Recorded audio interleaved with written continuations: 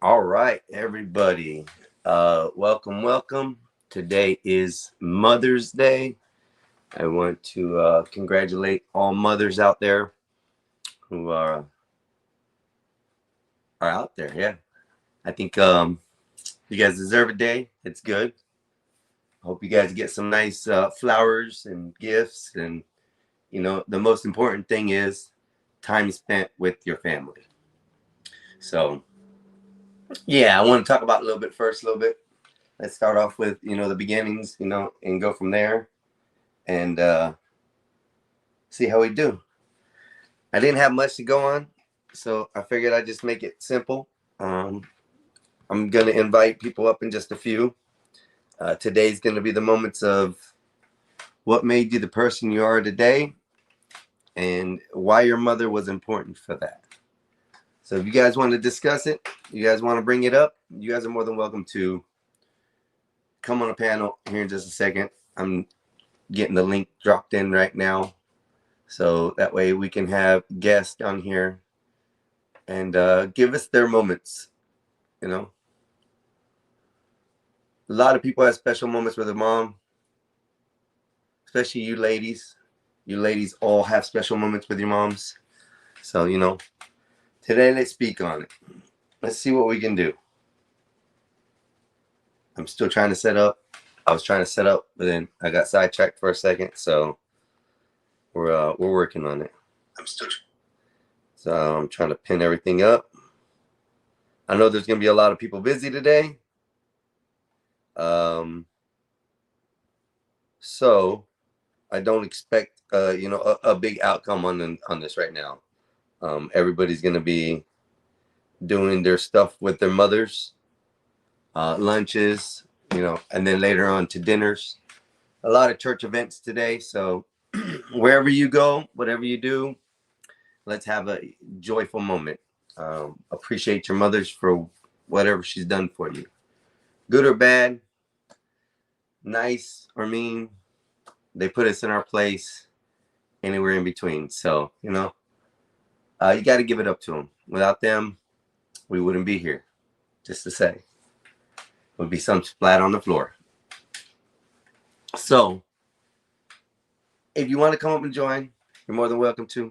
I did drop the link, fool. Let me drop it again. Hold on. Invite guest, copy link, paste again. There it is. Yeah, I dropped the link. I think I already pinned it in the chat too for mine. So if you need to pin it in yours, you're more than welcome to. Yeah, get anybody up here. Everybody who's on wants to come up and see the show, talk about it. Like I said, today we're going to talk about moms for the first little bit. Give it a good hour, discuss. And if anybody wants to join in throughout the day, wish their moms happy Mother's Day, you're more than welcome to jump on live and say something if you want. Don't act the fool. Everybody's going to be respectful today, and we're going to enjoy the time. I brought this session up just because I'm here at my house today. I have no mothers to worry about, and a lot of people are out there like that as well, but it's okay. Right now, my mom's in another state and not another city, county, so I don't have means to go see her, but I will be contacting her here in a little bit. Other than that, yeah. What makes your mom special to you? Huh? Why does your mom bring you so much joy, so much anger, so much aggravation? It's those things, because those are real talk, Sometimes your moms make you mad. Sometimes the moms are the best things in the world. Sometimes you can talk to your moms. Sometimes you can't. So I want to hear y'all's special stories, y'all's moments with your moms. Today's a day to appreciate them and enjoy their time. Because like I said, without them, we all probably wouldn't be here. So today's going to be the open panel. You guys, like I said, more than welcome to come up at any point in time. Do like, share, and subscribe. I don't know how this is going to shoot out because, we always do have some ignorant people that get on on the mic every now and then, you know, but we all don't mind them. We're getting there, and things will be good. So, like I said, I know another lot of people right now probably doing lunch right now with their moms, which is good. Good. You guys get to enjoy it. Thank you, Wolfpack. Thank you. Tell Miss Wolfpack Happy Mother's Day. I hope you guys get to do something, you know, fruitful today. You know, you better have bought her some flowers, Wolfpack. Better have got her some flowers. You know the ladies love the flowers. I don't know why, but they love the flowers. I've never gotten it. It's a thing that withers away if they're cut. I like getting fresh plants, like a rose bush or succulents that they can have in the windowsill or something they can look at and take of every day. That's what I think plants should be like as far as gifts. I feel bad when they're cut because, you know, you're giving something to somebody that's going to wilter away. So, hey, but to each his own. It's a market. You can't say nothing about it, you know. Most of these holidays are, but as long as we are, you know, content and happy with the situations, and you know what, those are good moments, you know. Barbecues, parties, people getting drunk, even on Mother's Day, people getting drunk, stoned, high, you know. Families do various things as far as with each other, as far as family gatherings, you know. And but really the glue is the mothers. You got the grandmothers, the moms, the great grandmothers. Some people even are grateful to have great grandmothers alive. So, you know, all of that wouldn't be possible without them. We would not be able to be here. So let's give thanks to the ladies, honestly. And if you haven't today, passing on the way, you see a lady, may not know if she has kids or not, but just say, hey, happy Mother's Day. Put a smile on their faces. You know, may not be your mom, but it might be somebody else's mom. So, you know, I know there's gonna be a hell of barbecues today. So I'm kind of jealous with y'all. Wolfpack says, Mexican, I'm lucky. My wife actually wants another firearm, LOL, with flowers on it.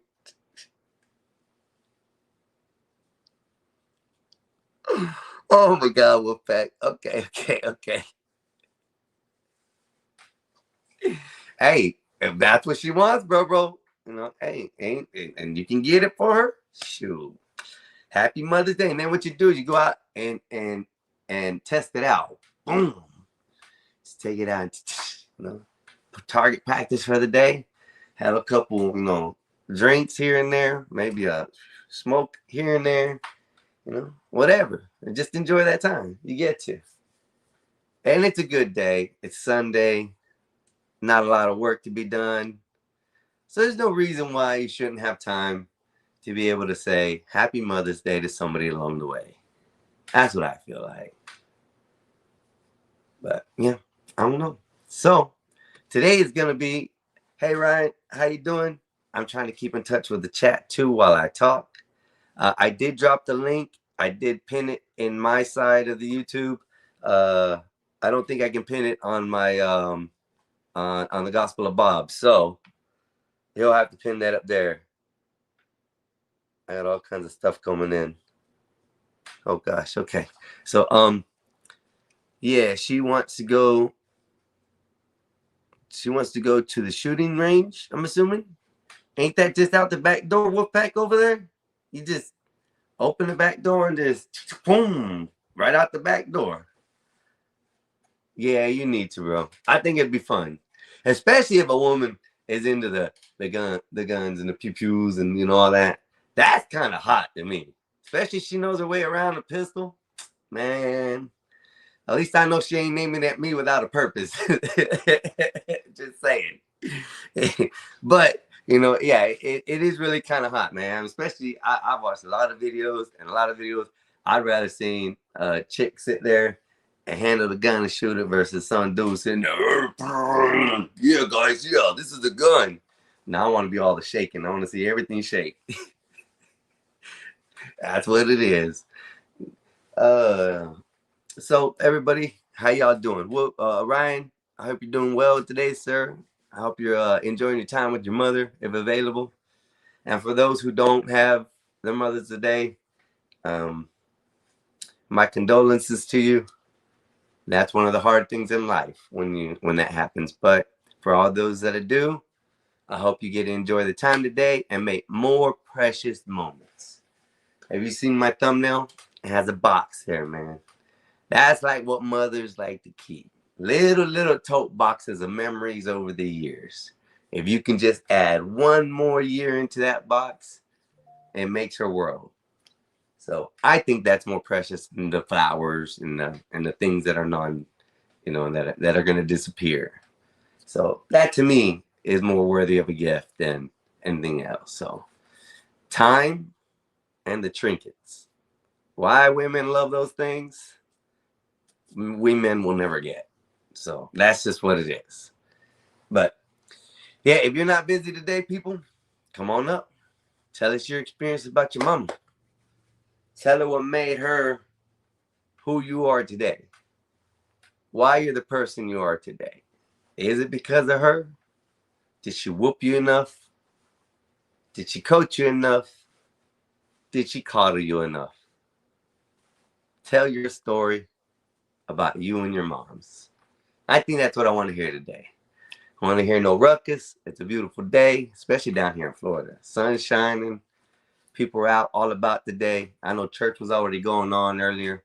They already let out. They're having something over there with their thing, but hey, everybody's out doing something.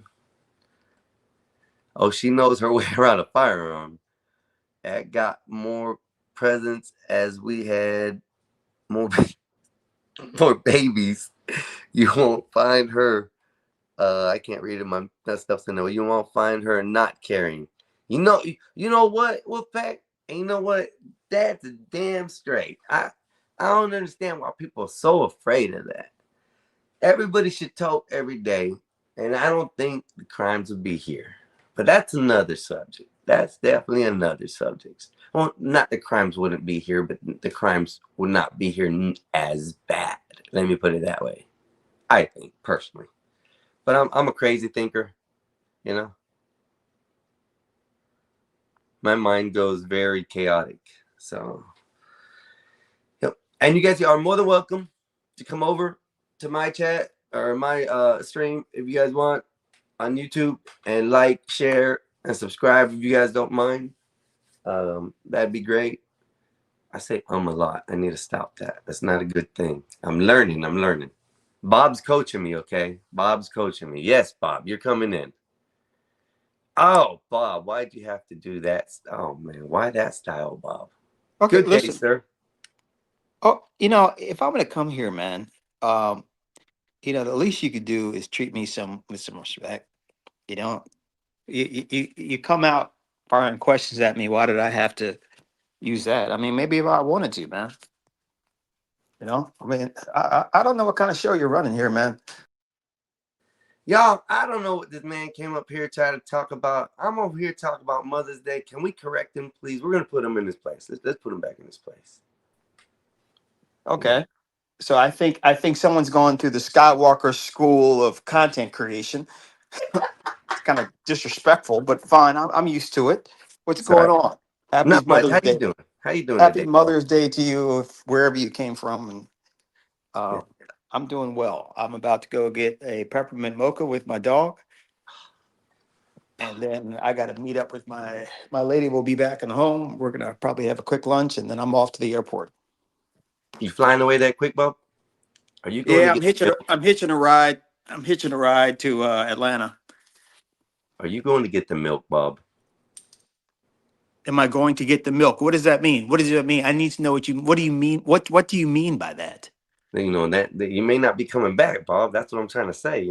I'm just trying to understand exactly, what's going on, Bob. This might be the Bob we see. I'm going to pick up an airplane. Oh, okay. You're going to pick up the plane. So this is this Bob. Yes. Oh, that's We're good. Beautiful dog. man. Yeah, y'all have me looking crazy, man. Man, Einstein, man, these things are funny as hell, but y'all have me looking wild, man. Bro, but that you're the star of the show, Bob. I know No. Skywalker, he's the host, okay? He's the host. No offense. But you are the star of the show. Who else could go into any neighborhood, any variety, and become out like any style? Look at you. You're white, you're Asian, you're hood, you're gangster, you're soul plane. I mean, and it goes on and on. Vanilla Icy, you know, and more to come, Bob. Vanilla Icy, I love it. Yeah, That is funny. What do you have planned for today, brother? Nothing. I'm just up here congratulating mothers being mothers, and trying to give somebody the platform to be able to talk about their mom today or something, or any kind of special event or something. And then for after the hour of that, then we're gonna crash out. We're gonna change Mother's Day to something else. Yeah, this is the first Mother's Day without my mom. Well, second one, the second one. So, shout out to Mom in heaven. But my dad remarried. Grew up with my dad, so I'll have to call my dad's wife at some point. But yeah, Mom's Day is good, man. My lady, she's a mom, and Tell her happy Mother's Day for me. Appreciate it. She's a sweetheart, and I'm kind of sad for her that I have to leave, and her sons are out of town. So, rough for her. I don't know if it's gonna be rough for her. She's gonna be like, yes, nobody's here in the house. I can do what I want. She's gonna throw a party while you're gone, Bob. You said they just play that role just because they have to, but in reality, man, they're sipping wine, dancing around, huh? Mimosas, burn the pool in the backyard, bro. That's it. Sunbathing. You know how them white girls are? Shit. Good brother. I don't know where he's at. He's in and out. He's out. He's with his old lady today. She's well, here, I'll put it this way. They're cooking barbecue, and he's not the one cooking, okay? All right, give me one sec. Yes, go get your peppermint mocha. We understand. Bob is busy right now. Bob is in the moments of this. Bob is scheduled for his peppermint mocha and returning back to the vehicle in less than 30 seconds. They made him fetch it this time, though. Damn, Bob. Poor Bob. Yep, like I said, there's more to come. Your dog ain't gonna go out the window, Bob? What's up, doggy? Woof, woof. You there? Can you talk? Hey, when Bob comes back, lick him in the mouth. Okay? I know you hear me. Lick him in the mouth. Reach over and try to get some of that peppermint mocha out of him. I know you want it. I know you want it. When he sits back down with that peppermint mocha, get over there and give him a lick right in the face. Don't be scared either. I know you hear me. I know you hear me. You're back there. I see you. I'm trying to look back in the back seat. I can't tilt my head that far. There you are. What's up, doggy? Which one is that? I don't know which one that one is. I don't know which one's which. That is Moose. Moose! Moose, can you hear me? Moose, when your daddy gets back in the car, lick his face. And don't tell him no. Either that or turn your butt around and put it in his face. That would be funny on camera. That would be funny. Bob have a star kiss in his eye, like eye level. Oh, that's gonna be a new theme, meme. That's gonna be a new. No, Moose. I didn't mean to scare you, Moose. He's not going away. He's not going to get the milk. I promise. He'll be back. He's not a hood. He's not a hood Bob. He's a white Bob. I promise, Moose. He'll be right back, Moose. Okay? Oh, that'd be funny if he does. I haven't heard him respond, so I don't know. And I hear Moose, so hopefully Moose hears me. Yeah, he won't Papa. You heard him. He like, where'd he go? Where'd he go? He looking. He's not going to get milk, is he? He said he's going to get a plane. He'll be right back. Oh, no, Moose. It's okay. I promise he'll be right back. I know you're talking to a Mexican right now, but it'll be okay, homie. Don't worry about it, Moose. And yes, people, I do talk to dogs. Okay. Is Enzo in the back too? Oh, I see a waggling tail back there. I don't know. Oh, his head is turning, so Bob's coming. Look. Did it? Yep. Yep, told you. Boom, Man, I my called. bad. His tail was waggling and his head was moving. I Hello? knew you were coming to the car. You had him crying, Bob. Why would you leave your dog in the car by Hello? himself? Can you hear me? Hello? Hello? Can you hear me? You It's you, there? Bob. Yes, I'm here. You? Okay, sorry about that. I don't know. So, I got these motion detector cameras in my backyard, and it goes off early in the morning, and there's a fucking raccoon out there. So I'm like, what the fuck is going on? I'm like, okay, whatever. Pull out, and my gate's open to my fence. My, the fence is open. The gate is open to my fence. That doesn't make sense. The door to my fence, the gate To door my is fence. open. The gate is the door, Bob. The gate is the door. Oh my The gosh, door. how hard Okay, was that? so all right. What's it again? The gate is what now? The gate is actually the door. That's what opens. The gate is what Okay, opens. Slides back and forth, it opens up. That's what it's called. so It's called a gate door. the gate is open to my. Hey, you don't have to say it like that. Like I'm some piece of shit, man. Like I'm some dumb nigga. No, I mean you Uh, understand planes. You don't understand yards. I have to tell you. okay, And listen. go ahead. Go ahead. No, go ahead. Go No, ahead. Go ahead. Okay. no, let's go ahead. So I just had to see that my gate was open. I was worried Enzo got out, but Enzo doesn't do that. He just kind of stays local. So that's what I had to do. I cannot wait to get this peppermint mocha. I have been fiending for it. And no, Wolfpack, I'm not. That's crazy, man. That's fucking crazy. You made that shit, didn't you? Yeah, I make most of the AI stuff that you guys get on the scene. Like during the shows. My brother's not fast enough. I don't think he's as witty as I am with the comments you guys make. It's like last night's the bacon one. That was beautiful. I missed the bacon one. What's the bacon one? Oh, you didn't see the bacon one? I didn't see the bacon one. So Naze's dad was on there commenting and talking. Oh, yeah, I saw it. You showed it to me. Yeah. See, I sent it to you. So yeah. So Naze's dad was sitting there talking on it and last night, and he said that his daddy. We were talking about the parents and how they not abuse, but what's the word I'm looking for? Discipline their kids. So Naze's dad said that his daddy hit him so hard one time that he smelled bacon, and that's where that image came out of. Just those words.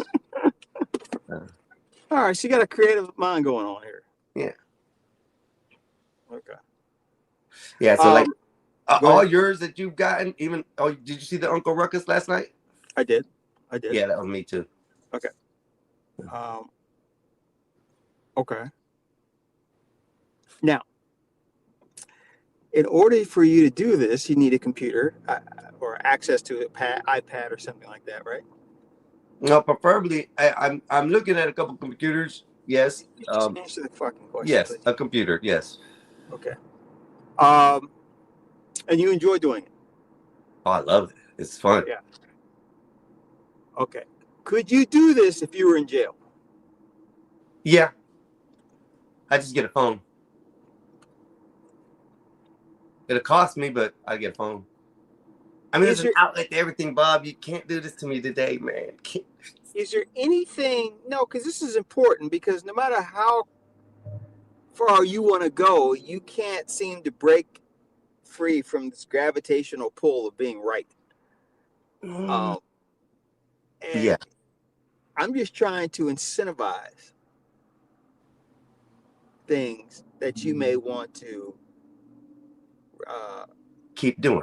That you want to have, that you want to retain, that you won't get in the clink.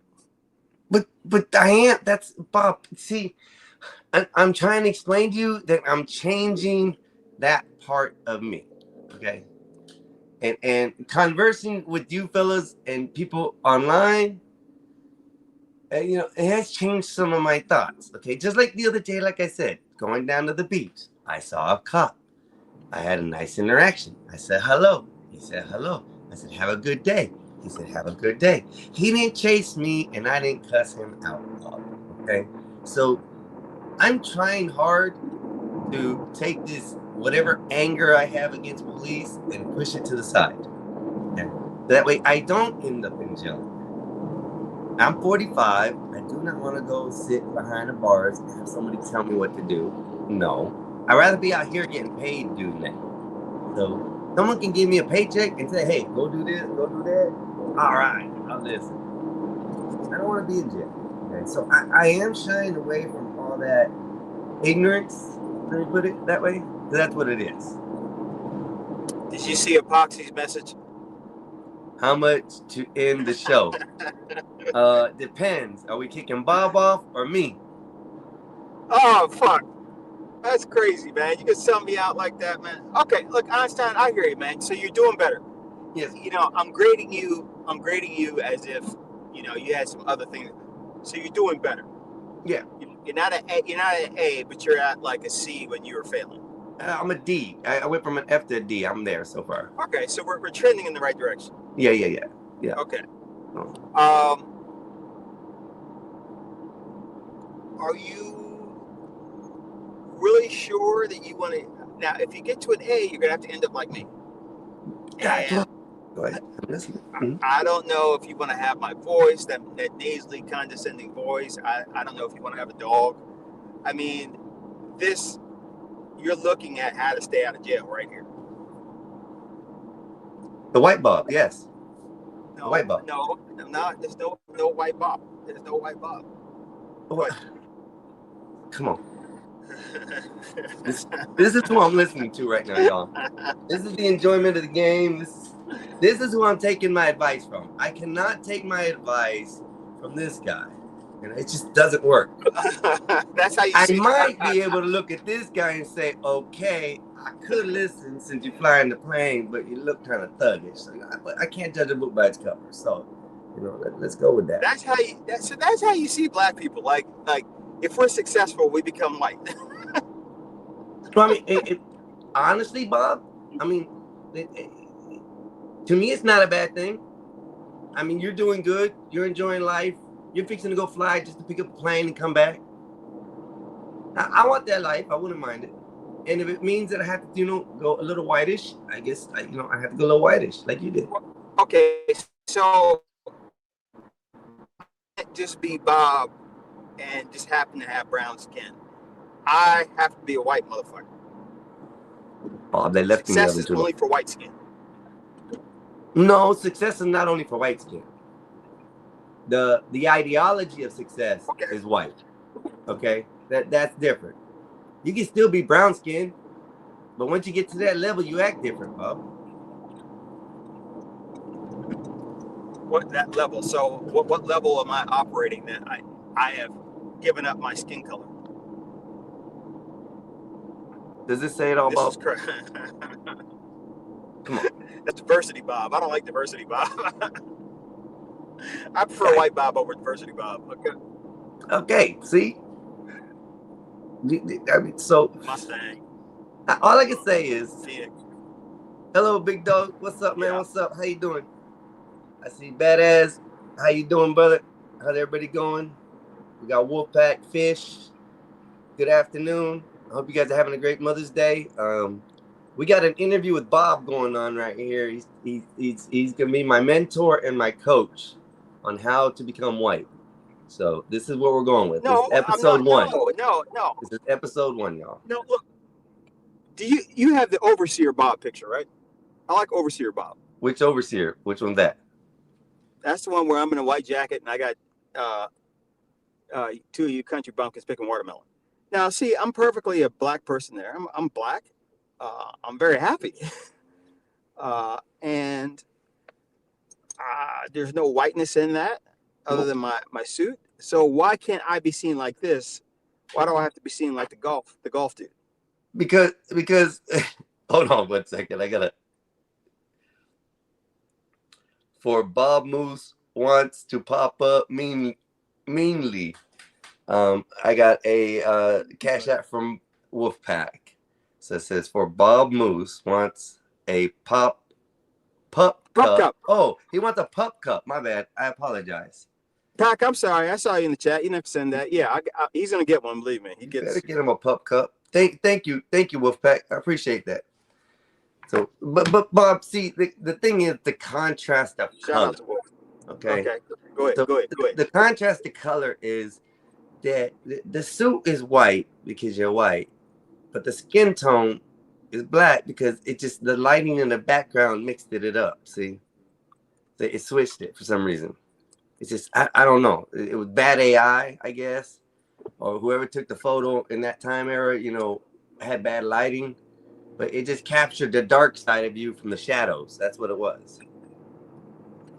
So you're saying that's still a white dude? Yeah, you got a red Nick back there.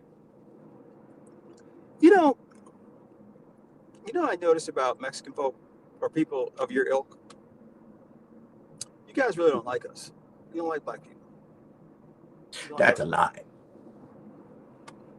That's a lie. Is it though? Explain. Well, and I think part of it is cultural. A big part of it's cultural, not just identity. But I think that within the broader Mexican community, it seems like there's a lot of hard work going on. There's a very big work ethic. Maybe with the older generation, I don't know. And kind of like Nigerians, American blacks are nothing but loud and lazy. Okay. And that permeates, wait, you use that word for a while, all of Mexican culture, Mexican American culture. Like, if they're going to be handouts given, if there's going to be help given, why giving it to the porch monkeys? Because all they do is don't do well.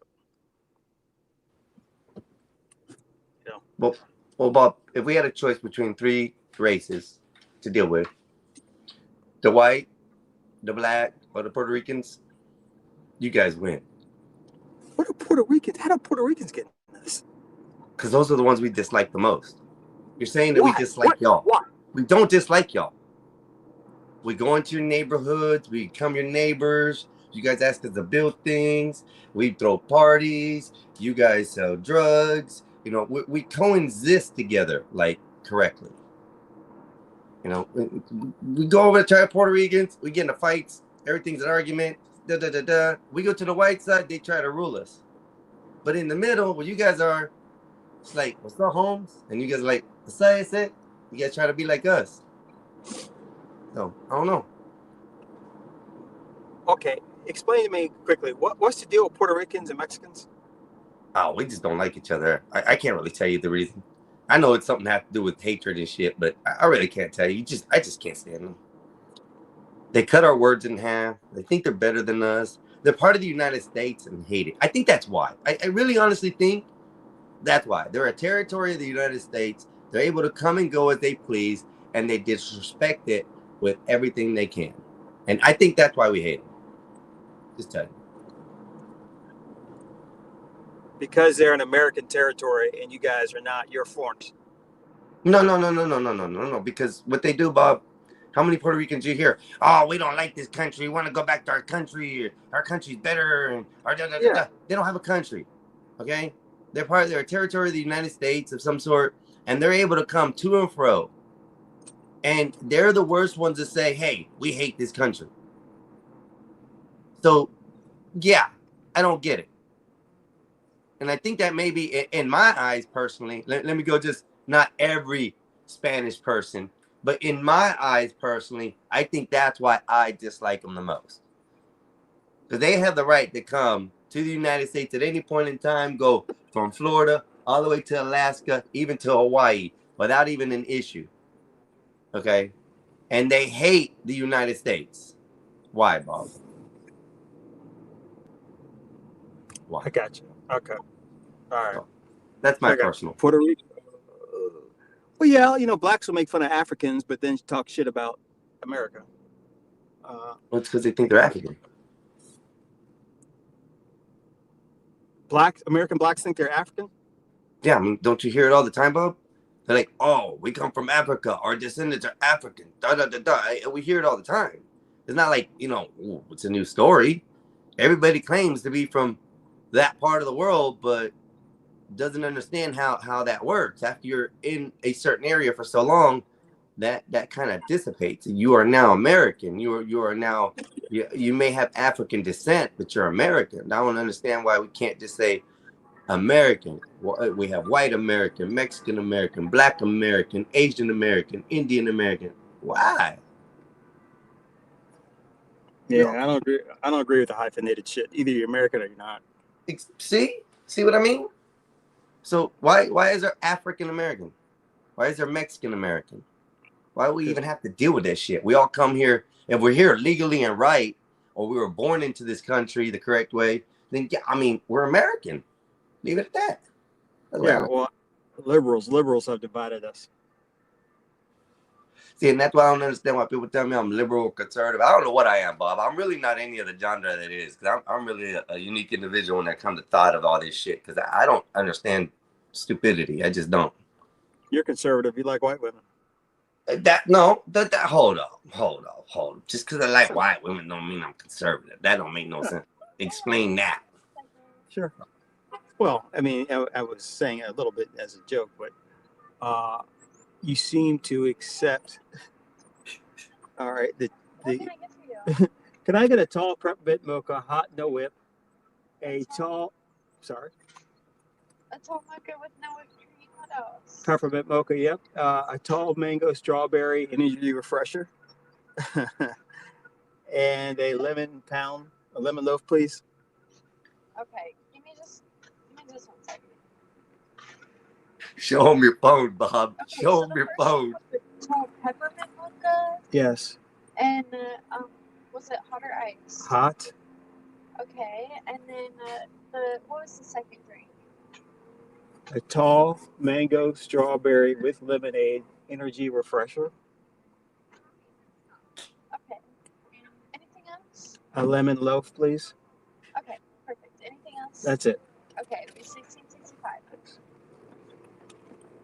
You know, now see how she talked. Now, she was a white woman, man, I'm sure. She fucked up my order. But she was so nice about it. Now, a black woman be like, what? Hold on. What you want?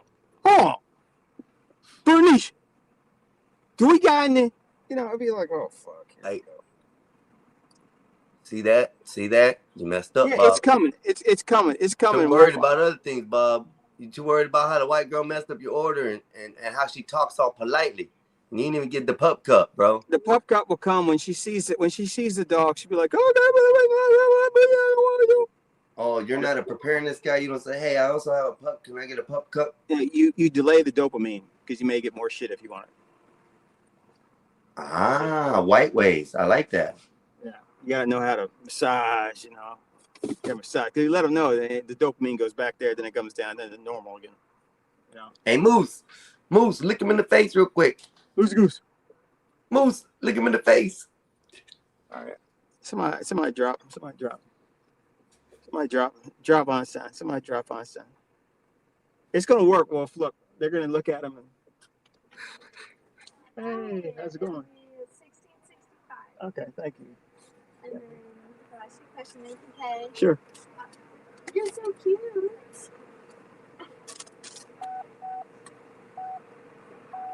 Oops. Can he get a pup cup?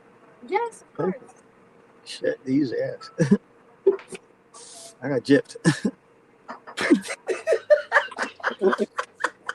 Look, she weren't cute enough, man. You weren't cute enough, man. Usually they're like, oh, yeah. Maybe she's thinking about, I don't know, Real Housewives or something. Okay, I'll trade you. Thank you. Appreciate it. Okay, buddy. Okay. Isn't this the cutest thing, man? This is what I like about white culture, man. Here's some napkins if you make some mess. Thank you. Appreciate it. Okay, here's that. Thank you. This is so great. Here we go. It's the white life. You can't say nothing about it. See ya. You know, I get to wait a second to store everything before I go through the drive-through, or hold the other person up because my time is more important than theirs.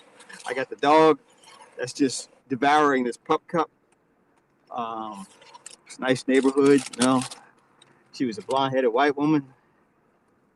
I mean, I got an energy refresher. I got a lemon loaf. Probably paid about $30 for it. Yeah.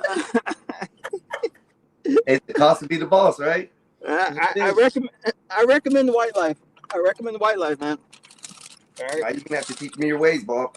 I gotta learn these things. All right. Well, first thing you gotta do is shave. Oh hell, I did. I Yeah, shaved, want, I shaved yesterday before I went to the beach. Hey, no, I'm not. Don't give me that shit. Bob, Look. you don't want to. You don't. I got baboon lips, bro. Like. What a what a Bob, you don't want to see my lips, bro. You what don't want to baboon see me shave, bro. I won't. No. I had my lips like they look like they're swollen. Like I done got collagen or that fucking Botox shit in there. Yeah, no, I can't do that, Bob. I tried. Wait, what did you say about your lips? I got like baboon lips, man. Like I can't explain it. I'm trying to think. Are baboons' lips big or small? I'm talking about more their ass thighs. You know, the monkey butt baboon ass that sits there and shows their red all like that. My lips are big, bro. I can't do that, bro. All right, hold on. I can't shave my lips. That sounds like a personal problem. Yeah, that is. Nonetheless, you're gonna have to shave your facial hair, and you have to get a haircut. I've never had to shave to get a job. I've just had to, I've cut my hair. You want to cut my hair, Bob? I'll cut my hair. Look, you want to see what I look like as a thug? It wasn't on my agenda for today. I mean, I shave the shit off, bro. I don't care. If you want to see what I look like, if you want me to be like you, I have no problem with taking the razor, all that, and getting my head smooth as a baby's ass.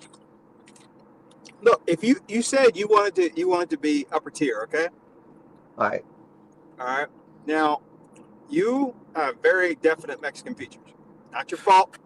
That's just how you are. But you got to get rid of that paintbrush head. You got to make it lower down. You don't have to shave it bald. And you got to get it. We got to take you to some speech classes because you still have that little essay twinge to you. Well, I can't help that, Bob. We can fix you up. Natural. That comes out normal because I speak Spanish and English, and you never know which way I can go. I can be speaking to you in English, and automatically a sentence in Spanish, and you'll never know what I said, but you'll think I was talking about you. That's what it is. That's the first thought everybody thinks. The key to getting over in America, if you have a Hispanic accent, is get rid of the accent, but still be able to speak the language. Sir, I can talk white. You want me to, sir? No. Talking white is not just vocabulary. It's cadence, it's grammar, it's pitch, it's tone. Having a little vocab words doesn't make you white. It makes you sound like a fool that read the dictionary. I can't get the nasally thing, though, man. I just never can. I've tried before. I can't. The nasally thing. Hey, I might talk like this and home alone. I might be able to talk like Bob. It might work. I just don't know these days. And then I can use like big words like supercalifragilisticexpialidocious, whatever that word is, and I can try to make it work. I can't do that, Bob. I got a low groaning voice that just sounds like this. I've tried to change it. Voice. Yeah, I don't know. And that I don't know. Is this me? All right. Well, we still have positions for you in the front office. All right. We just, some of the strategy meetings, you kind of have to stay away from those. But we can definitely get it so that you can take a shower before work. All right. Instead of taking a shower after work. Eric is in the chat. Eric, what's up, man? Me and Einstein are just chopping. He said the first thing he came in, he heard baboon lips. What the fuck are we talking about? All right, Bob, ready? Right here. No, you don't shave it. You shave it? You think I won't? I'll shave the shit right off, show you what I look like. I believe it. I think you will. Don't do it, please. All right. Because I don't want to hear 84 talking about, hey, what you, my brother, you talking my brother, my Bob, he's my brother, that's my brother. He's my brother.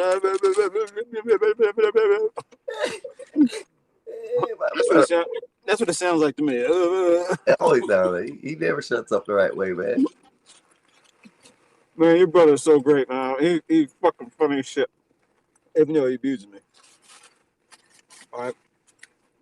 Sounds like he abuses you too. Yeah, no, he don't abuse me. I just look the other. For him, it's probably about the only other person besides my daughter that looked the other way when slapped me in the cheek. You know, bam. I like, okay, whatever. Just keep on going with it. Don't spit, Bob. Don't spit. Now, there's 5 of you, right? Huh? There's 5 of you, right? 4 boys, 1 girl. Yes. And where are you in the lineup? I'm smack in the middle. I'm the best. Is 84 the youngest? Yes. 84 is the baby. And is the sister running the show? She the oldest? No, we got an older brother.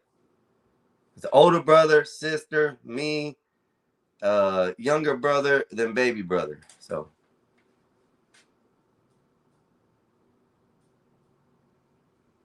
What'd you do, Bob?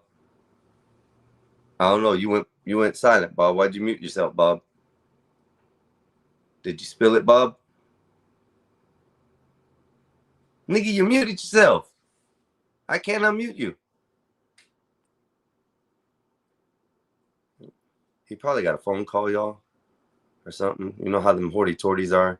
They mute one thing after another. You know, when they take personal calls and stuff in the middle of a live stream. Jesus Christ. I don't know what to do with these people. All right, sorry about that shit. He probably got a phone call. He couldn't take it to the bathroom, y'all. I'm just saying. But Bob, all right. Thank you though. You're becoming a good mentor. I'm gonna learn from you, and I'm gonna learn from the Almighty Bob. No, you don't have to shave anything. I believe. I don't think you're going for any type of real employment anytime soon. I think you wanna mess around and do grunt work. At 45 years old, man, it's a good time to start thinking about getting in the front office. I've managed 9 stores before, Bob. You did. Yes, sir. I was a GM for 9 stores. Okay. Okay. I've been managers at other stores. I was managers for stores for 14 years of my life. So I've gotten jobs up there. What happened? How do we go about this? Okay. No, let me do it this way. Did it involve law enforcement that disrupted your career path? No, neither one. Okay. Neither place of employment. Was it a woman? Nope. Okay. Well, part of one of them was, but not with me. I was no woman involved with me. No. So you never banged one of your employees? No. Only the customers.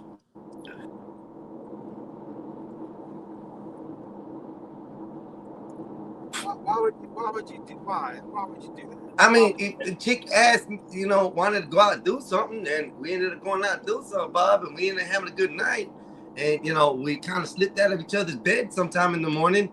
I can't help that, bro. I mean, it's just, I wasn't sleeping with one of my employees. Leave it at that. Go ahead.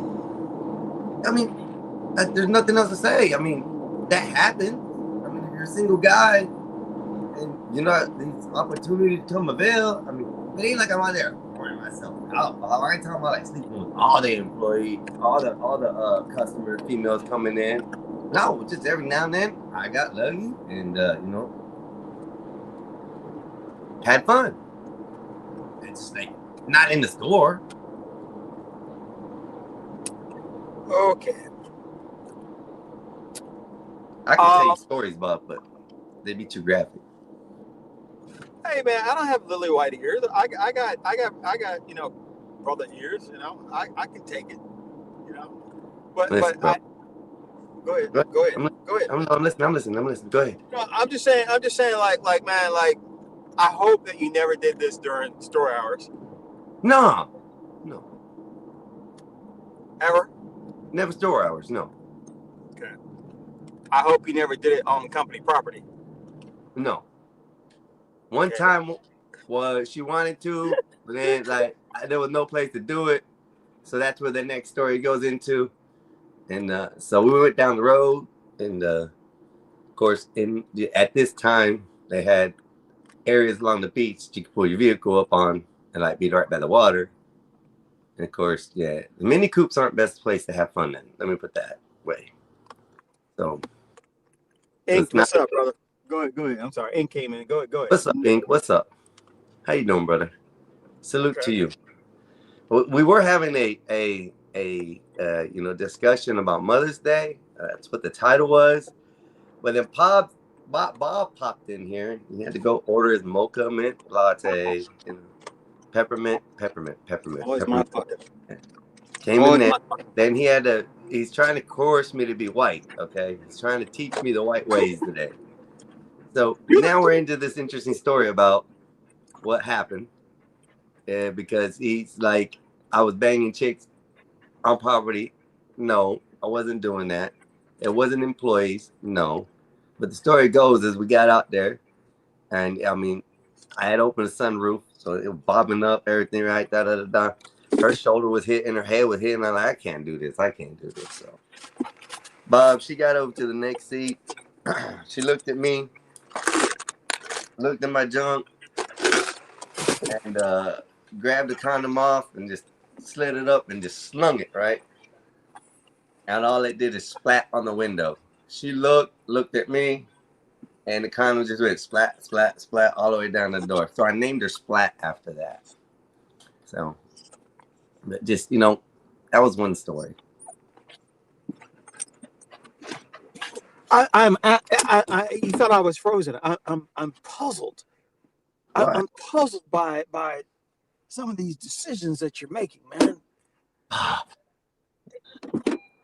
And how old were you when this happened? I gotta get gas.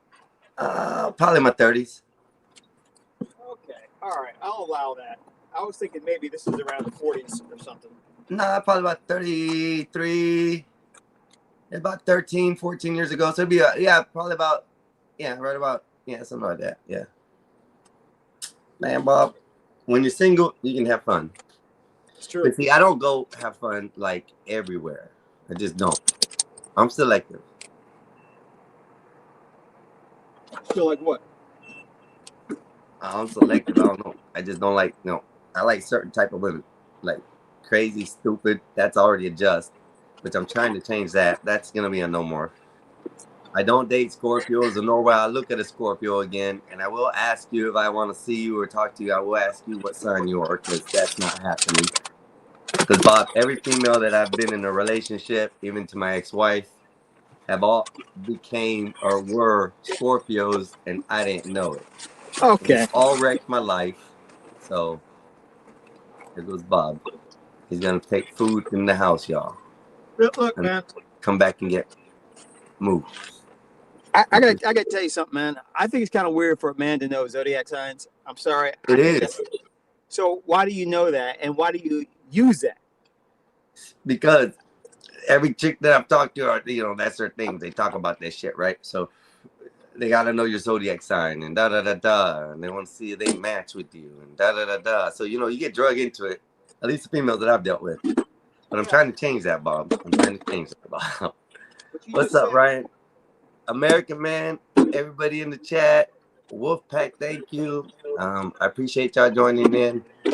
We are back to life lessons with the White Bob, okay? Life lessons with a White Bob. He's gonna correct the Mexican Einstein and create him to a level of being white.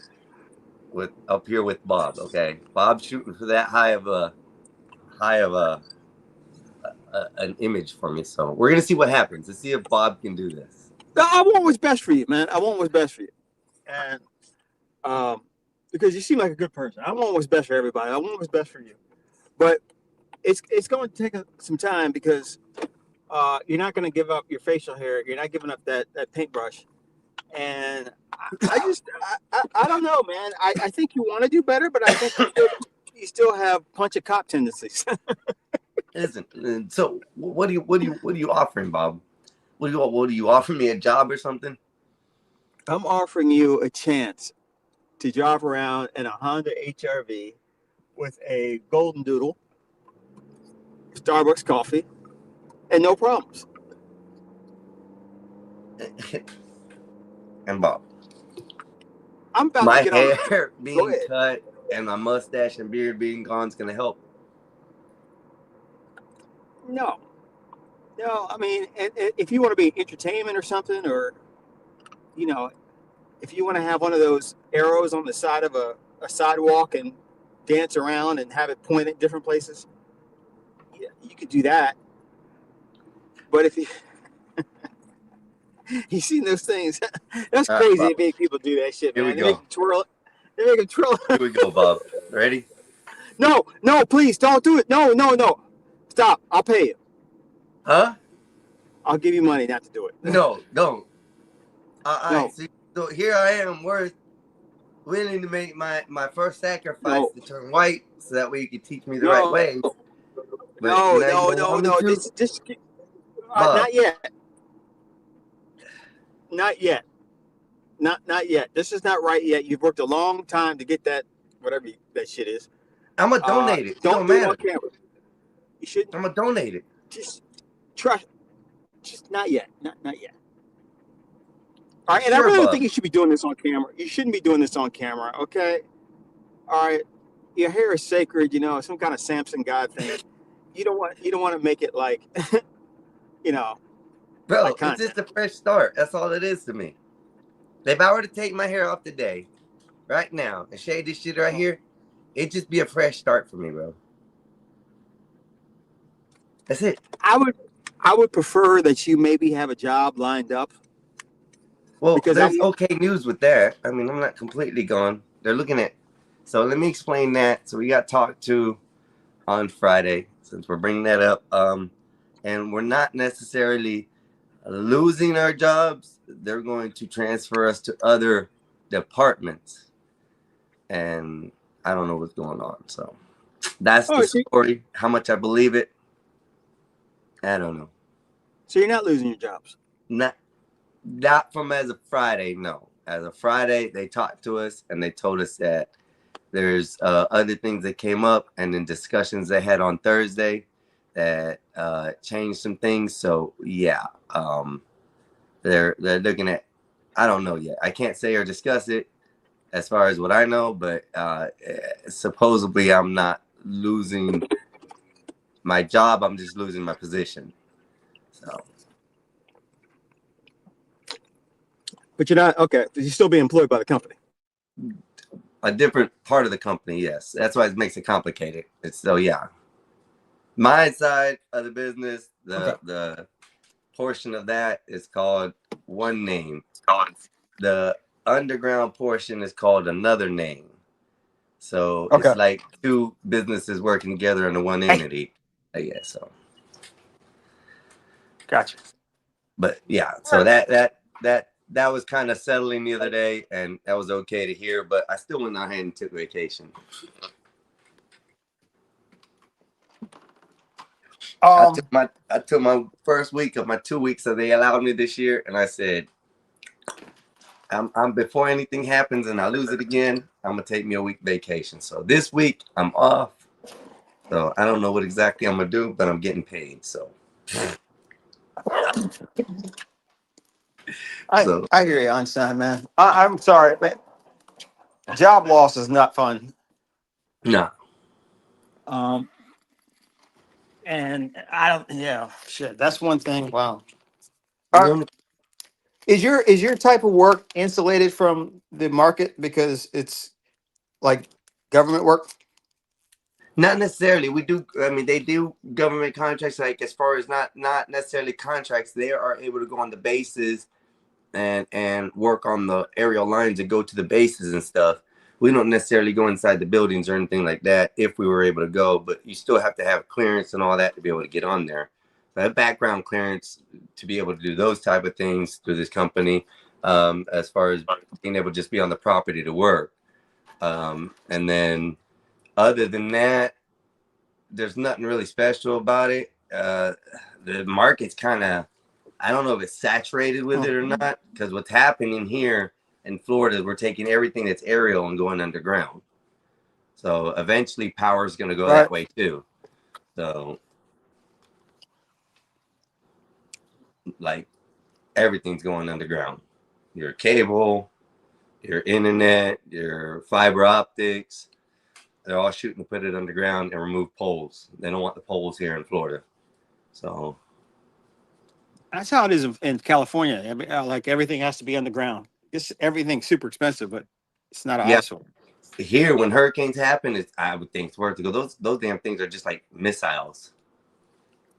I've seen those things go through 6 cars and hit a house and go in the concrete wall. No shit. Yeah. So I mean, winds are that strong, huh? Yeah, 120 mile an hour winds, bro. Cat 5s. Shit, we get it bad here in Florida, and it rips up all that shit right out, just like trees. Bob, there was one year we went through Hurricane Charlie, Bob. Okay, and I had my house. My brother was staying there with me for the storm because I had the safest house at the time, and my aunt and uncle were outside in my Lincoln Town car sitting out in there because they didn't want to be inside because it was crowded.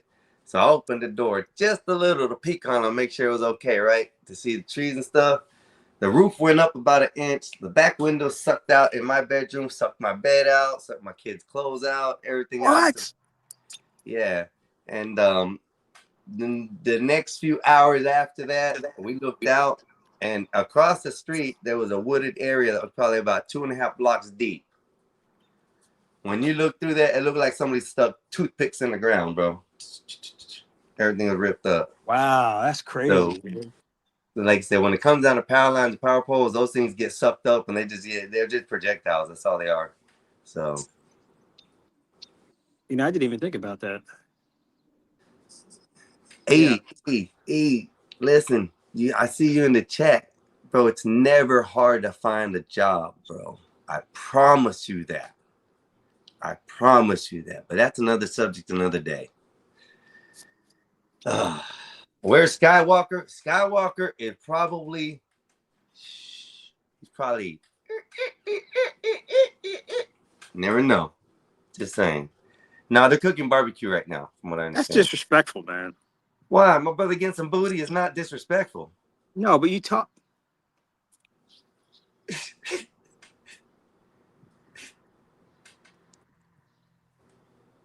What, Bob? Why did you choke up, Bob? Okay, you want me to help you out here, man? All right, I'm doing it pro bono, but some of the shit you say, I'm gonna have to charge it, man. You don't talk about your brother's sex life. I'm not talking about it. Well, he might be, that could be many things. He'd be riding in the homies with the car, I'm getting the call here. Let me hit you back up. Come back. Somebody come on up.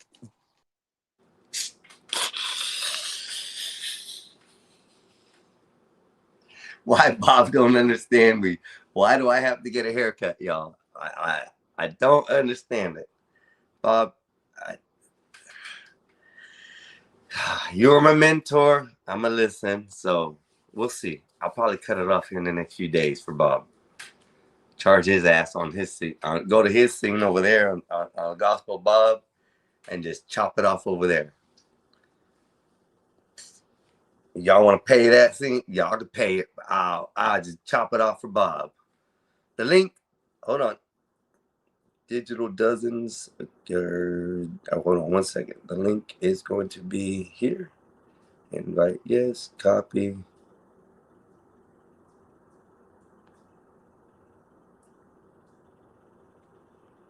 Paste.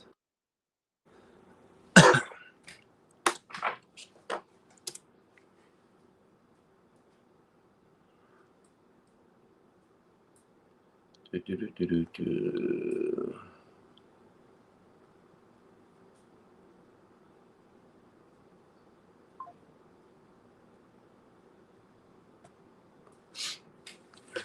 Anyways, sorry. But anyway, we did start off with Happy Mother's Day. We did start off with talking with that.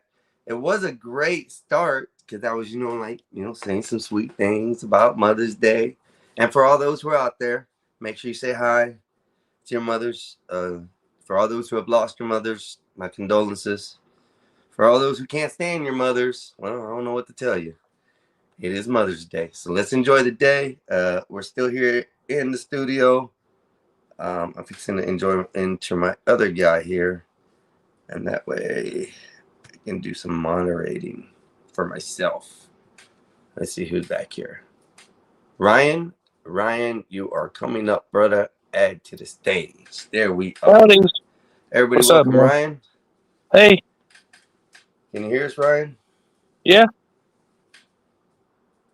What's going on? He might be adjusting his mic. We'll see. No, I'm good. Mute.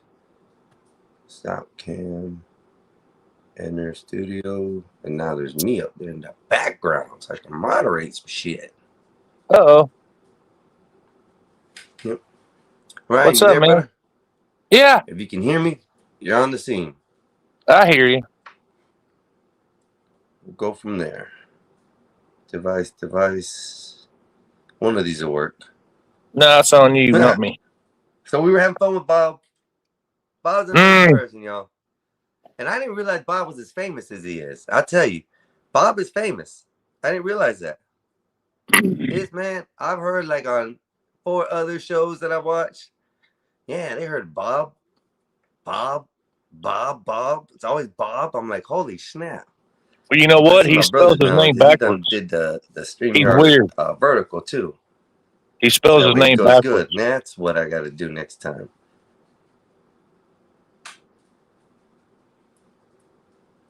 Ryan. What? I can't hear you, brother. That's you, not me.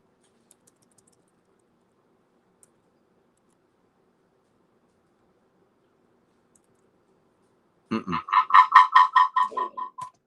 Mute that. That's you. Did that wrong. That's you, not me. I know, I just can't hear anybody else. Got Mexican Einstein. We're sitting good. Now, if I can figure this out, we can do awesome. He can't hear you. Yeah, Ryan, I can't hear you, bro. I don't know why. I went under your Maybe channel. I need to step out and back in. And, I got the other one. Just give me 1 second. Let me step out and step back in. Yeah. What the?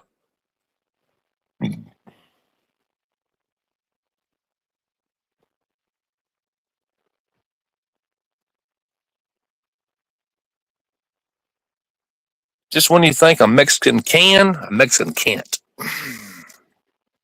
Sorry.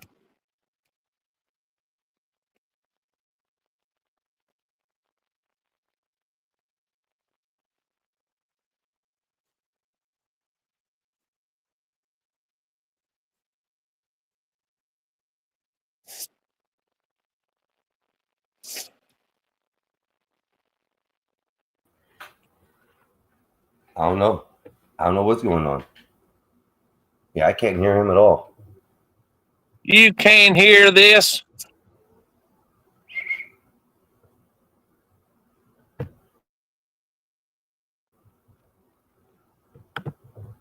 Really? Really? There it is. I can hear you now. What the hell? I don't know what happened, Ryan. That might. I know you're a Mexican. Oh, he hit me with the Mexican. It was shitty equipment. I'm trying to get to my other one and mute this one down because that's what happened when I. It's that Temu equipment. Yeah. Yeah. iPhones and some cheap ass Chromebook I like. So it's okay. What a mess. We're on though. We're on. Give me 1 What second, a boss. mess.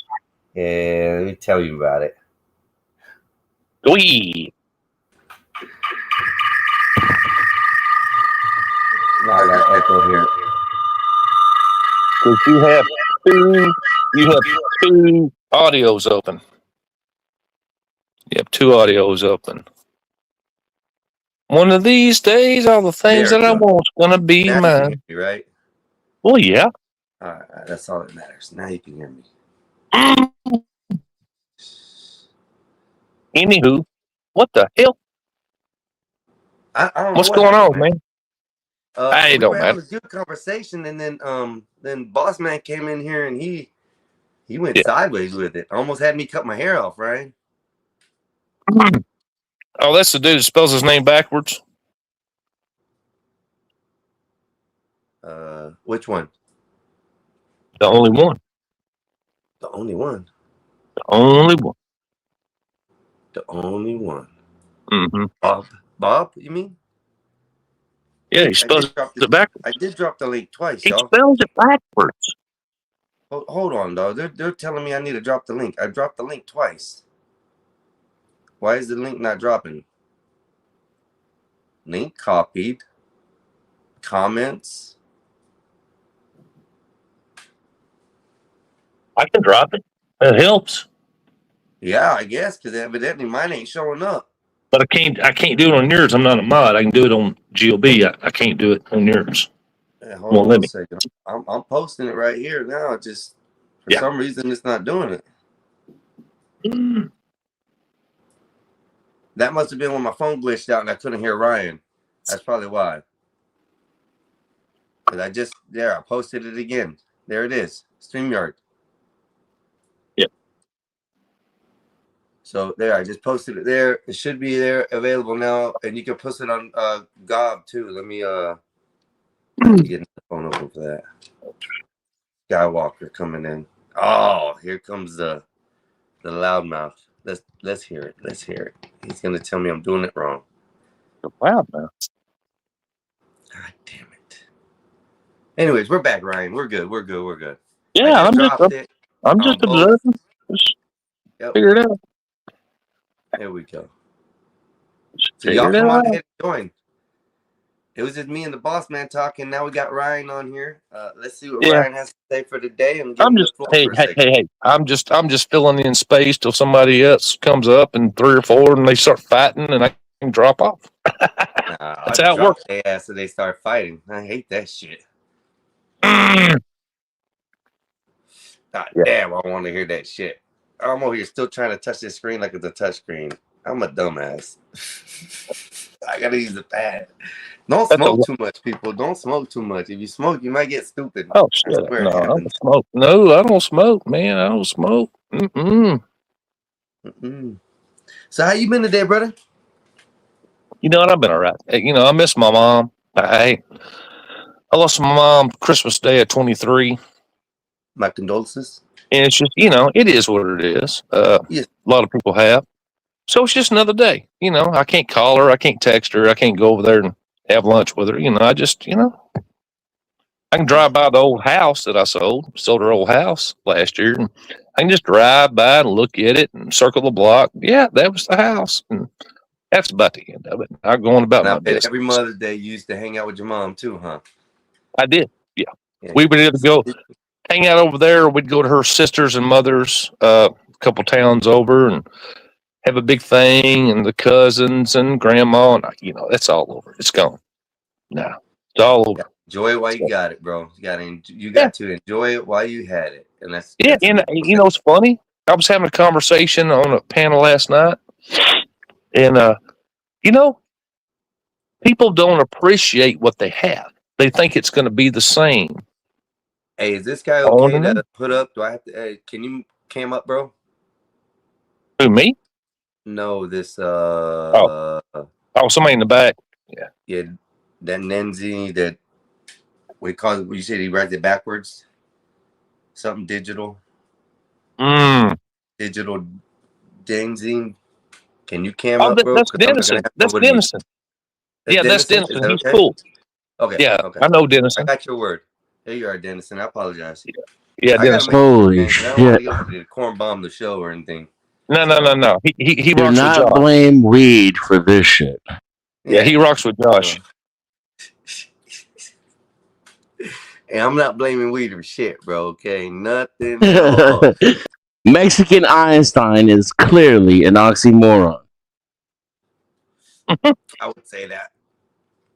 Yes, I can agree to that. Nah, I'm just fucking with you. You new to streaming or what?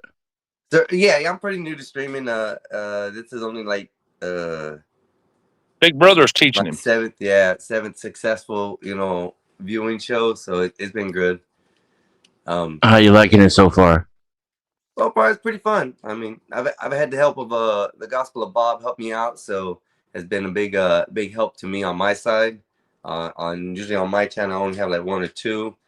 They bring most of the viewers, but I've been a panelist over there quite a bit. So yeah, it's fun, man. I didn't know about the paneling up shit, and then my brother kept on telling me, man, you gotta do this, you gotta do this, you gotta do this. I'm like, I don't have time. I give him excuses. And then all of a sudden he goes, come on, man, get up here. I did. I camped up one day with Oh, them. man. Everybody named me Mexican Einstein. Next thing you know, here we are like 6 months later, and I finally got 50 viewers or subs. Now I'm at 100 and something subs, so I'm doing good. I love it. It's pretty fun. So Nice. yeah. I've had a good couple streams. Like last night, I was like night before I think it was night before. Yeah, Con Squash came on here. He was coaching me a little bit on some things. So I have a lot of interesting people coming up and giving me guidance, which is pretty neat. So I thank y'all. So having the fun, enjoying this shit. This is good. It's a neat thing. And y'all? You know, I used to stream. I got reported a lot. And kind of quit after that. Plus there's a lot of drama and toxicity on YouTube. It gets No, I don't believe that. I don't once believe you it. get to a certain point, level of exposure, it gets hard to avoid. I mean, that's probably true because with every good thing comes a bad thing. You know, I mean, so I mean, if you want fame, you're gonna have to deal with the problems that fame brings. You have the people that stalk you, or the people that follow you, or the ignorance of people. So I mean, I understand that. Am I ready for it? Not sure. Something new. So You know what? It's kind of like running for public office. You know, once you get out there, they're going to research you and look at everything you've ever said, ever done. Clip this, clip that, throw it in your face. Try to get you clipped. shit. I mean, it's all right. They can clip it all they want. I don't really say anything that I won't stand on behind. You know, as far as my words. You've ever said, ever done. Clip this, clip that, throw it in your face. Yeah. See? I mean, Try to just prove my point. It's all right. They can clip it all they want. I don't really say anything that I won't stand on behind. You know, as far as my words. You've ever said, ever done. Clip this, clip that, throw it in your face. Yeah. See? Try to just prove my point. It's all right. They can clip it all they want. I don't really say anything that I won't stand on behind. You know, as far as my words. You've ever said. Somebody broke off. It wasn't me. No, I'm here. All right. I don't know. Someone just went and faded out. Yeah. Worse than drop the link on Bob's. Okay, I'm just reading over the comments real quick. Uniquely's here. Hello, Uniquely. Fish. Everybody, thank y'all for showing up.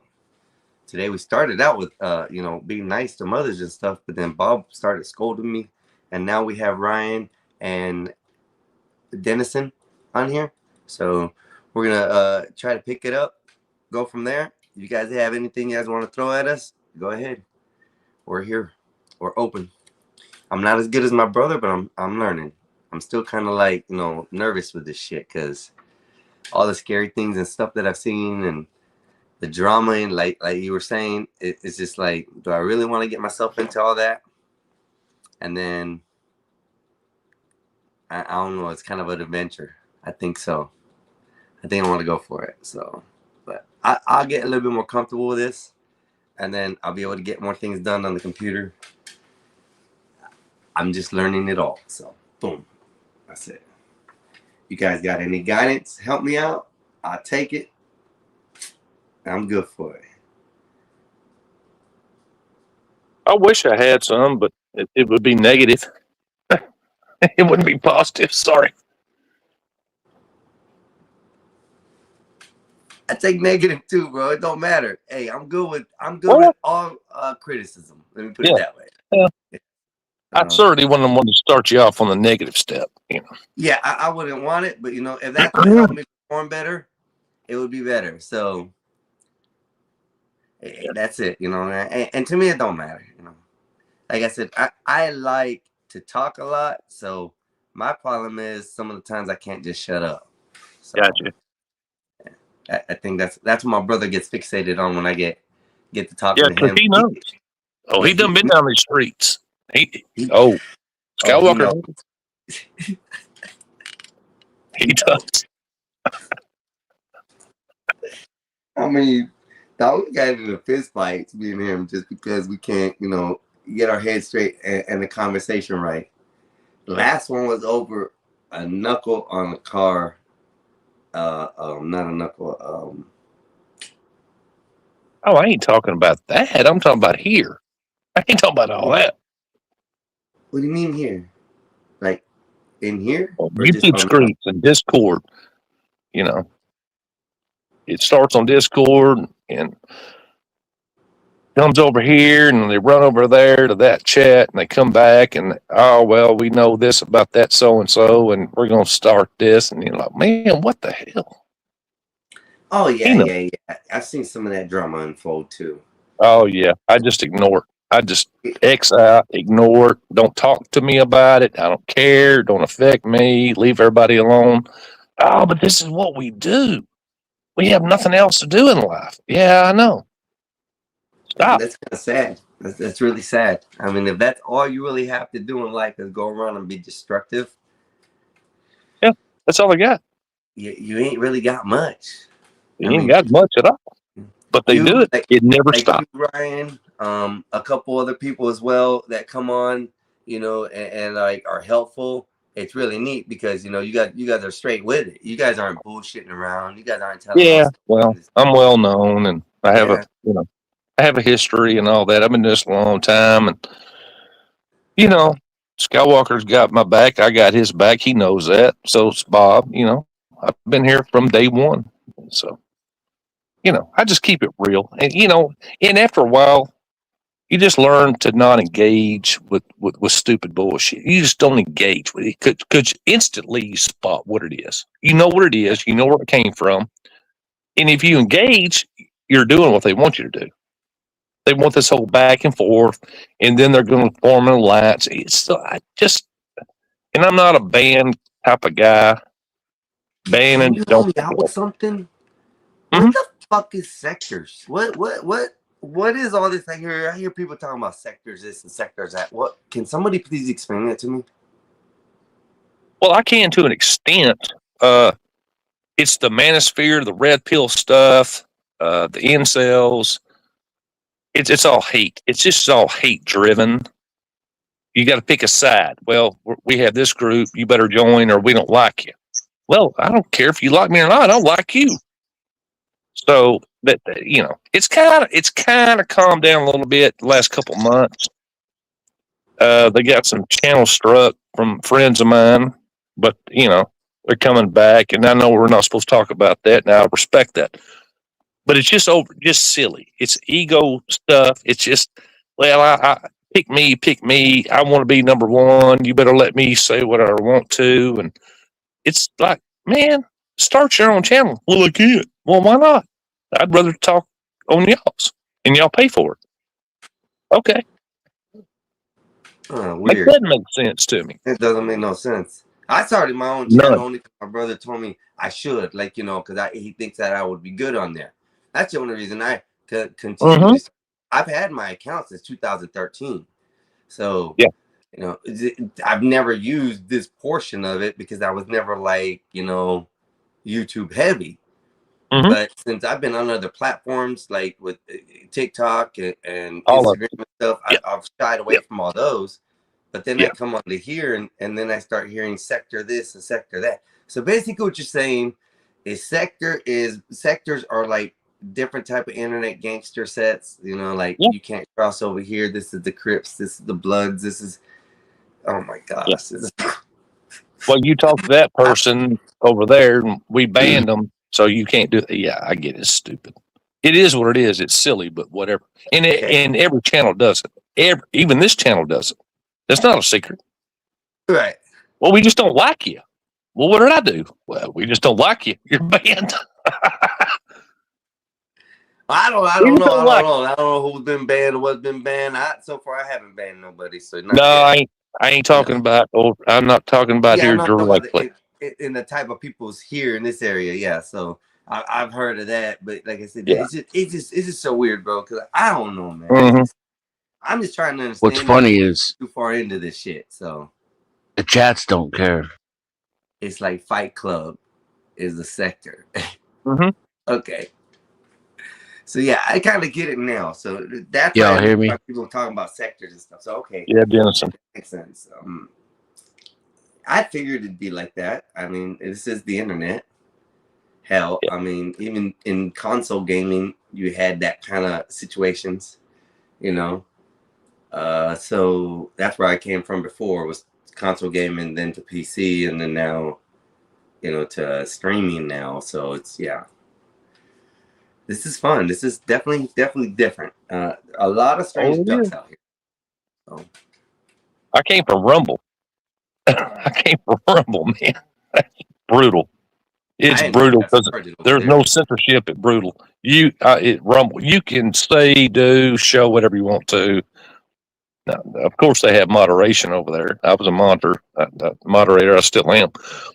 But it's just it's whatever. You can just Open attack. season. You can dox. You can post whatever you want to. You can copy and paste people's person. Ain't nobody gonna say nothing. You know, for whatever reason, you don't even know what happened. That's what that Somebody is. Somebody might not like your avatar, right? And say, "I hate this son of a bitch. I hate him, or her, or whoever it is. I just don't like you for whatever reason. I'm going after you, and what are you gonna do about it?" Damn. Now these are people. These are real human beings breathing on this planet that do this 24/7, all the time, day and night. It never stops. You can go to any chat right now. They're there. And if they don't like you, they don't like you. Everybody gets their kick somehow, I guess. I just couldn't see myself on here trolling. I wasn't probably trolling, yeah, but not like trying to infiltrate everybody's life. Just disrupt. They want to start a fight. They want to start a fight. Fight Club. So this is. Yeah. Oh, YouTube Fight Club, y'all. The internet bashing of the world. You bash me, I bash you. We'll go beat up on that one tomorrow. Mm-hmm. Sounds like a plan. Damn. And Bob calls me destructive, and you know, oh man. Wow. Well, he's confused. He spells his name backwards. So I don't know. Look, he's been trying to tell me that I need to stop talking to the police. I do the way I do, and having authority issues like I do. And I told him it's been like 2.5 years since I last got arrested, and which is, you know, that's a long time. And that was because I ride a bicycle, and the cop didn't like me, and you know, my explanation to everybody wasn't correct. So you know, I did something wrong. I told the police I wanted to give him my ID till he told me what was wrong, what I did wrong. Seemed the guy that was in front of me did the same thing, and he told that dude just to What leave. did you do wrong? We rode a bike through a stop sign. There was a white guy in front of me on a bike and me, and we rode right through. You went through a stop sign. Is that what you said? On a bicycle. On a bicycle. Yeah. Did you look both ways? So did you get charged with Everything got failure dropped. to ID or obstruction or anything like that? Everything got dropped. On a bike? Yeah, because it's kind of bullshit. Yeah, everything got dropped, and the 2 weeks before my court date, everything was dropped. The week before the court date, I called and I was like, "Hey, what do I need to do for my court date? Do I need to come in there with my lawyer? Blah blah blah blah." Then I just called to clarify that the court date was still going on, and they told me, "Oh no, we canceled that 2 weeks ago. We threw the case out." Right. So, Right. Yeah. That's what so many people say is it's like what are we doing with these written laws? Does freedom not exist? If I look both ways, Freedom does not exist. well, It's a bumper sticker. it's a privilege, not a right nowadays. no, it seems to be a tax. You know what I'm saying? Are you I a mean, sovereign citizen? you can like paint a state of freedom in your mind.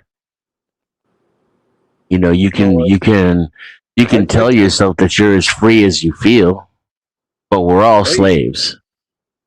Hey, I Oh don't my agree. God. I don't agree with that mentality. It's not a I am mentality; it's just a fact. That sounds like some of that sovereign citizen shit I engaged with for 31 years. I would Well- stop somebody for breaking the state law. And they said, well, you can't do that because I'm a sovereign citizen. I said, can you prove that?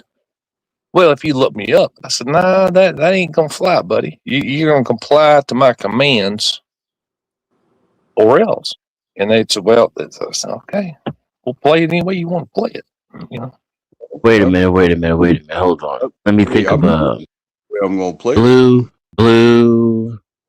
I'm retired. Do you go by by the way. anything else, Ryan? I'm sorry. Do you go by any other YouTube names? I don't have to. Not at all. Do I know you? You know me through Josh and Orthodox OG. Okay. My bad. That's I good. thought you were somebody else. I didn't mean to sound No. rude. No, I'm not anybody else. Just me. No, I know this dude. He's a cop, No, I'm retired. and I've been retired 2 yeah, years. he's retired too. Okay. Yeah, he's No, it's not retired me. too. It's not me. But go ahead. There's I'm a just question saying for you, that, Ryan. sometimes Yeah. as a pedestrian, you have the right of way, no matter what the boundaries may be. Depending on the law, though. Unfortunately, you're wrong on that. Oh, you're semi-wrong. Let me put it that way. In the state of Florida, the law persists that if you are a bicyclist on a road, you have You're to operating a abide motor by vehicle. all the laws of the road. That stop signs, lights, yields, yielding to pedestrians, Yeah. everything of the sort Yeah. that vehicles have to do, you now have to abide by it because your tires are on the road. Yeah, you have the same rights. In You some have the states, same it's the rights. exact opposite, though. Now, if you are at a red light and you decide, okay, I want to be off the road and go onto the sidewalk here in the state of Florida, now you're considered a pedestrian. Now you have to abide by the pedestrian laws. You can cross crosswalks, go on sidewalks, ride, go through lights. Everything that a pedestrian can do, you can now do. And now vehicles have to yield to you. So that's the difference in Florida. And that's when I found that out, was about 2.5, 3 years ago when I got arrested, was for that. Because I sat there right on the spot, pulled the law up right in front of the officer because the officer was too much of a pussy to give me and tell me what the law was. He was wanting an arrest more than anything else, which he got. And He wanted your ID more than anything else. yeah, he wanted my ID. He was so dick hard on my ID that's what he wanted.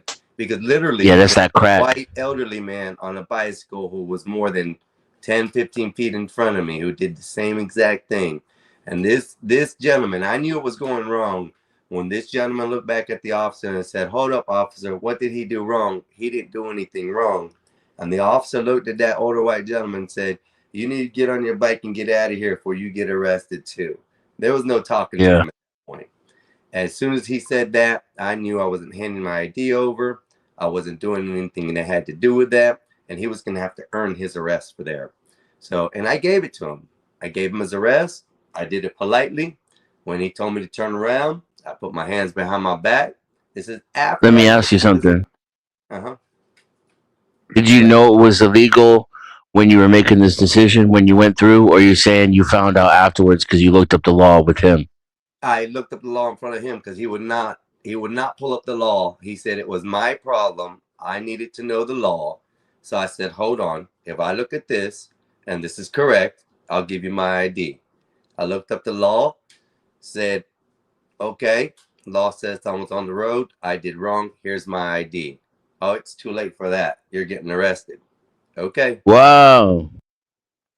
Nice. Not only with this, there was 2 motorcycle cops, 2 bicycle cops. I think there was 2 road cops, and they all came for me. So before they went to put me in the vehicle, I told them, nope, stop. I said, before you do anything, you're going to check my bag. There's a pistol in the bag. I said, you need to check it in with everything that's in my bag. They went through my bag like they were trying to find dope in that bitch, bro. Dumped everything Of course. all out. To justify the arrest, they just violated your rights. Yeah, that's all they did. So that's why they dropped the case. Yeah, I don't They like dropped the that. case for That's that reason. I don't like that. So I don't like But that. it is what it is, but that's what gives cops bad names. Now you know they get praise for that now. Yeah. Which is what I mean. I wouldn't say praised. I think right now it's not a good idea for cops to be doing anything in the wrong life of the limelight, anyways, due to the fact that there's so many cameras out, so much going on, and the cops are starting to lose more and more, and they keep on doing that. I don't think there's going to be any kind of authoritized system with the police. I think it's going to turn into militias and things like that. But I mean, the more and more they get caught with the wrongs, the less and less you see of anything of the rights. All you used to see before is everything good, praising the police. They're doing this, they're doing that. They took these drugs to them. Now you're seeing cops are doing this, cops are doing that. This isn't good. Counties getting sued, cities are getting sued, left and right because of all the cameras we have out. So that's just my thought on that.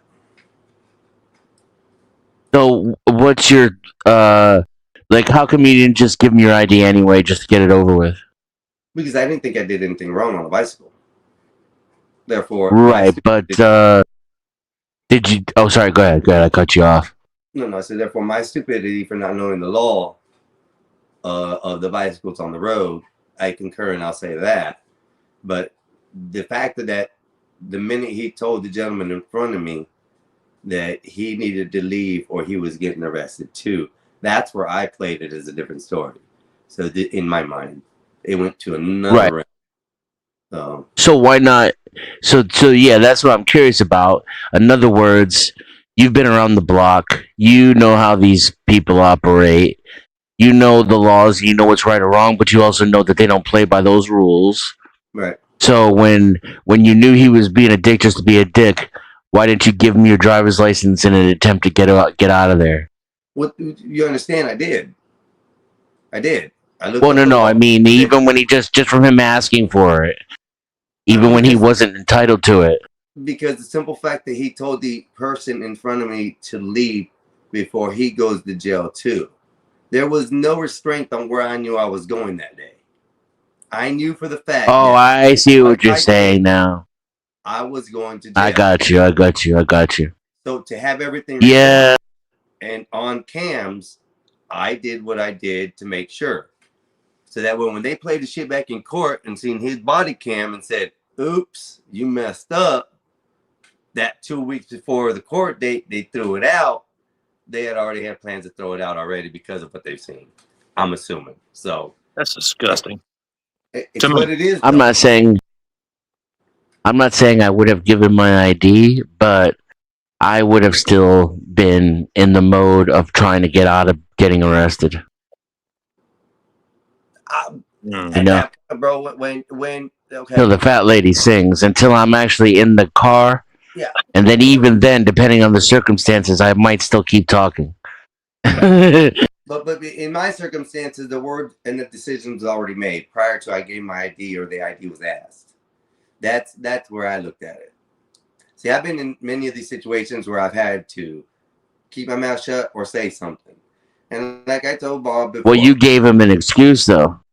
no, He would have a harder time arresting you if you'd given him your ID. the excuse was that I ran through a stop sign while he was on a Yeah, but- sidewalk doing shit illegal. Yeah, but they don't arrest people for that. But listen, there was no other reason to arrest me.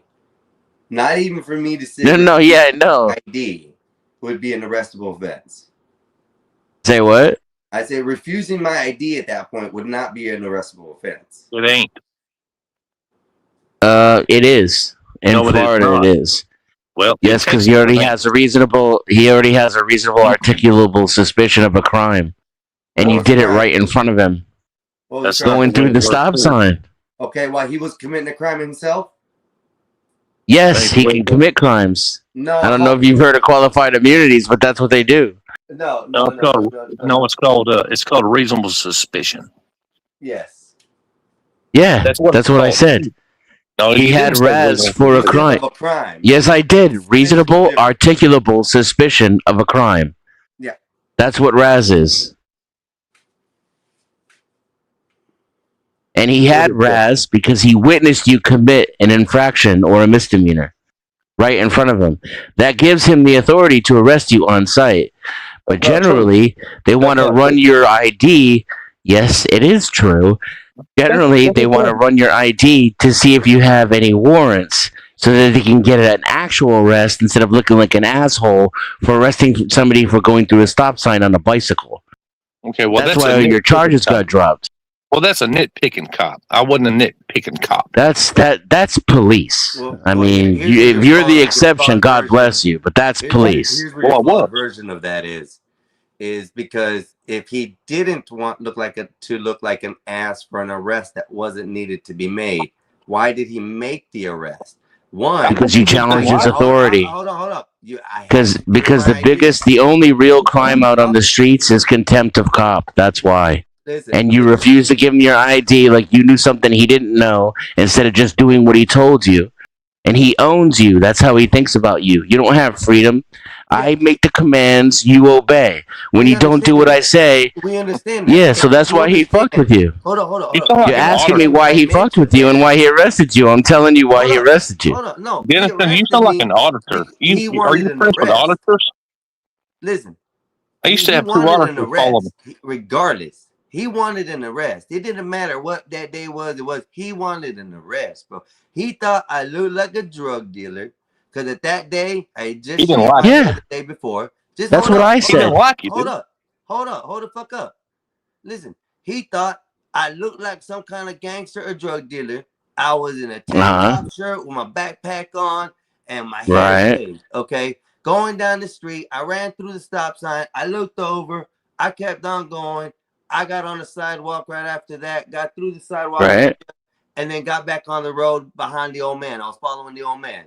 Boom. Next thing we know, the car between us both. The old man You said this stops. part already. Okay, listen, this is what I'm trying to explain to you. The old man stops and says, what did he do? He didn't do anything. The first words out of that cop's mouth were, you need to leave or you're going to get arrested too. What I heard you. part of that don't you understand? That I was going The part to where jail if you had just given regardless if I gave him my fucking ID or not. That cop had an incentive to put me in the jail. No. Then His why incentive else is would to he say his that? incentive I Come told on. you already. His incentive is to get a larger arrest. He knew he was going to find something on you because he profiled you. So They what did he didn't find? find jack shit. All right, and he They got a did bullshit right, arrest which is which they why, threw out the which court. is why, So now he looks yeah. like a dick, which So you if inferred. Hold up, shut the right, fuck which up. he wouldn't Hold have up, done. hold up. I don't know why you're talking over me and interrupting me when I'm answering your question. I'm just trying to answer your. Listen, I'm gonna put him What down for the a second because I'm gonna put it like this. I Wow. just told him at the moment the officer stopped us while road riding between us. The officer's intentions were already for an arrest. Doesn't matter what Raz is, doesn't matter what is. It was Mhm. me, the look, the person I Yeah. am. That's what Mhm. it was. When he Yeah. told the white gentleman in front of me to leave the scene before he gets arrested as well, there's Mhm. already intent to arrest. He didn't like you, bro. He just didn't You like you. gave him a reason to arrest you by refusing his command to give you an ID. You pissed him off further. He would have been far less likely to arrest you for going through a stop sign. If you, Listen to this idiot. Didn't we I'm just listening. say that the officer why are you literally muting me? said you're Because you're going not to listening to jail? me. You're What the fuck? going I to was jail talking. if Why you would I don't listen to leave him here while I'm too. talking? Go Because ahead, he's brother. telling Go a ahead. story. Explain the situation. Since I I heard didn't the ask you, story the question 5 for an times. ID wasn't asked at this point. The question for an ID was never asked at this point. When he told the gentleman in front of me to leave or you're going to get arrested as well. You did not hear the story. So now going from Yes, I that, did. go ahead. Go from there and let me know how my I ID don't affected that know right why. there. Go ahead. I don't know why you're yelling at me, yelling over me, putting me backstage, and muting me for answering your question. The answer is you pissed him off when you refused to give your ID. You gave him further incentive to arrest you, regardless of what the charges were. That's not what I heard. That's not what I I heard. mean, that just sounds like a you problem. Please give him an explanation, Ryan, since I'm yelling at him or something. Please No, explain it. he gonna argue with me too. So Of course. Of And you're a course. police If you don't officer. admit that what You're a I'm police saying is officer, Ryan. plain objective truth, then yes, I'm going to argue with you as well. Did he refuse to give his ID? wow. Say that again. Did you refuse to give your ID? No, I didn't willingly. No, at the beginning, that's when he first asked. Yes, because I asked him Right, why. yes. Oh, Right. no, I didn't. Did that I didn't piss him refuse it. off? I asked him why. Yeah, you refused to give him your ID. You questioned him, correct? So now are we working on feelings or actual law? I'm asking you the question of whether or not you handed over your identification when he asked for it, No, or if I you didn't. questioned his authority to ask for it. I Correct. questioned the Did authority. that piss him off? No. No. It doesn't No, he piss didn't get cops mad. off. He just got a little smirk Oh, face. Like, yeah, it don't matter regardless. You give me your idea or not. You're already going. It doesn't piss cops off. That's It the doesn't look piss he cops. had. See, you're not It doesn't understanding, piss. bro. I don't know. What I you're think not I'm understanding perfectly. I think you're trying to save face for some weird kind of reason why you got to argue shit on the internet. Hold on. I'm trying to save face because I went to jail and I also beat the case because it was a false case. It was a false arrest. It was a false everything. And no, hold up. I didn't just be a dick. I didn't say anything. Oh, I didn't even go after the fucking cop, which I could have, bro. Instead, I'm sitting here living in my little house, doing my little internet thing, and telling the story as it actually went. But you think that you have to say some kind of deal with it because, oh, I didn't give the ID. You didn't listen, sir. The ID was never asked in question when the officer said you are going to go to jail as well if you don't leave here. There was no ID. And you still had an opportunity not to go to jail. Sir? You still had an opportunity not to go to jail. Bro, he was taking me to jail. You don't understand. I do understand. Mentality, no matter what I did, I was going to jail. I don't believe you. Come the fuck on. Then why did they send 2 cops, 2 motorcycles, 2 bicyclists right there on the spot? You can go pull because you refuse to give your ID. I'll go pull the shit up if you want, so you can see the. Yeah, can we watch the? Yeah, let's watch it. Yeah, okay. Hell I'll yeah. get him. I'll pull forward a request for that. They should still have it in their records. No, if let's. you want me to go that far. No, I want to watch the body cam. If you're saying it's out All right, there, then go pull it up. Go pull it up. I'll give you the date. how am I supposed to pull it up? I don't know who you are when it happened. FOIA request. Waste your time and get your ass over there and go look it up. FOIA request. Oh man, bro. talking like you had this I'll give you shit. the date, time, and I'll give you the case number if you need. So you can go ahead and look it up. If you want to waste I'm your time, cool. not believe what I'm telling you, bro. I went to jail, bro. I mean, it doesn't take Did me I any brag time not about to going believe you. jail? Did I say anything about going to jail? No, son. I got the fuck out of jail. I went and talked to my lawyer, got my lawyer straightened out, and before we can even go to fucking even court, they threw the shit out because they were in the wrong. Hey, Dennison, Yo, why are you engaging with him on this? I mean, I wasn't. I was done. Okay. Thank He went goodness, through this. He went It through makes this. sense. He went through this. Yeah, we both, He did. Ryan, we both know that cop got pissed off when he said, "I don't have to give you my license," You know what? and he questioned him. We weren't there. We both know that.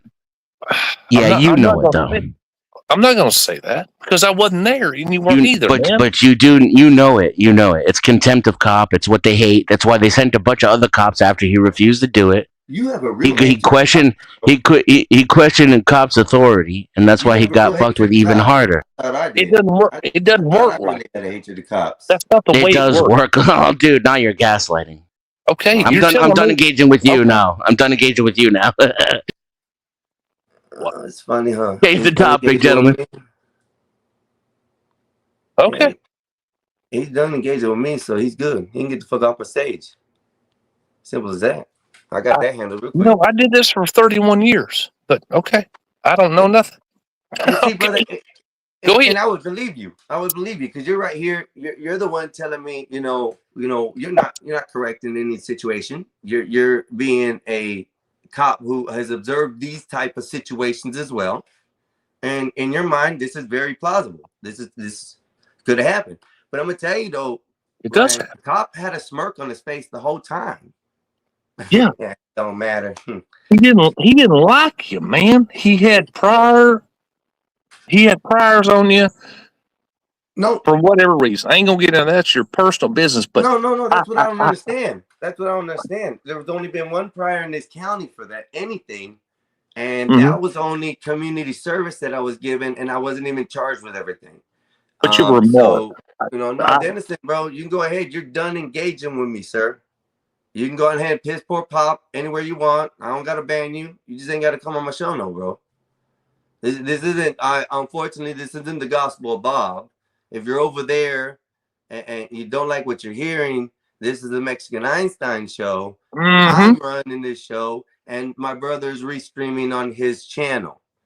If you don't like it, I don't care. You don't have to engage with me and the people that are here on the panel wanting to carry on a conversation. You're one of them destructive people. You want to come in here and cause a chaos of some sort. Me and this ex-police officer are actually talking about a situation. He understands what's going on. He's telling you, no. But you have some hatred worse than I do to police officers. So you know what, bro? I don't need you up here. When you want to go up on my brother's panel and be over there, you're more than welcome to be over there. That's fine. Yeah. But today, in this hour, and this time that's running right now, this is my show. You want to disrespect me in any way? Piss off. Did you catch that? Well, he's telling me, well, no, I don't. Oh, okay. Yeah, bro. You've been there. Well, you know how it works. No, I'm not in Florida, dude. You know that? Yeah, no. You know how it works. No, I don't. The cop just had, I don't know what his issue was that day. Yeah.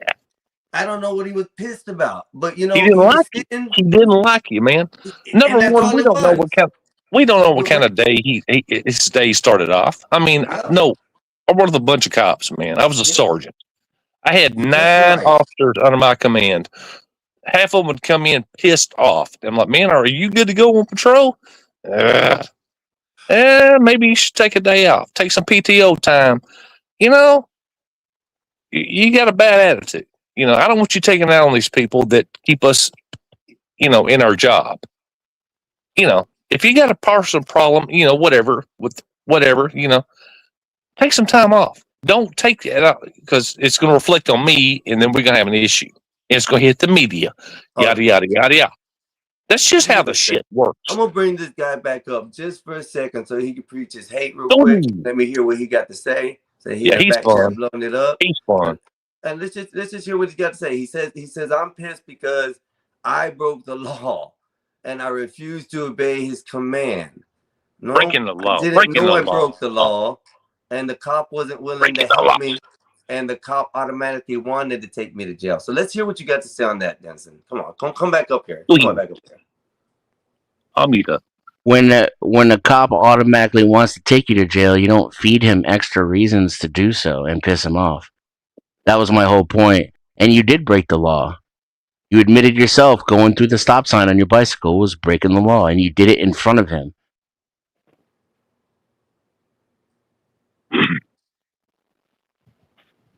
Can I add something to there? Of course. Then why wasn't a white gentleman in front of me stopped, ID'd, and taken to jail as well? Because you were profiled and he was in the way. Anything he would have witnessed or interfered or distracted them, it wasn't the point. He's sending him along his way. I'm not, because I got nothing to do with you. You're a waste of my time. Get the fuck away from my scene. Now here's a dude I know. Maybe even I've watched him before and I know he's got a record. Maybe I've seen him in the neighborhood and I ran his plates and I know his face. He just committed a crime right in front of me. And maybe I don't like brown people or people with long hair. I think they're hippies and they use drugs. I got this motherfucker. And what did you do? Questioned his authority. That's when they take you to the jail instead of just... Because when they give you a ticket, that's an arrest. That's a de facto arrest. They stop you because they have probable cause and they write you a citation, so you get a summons to appear in court. The ride to jail is either if you commit a felony or he fucking hates you. It's not for going through a stop sign on your bike. Hey, somebody clip that shit real quick, because this moron just said a ride in the paddy wagon is only a felony or he hates you. You're such a dumbass. You can get a misdemeanor and go to jail, stupid ass. Right. You get Yeah, they can or take you to jail for anything. They don't. Shut up, bro. They give you tickets. At all, sir. I make plenty of sense. My new panelist wants to come up here and be you're telling me you asked me for my opinion and then you call. No, you're calling me names. I didn't call you any of that. Okay. None of those words came out of my mouth. You're talking about me. Let me ask you this: what did an officer do to you that has made you feel this way? I don't know that an officer did anything to me. I've been out of jail my whole life. I don't feel any kind of way. I'm just I'm an observer of police. Like an auditor? No, I'm not an auditor. You know what they are, though, right? Yes. Okay. I had two follow me around for 10 years. Provoking me, questioning me. Yeah. Provoking you? Yeah. Yeah. Had their live streams, calling me names, this and that. Put your seatbelt on. So words? All this shit, No, it never shook me. Telling you to follow the law like everybody else? It gave them content. I mean, you're sitting here telling emotions are allowed to, rule the laws. So what are you saying? No, I'm telling you that cops don't go by the law. They go by their ego and their emotion. All or most? Or some? Almost all. Really? Damn, I feel for you, Ryan. Yes. I feel sad. I never had that. Bro. Right. You feel for him, even though he breaks the law at work. He already admitted to it just now. I do know this. There are circumstantial situations that do happen. There are variables. It's not blanket. I mean, nothing's blanket. I didn't make that statement. It's just almost all. You have a culture and a policy of violating people's rights, trying to get their ID no matter what to run them through the system. I did? Yes, police officers in general in the United States, correct. Really? What rights have your what of your rights been violated? Thank you for telling me that. I didn't know that. I mean, you're talking about people's rights violated. What are you talking about, bro? I Are you couldn't gonna go on some tangent about the police need couldn't to hear you. violate everybody and da da da? Now that's your story. After I told you that was my story, but now you're gonna try to make it part of your little. I didn't hear what you asked. I don't understand, bro. I don't. Ryan was understand. talking at the same time. Can you repeat your question? Yeah, because you I asked me don't a understand question. your spew. I don't understand. Yeah, your no, spew. I'm not It's a dogging you question. for it. I'm just saying I couldn't hear him. It's not a question. I'm trying to understand you. Now you're gonna Oh, advocate for well, how just bad repeat police yourself. are and things like that. That oh my God, they're so bad and they're corrupt and this and that. And that's kind of the story I told Yeah. you. You're getting pissed off and mad because you can't. No, I'm not pissed off and mad. Telling that I'm the You're bad projecting, guy. bro. You're pissed I off did and mad. wrong. I don't I think did I didn't something call you a bad. bad guy. Well, I don't No. understand that, bro. That's what you've been saying. You've been saying I look like No, a it's criminal. I did not. something. I The never cop called had you the a bad right. guy. The cop had the right. No, to no. I leave told me you because from. that's the way No, I look. did not. I never said that. Stop No. putting those words in my mouth, man. You're a liar, bro. I'm a liar then, bro. I'm a liar. Hey, I Dennis, never once said the cop had a right to do anything to you. I mean, that's Dennis. what the net heard. Net heard you say that the cop had every right to do what he wanted to do because I didn't give him an ID. You did say that. No, that's not what I said. No, you did say that. We can back I know it I up. didn't. You said it 3 times. Yes, back it up. Let's do it. Let's back it up right You now. said it 3 Let's play the times. clip. You ain't worth my Play time. the clip right now. You go said ahead it and make 3 yourself act times. like a fool and Dennis. look like a Play fool. the clip. Let's watch it again. Let's watch me say that the cop had a right to do whatever he wanted to you because you didn't give him his ID. I'll That's clip exactly Play that what shit. you your said, email. Dennison. I'll Play clip it. Play it. email, buddy. I'll clip No, it. let's do it right now. Do it right now. Do it. Play it back. Get off the line and go back. Go ahead. I ain't gonna waste my time on that for you, bro. You ain't worth it, bro. Oh. You're acting like a fool for some reason. Dennison, can I ask you something? You can ask me whatever you want, sir. I want you to be honest with me, if you can. I know you are. Well, I'll be honest. I might tell you that it's none of your I know. business, but I'll be I know how honest. you work. I know how you work. That- You do that's this on every How I panel. work, yeah. You do I this don't on tell every I panel. don't tell people personal information if I don't want to. You- That is Okay. how I work, whatever that means. whatever. You pull this same tactic on every panel. There's no tactic, sir. You're not asking a question either. You're giving me a commentary about me personally. Okay, let me Why ask don't we you talk about? Why don't we stick to talking do about you the do cops instead of each other? Fish, Why do you do Fish, this? I agree with you, Fish. I'm not. I didn't agree do with your anything statement but right stand up for the truth, and it's pissing everybody off. here. Look at this. Read this out loud for me. Whatever your name is. Me? I forget. Yeah. Yes, Denizen. Einstein, you and Denizen view cops in a similar fashion. Yeah, Phoenix, I can tell. I can tell, So Phoenix. then what are we arguing about, bro? That's what Fish, I'm I'm saying. Why assuming are you going PH. so far off to the left with this. I'm I not was going off listening to the to story, anywhere, bro. brother. Because he. I'm right on. Listen, I'm sorry. I'm not trying to interrupt you. I thought you were done because you're pausing a lot, and the shit you're saying is accusatory instead of conversing. You do this You're on a lot accusing of me. panels, man. You do this on a lot of panels. I don't know why you're talking right through me while I'm trying to talk to the host. That is weird. Can you stop doing that? Okay, I'm gonna give you like 15 seconds. If you say please, bro. maybe. Go on ahead and drop Please. the dime. You got till Please, can you do it, please? Just go And ahead. thank you also. We'll see. Thank you, sir. Well, okay, we'll see. So you lied. All right, just like a cop. Yeah. So I'm not accusing you of being a bad person or I saying rest my you did anything wrong. I only told you that you increased the likelihood that you would get in a ride to the station instead of just being cited or even let go, because he wouldn't even want to waste his time citing you for some shit like that by not giving him your ID. Cops get frustrated when and in their ego and in their feels. Give you a full 25 seconds, bro. Now chill out. What? No. What you don't. I There understand you what go. you're saying, and I view the police officers in the same anger issue that you are feeling right now because you can tell you can Anger hear. issue. Yeah, you can hear you do not like cops, bro. Oh, you hate them. Whatever it is, even though you may not have been arrested. No, I don't like gave you people 25 seconds, bro. fucking with people for no reason. I gave you 25 seconds. Do I have to drop you back? You don't have to. I mean, you can do what you want. Then just please be quiet. Let me say what I gotta say. Go Now, ahead. you understand and it didn't understand the whole story of line of what happened, bro. The storyline is 2 people went through the stop sign.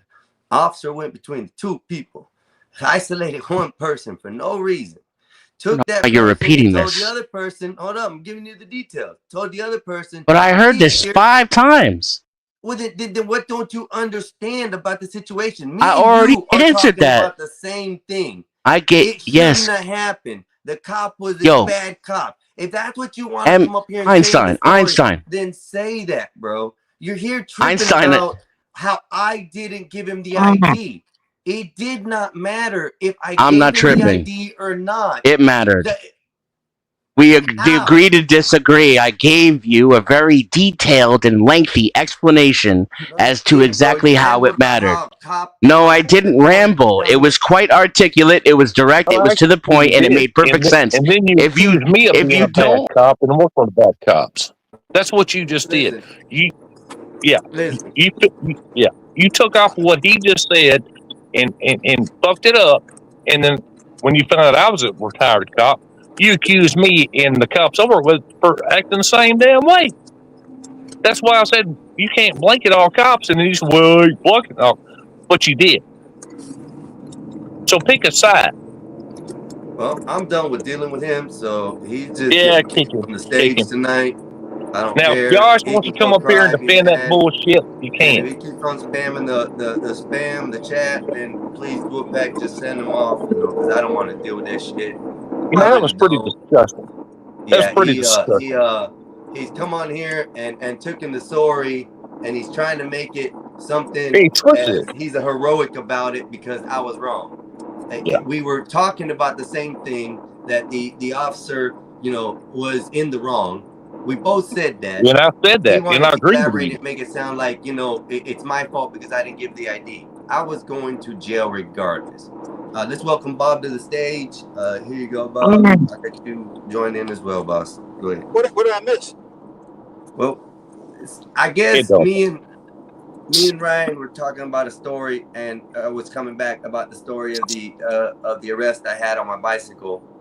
Well, you know that story already, and like I said, I was explaining to Ryan what's going on. Well, this Dennison guy wants to chime in and tell me that no, it doesn't matter.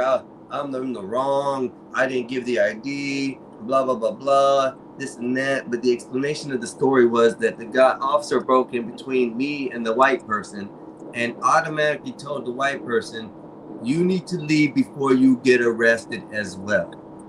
So at that point, as I defended myself, I did not give my ID. I wanted to know why I was being arrested because I already knew the arrest was coming regardless.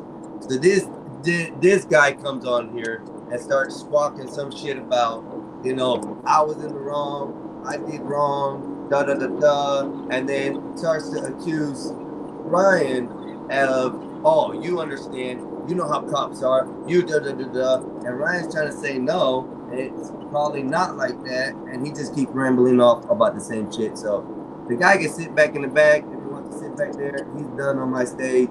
Bob, if you want him over there, you're more than welcome to. If you want him to argue over there, I'll take it to the levels that I need to. So, but right now we're having a good show, and that's where we're at. So I defer all comments to Caucasian. He's all right. He gets stuck in a rut. How you doing, Bob? What's up, brother? How you been? Life. Yeah, a lot of that going on. There's a lot of that life thing happened today. I stepped on a Lego this morning in the hallway, and I'm really thinking this climate change is going too far. Ouch. Yeah, Ouch. I think poking your foot and the weather freezing is bad. So gotta watch out for that. Now I got a thumbnail for that too in my head. Well, Einstein, You're thinking look, in AI. I don't know what happened, but I know you did it. I had to. So, right, but even if you were innocent, I think you're guilty. Because the world needs to rid people of well, I don't want you to go back to jail, but you need to be taught a lesson. And the lesson is simply this: shave. That's it. All right. Shave.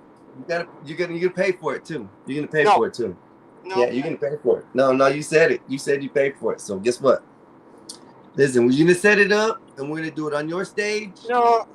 Yeah. No. We're gonna shave everything off, Bob, except for the eyebrows. I can't do the eyebrows. I can't Yo. go. No.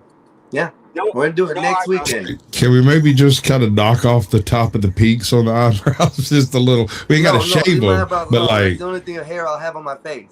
Bob, you don't want but to see that, dog. I'm telling you. no, I'm not talking about getting rid of them. I'm talking about maybe a nice coiffure off the top. I mean, you got this who is it, Herman Munster thing going on that's absolutely gorgeous. Don't misunderstand me. It works perfectly. But once you're a clean shaven guy, I'm not sure the owl horns are going to play out for you well. I might be wrong. What do I know? I'm just a Sasquatch.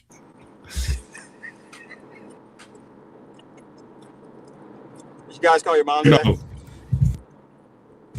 No. I'll call my mom later. I called a bunch of other Funny, people's I- moms. you like that, huh? My owl eyebrows. Oh man, I didn't know. Well, you done laid them down. Now you've been over there rubbing them down for 5 minutes straight. I want to cover them now, man. Y'all got me looking at myself. You could, I'm telling you, it fits your face with all the hair. When you're clean shaven, I wonder if it's not going to make you look like a crazy person. Like I said, it's scary.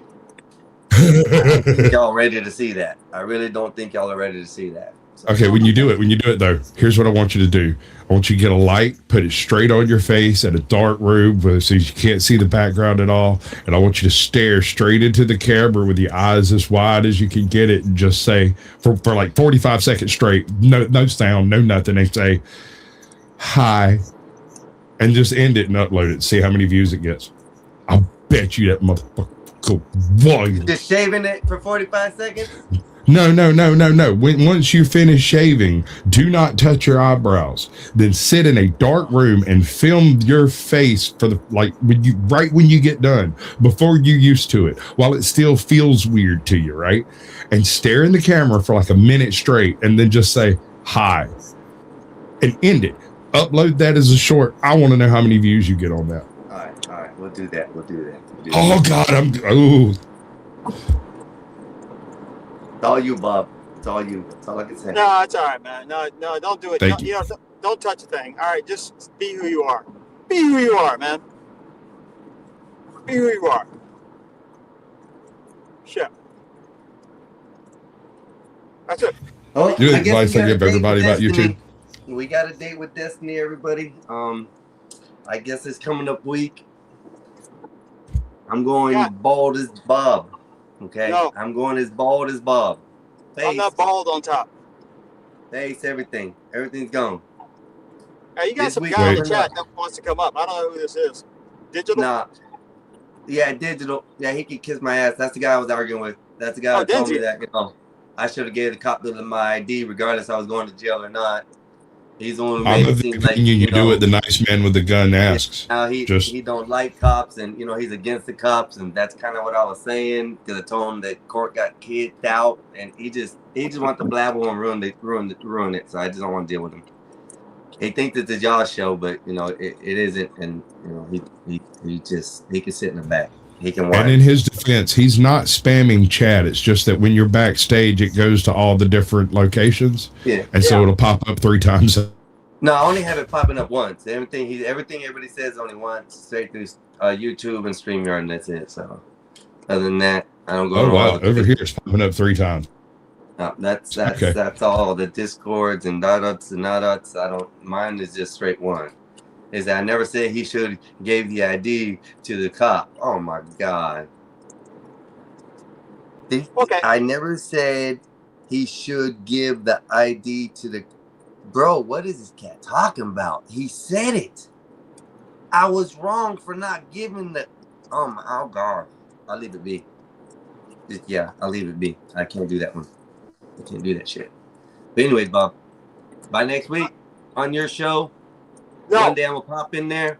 It's gonna be going all off on the show. No. You're not turning my show into some kind of freak show. We got enough freaks as there are. I want you to keep your hair, man. You know what? You're right. It's time to be original. It's time to make minimum wage for the rest of our lives. It's time to say screw it to the white man. It's time to be in and out of jail. It's time to be in and out of jobs. I agree, man. Stay who you are. All right? I'm the sellout. Can I sell out? You're my mentor, boss. No, you're not ready for this. You're not ready to deal with nice lawns and low crime and high taxes. And I've already sold out. My bad. that's not your thing, man. All right. See, you got the cough. You got the emphysema cough already, man. Yeah. It's a vape Yeah. cup. I'm smoking these damn vapes. Why? Because Why? it's good. It's like your brother, man. He sings that song, "Smoking weed makes me feel fine." I'm thinking, Smoking weed makes me feel don't do that. Because I'm a lot of guy. All right, you had me all the way up to that point, Bob. I was totally in your camp. Then you lost me. What do you have to do? What do you look? Hey, do what you want. Hey, America, freedom, all that stuff. I'm just saying, when you're dealing with a cop, just think about: do I want to spend my night in jail or do I want to spend my night in my bed? So But Bob, we've already went over this. I, I'm already thinking that. I've already decided to follow that path just for you, Bob. And it wasn't even before. It was before I met you, though. But I'm gonna keep the path going because you're mentoring me in the right direction. So that's what I'm waiting on. And the next picture, Bob, that we're gonna have made of you is gonna be you as Buddha and me as like one of the little Buddhas beside you, and then we're both gonna be bald, Bob. That's the next thumbnail. I'm not bald, I'm not fat, and I'm not Buddhist. But I understand the optics. I support that. You do a very good job. I don't think you're really ready for the type of lessons that I'm going to give because you still want to be, what shall I say, a common man. Ghetto. Okay? And if you want to get to my level, you cannot be, shall we say, the common man. Okay, what makes Now, me I'm the not- common? Well, look at you. Your face screams defiance. It screams fuck authority. It screams I'm gonna do what the fuck I want. It screams But- I know my rights. You know, and Bob say you told that cop you knew you knew your rights before you ever said a word by looking at him, bro. That's what he just said. By the way you hold your mouth. I mean, let's be honest. If I'm a cop and I'm driving around, I see you. I'm thinking, all right, man, I'm gonna make my quota about 10 times over. Right, I'm gonna snatch him up too. I'm gonna hit him on the passing just because. Why? What Because you is look it like about- you Do look I like a really problem. Right look tight, that bro. bad? Do You I look like a really problem. You look like you a want to be a criminal? problem. I You have look no like- felonies. Where are you from? Okay? Where you from? Florida, and no felonies. Oh, okay. That helps. I have no felonies. I don't want you to have felonies. I don't want I you to don't have felonies. either. All right, but I would need you to have misdemeanors because that helps me out. Look, you just Without me getting there's certain people that just walk around. You think to yourself, this person is going to be an issue. You have that face. I know you don't have the mentality anymore, or at least you say you don't. You say you don't. You say you don't. But nonetheless, I think it's well within you. And you think that being a white person means that you drink lattes and hang out with golden doodles and have, nice lawns with an electric lawnmower. So it checks out so far. And you don't want that. See? And you're making fun of me again. And that's fine. That's actually a very funny picture. That's actually a very funny picture of me.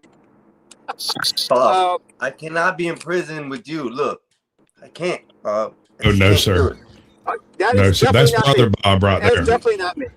You'd be Bubba, That's and Bubba I'd be Bob. like running. No, I Bubba can't do Bob is that. wanting a piece. He want a This piece. is why I don't want to go to jail, Bob, because of this. This image right here is why I don't want to go to jail. That's assault and battery, Bob. Okay? Assault and battery, Bob. Assault with a It's deadly not- weapon. Don't be silly. Just saying, Bob, I want to be like this Bob again, This Bob. This is my favorite Bob right here. This is my favorite white man. Bob. That Bob. Because you see Listen. every successful black person is white. And that's what bothers me. Like, this is how you see me. You don't see my brown skin. You look at me and you see, I see success. I You see a white man. strength success. You see a white man.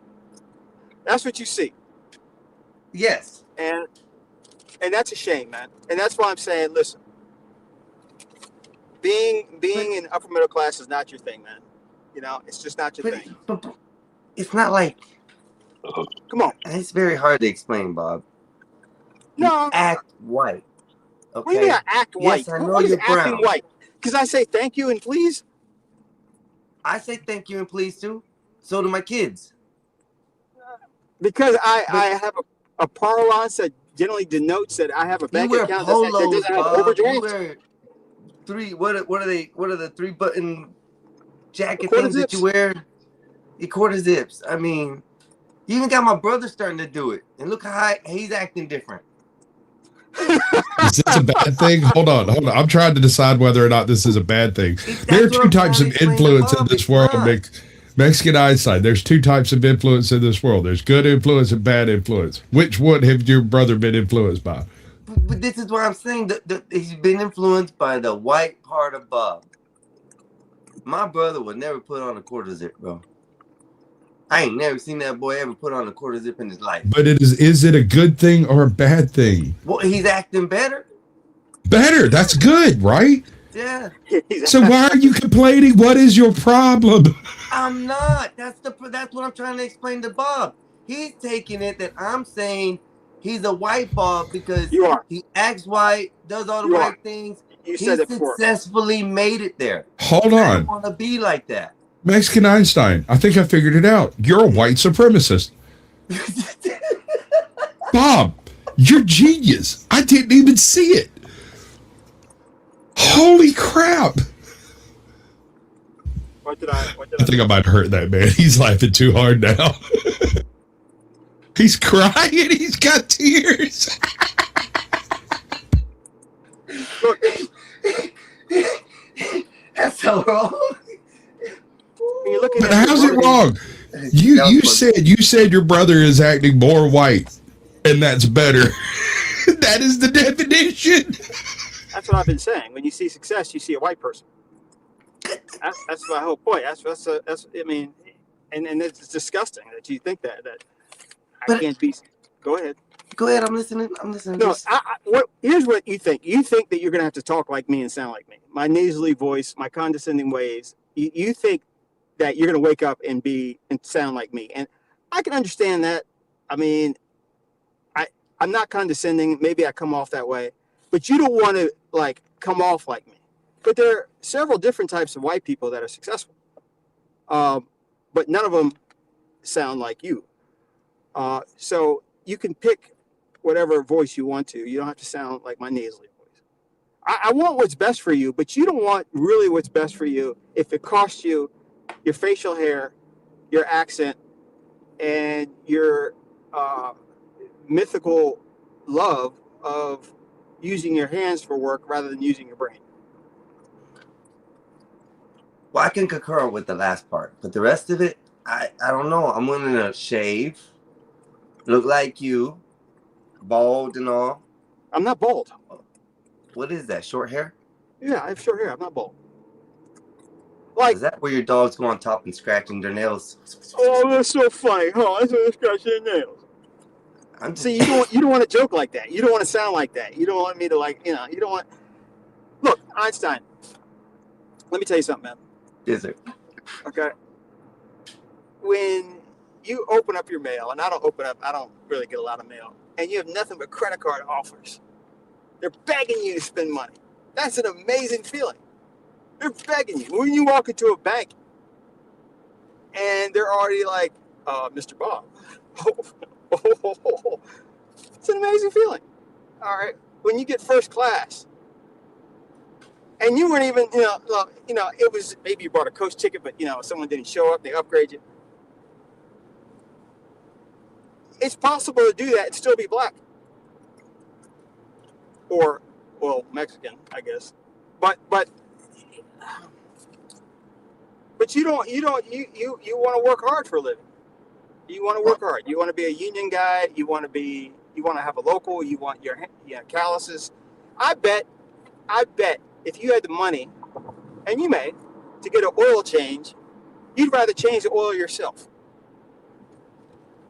Well, first of all, I don't have a car, so I don't have to do oil changes. Wah, Okay. wah, wah. Well, you All know, I gotta do is plug in my bike to the wall, and it charges overnight, so I'm good. well, getting a car is not a white person deal. Now, not having 10,000% interest, that's a black person deal. That's a Mexican But see, deal. hold up, I figured out how to get out of interest anyways when I got my credit cards anyway, so I'm good on that. Okay. But My credit cards are there will usually come a good. time. Do you really want to be 60-year-old changing your oil because you have to? Not because you want to, because you have to? No. You know, you want to take it over here and they change the oil while you're drinking your latte and I checking might be your on phone. the home by investments. then. At that age, Right. They But might in order reduce to the- do that, Why? you got to start planning now. You got to start nah, planning now. nah. You got I to don't think I save want and to do invest. that. You know, manage your money now. You can't just say at 55 years old, okay, you know, it's time for me to think about retirement. It's too late. There is a second option, just to have it on the table. What, rob You people? could marry a rich girl. That's what I'm looking for. Oh, that's what I did. It takes a little bit of feng swingling, and then there's the family. And I'm not a Democrat, and so this was a bit of an issue too. You know how I got through that? I wore blue shirts. That's it. Hey, look, I got a blue shirt on. You might make it, but I mean, you are in Florida. That's kind of a red heavy area. You need to do your research before you start stalking old rich white women. Well, somebody done told me about a bar I gotta go view, so I'm gonna go over to see that one. I'm just saying, Bob is absolutely correct. Every word he has said is the gospel truth. However, there are also rich white widows all over Florida, so Yes. you have options. This is a good one. Go I'm to trying that to Blue pull that Martini up right place. now, Wolfpack. That Blue Martini place I was telling you about. They got Yeah. older white women there who are fairly well to do. I mean, some are a little trashy. But, you know, it's in Tampa. Go there. Are we judging? We're not. We are making a observation without bias, without bile. But Mexican, man, you don't want to be, man, no one wants to be 60 years old having to do hard labor. Fuck that. See, one of the things that money does, it allows you to make decisions with your life and not wait for other people to make decisions with your life. People ask me, Bob, what do you do with your money? Because I save a lot of money. And I say, you know what, person? You know what Bob does with his money? There's one thing I can't stand, and that's waiting in line. I hate waiting in line. Money allows me not to wait in line. Yes. The more money you have, the less other people make decisions for your life. Now, Einstein, you've been in and out of the clink a lot. Got a little record. So you're kind of used to people making decisions for your life. But I'm trying to get you out of that. But I'm following the path. That's what I'm trying to tell you. No, but you're scared of being a white person. And I'm saying there's nothing to fear about being labeled as a white person, even when you're not. Yeah, we don't even bite much unless you ask nicely. You know? Yeah, I mean, I understand that. You like the white women. The white women are the best part about it. The white women are the best part about it. No, that's where you're completely off base. Think about, well, frankly, the money. All right, so I have If you have the money, you don't need the white women. You can have whatever women you want. Homie said there's always room for white women. he rocks with the homie. That's not going to go away. But go ahead. Go ahead, Hassan. That's Mr. Wolfpack right there. He said he rocks when we see y'all watch it. And you'll moderate your ass. No. That's Wolfpack. He did that himself. He did what? What did he do? That overlay. He's driving, he can't see it. Oh, he's driving, he can't see it. Oh, I have to say it. I'll send it to you, Bob. So yeah. That one wasn't me. But anyways. Yeah, Wolfpack. Thank you, dog. Appreciate it. Who's back here in the back? Because I don't want to deal with nobody. No, he's not. We're good, okay. Money is a means to an end, man. It's something you need in case you don't die tomorrow. But it does get people to move out of your fucking way. And that's how. Because I'm so tired of humanity. I'm not a nihilist. but I am getting to the point where I'm just tired of fucking people.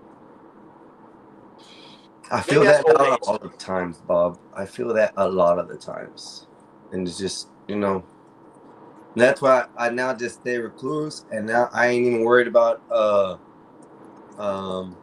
what do we call it? All right, digital. If you ain't gonna be a little douche and come on up here and start cutting up and disturbing the conversations, I'll let you back up. I'm gonna tell you right now. I'm just flat out tell you. The minute you start acting a fool, I'm gonna drop your ass back down. So don't play with it. All you have to say is, if you continue to act What up, Double in a D? way that is not commensurate with the standards of this channel, I'm going to remove you. But you don't have to say I'm a- who What happened. standards are those? I'm gonna clip. You that got to up. let me know what the standards are, though. You can't just arbitrarily kick me when I'm talking. I think that's what happened. Hold up, I can do whatever I want. I don't care if you come back or not, bro. How Well, am I yeah, not okay, supposed let to me attract? rephrase. I can't follow your rules if you don't tell me what they are. That's how I should have said Just that. don't be You're right. disruptive. You can do whatever you want. Okay, Dusty, don't what be up? disruptive, bro. That's it. If we're having a conversation, keep the conversation Disagreeing with you. going. Don't be argumentative about it all with everybody, dog. I mean, especially if someone's telling you, Okay. no, that's not it. That's not it. Like you were telling. So when I told you I was done Mario that arguing, he knew what you were talking about. He knew what you were talking about. And he wasn't. He was yeah, saying no. I disagreed with him. So I disagreed with him. Then when we couldn't find common ground, I said, okay, I'm done arguing about it. Let's talk about something else. And you literally kicked me.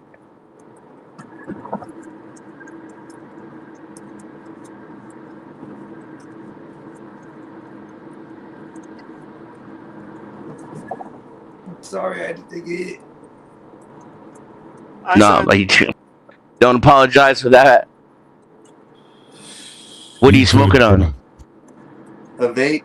Yeah, but what, do you know what strain? It's a vape flavor.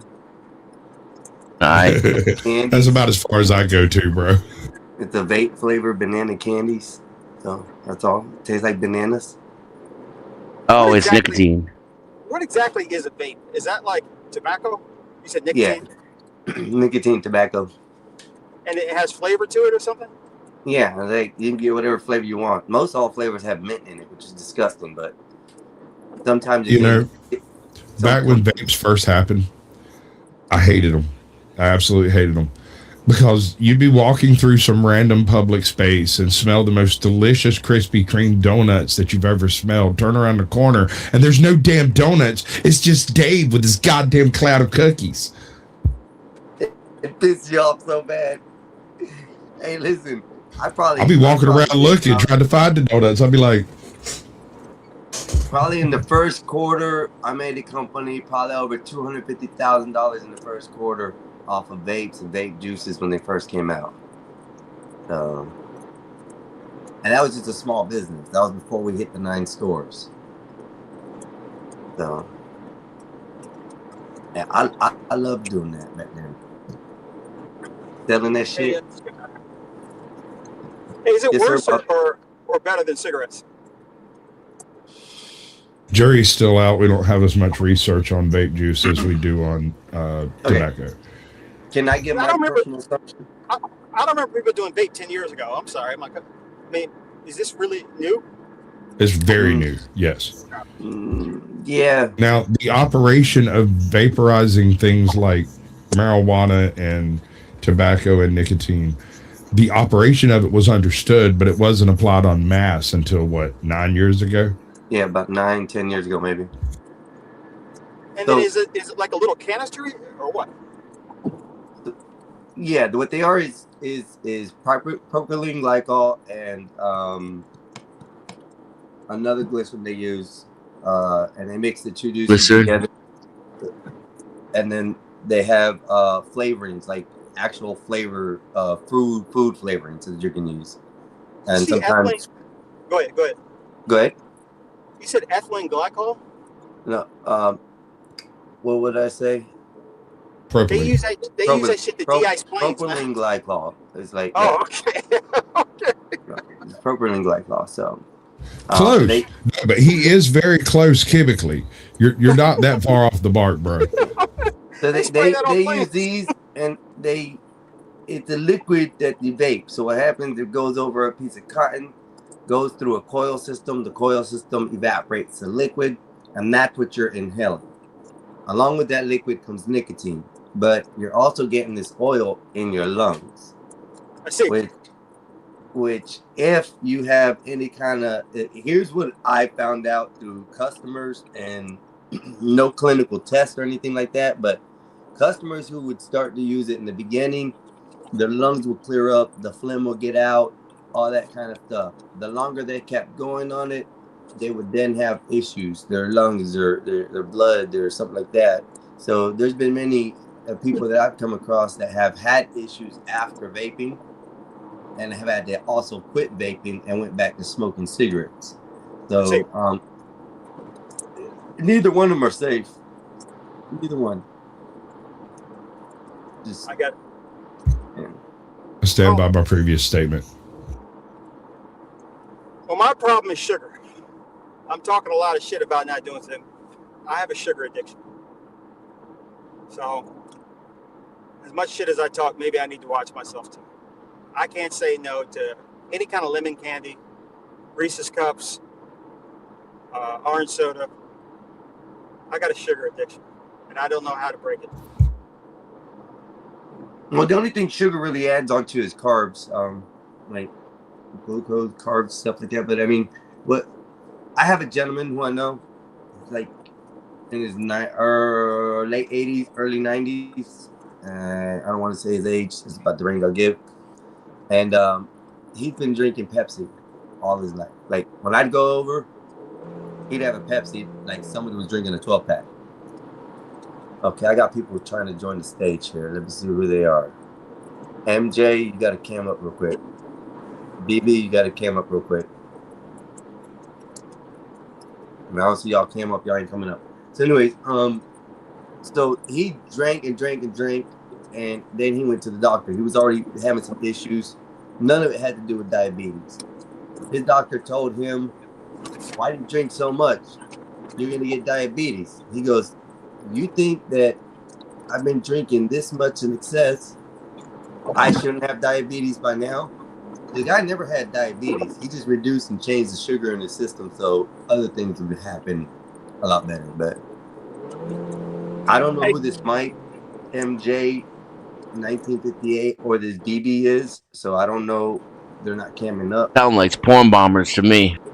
Yeah. What's up, bro? Hey, can you highlight Dusty's? Yeah, I'm not too sure about that, cat. Dusty's comment. Bob's chewing the fuck out of that gum like Karen waiting to talk to the manager.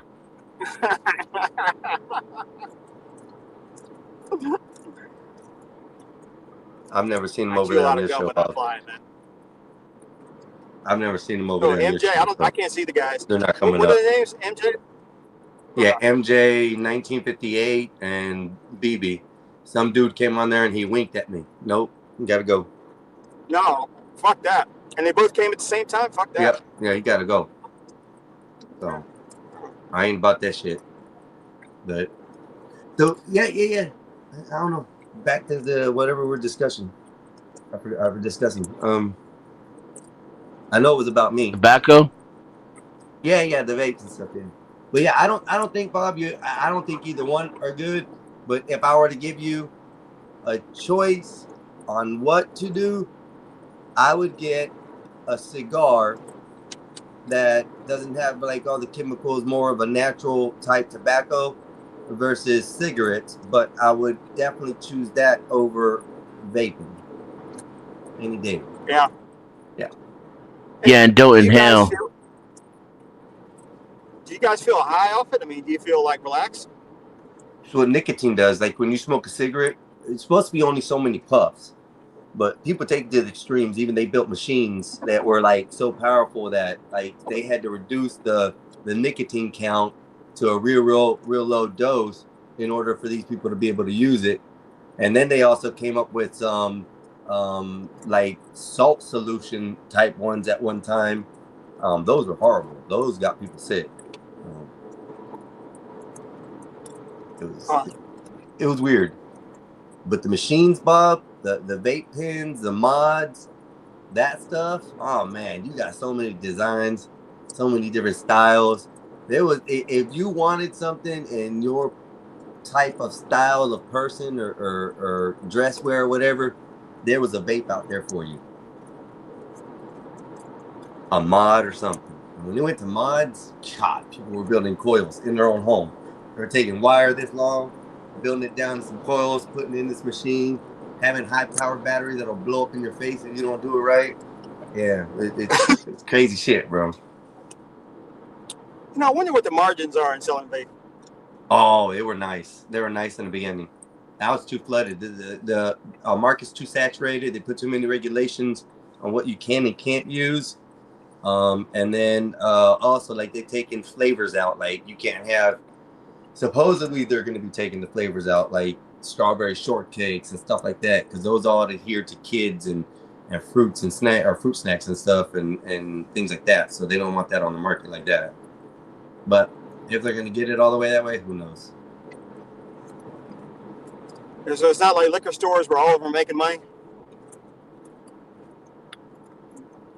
I don't know. I was just thinking about the business side of vaping.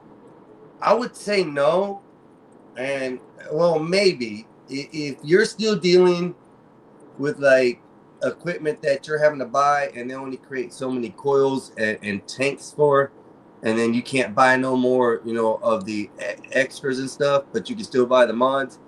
That's where I see you lose out a lot. But let's go to the ones that are pre-filled. Everything that's pre-filled now, those are selling like hotcakes no matter where you go. They're taking in place of cigarettes, the sales in cigarettes. So it just depends. Like I said, it really depends on what type of vapor you are and what kind of vape store you have as far as what you're selling. If you see nowadays, most of you probably don't, because you don't go in them. But nowadays, all the smoke shops now have a selection of vapes that they sell in there that you can get, and you don't have to go even to the convenience store and things like that. So, would you rather give up vaping or sex? What kind of question Well, is that, shit, Bob? dude, that vape just, it's gone. Yeah, that vape, threw it away. Gone, but what kind of vape? question is that? I I know don't a even know what person. you're talking about. I know a person that said they give up sex over weed. Well, they probably can't get laid anyway. That's not actually giving anything up. No, You they can get a bag of weed. No, they could get laid, but like if you only had a choice, I can see the question. If you only had a choice of one or the other, which would you give up? Yeah, Well, for a year. I think it works this way. I'm not going to get laid if I don't have weed because I'm a total dick. Like, there's no way. But if you had to give up one, Weed's gone, dude. Past tense. I'm definitely tagging her. What about you, Dennis? Einstein, you kind of thinking about it. I already did give up vaping in favor of continuing to smoke. As a matter of fact, I quit smoking altogether. I used vaping to quit smoking tobacco. And then I quit, when I quit vaping, I quit smoking weed too. I started smoking weed again deliberately because it helps me regulate my appetite and my sleep. So if you had a choice between coochie Irregular. and weed, Oh, I thought it was tobacco and weed. My bad. What was it? Say it again. coochie Weed or or weed? sex? Gucci, bro. You're gonna get the same answer from all of give us, up- Bob, but I just don't understand what the question was. No, well, there's someone I know Good. who said they would give up sex over weed for a year. It was for a year. Petty. Oh. Hey, buddy. Yes, sir. Well, I can do a year without sex standing on my head. Salute everybody. Petty just came on stage. How's everybody doing? What up, though? What it do? Yo. I think he's frozen. No, he might be frozen. There he goes. He get back. Just a signal jam. That's all it is. What it do, Petty? What you doing, boss? How's it going today? Man, I just heard the topic and everything, and I just said I'm choosing weed. You're choosing weed to give up, or you're choosing weed not to give up? Hell yeah, I'm choosing weed over the box. Shit, nigga, hell. I That's feel two like people. Dave Chappelle. Hey, do you remember when they No. had the puppets? You don't remember when they had the puppets? And the one puppet said he was like, "This something you don't understand. I make love to my hand." I Then I know don't she came need in there you, talking about beat, honey. I'm beat and I my beat meat my like it owes me It owes me money. me money. money. The That's gift that keeps messed on giving. up. No, I just wanted to bring that little joke up, but I, man, I'm with y'all, man. I beat I would give it up too. I would give it up too, but that shit was funny as hell though. I beat myself. That's wow. That's Hey, funny. I should have kept playing it off a little bit more and just held it down, cause hell, I was like, let me come up in a dark spot, but funny at the same time. What That's all is it we about need. weed that is so good that you would give up sex? I mean, help me out here, guys.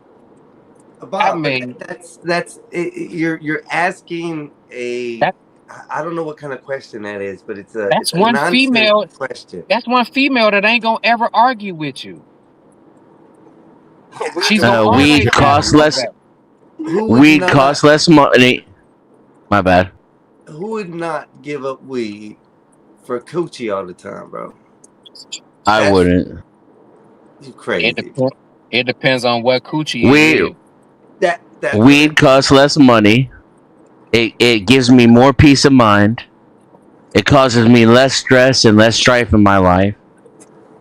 I have less responsibilities for my weed than I do for coochie. I Oh my mean, God. I don't know. So I guess I could keep going, but do do I you have have a to? girlfriend right now? Do you have a No, girlfriend? thank the Lord. And that's why he's able to answer that question right now. Because if he had a girlfriend right now, the opposite would be he'd give up the weed for his old lady. Now I use the No, word I coochie wouldn't. because Bob said sex. So, I'm just keeping it basically I either mean, you okay, girl or weed. Which one? if it were more complicated than that and I had a life partner, sure, but I'm not going to give up weed or change things about myself or change the way I medicate myself to get in someone's legs or to maintain a relationship. Obviously there's a major incompatibility there. You ride If I horses? smoke not anymore, why?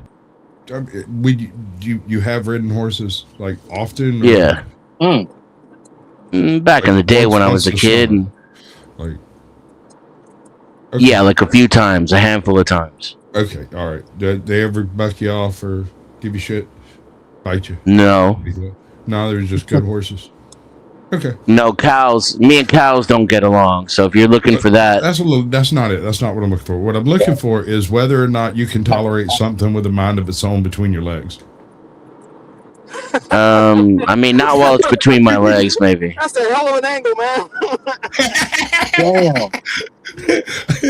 That's kind of deep. Fuck. No, he did good. He answered well. I mean, like, yeah, Hell of an okay. angle. I gotta pull over for that shit, man. Let me I was take like, that. Yeah, I don't want to be. If I'm fucking you and you're talking about my weed habit, there's some serious issues in the relationship that go well beyond any of my shortcomings, in my opinion. What's up, Powder Dusty? How you doing? And it may be hard to believe too, but plenty of women don't give a fuck if you smoke weed. They even do it with you. Yeah. Hey, No, don't y'all throw ever me in seen that the show briar patch. Cheaters? Yep. Y'all ever Listen seen the to show Powder Cheaters? Dusty. Powder said weed is boring. Yeah, I don't do it because it's exciting. Like I said, it helps regulate my sleep, my appetite. Plus, it puts you in a pretty if you want to get some shit done and be focused. Like if I want to get some editing done, some sativa is gonna fucking put me in 10th gear. Some what? Sativa. Marijuana. That's a strain. And if I need to get a good if I had a stressful day and I want to relax and have a good sleep. Pause. Bob. Yeah. In marijuana, there's two main classifications: sativa or indica. After that, it derives down to hybrids, and then it messes up after that. Just that Yeah. that's where it goes. Okay, so There's Yeah. some great fucking You're talking- hybrids. and the Bob, You're just talking let you down to know- me like I should know this knowledge. No, I'm not talking. No, down to he's you, just Bob. explaining it to you. I'm explaining this to This you, is and what- just another way to understand it, Bob, is indica. Indica is in the couch. Okay. If somebody likes indica, they're more lazier. They're on the not lazy. I won't say lazy. They're on the slower side. The They like term life is slow. cerebral, sir. Yeah. Yeah, right? So there you go. So if you have Represent, Squatch. I sativas feel like targeted. Speedy Gonzalez, running Speedy Gonzalez, hauling ass. That's a sativa. So that's just No, sir, it's a that's future Adderall. references knowledge, That's Bob. Mexican bathtub crank, bro. So sativa fucks with my head, so I gotta use a sativa blend or a hybrid with certain like what do they call them? Terpenes? Yeah, right. Some of those are That way I can get the focus and the energy and the motivation from the sativa without the anxiety, the paranoia, and all the other shit like contemplating why I haven't solved all the world's problems for the next 5 hours. See, that was my problem with speed. I solved the whole same. world's problems and never write any of it down. Almost the same for me. I just would try to come up with a way to save the world's problems, and I was too stupid to, so it was a waste of time, written down or not. But if I want to relax at night after a stressful day and sleep a full 8 hours, and I smoke a big fat purple blunt of indica, that's what it's about. And then it don't make a damn if the world's got problems. What's up with everybody on this stupid perp thing, man? I don't understand perp. Perp, you gotta Purple. I understand what it is, bro. So trust me. What I'm trying to say is my perp bad, man. is basically the really the care of the flower. The color only comes from cold what weather. the care and the sunlight or the cool does to it. So a lot of these plants have a perp guided into them nowadays because they're hybrids. That's where you get the perp versions from. It's all hybrid. Right. I'm fully erect right now. Keep talking. It's the terpenes, right? Like some, I noticed depending on your brain chemistry and what you're looking for, different people like different strains. Like my homie from the UK, he loves the fucking lemons, the lions, the yellow strains. But he's pure sativa smoker. My strain, when allegedly I smoked back in the day, is sativa. Of my favorite, my most favorite strain is Blue Dreams. So Yeah. it's just I'm a specific type. I'm OG kind of stuff. So I would rather take OG strain versus anything that's new days. Personally, I always have some Blue Dream because for me it works almost as well as Advil on pain. So like if I got joint pain or back pain or a headache, I can use Blue Dream and avoid taking pills. And that's a perp derivative, Another one for me is Granddaddy Perp, right? Right. That one that'll take the edge off my day and put me in a euphoric mood. That's where most of your purples come from. That's why it's called Granddaddy. Right. So.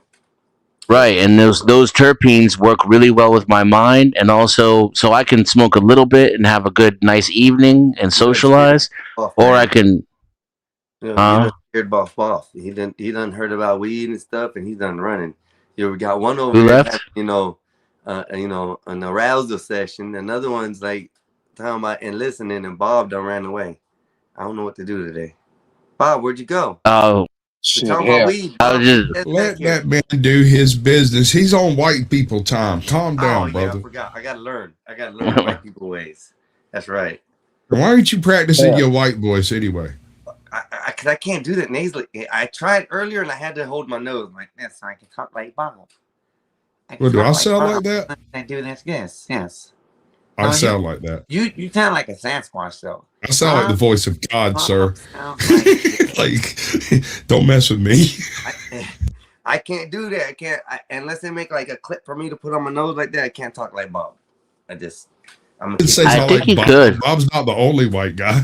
I mean, Yeah, but you it's gotta Just others. clench your pass butt on cheeks. raspy voice to you, bro. You gotta your voice fits your name. Sasquatch, like Hey, I'll be right back, y'all. I gotta make this emergency call to my job real quick to fix some shit. uh-oh. Don't get I'll, fired, Yeah. I'll bro. be right. CC. Bye. No, it ain't that. I just gotta direct them on how to do some shit. We got a Oh, it new sound like me staff. like We you're got a gonna new Sir, say part of this our out. You're staff here and supposed to shit. call in before not showing up, not They after.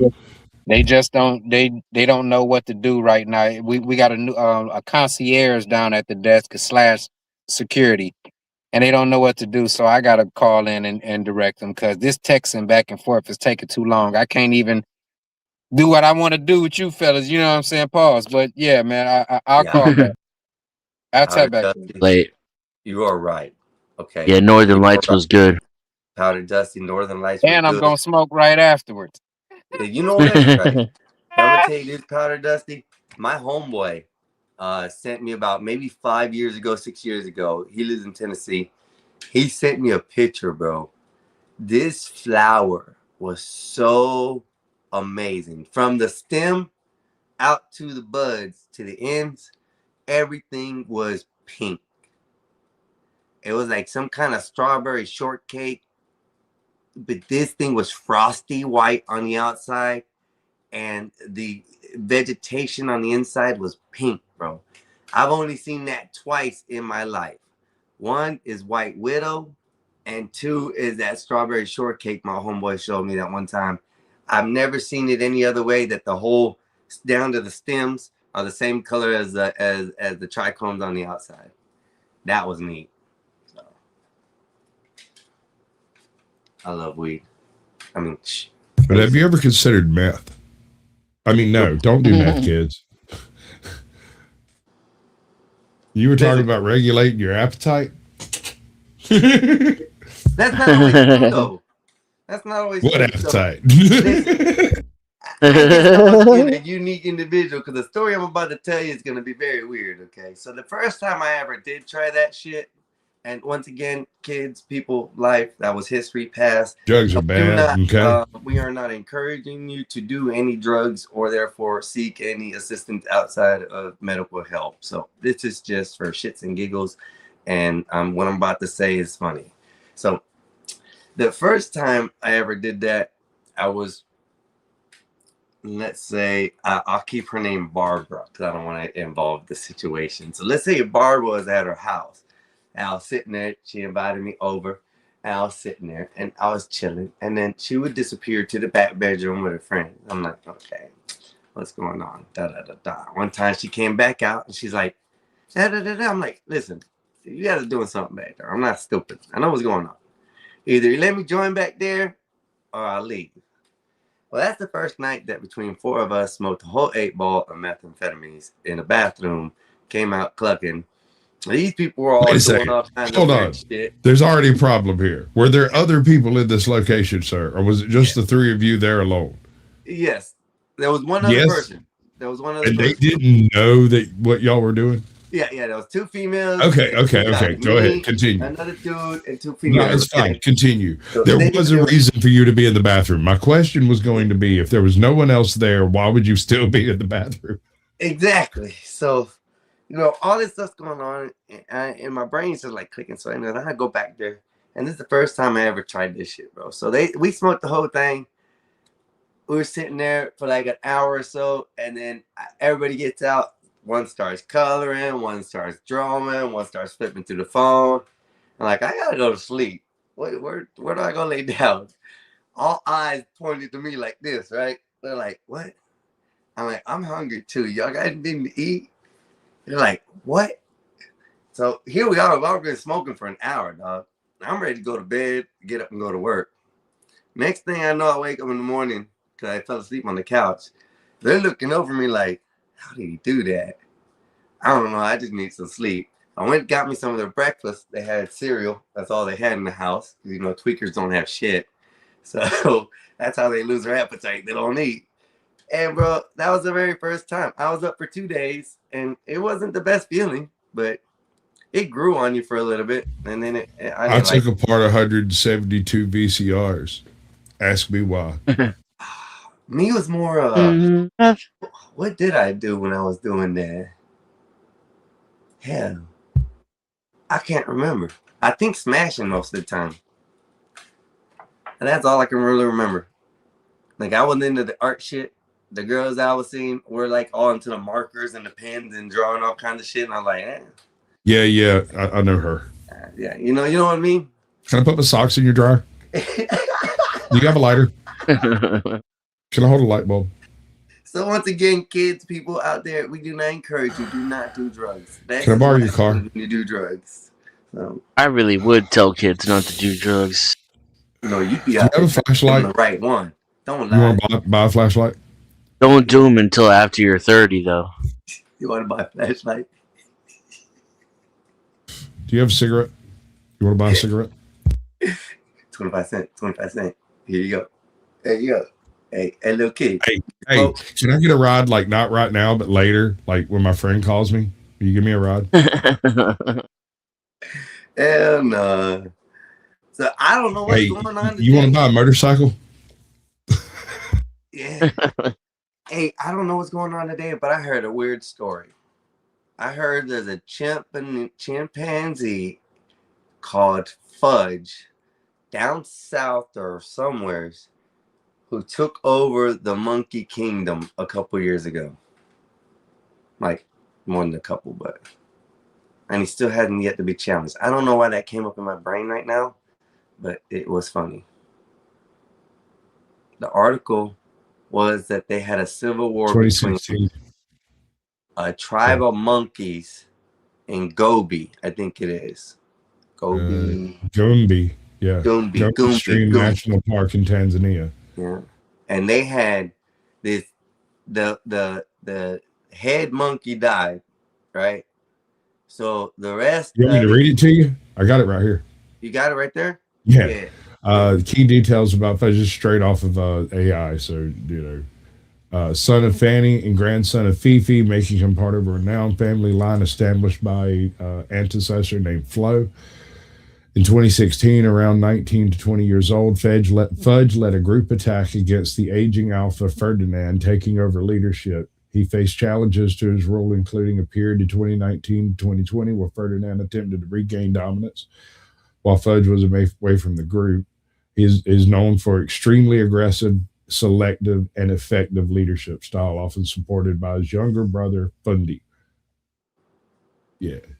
He was the one that perpetrated the chimpanzee war back in like 2016, 2015. And so far, as of today, nobody has challenged him yet, and I don't think anybody stands to challenge him. Ain't he also the one that used the fuel cans? Who beat Chips up with fuel cans? Yeah, they were doing all kinds of strategic shit that they were fighting. All right, one of my favorite stories about this particular chimp, back in the day when he was a older juvenile, right? He basically punked out the Ferdinand guy for a couple of weeks by slapping him with really loud fuel cans that he had stolen from the people who had come to, they were empty. And they made a whole bunch of noise when he was running through the trees, and he grabbed one in each hand and just run around banging them and chase all the adults around and stuff. And he just terrorized the hell out of them. And for about 8 months, he ran the troop just out of general terror. And then one of the bigger chimps came over and took his fucking oil can and crushed it. It wasn't as effective or as loud anymore. And Ferdinand beat the shit out of him. And then like a couple of years later, he came back and just worked Ferdinand over for a real one and was boss and has been boss forever. And when he left to go do the chimp war that you hear about and sometimes in the news, this asshole Ferdinand took over while he was gone. He had to come back and beat the shit out of him again. So part of what I heard on ChatGPT, or what I pulled up after I read that story and stuff, and I pulled up some information on it, and it was interesting because you're sort of right. But what had happened was there was a whole gang of them at first. They were all one colony, and then the leader died. And inside the clan, there was a fight that broke out to who to be the leader. Well, at this point, Fudge went with his people one way. He was born in 2016, I think, is when he took over. Not born. He was in 2016 is when he actually took over But before that, that's when they were feuding and stuff. And he ended up destroying, his side ended up destroying the other half of the clan if what was read correctly. And that's what made it him king from now on since then. And so far, nobody's been out to try him. But they say that there are a few young guys, young apes that's looking at maybe pursuing things further in life. So at least what Jack, it added more to your part of the story. But yeah, in the beginning it was that the actual father of all the ape colony died, and then the colony split into two, and that's what created the civil war between chimpanzees and Gombe. So it was crazy. He said, Wolf sent you a DM, he said. This should be great with your Yeah, voice. I'm wondering on what though, because I haven't gotten any notifications and I don't see it in my email. I don't use Discord. Allow me to explain. I know, yes, I have a Discord. It's mine. It's really there, right? Like 2 days after maybe a week after I started my Discord, I had maybe 3 people in there, and I interviewed an individual called NC Tyrant Hunter. He's an auditor on the East Coast, does all kinds of freaking on the scene auditing of various places. Bam! That's right. Bam! Right. That's anyway. Family for life, baby. So that's while we were live and I was doing the interview, I had sent him my Discord link, and absent-mindedly he shared his Discord link in the chat, but it was actually my Discord link. And I ended up with like, he's got 200 and something thousand subscribers, had a channel before that was getting close to 250,000. It got inundated by just people I had no freaking idea who were, and it got overrun. And it crashes my computer every time I try to launch it. It's just, I think I've got so many messages and stuff over there that the process can't process. Have you tried opening it in the web? No, it's just flooded. It crashes. Not directly. It's a crash. Well, it was you might be able to get it up. You might be able to get it to where you can at least mark shit as red or something if you use a tab. I'll consider that. Currently, I've got it set up so that I can't turn it completely off without uninstalling the thing, right? And so, because it has to update occasionally, and so I've got it set to update, and I was kind of hoping that one of the updates would make it actually function better, and every now and then I'll go just let it launch like it's supposed to, but it's gummy as shit. As soon as Discord is up and operating, everything else on the computer is laggy as all get out. I do editing and whatnot, and if I've had Discord operating and have closed it and it's gone, my editor will freak the fuck up while I'm using it. It's weird, dude. And the worst part is it doesn't do it immediately. It does it like 20 minutes into me starting, and I'm like, fuck, I got Discord on. Damn it. Oh, it sucks. I've had a server crash like that before, but it was more a video game server crash. What games do you play? I used to play COD on PC, but I just do it on console now. That I got my Nintendo Switch. Warzone? Yeah, sometimes. I like multiplayer more. Like the yeah, I would play. I would too, but I don't own it, so I only have access to Warzone. But other than that, really, more lately I've been doing nothing but AI shit. That's it. It's completely just AI renders, photos, thumbnails, logos, all kinds of shit. Just chilling with it. So I've been using and stay out of trouble. So I've been using the AI to rearrange my finances. I just started doing that like a couple of weeks ago. Well, I made my AI give herself or give itself a personality, a body, and a name. Yours does that? Is that what you said? Yeah, ChatGPT. I've already created that system where all I have to do now is call her by a certain name, and she'll start creating any kind of files I want, any kind of thumbnails, everything. She's also Nice. also asked it. I keep on saying her because it's what it created. So I asked it to create an image of itself, the what it thinks it would look like while talking to me, and it created an image of a female, which is pretty good. If you've seen some of my other thumbnails, you'll see her in a coat lab with me in the whatchamacallit. But that is now Nova Quinn. So now all I have to say is Nova Quinn, start my whatever I want, and she'll start it. So I like your background. which one? The one I made right there, the logo? Yeah, it's got the StreamYard duck in it. Yeah, that was by accident. I had the logo made there, and I was making the logo with ChatGPT, and then I asked it to make me a StreamYard ready file for that, and then it added the StreamYard duck in there. So I was like, okay, that's cool. That's cool. But other than that, don't know. Let's go on with conversation, man. Let's go to something else. What do y'all want to talk about? What do we got? What do we got on the table? I think Squatch is AFK. Yeah, Squatch is busy. He said he had to go do something. So it's okay. He'll drop off in a minute. He's completely gone, but I doubt it. He'll be back. It's just me at the moment and Dennison. So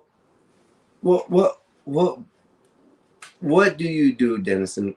Since you say that you've never been in jail, nothing like that. What's your job type? What are you out there doing? I'm pretty much retired now. I used to be in IT, and I day trade for a majority of my income. Okay, I can see Or that. swing trade. So have you been on Naza's show whenever she did that a couple weeks ago? I'm not sure what you mean by that, but I have been on Naza's show before. The Gospel Bob, she had a I think she had a setup one day with either on her show or whatnot, but she was talking about finances and trading and stuff like that. She's pretty smart with it. No, I missed that shit. I would have definitely joined that. Yeah, I think what is it? I think it was 777 was on that one with her. I think that's who it was. I don't want to give credit to the wrong person, but I do believe that's who it was that was on there that day, that was talking to her about trading and stuff and how he does his. And he taught her a lot. So yeah, if you need, she's been picking up. It's really neat. So I like trading. I used to trade a little, but I gave it up. I didn't want to do it. It's too complex. You got to stay in it, especially if you got work and stuff, and actually have a real world job. I'm gonna say, like construction or food, whatever. You're not just sitting behind a desk somewhere. Yeah, I think it's a little hard for you to keep up with trading. So I haven't had a job since before COVID.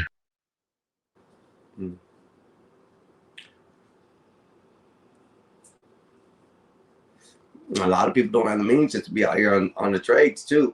I know people say it doesn't take much. Just like a couple dollars here, a couple dollars there. That's true, but if they ain't working, they ain't getting them dollars you can be able to put up there.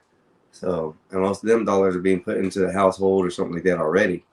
So it's not like an easy thing for one person just say, okay, I'm gonna give up everything and go and jump in. Even though that's probably one of the greatest advices I've ever heard. Sell everything, get rid of everything, restart fresh. So. Oh yeah, no, it definitely wasn't easy, and I would not recommend it for most. Well, I don't know if everybody's built for it. I do recommend it to most men. Well, as far as why don't need a man? I don't.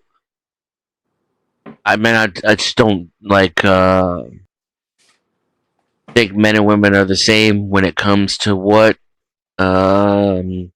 defines the meaning of their lives, and especially when it comes to corporate America in today's society.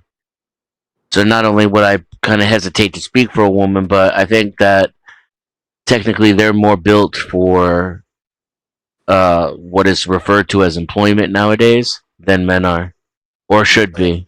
Let me say this. So let me say this, and I'm not defending women.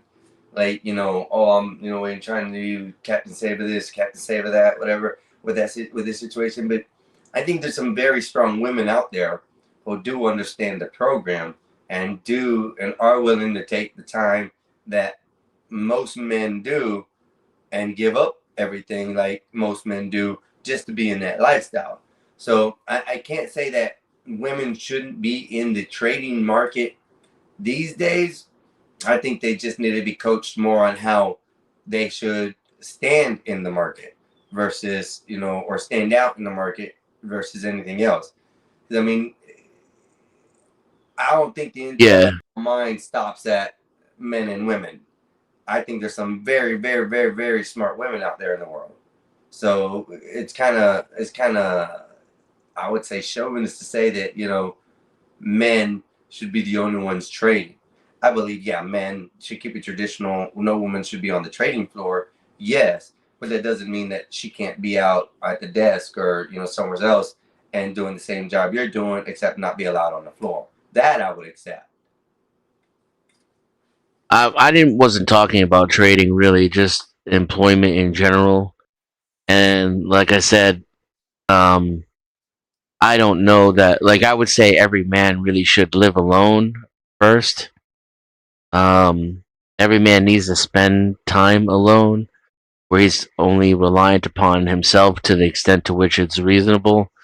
And even I would suggest to go off grid and kind of get as far away from civilization as you can and be totally self-reliant, where you really know who you are as a man. And I don't know that that's true for women. Maybe it is.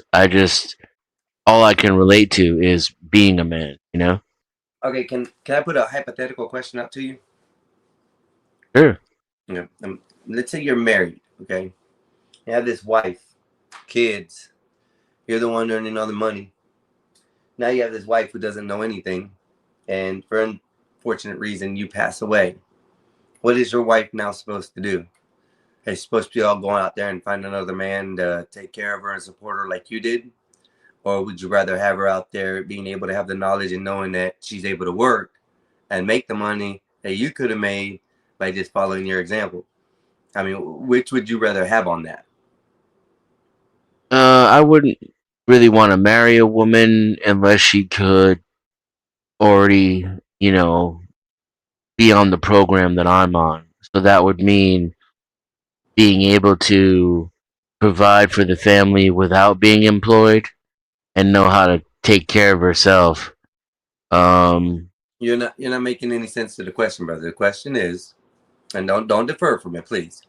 The question is, if you had your wife, you already are beyond the point that you're talking about. This woman is on your side. She's on your program. You guys run the same program. You guys are running this program perfectly fine. On your way home to work, for some reason, the wheel comes off the car flips. You no longer on this earth. Do you want your wife out there searching for another man, or would you rather have knowing that she has enough knowledge she can get out there and get a job? Is the question. I don't think she needs to get a job. She's on my program, so she knows how to take care of herself. And I don't care if she looks for a man. Frankly, I'm dead. I say go get another man. What the fuck would I care? I'm dead. Yeah. Okay, but I got other problems. No. The question is though, but he's saying they shouldn't have jobs, and this is where I'm going to with it. I didn't say they shouldn't. I said women are more suitable for employment. Oh, then I misunderstood you then. I was going the wrong way with it then. I apologize. It's easy to misunderstand denizens sometimes. I suspect he does it on purpose, but I'm not certain. I mean, I don't think it really is. Not if you're listening. I think that's kind of insulting. No, who said anything? I said I misunderstood that then. No, not you. I'm saying what Squash just said. Sorry, I'm having a sneezing fit. I hear you. Yeah, I was Squash pretty is, plain in my words. I repeated was- myself. I don't want Squash to. is direct. It was. I don't want to speak for women. Yeah. No, I get it.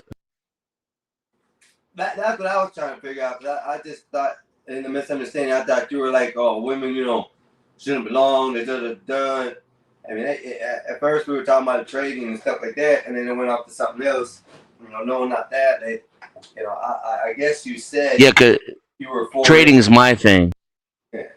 Right? So, in other words, it's how I make money without having to be employed.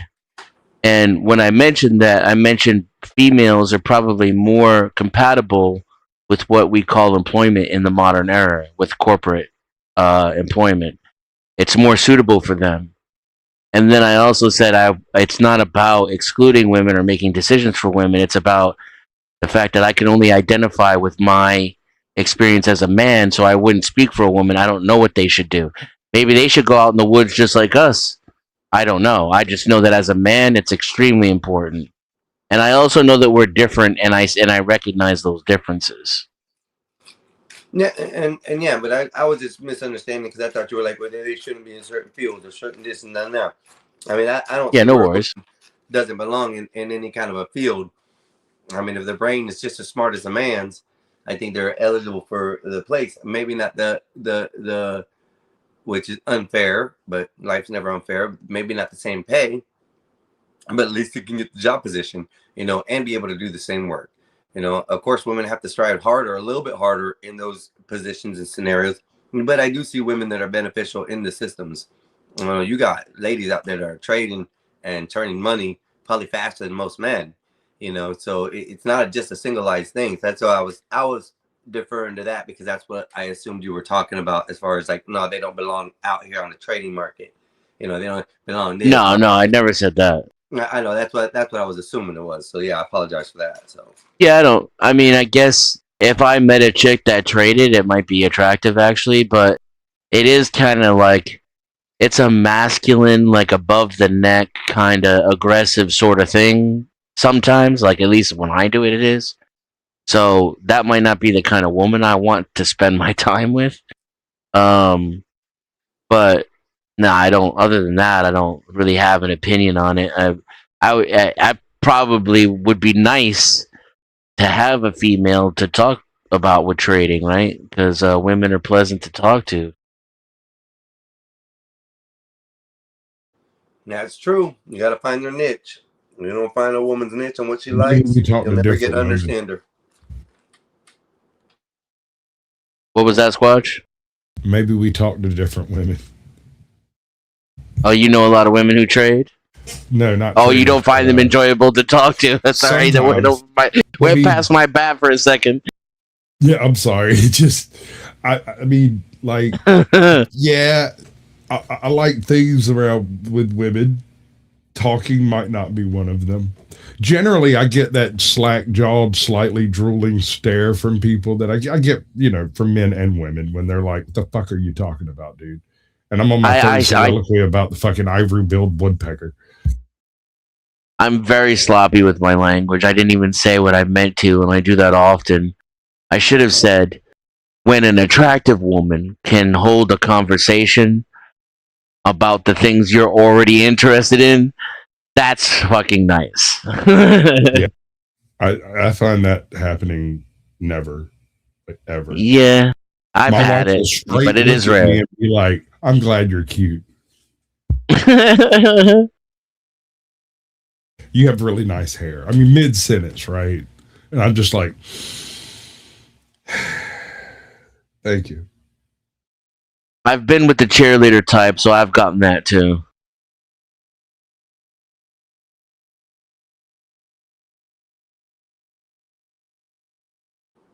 Sorry, I was eating a bowl of cereal.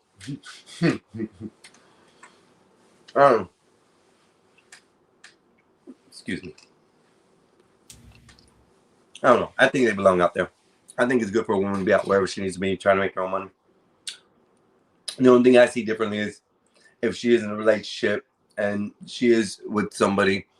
She follows second. That follows second to her man. That follows second to her kids. That's all that in general. That's not entirely true, Michael Gambetti. I also trade with Waffle House waitresses. Waffle House waitresses. I mean, think about it. If you want a bitch that has your Yeah, back, but only Waffle the House ones that are hookers, though.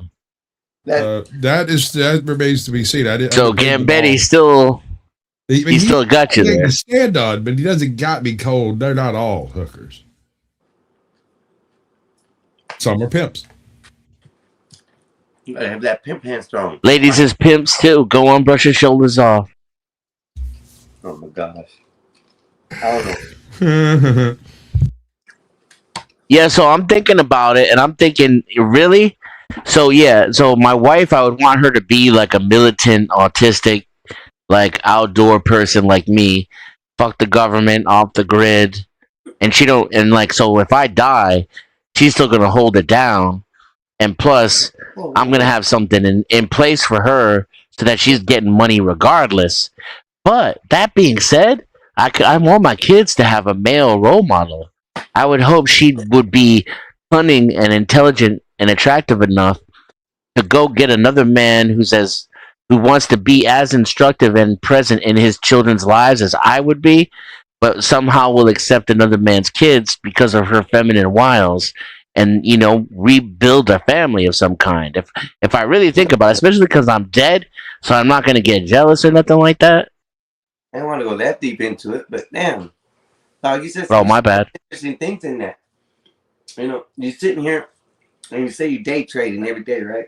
That's how you make your income. You're retired. But you're off the grid type of guy. That don't make sense at all. You know, you rather go live in the wilderness and da-da-da-da, and she got to do this, right? That don't make no sense. Your lifestyle don't create no going to live in the wild wilderness. You have to be on the grid. So how can it be a possibility that you'll be able to, you know, complete that feat with both sides of the deal? I beg to differ, sir. I don't even need to be in this country in order to do what I do. That actually begs a question, D. Why are you where you're at?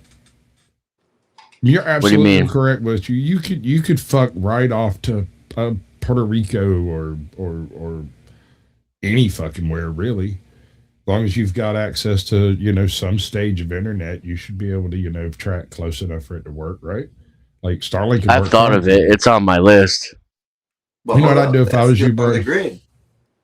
No, dude, just hear me out. Okay. Get you a van, one with a wheelchair lift, so you can be as lazy as you possibly want to be, bro. I'm dead fucking. I'm not even joking. I'm just talking about walk up to it, sit in that fucker, and it puts you in front of the goddamn computer, right? Like, do this. Fuck it. Do it hard. Go hard, bro.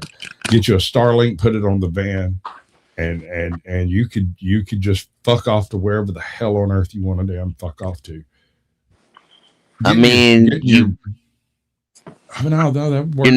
not too far off. You're not too far off. I'm just saying. I could discuss this with you offline. I just don't want to tell people, you know, my future plans about where I'm at and where I'm living, you know. But I mean, like, you're not too far off. No, you put free Wi-Fi on the side of the band. That's what works today. I like gaming though, so you know, I hear you. I'll probably have on-grid with off-grid capability. See, this because I want fiber. Yeah. On one side, bro. But come on. but you can. You can't. One color icing. You cannot. You can do. Oh, what you can do, brother. Grid, but I want to live. I mean, I can live right out in the middle of the Mojave Desert and have high-speed internet, brother. I can tell you that right now. Still on the That's grid, right. I was though. just fixing to say there's a couple of spots out there in the Mojave that you everywhere is on the grid. Oh my gosh, bro! If you're attaching to the internet, you're on the grid, bro. No. Yeah, everybody's on the grid. Who cares? That's not what I'm talking about. That's not. I'm talking about the capability. Yeah, I'm talking about the capability to not have to use city utilities in order to survive. I got a well. I got solar. I'm listening. That's it. That's all you and also, Yeah, and I can grow enough food to where it will replace like 50% of my needs on less than an acre. That's true. That is true. I I grew believe up on that. an acre of land, I and really believe that. I believe that's possible. my mom was an absolute miracle worker on pulling food out of a bunch of clay.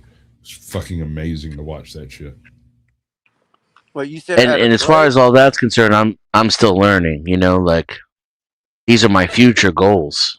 Sure. I Well, want to I mean, get together with AI and design a passive energy homestead design using Dude, gabion that's walls. literally what I'm doing. I think I know, man. But the problem you're going to run into is you have to pick the place first and then design the suit. Yeah, And I'm thinking if you yeah. can find somewhere in the Southwest where there are very regular flash floods, we can do that. That's just water. That's exactly what we do over here, except we're trying to get rid of it. We have to put it somewhere for a second before it floods everything on Earth. And that's exactly what we've been doing over here for bajillion years. I found a place where, except in the hottest of summers, and so then it can be mitigated because it's just by a few degrees or so on average. I can grow tomatoes and grapes year round, which is, you know, the two things that I'm into. Plus all my other food, right? Which is less sensitive than the tomatoes and the grapes, right? And it's in an area in which the circumstances make it a lot less expensive, right? Because I'm not rich, just day trading partially out of the year for money. I live off interest, and Right. I get it, bro. I only make enough money to not get food stamps, you know. Right, I dig it, but hypothetically speaking, you popped $100,000 tomorrow. It also has a high, like an above average rainfall, right? Not a lot, it's not going to be plentiful, but it's more than the surrounding area, right? And the zoning codes, as well as the state land programs, are in my favor for what I want to do, like the type of zoning I will need for what I want to do. And also it works well with my income type. I found this is the AI that found this. This is why I've changed direction a little. The AI found like federal and state programs where the government will pay me to start doing the shit I want to do. And I was like, damn, right, for real? Right. I got looking around at some of that shit. What I want to do is a small part of what it would take to do it in the place I would like to do it. You know what I'm saying? Yes, sir. So my ultimate goal is on the other side of being able to live there. If that makes sense. And yeah. I spent 9 years working with what here used to be called water reclamation systems, but are now called regenerative something or other. It's the same thing though. But on the East Coast, we have so much rain. The issue is trying to manage the trillions of gallons of water you don't want in an area. This sounds like the opposite of what you're doing in the Southwest, unless you're in an area that gets trillions of gallons of unexpected water. At which point in time, I happen to have a very unique set of skills that would allow you to possibly trip that enough to make it not a flash flood below your property. Now you have to do all kinds of shit for once you get everything filled and a flash flood comes rolling through. You have to be able to divert it around the property enough that you're not just drowning everything that you're trying to do, right? And so the ultimate goal is to not only collect water, but also to shed the water when it's not needed for collection. And you can't take the full brunt of the flash flood because it carries so much detritus and debris. You have to figure out a way to get rid of that. But once you do that, and that's not real hard, you just got to be clever, right? And once you clever it out, from that point on, that clever strategy is what keeps the water clean below that point, as far as like tree trunks and goddamn giant rocks and shit like that. You've got to do that upstream. before you ever get to the point where you start taking water off of it. Damn, Squash. I Michael don't know Bear who you got are a or hard where ass you voice are, there. Yeah, but I have a particular set of skills. skills. It's true. I know. I stole it straight out We'll of the find movie. you. No, I'm not going We'll to find kill you. I'm not interested in killing you. But I would like to grow grapes and oranges. I think that would be cool. Hell yeah. And in the right circumstance, and this is all, it depends. It depends. Location. Yeah, If we're dealing exactly. with an arid fucking playa environment with a flash flood that happens once every 3 years, that's a totally different in everything. Right. The Everything plan is different. dynamic based upon what becomes available and Right. how you can be opportunistic to take advantage. Yeah. Opportunistic as fuck. That's right. Exactly. Yes, sir. Gabion walls. One of my favorite fucking design features I've ever encountered were Gabion walls. Have you checked these things out? Nuh-uh. I don't Alright, think so so. the military used these as bullet shields for forward operating bases and whatnot. Basically, what they are is a collection of fencing cattle panels and rocks. You put the cattle panels together, you put the fencing on the inside, and then you backfill the entire fucking space with rocks, right? And you can put these together, as many of them as you want, and as long as you can do your basic little square root height calculation, you can make them as tall as you want them to be. And these things are unbelievably resistant to anything, like everything. And in the event that there happens to be a flood, they're very resistant to that shit too. Water just flows right through them. So they're a very permanent style of structure that costs virtually nothing for the thermal value and everything else you get out of the structure being there. The one thing that it is very work intensive on the setup that lasts forever. So it's worth the intense work to have a stout, stable foundation that allows you to do other things much more stably than, say, ironwork. See, because I did 5 years in ironwork too, and I've had a lot of fucking brain power to think about this shit. One of the ways to protect that ironwork is to keep it from ever having to do the job that it was designed to do, you know, just in the first place. And those gabion walls can be used in conjunction with instead of having like the big metal sheet walls on the thing, you just get the roof set up. I can build your gabion walls, do everything you want to do that way.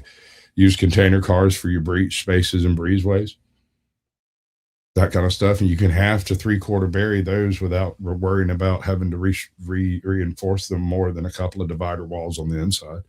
And the way you do that is you use sandbags up against it and build the sandbag wall out and away so that it sheds everything away from it.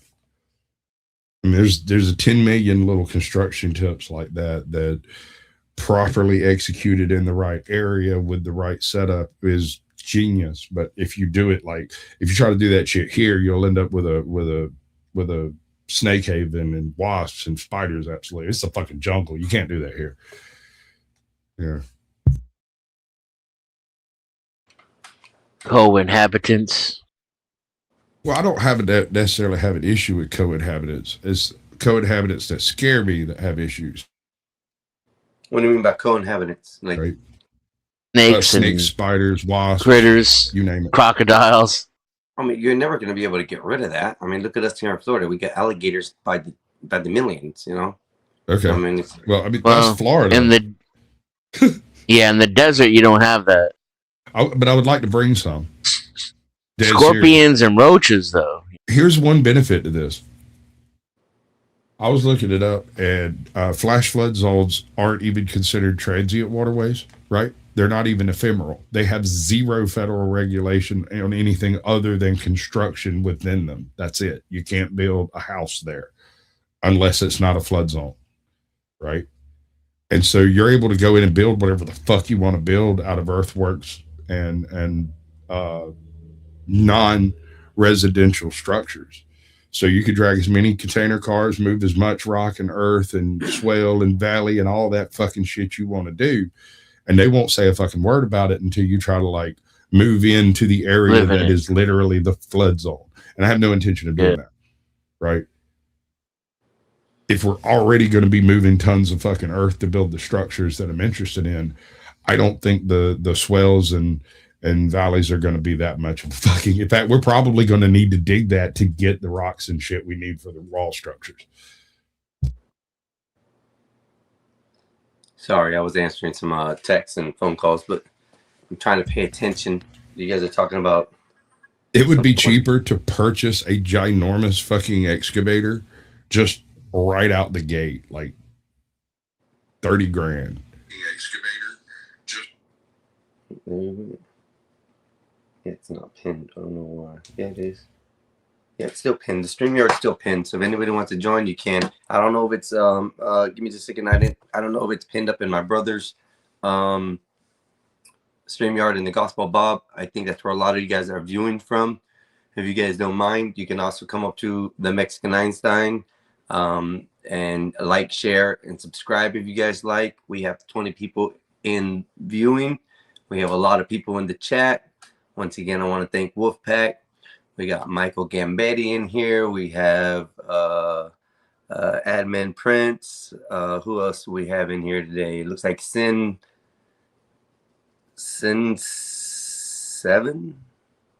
I don't know how to say that the way he's got it, so I apologize.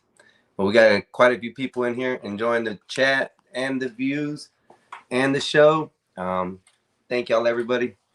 I don't know what they're going to be doing tonight on the show over there. I don't know if they're having a show, but if not, we'll keep continuing here and enjoying what's going on. I did drop the link. The link is pinned up on my page. If you guys want to join, you're more than welcome to. Come carry on conversations. Once again, I want to thank all the mothers out there. Happy Mother's Day to y'all. As we get close to the evening where I'm at, most people will be doing dinner and stuff. You guys go enjoy. Mothers are well worth it. So enjoy your day with them. And if you don't have one, once again, my condolences to you. I hope you enjoy the day. Here we are, guys.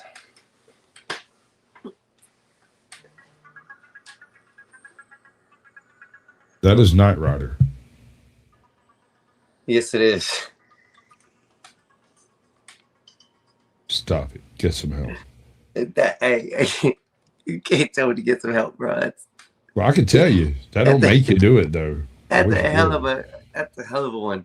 I have one. I have one ringtone on here that says, "It's your wife." What is it? That damn. I don't even want. As a matter of fact, I'll play it. Let me see if I can play it. It's funny as shit, bro. Yeah.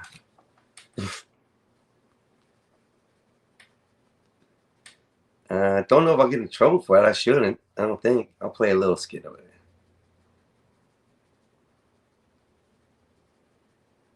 What is my phone doing? Did somebody time out Gambetti? No, not that I'm. Wolfpack might have. All of his messages just disappeared. Oh, no. Mr. Wolfpack is taking care of moderation. He was gone for a minute. He just pokes at me. It ain't. He don't mean no harm. When I get drunk, I poke at him harder. I mean, whatever. It's your channel. Y'all do what you will. But he, as far as I can tell, he's harmless. He just basically just calls me names and stuff. If a guy called Joe Rogan comes in here and starts talking trash, he's my favorite hater. Okay. And I kind of deep in my heart hope it actually is Joe Rogan, although I don't believe it is. But, it'd be really cool if my biggest hater was Joe Rogan. Back then, Wolfpack. You can bring his messages back. We apologize. We apologize for that, boss. I didn't think about it. He just comes in. He comes in my chat and comes at me like real hard. And if he finds me anywhere, he's always, Joe Rogan will straight pay you to take me off the fucking channel though. Oh shit! I don't know who that guy is, but like I said, deep in my heart, I kind of hope it actually is Joe Rogan. Why is he not putting that up? Well, well then we apologize, boss. Like I said, yeah. Tell him for a bit. YouTube blocked some of them. I promise you. YouTube blocked some of them. Okay. Damn, dog. Okay. Your hate has reached famedom. Let me put it that way. Damn, YouTube he recognizes it for you. Damn. Well, we appreciate it, YouTube. Thank you. That must have been what that admin was in here for. Because it said something about an admin. Oh, it's Adam Prince. My bad. I seen it wrong. I was just I a thought it dude. said something about admin. It's Adam Prince. Never mind. But yeah, so hey, Wait, YouTube's doing it. We can't help it. We apologize. yeah, that much we can do about that one, Bo. Yeah, Just, yeah. I guess, tone it down a little bit. He comes in kind of hot sometimes. Some people will think but I mean, all it is he's a little off-putting constantly. He's not hateful. Just, I mean, he didn't seem too bad, but since YouTube thought it was bad, I guess yeah, no, I mean, I've seen that before. That happens. I've seen it happen to Michael before. Yeah. YouTube won't let you say shit though. If you say vagina or pussy or just watch the TOS. dick Going or too far. Douche canoe. Yeah. you might get away with douche use canoe. code words. You nowadays. might get away with douche canoe because that's more of a white guy thing. But my favorite saying on all these streams right now, and I give it to Black Bear. Black Bear, salute to you, brother. You get all this for this word, and it's only one word. It's called coochie. And you have to say it like that. You can't say it any other way. You got to say the coochie. And that's it. Don't call it nothing That's else. just creepy. That's just the best way to say it. No, because the way Black Bear says it. My favorite is twat. Oh, and my wife hates it. She absolutely hates it. But at the same time, it gets the point across. It's quick. It's easy. Everybody knows what you're talking about. And you don't have to explain yourself because nobody wants you to explain yourself after you say twat. I like cunt. So here you go. Well, read this, y'all. He just Wolfpack just said that it shortened. I shortened the timeout, but as far as the others, YouTube notified me. So thank you, Wolfpack. Thank you. So and we have Lawrence. Lawrence, what's up, brother? How you doing? How's your day going? I hope everything. I know he's a rational, good-smelling man because he spells his name correctly. Lawrence. Yeah. Yep. there are other people who spell that name and say it the same way, but spell that name wrong. Okay. Hey, yo, but hey, Mr. Gambetti, hey, listen, I just gonna say it wasn't all us.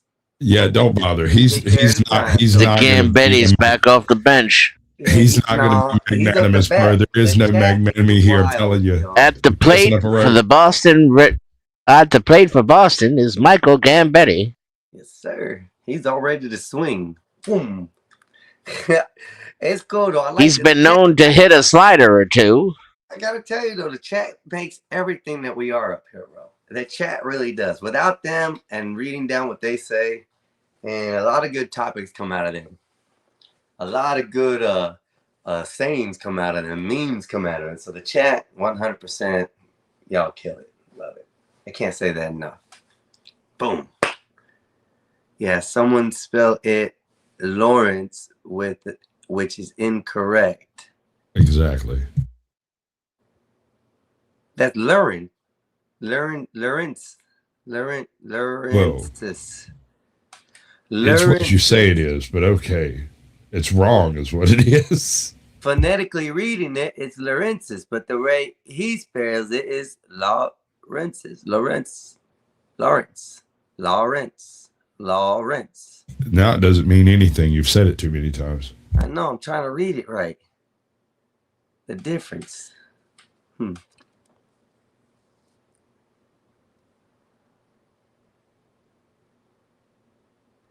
says YouTube just asked me about whether to show his next comment. Do you want me to hide or approve it? You can approve it. Just he seems Conch said he seems just to be trolling him. He's a little like I say, he runs hard in the paint, but he don't mean no harm as far as I can tell. He's just angry about everything. Yeah, buddy. I appreciate that. Thank you for asking, Wolfpack. Appreciate that. What I generally do is I let YouTube decide what it's going to let through. Because I can't babysit the chat constantly and be like jigga. But when something happens that gets him booted, yeah, you see what I'm saying? I used to think that he was he's just constantly. That's funny. Never quits, dude. There's no hesitation. That's funny. But yeah. Be careful. That's funny.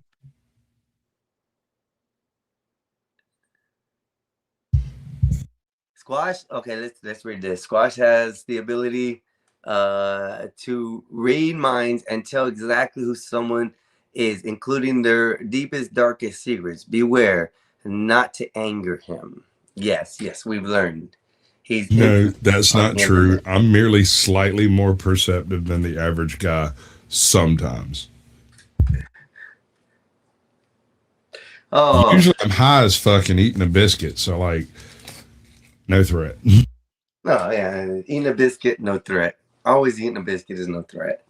So, but yeah, it's shit. This has been good. I like this. We've had a great show tonight, everybody. Everything's going good. If you guys have anything to talk about, you guys can bring it up. Right now we got Conk Squash and we got damn, I keep on forgetting your name. It's double D, Digital Denizen. Dennison. That's why it's Dennison. I want to say Dennis, but I forget the Dennison on the end. So Dennison here on the podcast. If you guys want to come clown on them or get down here, it's fine. Come on up here. Just watch, the TOS. We know we already got YouTube watching. I'm a new channel, so they're definitely going to be watching hard. So let's just be careful what happens and enjoy the rest of the show. We still got hours to go. I don't know what's going on anywhere else. If you have nothing to do, you're more than welcome. Boom. Let's go. I think I may do it. Just drop it again. You never know. Somebody might decide to come over here and join your ass, join our ass, get up here and make it full You of leave themselves. my ass out of this, sir. That's what I'm trying to do. Nobody's ass is getting on here. Right. Period. There we go. Dennis Aliens. is my husband and father to my child. What the hell? Okay. Orthodox guy will tell you more. Hey, LOL. Denizen, will you take a little bit of advice in the right circumstance? Yeah, but let me just say real quick. See now, like if I get hit by a bus, Mexican, if I get hit by a bus or something, God forbid, happens to me, Lawrence is fucked. He's gonna go have to get a fucking desk job somewhere. He cannot handle it. What you're supposed to say is, "How's your wife and my kid?" Y'all some messed up individuals saying. in this world. Was that the advice? Yes. The proper response to that is, "How's your wife and my kid?" You guys are serious. Oh man, I'm dead. You should have took the advice, Denizen. I was going to as well. Shit. Yeah, Timing that's was why you off. saw me flinch the way I did. I was like, ugh. I can't. The father to my child is where I Right. got lost. The father to my child. So, Yeah, you're right. Bomb chicka wow wow.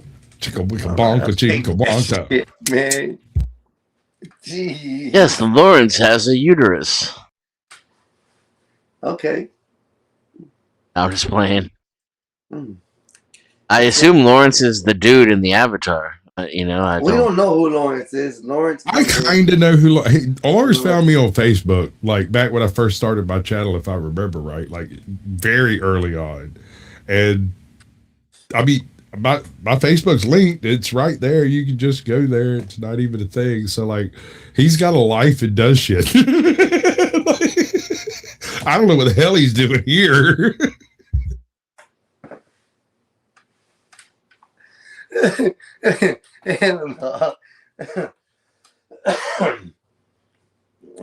The vape is always good. I think that's what I've been able to maintain today. I like the term dab pen. Dad, what? Dab pen. Dad pen. Lawrence. Dab. Oh my God. Holy shit, I've been using this thing wrong the whole time. It's got 2 takes on it. It's like, oh yeah, no, the other one's completely fucking full, bro. Like I ain't touched it. I've seen Oh. Lawrence cam up too. So yeah. Lawrence has been up here. Me and Lawrence is talking. Yeah, it's not often though. I think I've seen him on panel once, and when I came up on panel, he fucking disappeared just as right before I came up. I was on the Gospel of Bob though when that happened, I think. So Not on the Mexican Einstein. I missed Bob a bunch, dude. Like I came up on several shows trying to catch Bob, and he'd leave 2 seconds before I popped up, or show up 5 minutes after I left. Bob's like a sneaky link. He just in and out. I don't want to hear the end of that sentence, brother. Pause. I didn't think about I mean, that. you do you, my brother, but I don't want to know about it. I'm saying that a sneaky links to the Sounds like he's got himself a Lawrence. He do sound like himself, Lawrence. Oh, I messed up. I was doing it right to begin with. Bomb to go wow wow.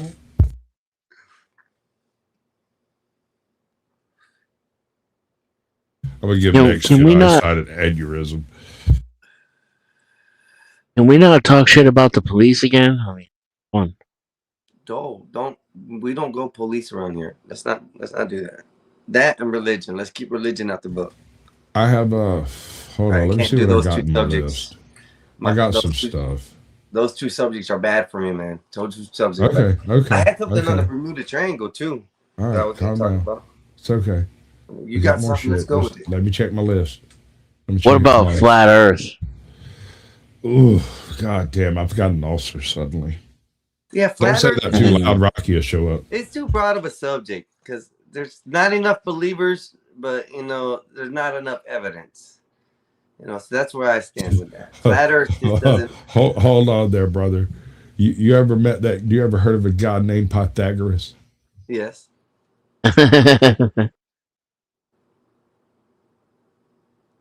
You have. What did you hear about him? I mean the god Pythagoras, right? For real though.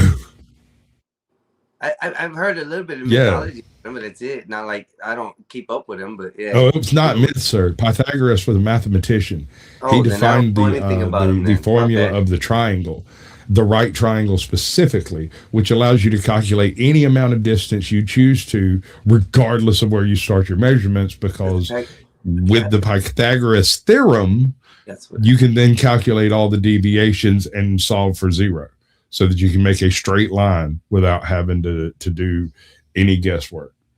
Okay. Am I wrong? Is that about right, Denizen? No, I think so. That is correct. Yes. He's often considered the first one to prove the Earth was spherical. Or for certain wasn't round. He himself never said it was round. What he said is it's not, that for certain that it was not flat. So how does? So it's like this. The sun is a single source of light, correct? Right. And if you take a stake and you pound it in the ground and you look at the shadow of that thing and measure it at noon, and then you travel south as far as you possibly can, at least 100 miles, and you perform the very same experiment the next day, the angle of that post will have changed. And the measurement and the change of that angle determines your distance from the center of the light source, which allows you to calculate the distance from the sun, as well as the actual curvature of the earth based on the difference between the 2 shadows. It's complicated. It's not really is it round or is complicated. it flat? It's more of an oblong Like gonad.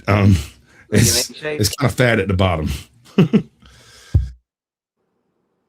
But this was all solved like way long ago. Like sailing ships, dude. Sailing ships could not do anything like they're doing without first A, understanding it's a globe, and B, to do the navigations. It literally involves measuring shit that are light years away, right? Like stars and shit.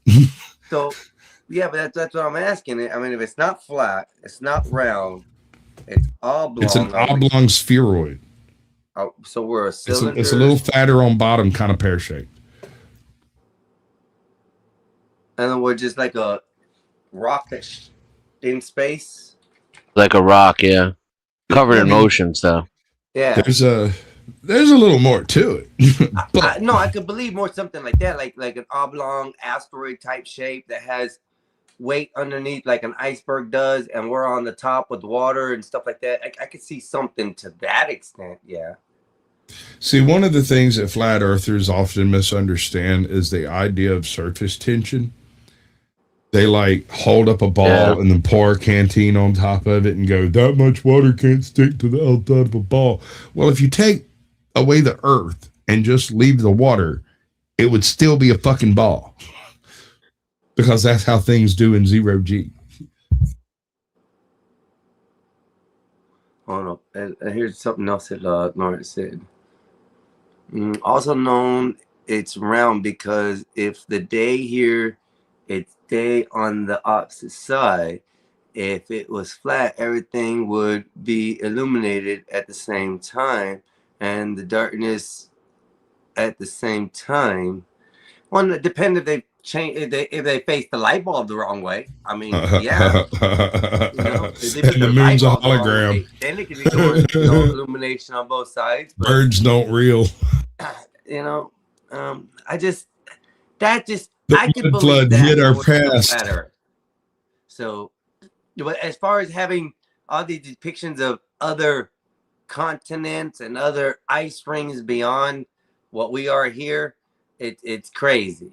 I that to me is beyond my imagination. Let me put it that way. And the reason I say that, I've seen it in movies, I've seen it in cartoon drawings, I've seen it in maps and stuff that people have depicted. But where do we have the proof? Nothing's been over there. We're not allowed over there, so how do we know it's actually there? Well, Admiral Byrd once flew a biplane into a hole somewhere near the South Pole.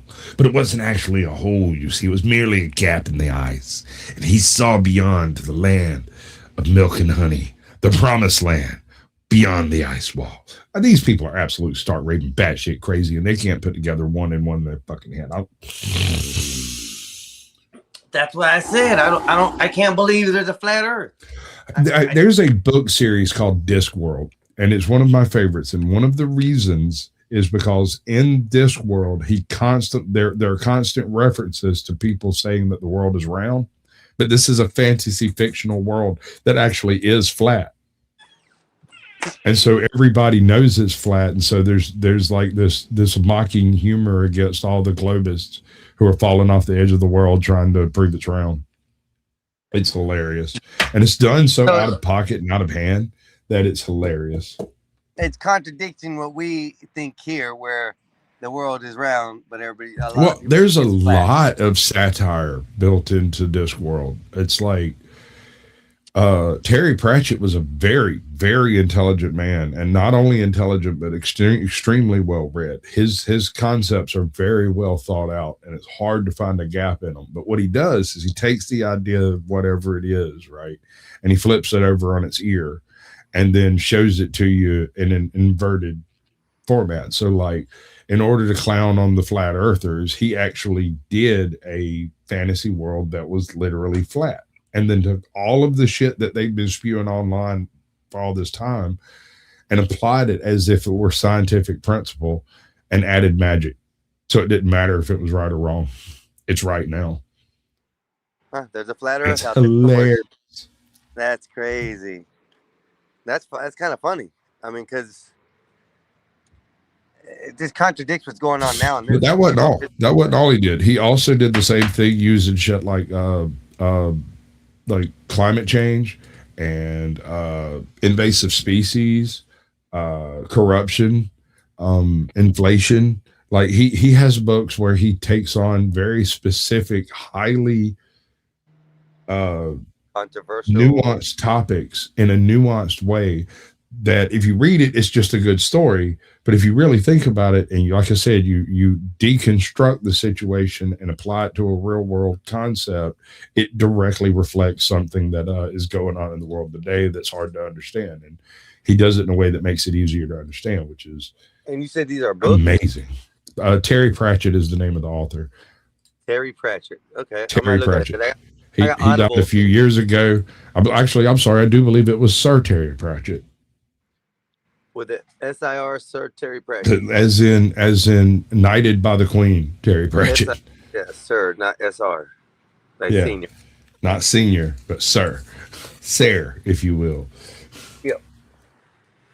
I know that because I watch a lot of a lot of medieval movies. My He did family's a lot of back stuff into like bro. that, though. I watch a lot of He medieval. had another short series called one book in particular called The We Free Men, and in it, it's a naturally communal species who are naturally communal as all get out, like ants. They're little people, but they live kind of like ants. But at the same time, they've been overtaken by this new concept called capitalism, and they've decided that individualism is the way to go.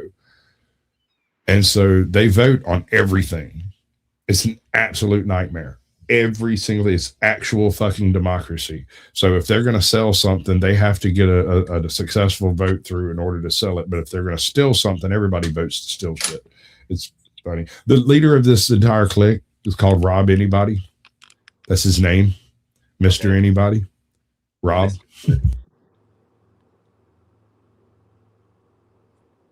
We still there? Hello? Did I lose y'all? Yes. Oh no, you're there. Okay, good. Okay. How did he figure it out, Denizen?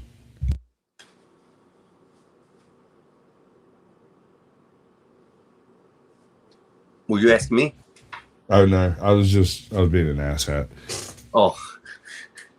Yeah. Oh Lord, I don't know how I don't know how y'all do this, man. This is a lot of hours. It's like people Well, want I don't do this. I'm this. actually trying to sort of spread my legs a little further into the daytime hours of streaming because that's something I kind of don't do. And I don't really stay up all that late because, I mean, nothing worthwhile happens after about 2 a.m. Oh no, nothing. Nothing happens after 2.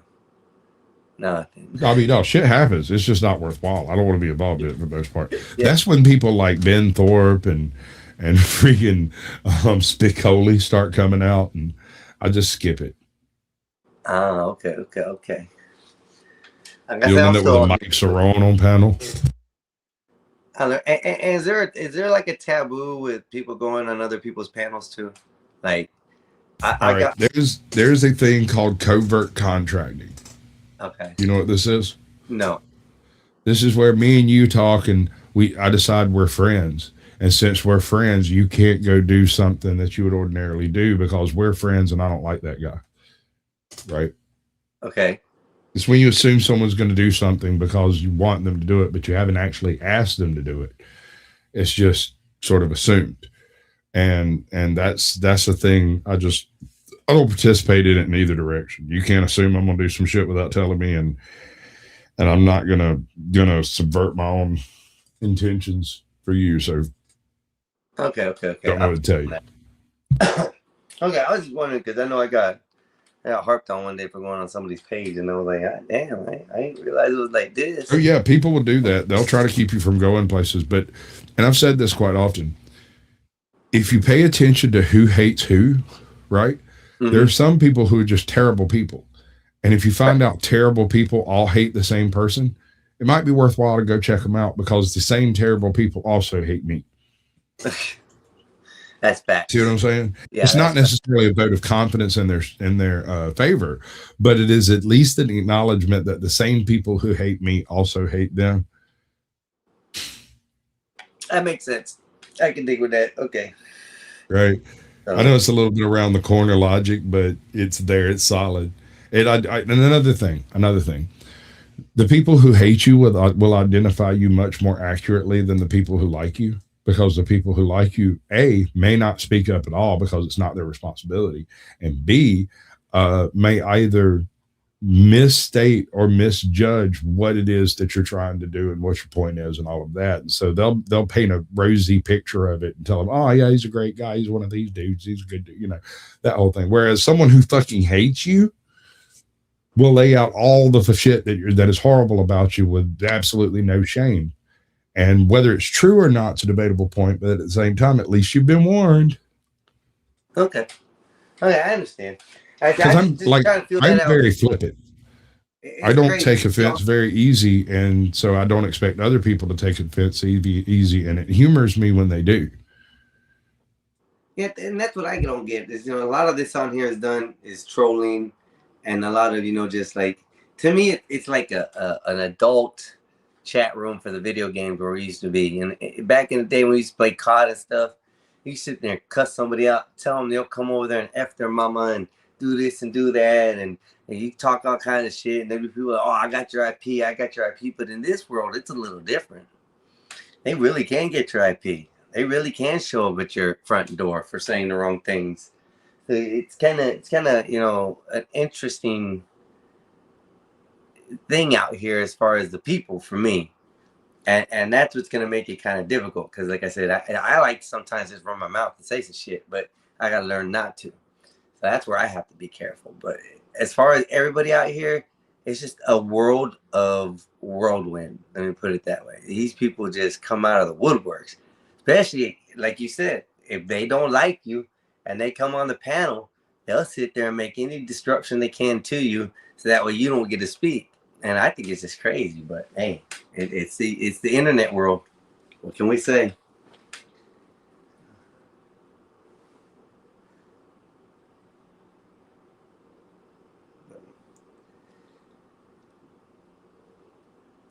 What do we got tonight? Everybody in there? Why do you keep, you know, that's old. I don't know why I'm looking at that one. That one's old. The messages in that one's old. I don't know I have what to they're walk doing my tonight. moose again. If they're doing a show tonight or not. I just texted my brother to find out. I want to see what they're doing, if anybody's going on live over there. Because I usually stop around 6:30 when I'm on, so that way they can start up.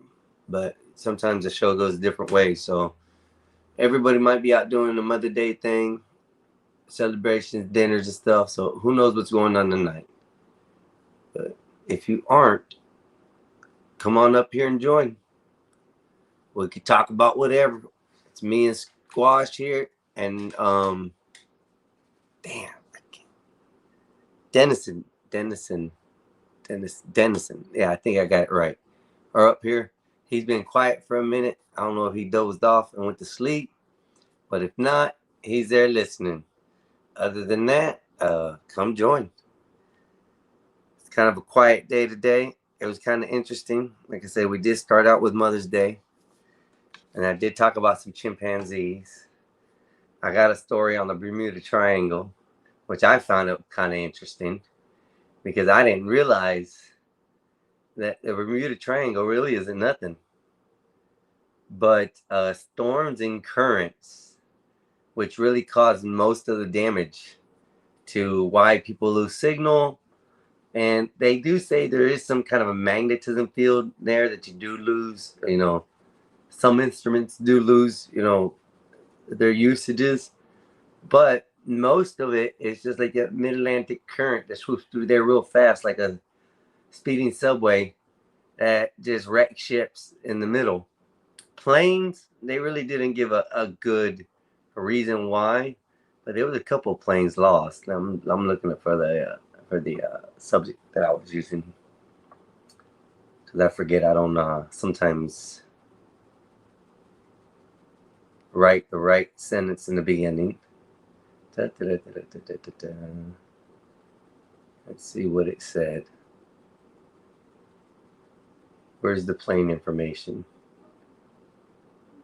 They say there was 50 ships that were lost and 20 planes so far. The earliest one was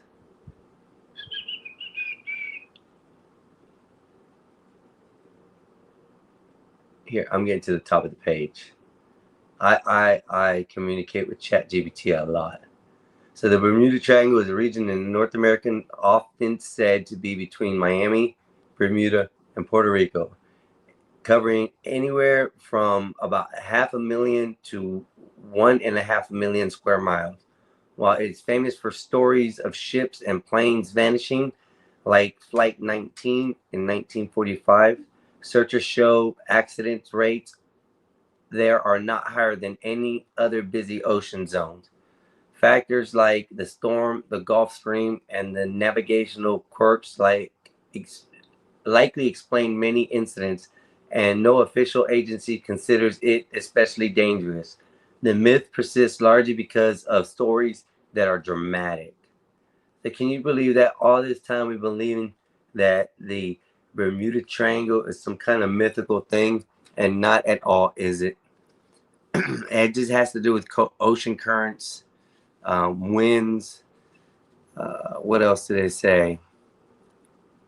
It gets spicy. Cognitive bias. Huh? Cognitive bias. You talking to bias? Who's that? Yeah, it's that's what people believe. That's why they tell tales about the triangle. Oh, okay. I understand. And what was that word again? Cognitive bias. I've never heard of that. But okay, that's the first time I've ever heard of that word. But yeah, it was just talking about good stuff like that. And it was really kind of funny because that's how, once again, that big word you just used, how people make stories go further than what they actually are. That's why in some of this internet stuff, people speak one way and say another, and then they spread these, enormous stories that don't make sense, but people tend to believe. That's what we have to watch out. That's what I find from a lot of my so-called haters on YouTube too. I kind of cringed when Squatch was describing it because, they sure give a lot of detail, but none of it's actually accurate. The chatters mostly just make up their own lore, and they don't listen. They can't hear. When they read in between lines that aren't even there, and make up their own shit, and then spread it, and then play a game of telephone with that. And then it feedback loops on itself and creates like a perpetual bullshit cyclone of complete and total disinformation. Well, that's why I hate texting. Like, texting for me, I really never got the art of texting somebody, though I am pretty good at making some text, but as far as understanding emotion through text or even down in the chat, it's very difficult to understand what somebody's feeling when the words come out differently than what they're acting. So that's where I get lost, especially with text. I'd rather be on the phone with somebody or actually like in FaceTime, if possible, or even like here on the chat. We can be here on the chat. At least our voice tones are able to be known what we're talking or how we're feeling. So, it's understood. But text, any kind of chat, you don't know exactly how that person's feeling.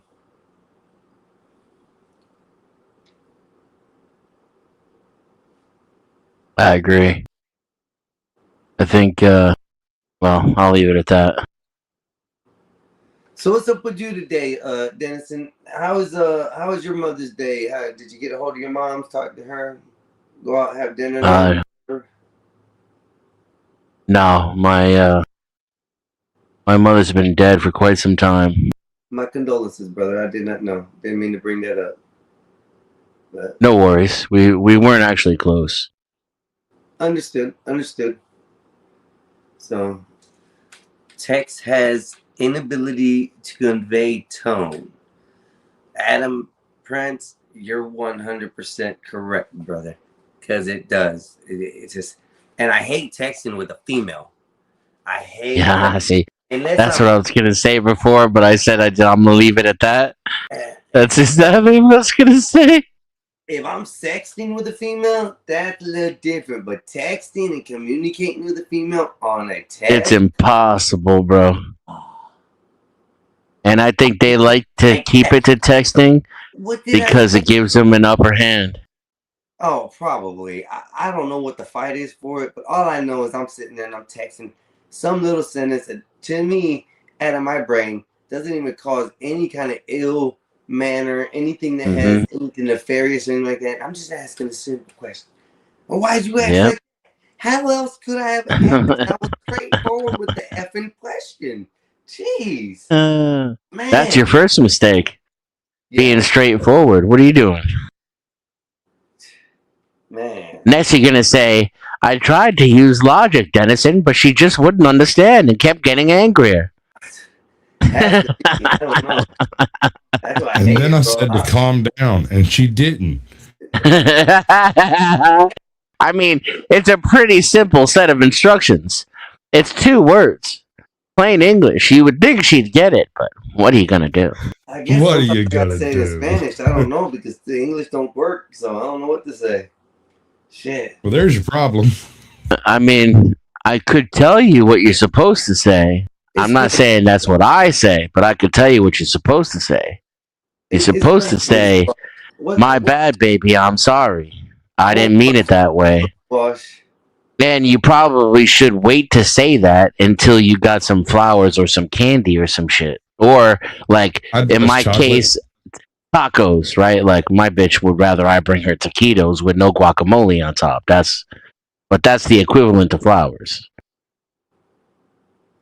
Oh shit. I don't know, bro. Listen. I just get lost with that shit. I can't text a female unless I'm texting. That's it. And other than that, I'm not like It's trying to argue. good policy. At the end of the day, I'm always gonna be in the wrong, no matter what I say. So it's whatever. Yes, and this counts. That counts even when you're not texting, but at least then there's not a written record of you're getting dog mauled. Yes, you're a wise man. It's good policy not to text females. Avoid texting females. I mean, no, it's okay. I mean, listen, in the beginning, it's okay. In the end or the middle, man, it's damn. I don't understand it. Yeah. Life is. They get comfortable. I don't know. They try to turn off the crazy in the beginning to lure you in. And then, once they got your interest and you get the pheromone is caught, then they're like, "Gotcha, bitch."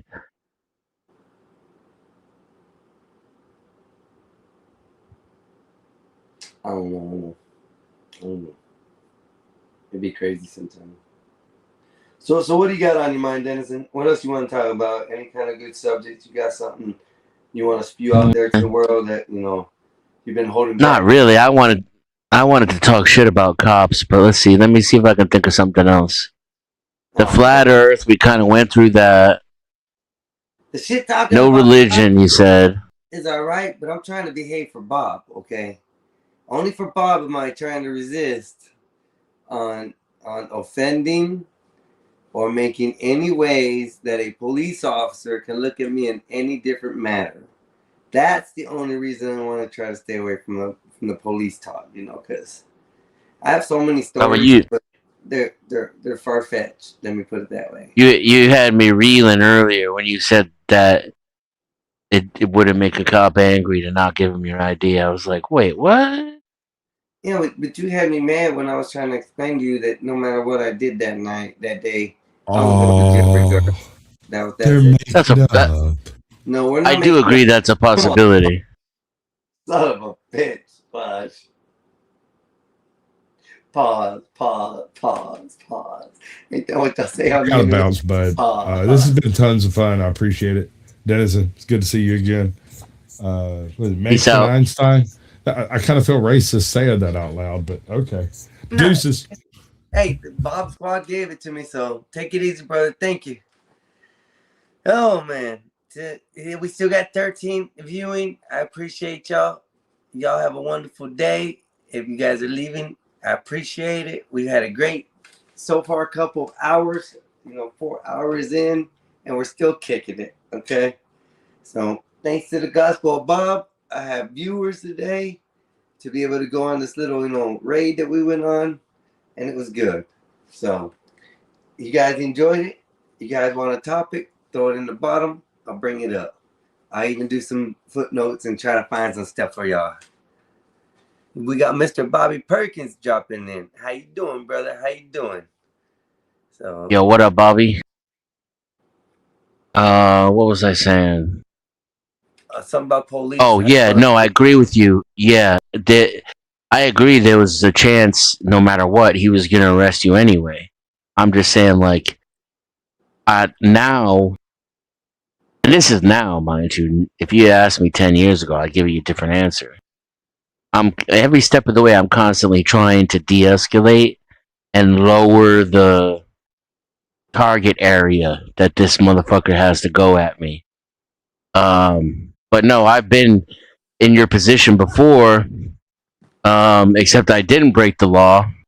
I was parked outside where I work in my car, and this cop just came up to me in my car and started asking me who I was, what I was doing. And I told him it was none of his business, and I didn't want to talk. And he asked me for an ID, and I told him that I'm not giving him an ID. You know, I don't need to give him an ID. I'm not driving, and I don't need to give you an ID. And he started flipping out. You know, long story short, there were like 9 cops, 3 different cop cars, 9 cops. I asked for a supervisor, so a lieutenant came out, and this dude was screaming in my face like about what a piece of shit I was. But at the end of the day, they left without my ID. But nowadays, I just comply. I put my windows down, turn my dome light on, take my seatbelt off, unlock all the doors, put all the windows down, all 4 windows down. I have like a packet I have with my ID, my registration, my insurance. I put it on the dash. I take the keys out and put that on the dash. And then I put my hands at 10 and 2. And I just, I lick boot. I don't swallow the boot, but I lick it.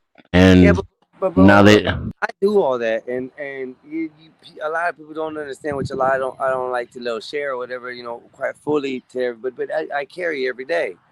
So in every arrest, every time that I've been dealt with police, I've had my my equipment with me. So it isn't like I don't want to comply. It's even been down to the point where I stuck my hands outside the cart of a window before with 2 bags of weed because I knew I was in the wrong, and held it out there for the officer, and then kept my hands out the window like you're supposed to. Opened the door for him, had him reach over and pull the pistol off my side, and deal with the police stop at that point. I've had great and cool and nice interactions with the police on arrest. My thing is, if I know I'm not in the wrong, I act out. I don't know why, but Bob is trying to fix that. Okay, Bob is trying I to used fix to do that too. so. And frankly, I mean, I don't think you're broken, right? Like I'm projecting here, by the way, because I'm talking about myself. I don't know you, but I Right. could tell you why I was like that, right? Which is, I'm not a slave. You don't own me. I didn't break the law. I'm a grown man. You don't get to tell me what to do because no one tells me what to do. I make my own decisions, and I'm not your bitch. And I don't need to comply with shit. That's why I asked you earlier in the show, what changed you to feel like this? Because you said just a few minutes ago, you also said, well, 10 years ago, I would have said something different. So what in your life changed your outlook on the way you look at these people who so-called themselves protectors of the law? So that's where I look at it. 'Cause you've given me a thought process that, like, you say you've never been arrested, but now you've been held, or whatever at certain points. You had situations, you've never been charged, or however you put it earlier. I don't want to put words in your mouth. Charged, yeah. Yeah, so where it comes to is you've had an interaction with the police. What interaction caused you to be the person you are right now as far as the way you feel like that on them? Because I know what my interactions are. I know what I've dealt with, police officers. I know how I've been racially profiled, how I've been, pulled over because, my tags ain't right. Fine. I've taken certain things. I've been pulled over and told that we threw something out of a car. Never threw anything out of a car, and was told that if somebody didn't go back and pick up a can that was sitting 20 feet back that had been sitting there from the day before, that someone's going to go to jail. So I step out, grab the can, put the bottle or whatever, put it in the car, take the police station. Next day, talk to the captain. So, I've had interactions with police. I've been doing 150 miles an hour, pulled over by a cop. The cop said, you know what, I'm going to let you go. The time point whenever I did when I told you about the weed and I stuck it out the window, that was the first time that I got in trouble in this area. And I guess they have a program for first time offenders, and they gave me community service. I dealt with that, haven't been messed with the police since, on things. Another thing happened with a girlfriend, had to deal with cops then. But, on those occasions, I didn't go to jail. It was even a point in time when, my ex-girlfriend, decided to leave. She was gone for like 15, 20 days. I know the law and all that shit. She had basically abandoned all her stuff. When she came back with the police, she was like, "Oh, I want to get my stuff." Da da da. I'll get your stuff. You ain't getting on the property. Cops all on the property and stuff. And I'm sitting there telling them, "No, you guys can't be here." They were like, "Blah blah blah blah." Yes, we can. She lived here. I said I cited them the law, gave them the law, looked at her and said, "Well, ma'am, yeah, he's right. You can't be here." Da da da da. Ended up getting all her shit, but I ended up telling the police, "Get the fuck off the property." They walked to the edge of the yard. I said, "No, that's my property. Step on the road. That's your property." So I've been rude with cops and got away with it. And not that I'm proud of it, but most of the time my mouth does get the better of me when I am in offenses that I did not, or I am not created a crime or did a crime. Those are the ones that I get irate with. Those are the ones that I get bad. Those are the ones that have been jailed, but they also are the ones that end up winning in court cases. So I don't know. Right. It's It's a because you're defiant. And that's what pisses them off because they're egotistical maniacs I who know the think they law own everybody.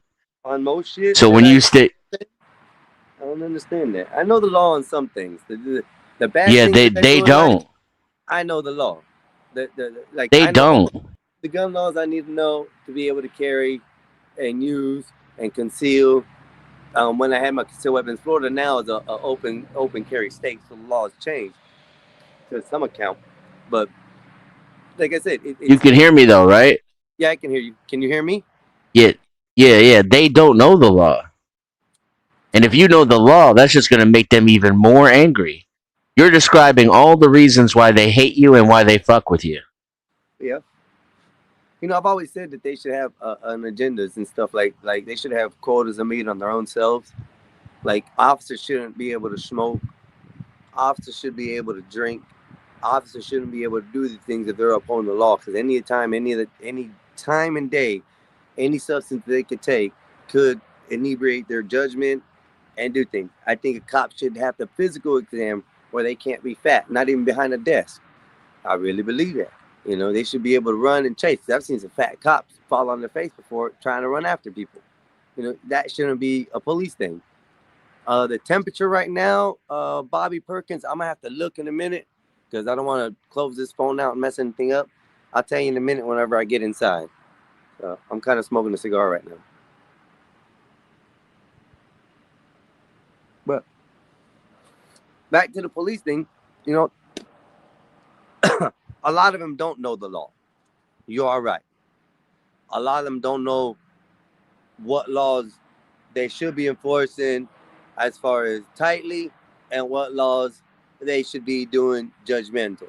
Everything for a police officer nowadays is more emotional. And I can understand.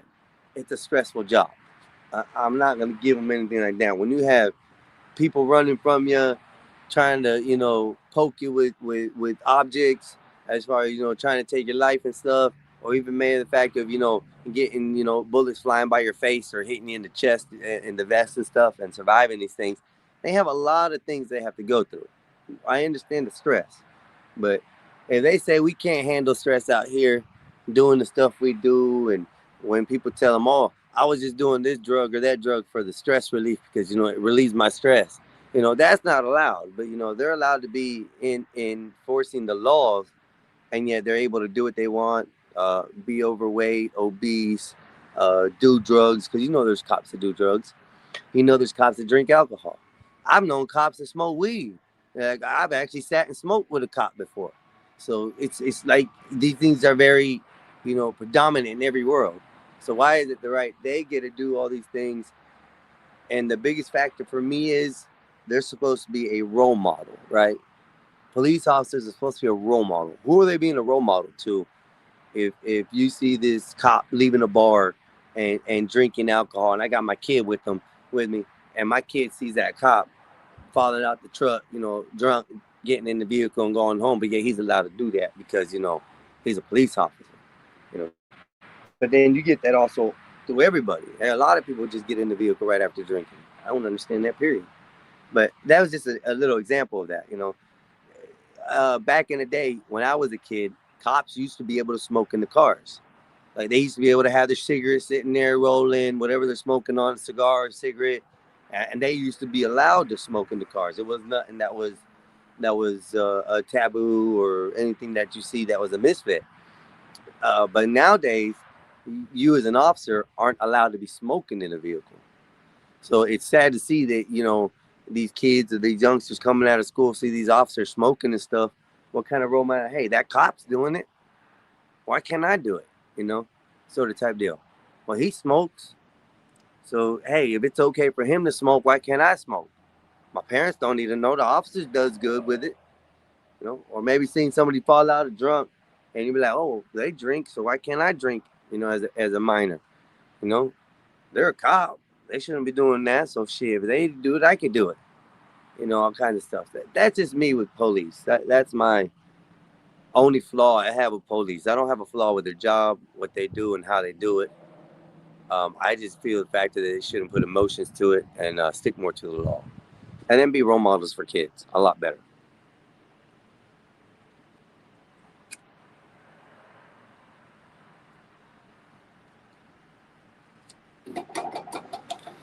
So do you go around and like follow police or anything like that? Videotape them or anything like that? Hello? You gone? No, I don't. So back to the original question. What draws your hatred to police? Well, they're shitty people and they ruin the country. Can we safely say that they're not all bad people? Like I said, I've had good interactions with police. I've had very good interactions with police. And in the past, Yes, in my yes and no. hometown- Say that again. I'd say yes and no. So Like, then, go ahead. not everybody, you know, there's exceptions to rules. But if you're the type of person who thinks you have the authority to tell people what to do in their own cars and their own homes, you're already an asshole to me, and I don't respect you. But I would give that a big percentage of the police departments. That's what that badge syndrome is what I call it. Badge syndrome is where you get the badge and now you feel like you have some authority to ruin or put people's lives in certain predicaments. You know, maybe it's not all their fault. Maybe it's not all your fault, but still, you have that right to do that. I don't think you should be able to do it inebriated or anything like that. And to say that all the cops are bad, I met some good cops in my life. And that's for me saying someone who hates cops. I can't stand a police officer. I really can't. I really can't stand the symbol. Let me put it this way. I can't stand the symbol of the police officer, if I say it correctly. There are good officers. I've been pulled over by state troopers and been let go.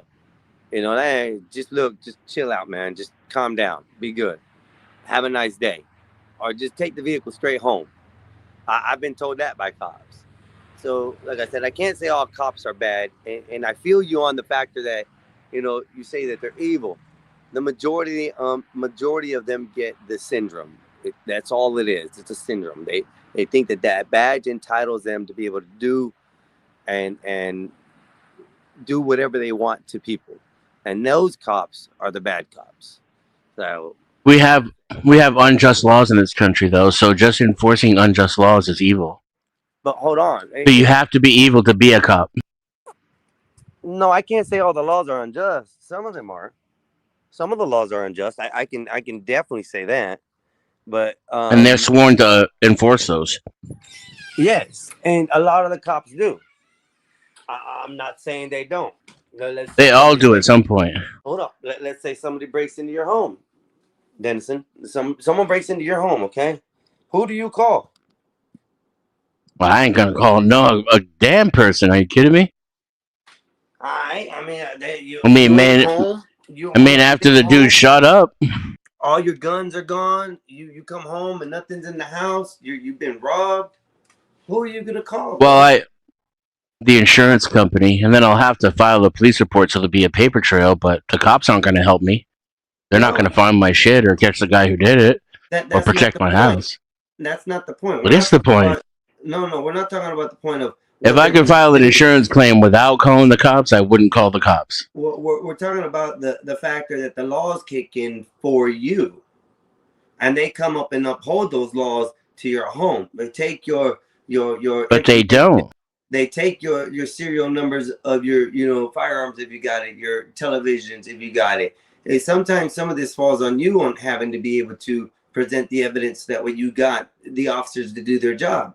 Not all these cops that come to your house are gonna say, "Oh, he deserved it. Yeah, look, he lives in a nice house. Yeah, his guns and his TVs deserve to be gone. We ain't gonna worry about it." They still have laws they have to abide by, and they do hold up on those. But you have a lot of the street cops that are out there that enforce laws that I see what you're talking about. They enforce the laws, and they enforce laws upon their feelings and emotions. So it like I said, it isn't all of them. So to categorize all police officers in a bad position is like the saying all teachers are bad. Not all teachers are bad. We can honestly say that. There are some few bad apples in education. Well, a lot more than few, but just saying. There's not a few bad apples of cops. It's a rotten barrel, which means even the good cops get spoiled. And in order to do the job, they have to be evil. They can't do the job otherwise they'll get fired. They have to enforce unjust laws in an unjust manner in order to do the job as prescribed by policy and procedure, and in some cases, even by legislation. Hold on. So I would... Hold on real quick. BBB, if you don't mind camming up real quick, because I've never seen you before. I would like to pull you up here. I just don't want to be kind of, having to stop the stream for somebody being a fool. All right. Thank you. You're coming up. Vanta, you are coming up. Oh, hey, what up, BBB? What up? What's All good, right. B? Yeah, BB. Yeah, she's cool. I vouch for Vanta too. Yeah. No, I Thank know you. Vanta. Shut the fuck up. You don't have to freaking vouch for me. Somalian. You ain't gotta Yeah, vouch for but I his- do vouch for Oh. BBB. I don't know why I put Vanta up here anyways. Him in the Somalian ways. Somali. Have you met my I'll cousin? be right back. Have you met my cousin, Mexican? Which one? Oh, I'll send the link to him. You think I'm bad? Okay, so is he coming up right now? What's his name? What's He's name? gonna come 'Cause through. BBB met him already. She knows Okay, what's going on. so there's Are you talking Sadie. about King? Yeah, King K. Yeah, King Yeah, K. King K. Okay, yeah. Hey, Sadie, if you can go on ahead and cam up for a second. Sadiat. Wait, did he call himself Sadiat? I swear to God, if that's him, I swear to God, if that's you. Did you call yourself Sadiat Island? Vanta, what did you invite me into? Oh, this is the Mexican Einstein show right now. Yeah. We're having some fun. Good. Right now we're talking about police officer and bad police. Hey, Vanta, do I let this person up? I don't know who this is. So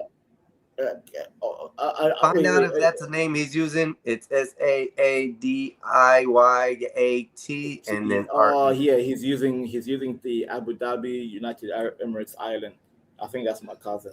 No, this is Saudi Reserves. Yeah. Okay. Bring him up. Just I want to hear him say one word. I don't want to. One word and he's gone. Yeah, Mexican.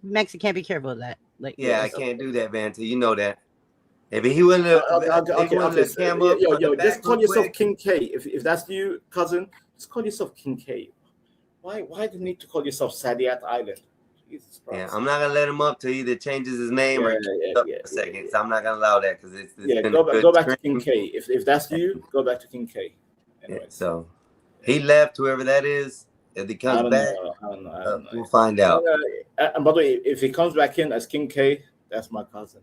Okay. Well, don't say that because he might just put that name out there now. Listen, just like you on Skywalker, that's me and him. So if I get corn bombed, it's all you then. No. He doesn't. No corn bombing. No corn bombing. That's not allowed. Not allowed. And he's a Muslim, but he's a Muslim. Okay, well, I'm just trying to make Mexican, sure. I am with you. Like, I have been corn bombed on my channel, and it sucks. Yeah. Well, I'm a new channel, so I don't want that to even get started. So we're trying to watch our P's and Q's. A couple F-bombs here and there, okay. Absolutely. I don't mind certain other words, but just follow TOS. Also, Mexican, follow Toss. Also, BBB Mexican.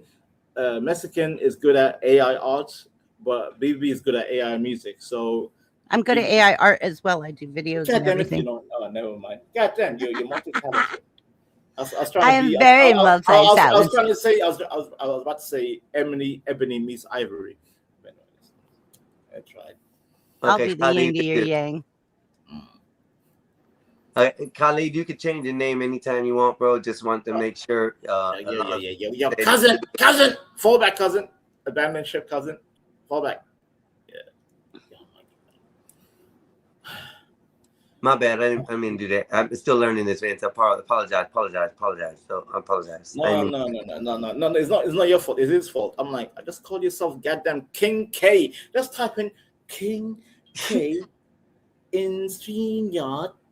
Straighten them out, man. So straighten them out. Bro, I'm telling you. But to be fair, Mexican, King K to the stage. Here we to be fair, go. Mexican, he's half. Yeah, I'm your fuck. My name is Khalid, just to let you guys know. All right. So here we are. We're gonna welcome BBB to the stage. I'm your I couldn't care less. King K. How y'all doing this evening? I hope you guys have had a great Mother's Day.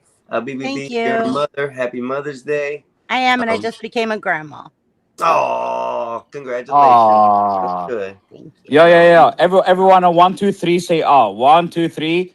Oh. See, Mexican. I told you, he's We're in harmony as well. No, I think I get along with him than you, Vanta. You. I'm telling you, no. Wait. Damn. You think it's fun? You think it's fun? Oh my god. He sounds like someone a little bit better. You sound like, too much sometimes. Just saying so far. We'll go with what we hear now. Okay. Can all of you guys drop your channel links in the back? I'd like to follow you guys.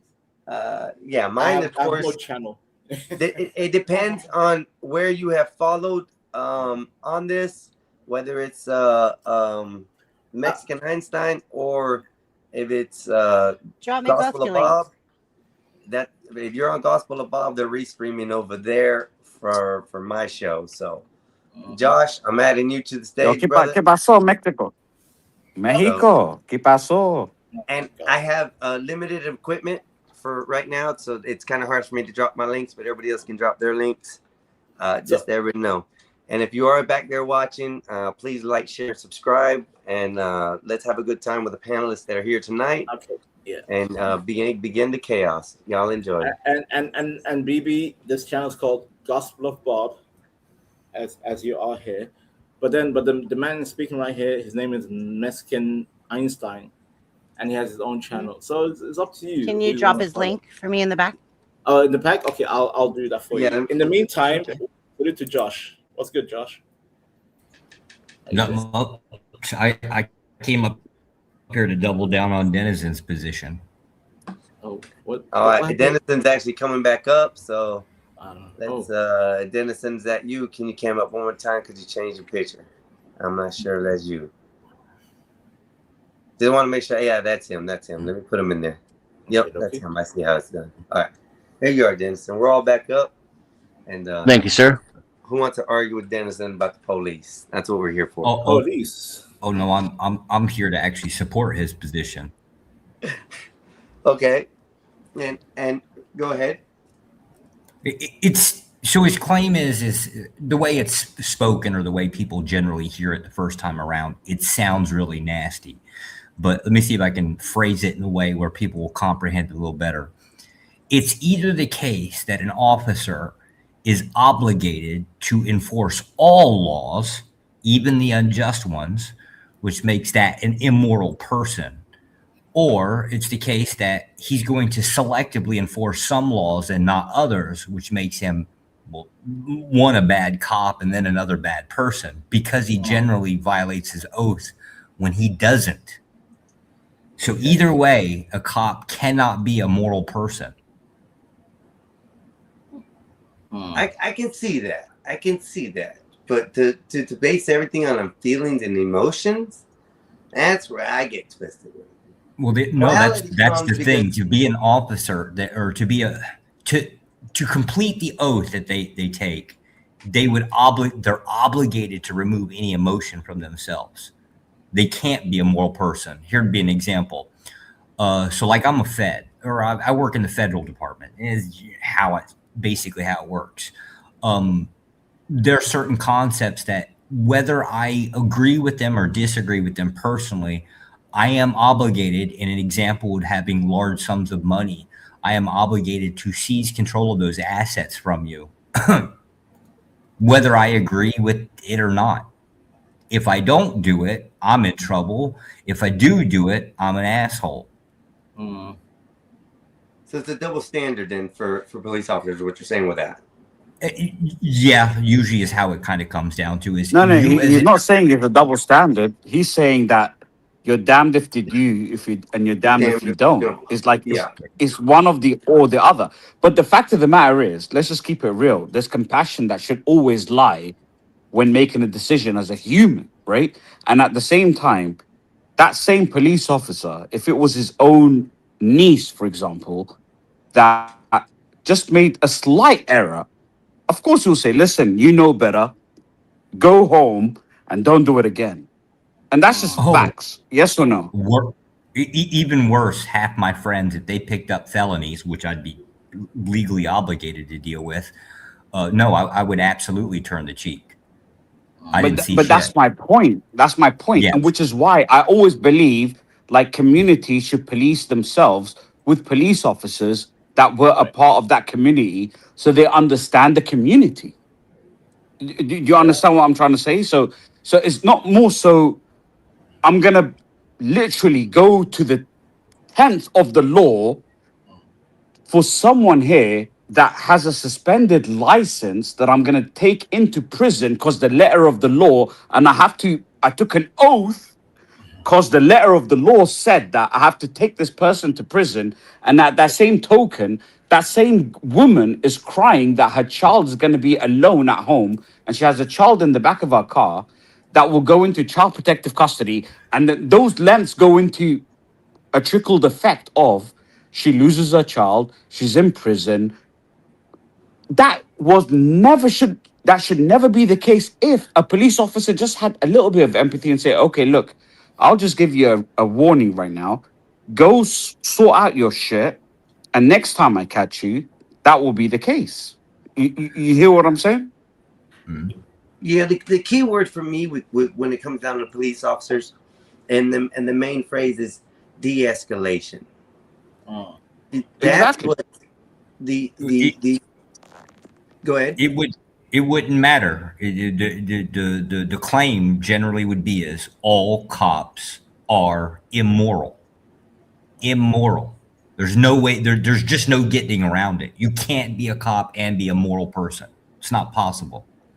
That's not true.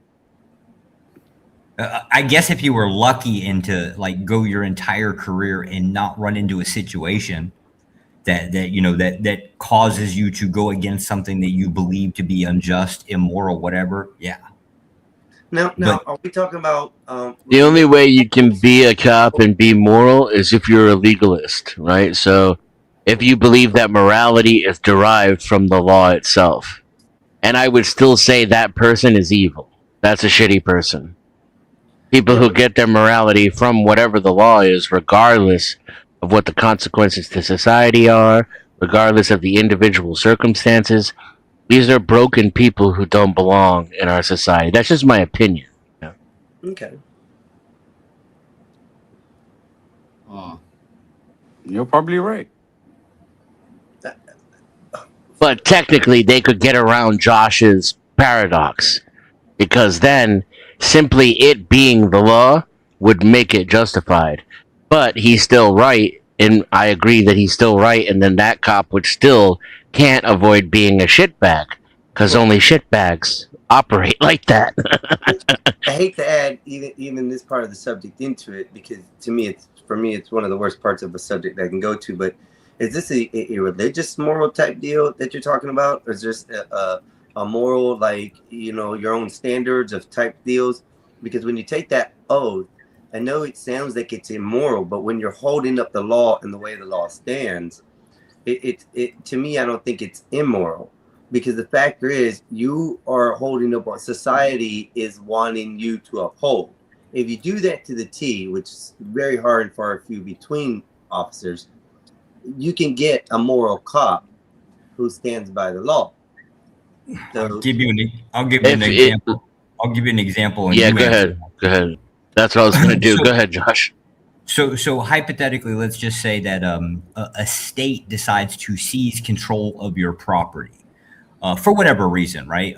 They're going to claim eminent domain, whatever it comes down to. Like an example would be upstate New York. They tried to seize a large swath of property of people for their what was it, that the aquifer, the water access for New York City. I think that was like 70 years ago.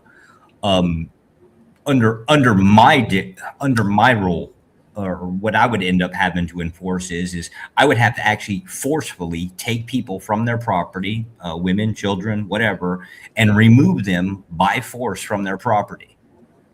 Now, is it moral or immoral? But here's my rebuttal to that just a little bit. Let's say the hypothetical situation you have goes into further. Why isn't it immoral for the person who was supposed to take care of this property or pay for this property? Why is it now moral for them to be okay to do those things, but it's immoral for the officer to do his job? I have no idea, because it's a question of morals, right? I don't know the answer to that question. No, it's moral. I'd like to It's definitely give you moral. my hypothetical. Let's say a mother bought a cannabis product in a state in which it was legal, and she doesn't smoke herself. Her husband does, because he is a wounded veteran, and cannabis is the only thing that helps with his nerve pain. And she has her infant and the child with her in the car with her, and she drives across state lines with the sealed product, and gets pulled over for crossing state lines and gets charged with illegal possession of cannabis. And then now I got to take that mother and put her in a cell and separate the child from the mother and put it in state custody over a plant. Do you think that's moral? Well, I mean, no, it's not. I would agree with you on that. But these officers in arrest situations have the option to ticket or arrest.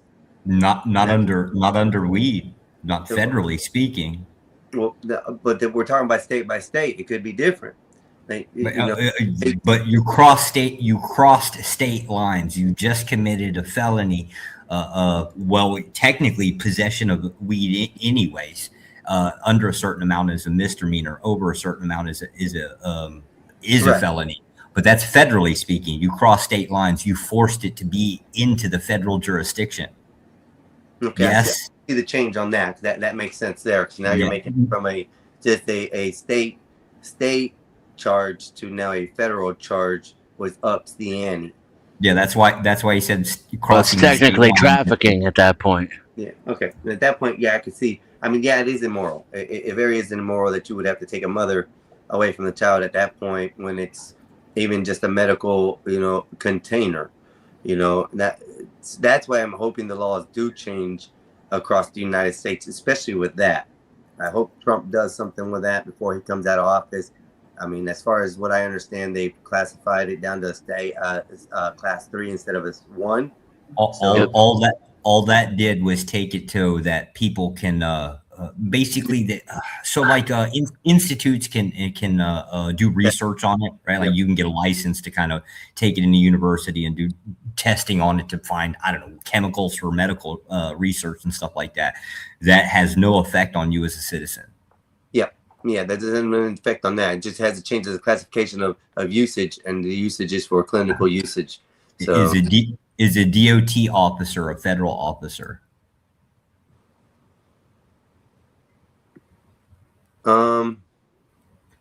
Yes. I always thought yes, because they enforce laws. Yeah, but that's the point, right? Like your state, The answer is yes. Your state and your city cops are not the only cops in the world. And when we talk federally, right, you got ATF, DOT. There's all kinds of stuff you could run into on the road. Right. Yeah, they recently had a bust here in Tampa area. They evidently got the vice lords here. So, So to answer your question, I guess the moral part from our perspective, at least from a human perspective, the answer is it's always going to be immoral. Yeah, There's no way of escaping that from our position. I can definitely agree with that. It's always going to be immoral. I mean, it really depends on the view or the viewer. In all reality, with that, and then each person on the panel is just going to be based off of what law do you consider to be unjust, right? And this is what this is effectively what Dennison is saying: is you cannot be an officer and be a moral person. It's not possible. I can. And now we've kind of demonstrated it logically. Let's back up a little and just look at it practically in today's society in America, and now it's even more of a fucking shit show. Cops are pieces of shit. They're out there violating people's rights and locking them up for no reason and fucking with them for no reason and shooting them for no reason, breaking into the wrong homes with fucking military equipment, lighting people up with flashbangs, killing their dogs. I mean, these motherfuckers are out of control, dog. If there were regular people doing this shit, we'd have a gang task force. Biden would pass laws to stop them. Yeah, you're right. But did you say Biden? Yeah, it's a reference to the crime bill. I'll drop your ass for that. Just sorry. No, just kidding. He was a huge proponent of the crime bill when Clinton was president, and he talked about like that's where you get it there. That's where you get me lost, because it was Clinton who was more the head of that and dealing with that more than Biden was. Biden was just make sure it was okay. But I think it. Biden wrote the law. Clinton signed it. Yeah, but I don't think it was written by Biden though. No, it was. He was head of. Yeah. It was definitely he sponsored the bill. Yeah. It was his bill in the Senate. And he, again, got written by his staff, right? But in other words, he stood behind it, Yeah. It was his bill. Biden will be president again. He will heal the land, says Joe Cool. It can't say. What up, JC? So, like I said, I'm new to this. So just putting up stuff on there, I'm a little slower than most. I'm doing everything off my iPhone. So, mostly. Before I exit, can I just say one thing, if you guys don't mind? Go ahead. To be honest with you, you just painted a perfect picture, by the way. And I'm from the UK. I'm from London myself, and we have the same exact issues with police versus perpetrators and crime and all that good stuff, right? Fact of the matter is, all I'm saying is, you painted a perfect picture of the viewpoint, to me anyway, to understand how the task force in terms of police could look at it from their perspective going into crime.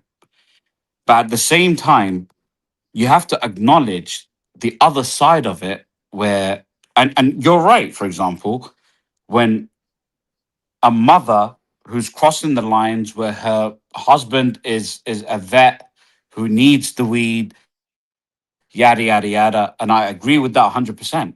Where does the morality lie, right? But at the same time, I truly believe it shouldn't be based on just strictly law. It should be based on a case-by-case basis where you see someone who's literally just trying to get home. Oh, wait, it can be, just not within the officer. That's what the court system is for. Technically speaking, a judge or a jury, well, I don't know about the UK, but within the US, a judge and a jury, they can do pretty much whatever they want. Jury nullification. No. But I'm saying it shouldn't get to a judge or a jury. That's what I'm trying to tell you. You absolutely would not want cops to be in a position to where they're No. Can I just land my plane real quick? Please. Real quick, and I'll be out of there. I promise you. And I want to hear your feedback towards this, because honestly, what you guys were telling me was very inspirational in terms of seeing it from your lens, right? All I'm trying to tell you is, if I'm driving right now, for example, and I have a taillight busted, right? That shouldn't lead me, as I'm going to my meeting, and a very important meeting, that should lead me into handcuffs and in a prison cell. That shouldn't be what modern life should be about, right? Regardless of what it is, what I'm trying to explain to you is there should be a two-way combat of it. Forget me. I'm outside this equation. Let's say my son, who's 11 years old, he goes and he's a troublesome son. I'm telling you, like, just off the rip. He goes and he throws something on someone, right? And he didn't intentionally throw it on someone. They're playing baseball, for example, and it went through a window, right? It went through a window as they're playing baseball. I know him. He's calm. He's chilled. He went there and he's like, I apologize. She's like, no, I'm calling the police right now. They call the police. They're like, okay, there's damages here. We need to. All right. By the law, your parents aren't here. We can't disclose your name, but she wants to press charges because you put damages on her house. Correct? Morally, personally, if I was on the other side of I would have said, hey, listen, let's just call his parents or her parents or whatever it may be. Let's work it out, right? And working it out, it don't even involve being in front of a judge. At the same time, you guys in 2025 had I can't speak for 2026 because it hasn't ended. You had the record suings period of all time. I'm talking like past 25. I'm talking like Mike Brown, all of that, and I'm not even talking the other crazy shit, but in terms of like the Italian era of what the cops were being very corrupt. 2025 was the highest level of legal sues against police officers. And why? Because it periodically means, and I'm not even painting you guys with that brush, because the fact is you guys came up here and you spoke very eloquently and you actually broadened my horizons, but you're one of so many of them, millions around the world. You're one of a million around the world that are actually that want to go by the law. However, a police officer can come by and have a bad day going up. He just cheated on his wife, woke up. He just wants to make it. He's just having a bad day. So his bad day turns into your bad day. And that bad day means I'm just trying to not wind down my window because I know my rights, right? And he's trying to tell you, no, I don't give a fuck about your rights. You're winding that window down. And that turns from even forget about a judge or a juror, it turns to my window being smashed and me having a broken arm at the very least, right? And the fact of the matter is, no one holds them responsible for that. The fucked up thing is, you could be held for resisting arrest. You can be held for, I smell marijuana. I've never smoked marijuana in my life. Yet next thing you know, I've been actually tagged with that, right? I've never smoked, and I'm like, take a blood sample, let alone even a piss test. Nothing of that nature. Listen, I was working for tech companies my whole life. Now I live in Dubai, and I left London for that reason of being stopped every single time for no apparent reason, purely because of where I was raised, right? Fact of the matter is, you're very right. Very right. What you said is right, but you're only holding it from the perspective of yourself as a credible police officer or obviously a credible FBI agent, right?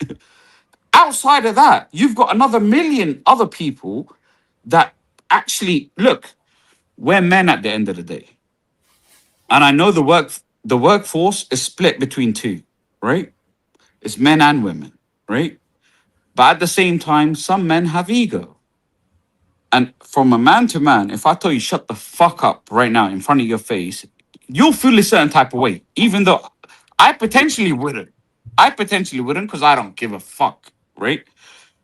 But if you do, and that badge will make you feel a certain type of way even more because you have that authority over that person, right?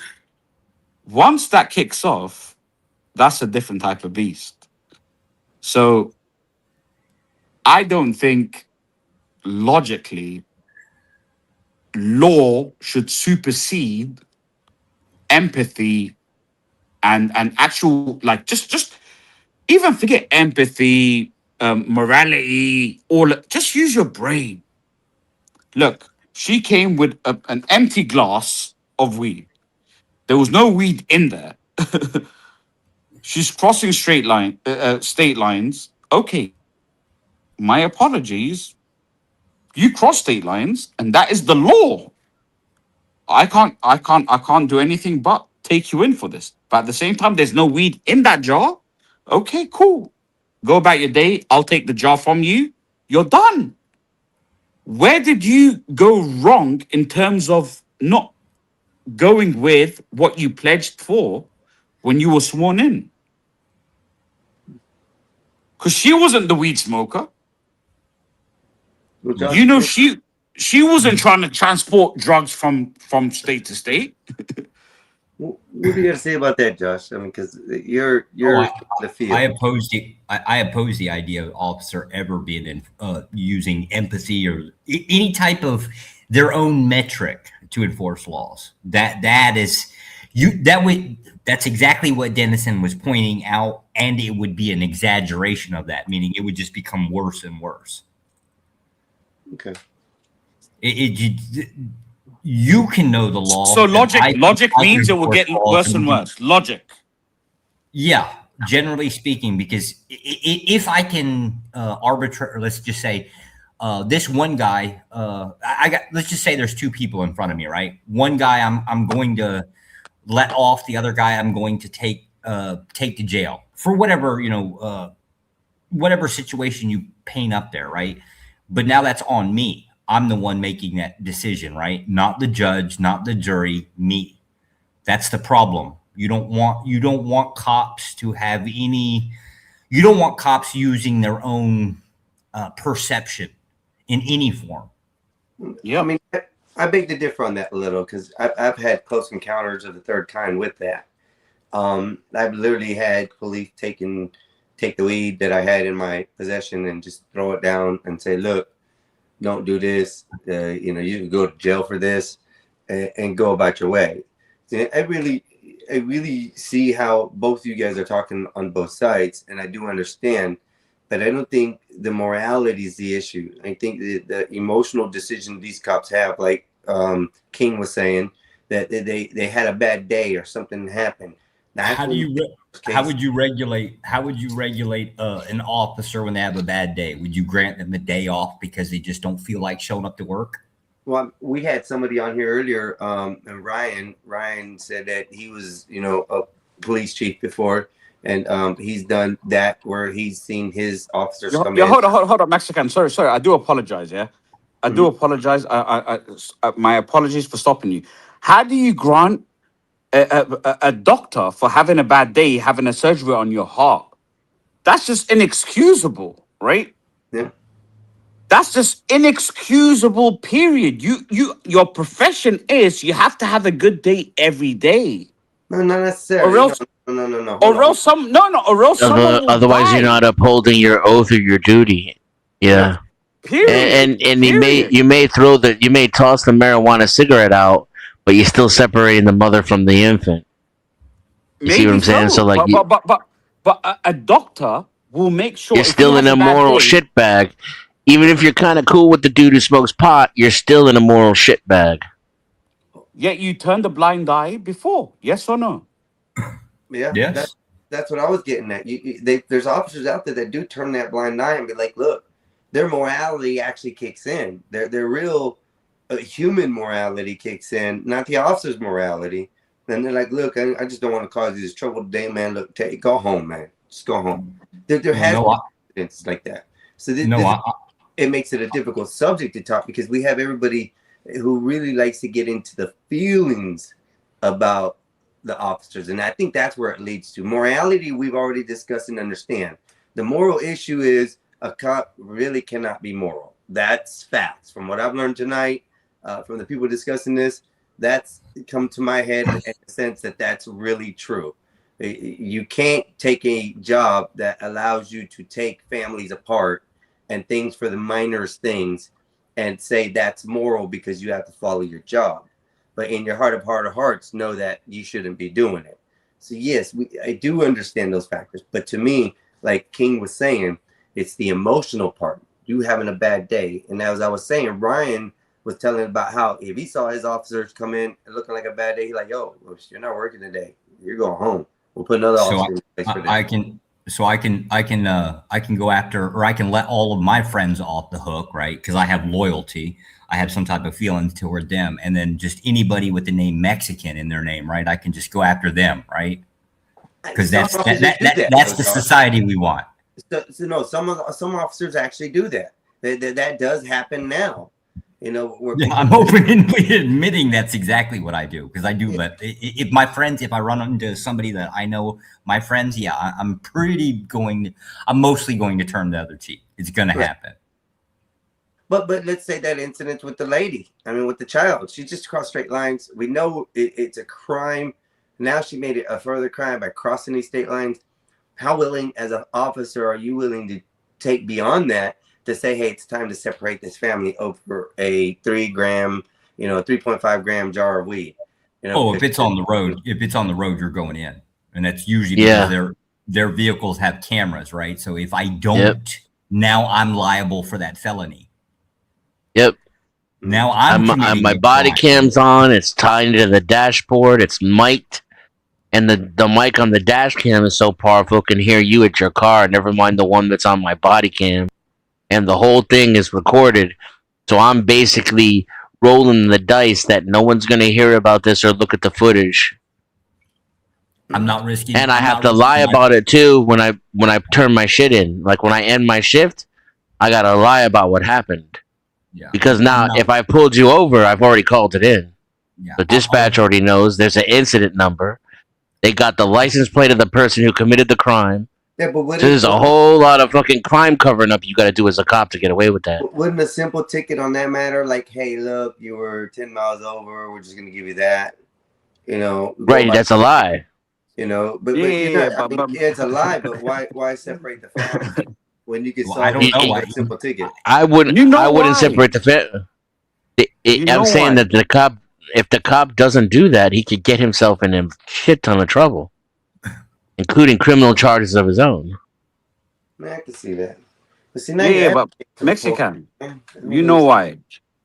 And we're talking on a very micro level, right? So it's very on a street level of who should be arrested, who shouldn't, who should get a buy, who should. And the fucked up thing is, the police officers are the ones who get the brunt of it. But if you look at it from a macro level, come on, we already know what it is. Like the prisons have to be populated. It's exactly like hotel rooms. They only make money if they're full. Yes or no? Yes. Is that a fact? But they would have an incentive to do that. Yeah. Of course, the police have an incentive to arrest, and prisons have an incentive to incarcerate. Of course. But it's the judges and the Supreme Court who are supposed to protect our rights. And they carved out 1.7 billion over the last 10 years went from the PAC to candidates that were supported for presidency. Even the mayor of New York, who went down, he even said, I took a PAC from the police authority to make sure that the superintendent was going to be the superintendent. Pure blank, period. That's why SCOTUS are given life appointments, though. They're supposed to uphold the Constitution without adhering to political pressures. They're supposed to, and that's another thing. And they carve out the legal loopholes for the police to do what they want. Exactly. And at the same time, what happens is, okay, I will be mayor. I will make sure. Or I'm DA for Southern New York district, for example, I will make sure that X amount of people are filled up in your prisons. Period. So it can go with someone who doesn't even like stop and frisk, for example, right? Stop and God, I frisk love was that something one. which was crazy to me.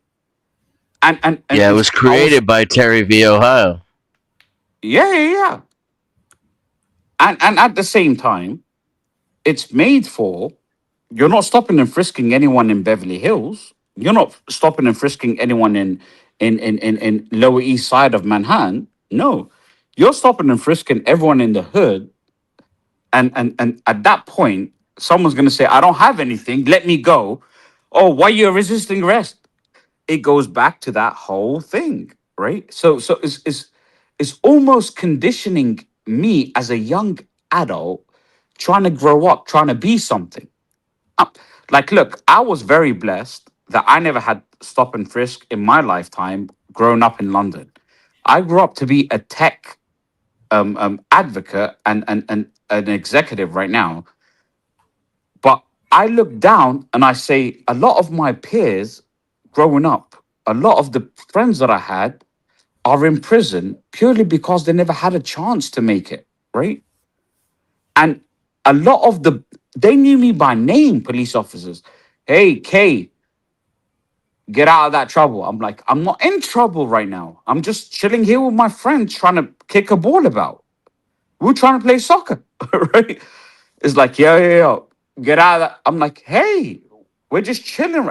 So the fact is, at that moment in time, at least we had police officers in our neighborhood that knew us, right? And they knew who the bad people were. And I'm not even saying we were all good. No, we did bad as well. But at the same time, they knew who the bad people were and who the bad children weren't, right? At the same time, if you go and this is in London, where they never really had, because in England, by the way, the prison system is governed by the government and not privatized, right? So it's Her Majesty's prisons, right? So there's no incentive to put us in prison. However, when you have privatized prisons in America, where they actually donate towards the cause of a mayor, a senator, or a president, and they spend 1.4 million, 3.6 million. It's recorded, by the way, to make sure that the superintendent becomes the superintendent and the mayor becomes the mayor and the attorney general becomes the attorney general. Guess what they have to do? They have Yeah, to but I think populate those. They have to populate those prisons.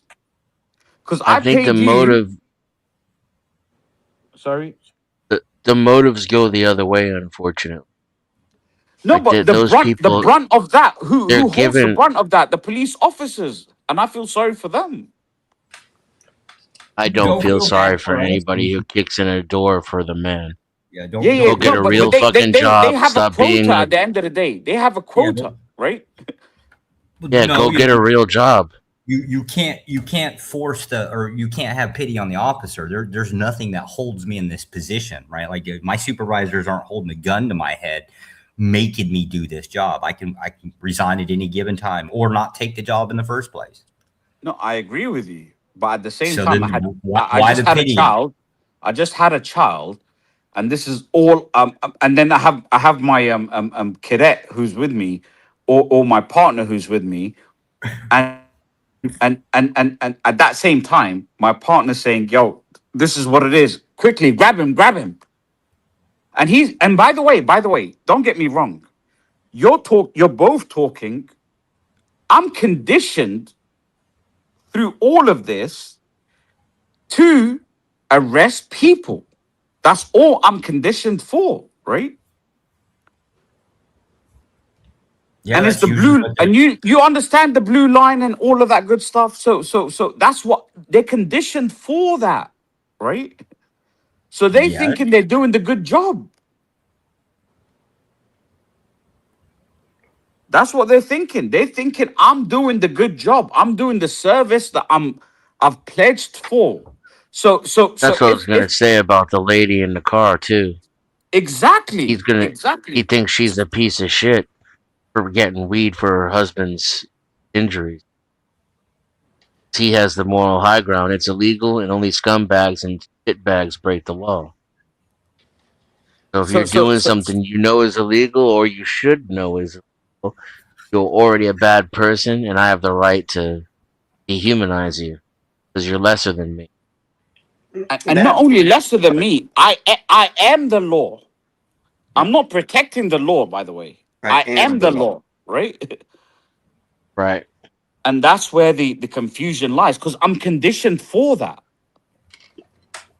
I don't think there's earlier because it has to do with that ego, that badge. I literally call it the badge syndrome, because once they get you guys just tended to agree with it, right? You should let somebody should get let off, and somebody else should get thrown under the bus. Not in the way. I think the law should be followed. The law should be followed, but in some cases where no one should be thrown under the bus. You can't. That wouldn't be that. That's what the law says. So like, I'm not the one. By the way, what we're trying to say is just in a nutshell, no one should be thrown under any bus. Oh, and that's all we're saying. That's all we're saying. Well, see, now I disagree, because I am that asshole that goes to work, gets my jollies off, right? So I believe roughly about two-thirds population of the planet Earth should get thrown under the bus. But that's my personal position, right? Now, you want me to take that to work with me? But a lot of officers do. Yes, because we're human, of course. So this is why you don't want us. You don't want us making that decision. But Josh, you're willing to uphold the law no matter what, whether it gets your jollies off or whatever it is.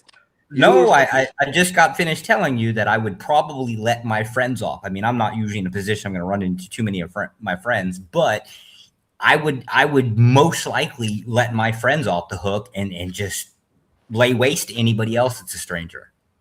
Right. Also governors or police officers, chiefs, those will probably also get a pass. You know, in some cases, even though they're not your friends. But I see where you're at. That anybody else is at your point in time, your position, which is supposed to be their game. You know, at this point, anybody else you cross your path that day? Oh, I don't like what he's doing, whatever. Now I feel like I'm gonna take him to jail and make one of my quotas today. You know, that's my pushback is you don't want these decisions put in our hands. Right. Yeah, I see that because there's a lot of officers who can make bad decisions. Especially, let's take a how do you say it before I say the wrong words? A DV situation. You know, sure. where you have to have a 3-day cool-off period. There has to be something to go away. That's one of the reasons why they don't allow people to go and purchase guns the day after an argument or something like that. You know, and so, you know, with these situations, there's always a cool down period with everything. Officers don't get that. I give that. Well, I hold a different story on the spot. I hold a different story on firearms. I believe that if you're a registered Democrat, you should never be allowed to own a firearm.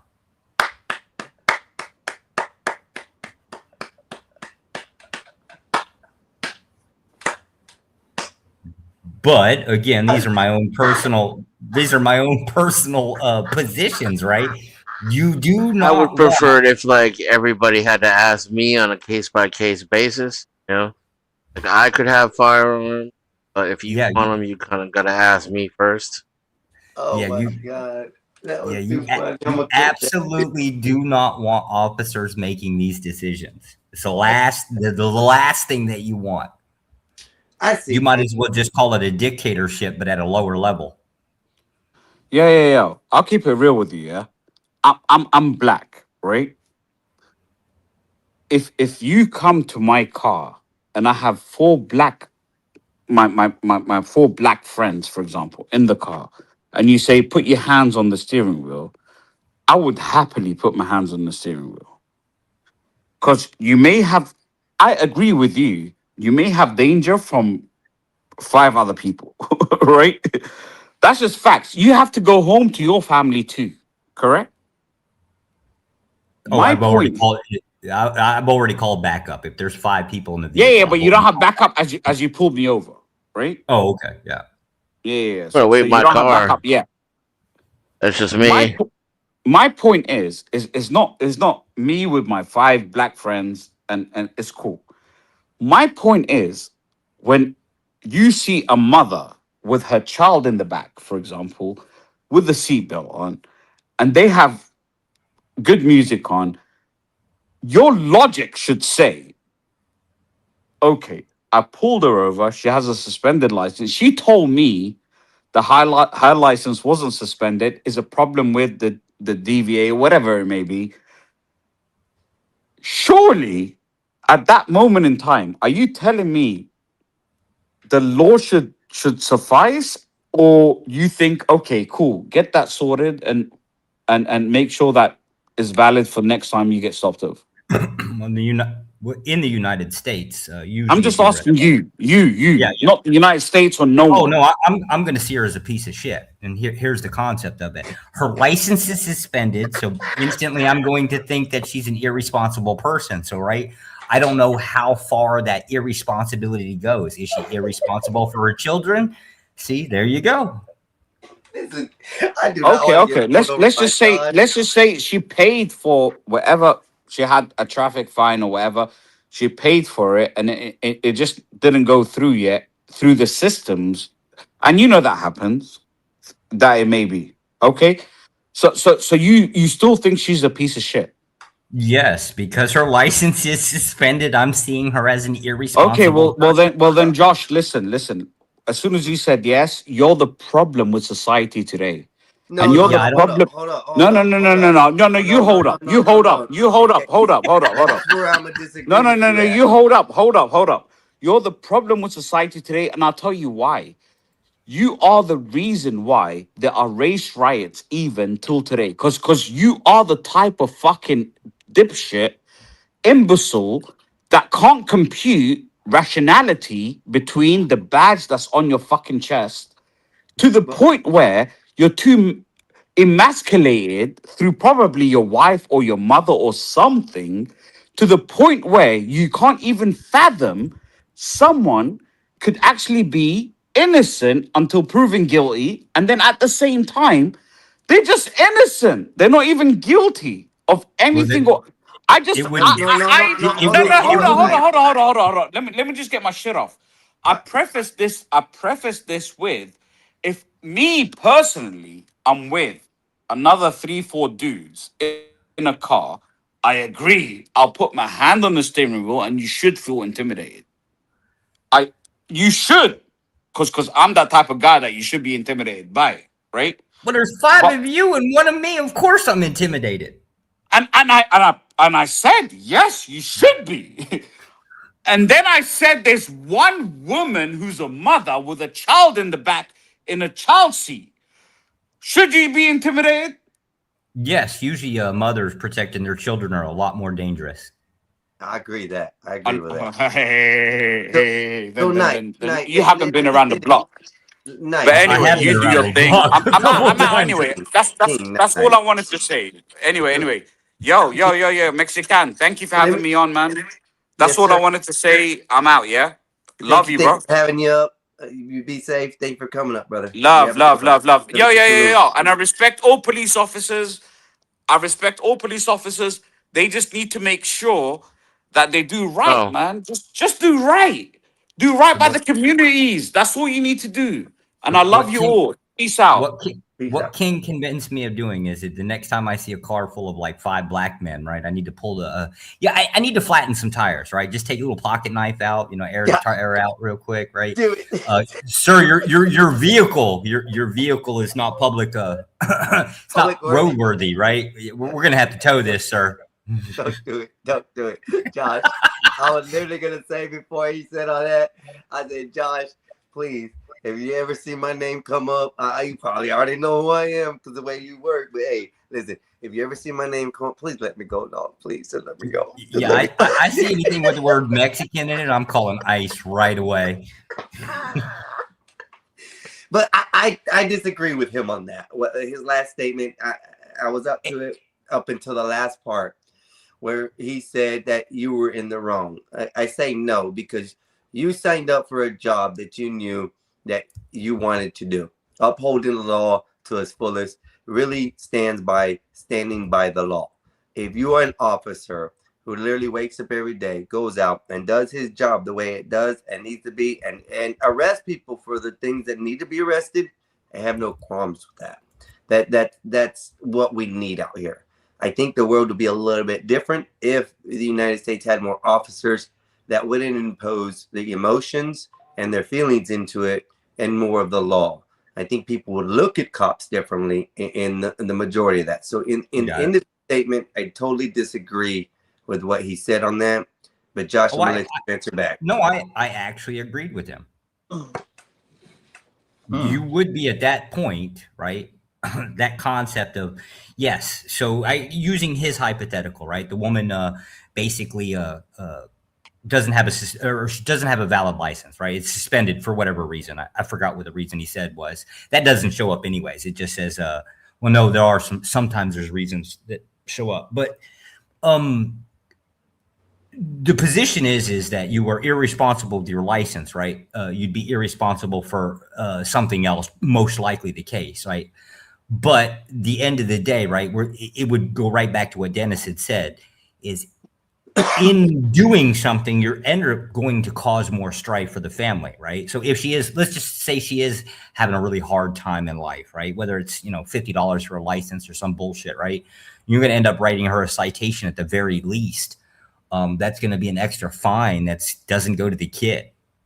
Yeah. There's no way around this. You are going to be an immoral, piece of shit at this gig. That's why I don't disagree with him.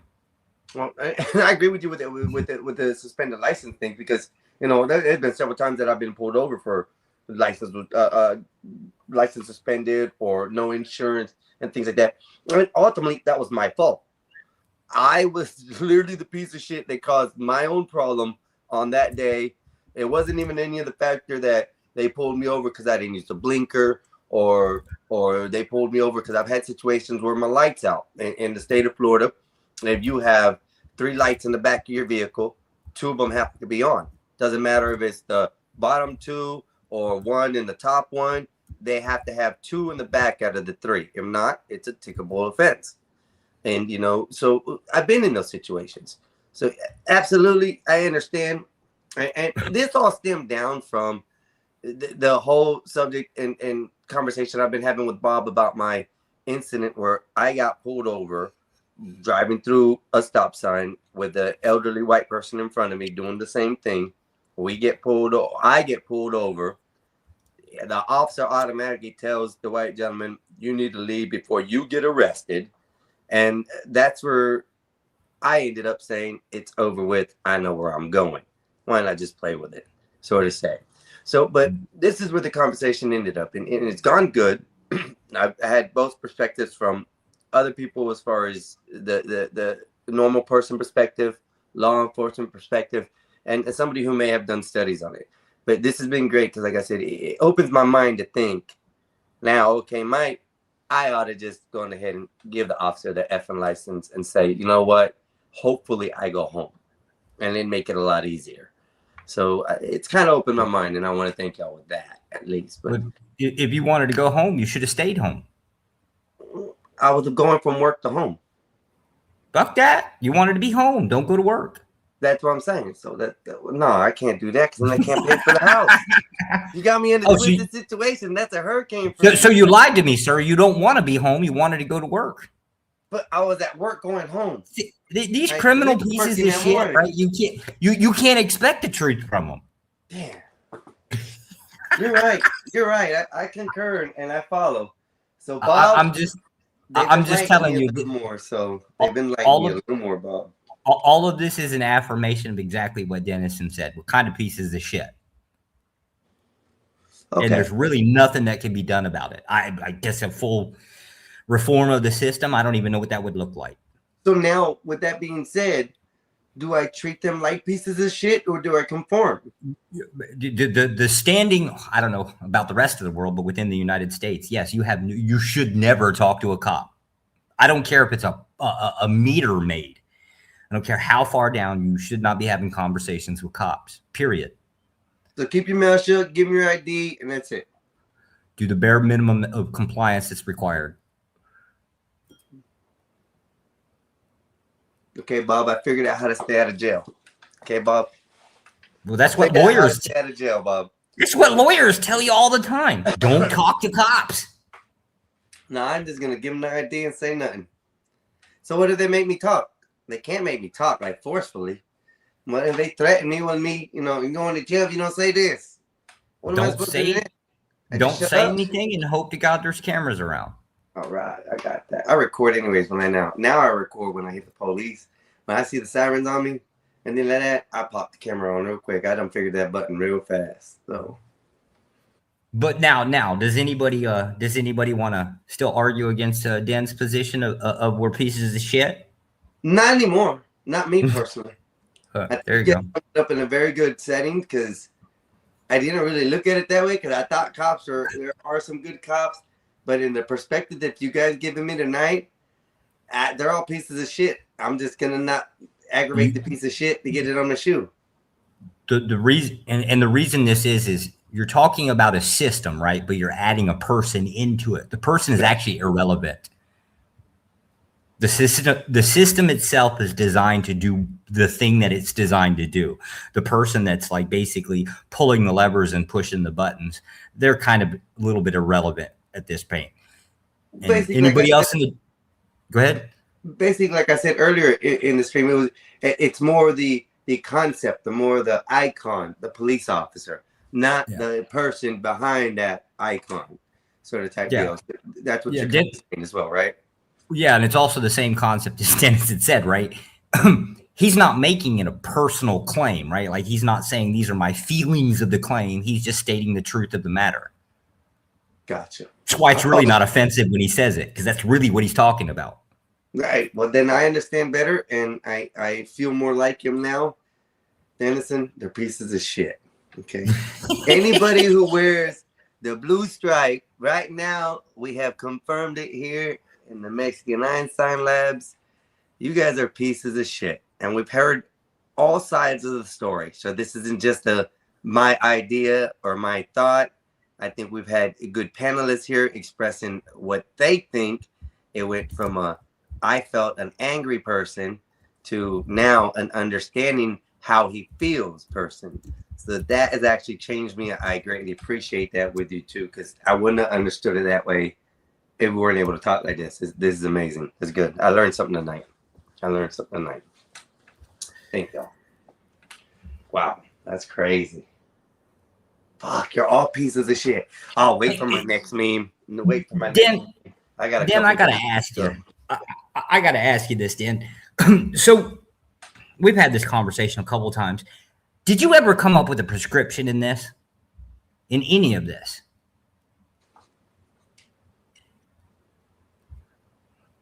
Or he might have stepped away. Dan, you there? Oh, Dennison, get your ass back to the mic, bro. I don't think I've ever heard if Dennison's ever given a prescription. Or if he does, I wasn't around. What do you mean by prescription, if you don't mind me asking? So let's hypothetically say you're dealing with a system. Let's just say a system of laws, right? And you're dealing your personal complaint is really about how officers enforce or go about doing their jobs, right? Okay. Sometimes I've heard like write your legislator, to have laws changed, things like that. Like the concept of the weed thing, right? It would take an act of Congress to actually change it. Like the president can do some things, but he can't do everything. Right. And he can't actually change that. That's actually a congressional. It's a bill that congressionally mandates what the classification is. He can affect changes within the executive branches, sure, but that's about as far as he could probably go with it. But within all of these concepts, right, there's got to be some type of prescription of way of improvement. You got jury nullification, which nobody's ever going to say it. And I think you probably if you even uttered the term, you'd probably get thrown out of court from it. There's all kinds of things. I've never I've never thought about it enough, and I kind of think that Dennison might have. Okay. That's effectively what I'm asking. Okay. Well, I don't know where Dennison went, but he did slide off, it sounds like. But it's been an interesting conversation with you, bro. Like I said, understand your background, knowing what you're saying, and then literally telling me that you guys are pieces of shit. I guess I have to take that in stride because, like I said, if that's the way you think of yourselves. Yeah, but it's only an interesting conversation when people are honest. That's the problem with the conversation, at least like on the YouTube streets, right? Yeah. You get people want to fight and bicker and say, you know, your mama, no yours. So you get in this back and forth bullshit. Having the conversation itself. That's what I've always said in any kind of situation, like, regardless whether it's YouTube, streets. I guess now with police officers, I have to change the way my conversation and dialogue goes with them, and then even down to relationships. I mean, everything comes down to communication and conversation. If you guys can't carry it, there's no sense of really having a topic about it, because nobody's gonna get nowhere if you're just yelling and screaming and cussing and fighting. I just never understood that concept, but it happens a lot on YouTube. So, and I'm trying to figure it out. Good luck with that. But the conversations usually, again, if if they're actually having the honest conversation, the sincere positions, right? Yeah. Right. Usually the conversations they at least go somewhere. You always look for some type of solution out of there, but I never come up with one. I don't think there is a solution. I don't think there is. Now knowing what I know and how you guys enlighten me as far as what to feel and how to do it. I mean, I don't think there really is going to be a solution for that. I think the way the laws work out. Yeah, but there is solutions. Laws are dependent on legislation. Like any law that exists can be turned over at any point. Yeah, but how are you going to change these feelings of the immorality and stop protesting cops and start protesting your legislators? Well, see, that's the thing. I'm really I'm not against that as far as what you just said, protesting cops. That's one of the things that I don't understand in the United States here. How, you know, down to anywhere from government, FBI, CIA, all the way down to your city cop and the city helpers who help the cops and stuff. There's a range of different positions that are our police force. And to see people standing out here and voting against ICE and stuff like that, I don't understand how people protest against the officers that are doing the job. And I understand how the morality issue, and I can see why. When I say protest, I'm a little bit more specific, right? So an example would be like, so technically speaking, your legislator they're obligated. They're obligated to read mail, right? Okay. Now they might hire somebody to do it, right? But if you think about it, probably the worst way to annoy the living hell out of those fuckers is to send them monthly thousands and thousands and thousands of letters. If 20 million people wrote a letter, let's just say every week, right? And I don't know what a stamp is now, 53 cents, something like that. They're legally obligated to open it, and they're legally obligated to store that mail someplace until they get to a point where they can open it, right? There's ways you can make their lives living hells. You just have to find that. And that's effectively how you apply some type of force from like a civilian, from a civilian position upwards. Okay, I see what kind of protest you're talking about. Right. It's make their lives it's make their lives as uncomfortable as they make yours. And you can legally do it. There's just ways to do about it where it's completely legal. Huh, interesting. Okay. Like I said, I don't know where Dennison went. I'm going to drop the link again just in case other people have not seen the link. Just in case somebody wants to come up here and talk about the subject of any kind. I think we covered pretty much a lot of it. And now it kind of makes sense to me. So, yeah, I just never looked at it that way because, like I said, I've always had personal issues as far as when it comes down to law enforcement. I've always had an anger issue with them because, you know, they like to mess with people's situations. They like to mess them up even further and better. But I guess a simpleton and going down to the simple things and just shut your mouth, give them the ID, let them do their little thing. Hopefully you go home. I think that sounds a little bit better. So Well, no. You still want to fight them, right? You just don't fight them on the street. right, You fight right, them in the court. You fight them in the court. right.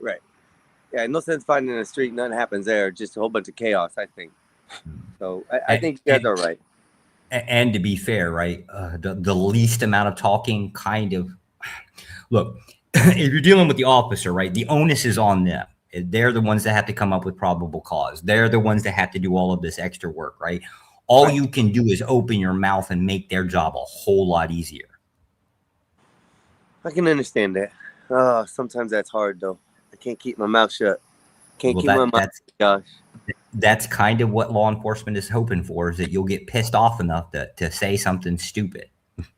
Okay, so I have to quiet myself down, just hand the police the ID, and hope for the best is the main course. I think I can do that. I'll do that for Bob. Bob's been asking for me to behave and not to be. No, with Bob. With Bob, how you deal with Bob is you just ask him about the facials, right? Just ask him to describe what that process is. That's so wrong. That's so wrong. You give me so many ideas for thumbnails, bro.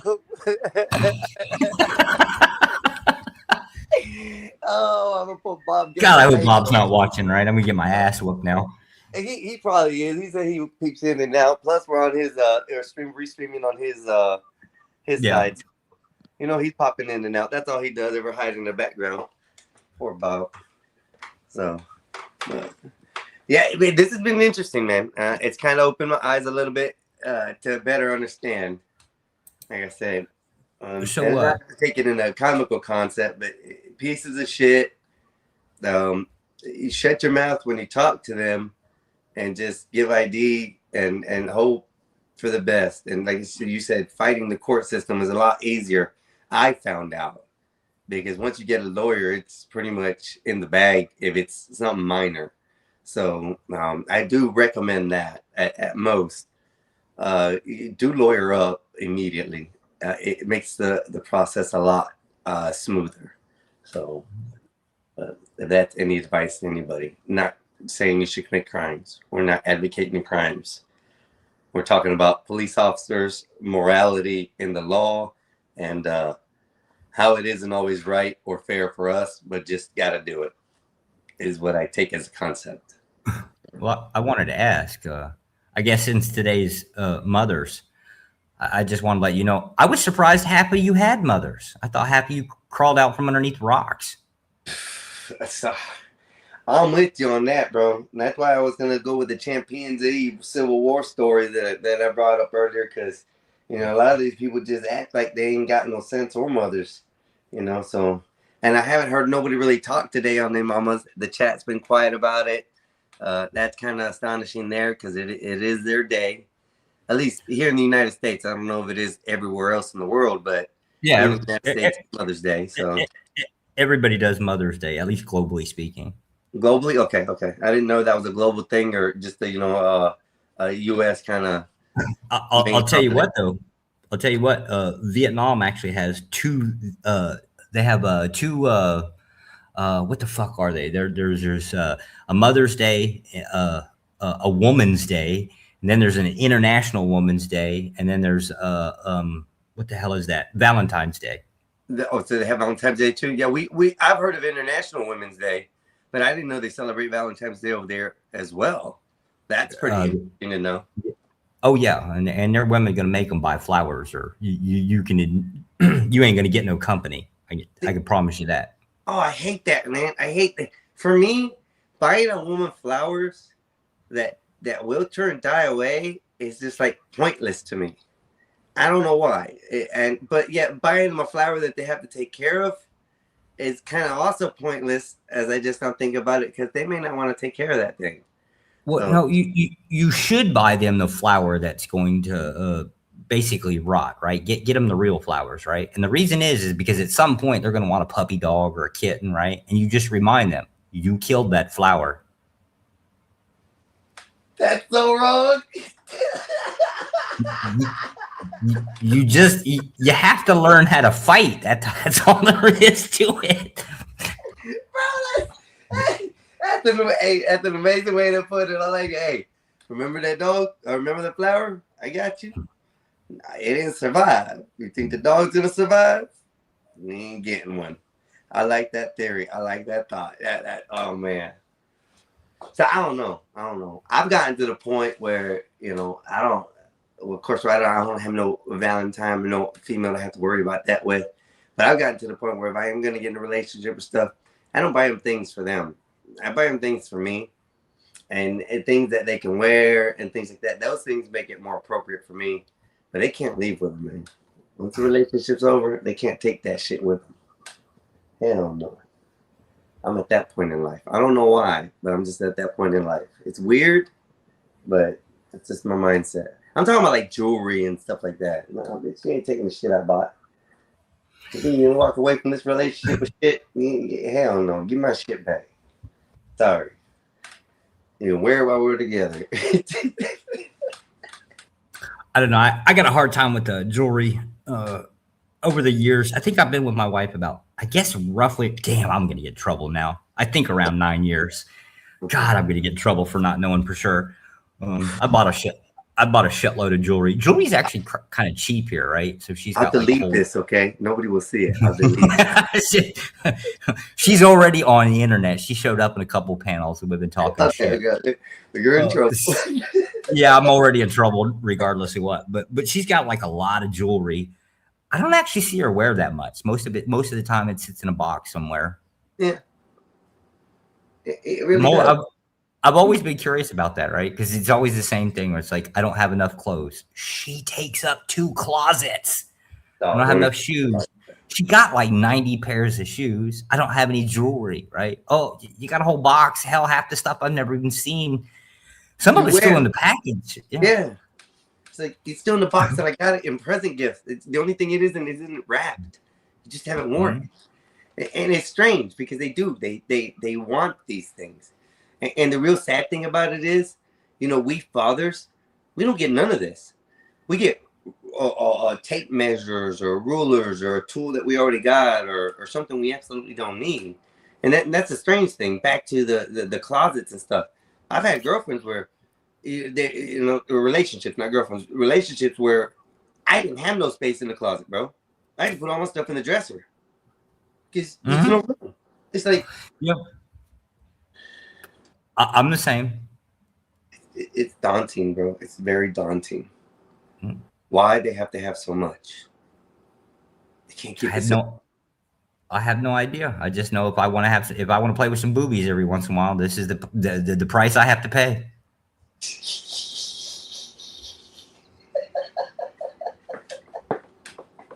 My boy said, if I gotta play with the boobies, it's the price I gotta pay. And that's why I said they never are cheap. But they do say cheaper to keeper. So I don't know, that philosophy works for you. I tried it a couple of times. It didn't work. Well, I believe it or not, I got a lot of toleration. My old lady's I think she's like 14 years younger than me. But thankfully, she doesn't believe so much in getting in my way. So she'll leave me alone on a lot of stuff. So there's usually not much conflict or anything. But I guess maybe I'm in a little bit more unique situation. I'm a desk jockey now, so I sit behind a desk most of the time. I got plenty of time. So I guess it kind of benefits the family that way. No, I got you can find an even balance like that with a female. I think that's perfect, bro. I mean, one that doesn't, ain't up your ass and you ain't not have to be up hers, and everything flows good. And that's almost a fairy tale story, but there are actual realities out there. It happens. You just got to find the right niche or the right person to enjoy that time with, who will respect you and your time. So that's it. Well, that's the part that I had figured out. It has less to do with her, and it has more to do with, I guess, just the situation of life. It's good timing, if that makes any sense. Yeah, it's good timing with the job. It's good timing with, I guess being located here. Yeah, every once in a while, the old lady be like, "Oh, we gotta go on vacation. You just went last month. Was it not good enough?" No. And every time she says the word, right, I instantly know I'm carrying the damn luggage, right? Like, that's going to suck. And there ain't no, you go 2 days and that's 4 pieces of luggage instantly. Yeah. I don't know how that works, right? But I think it's kind of a situational thing and less so on the person, to be honest with you. But I'm not real sure about it. That's just my perception so far. I kind of agree on you with that because, like I said, we end up with the bad end of the stick. Like this guy said, the ruler, the measuring tape. How much more value? Go We down. have to carry it all. We have to do it all, brother. And I Go don't know down. what they don't see about the respect issue about that too either. Yeah. I watched a video today. It was very interesting video. It was a black gentleman, black woman. They were dating. He's this goofy ass guy, not a big job, nothing like that. And the girl comes home one day. Before that, her and her best friend were at a T-bar or something, getting something to drink, and they seen this infamous, YouTube star. And the lady was like, "Ooh, if I don't shoot my chance now, I'll never get to be able to talk." Da da da da. They end up she comes home, and the goofy gentleman, her husband, is like creating a dinner because she wanted to go out to a fancy restaurant. She's like, "Well, this isn't good enough." She's like, "No. As a matter of fact, somebody else has been taking care of me," and takes off the ring and leaves, right? Ends up that the dude gets with the best friend. And then when over time, the girl's out there doing her thing with the new guy, treating her well, he finds somebody new and just kicks her out the house. So she tries to come back to him like, "Oh, please, I apologize. I'm sorry. And now he's with the new friend, the best friend. And boy, the best friend comes out and tells her, "Look, you told me I wasn't your friend. You told me it wasn't worth it. And you told me he wasn't a good guy. So not my problem. Out the door." See, it blows my mind with these women because they want to just do that. Some of them just want to go after purses. And they don't want to keep what they actually have. That's good. Ends up the guy became a millionaire, bought a business, or his business blew off, and they were moving to a new house. Him and the new wife. You see the pattern though, don't you? The whole, like, it's not, she could have gotten the bag. She could have gotten everything she wanted, right? But she went and fucking ran her mouth. She talked. Yeah. Told her best friend, which I guess is now with the guy, right? She just told it. Hell, most of us, I'm not gonna lie, I wouldn't know half of what was going on with my old lady if she didn't tell me anything. She went on a business trip, which this is kind of normal with her job. About once a month, she has to go out of town, and oh God, it's horrible. I gave up going to those because they're just not that fun. For her, it is. For me, it's not. But I wouldn't know that she had to go anywhere. She didn't come home. I don't check up with her calendar. I don't even want to keep up with my shit, right? So let alone keep up with hers. Now she'll get a little offended with it, right? Like, "Oh, you don't know. I told you." You told me what? "I told you we had a business trip to go to this day." When the hell did you tell me? Last month. Motherfucker, I don't write shit down on the calendar, right? Like, I got my own problems here, right? It's the talking is the thing that will either save you or sink you. Okay. That's really what it boils down to. So it's that girl probably could kept it. She could have gotten the bag, right? She could have taken him for a ride, but she ran her mouth. And that No. Hold on. The friend didn't say anything. The friend didn't do anything.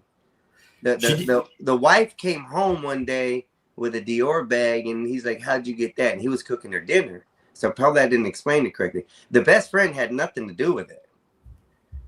The best friend. Yeah, but no, she could have brought that bag. She could have put that bag in a little grocery bag, throwed it in her closet, right? He would have never known. We don't pay attention to shit like that. But she walked home with it, and then she pulled the ring off and told him, "No, we ain't. I got better things to do in life," and went off with the new guy.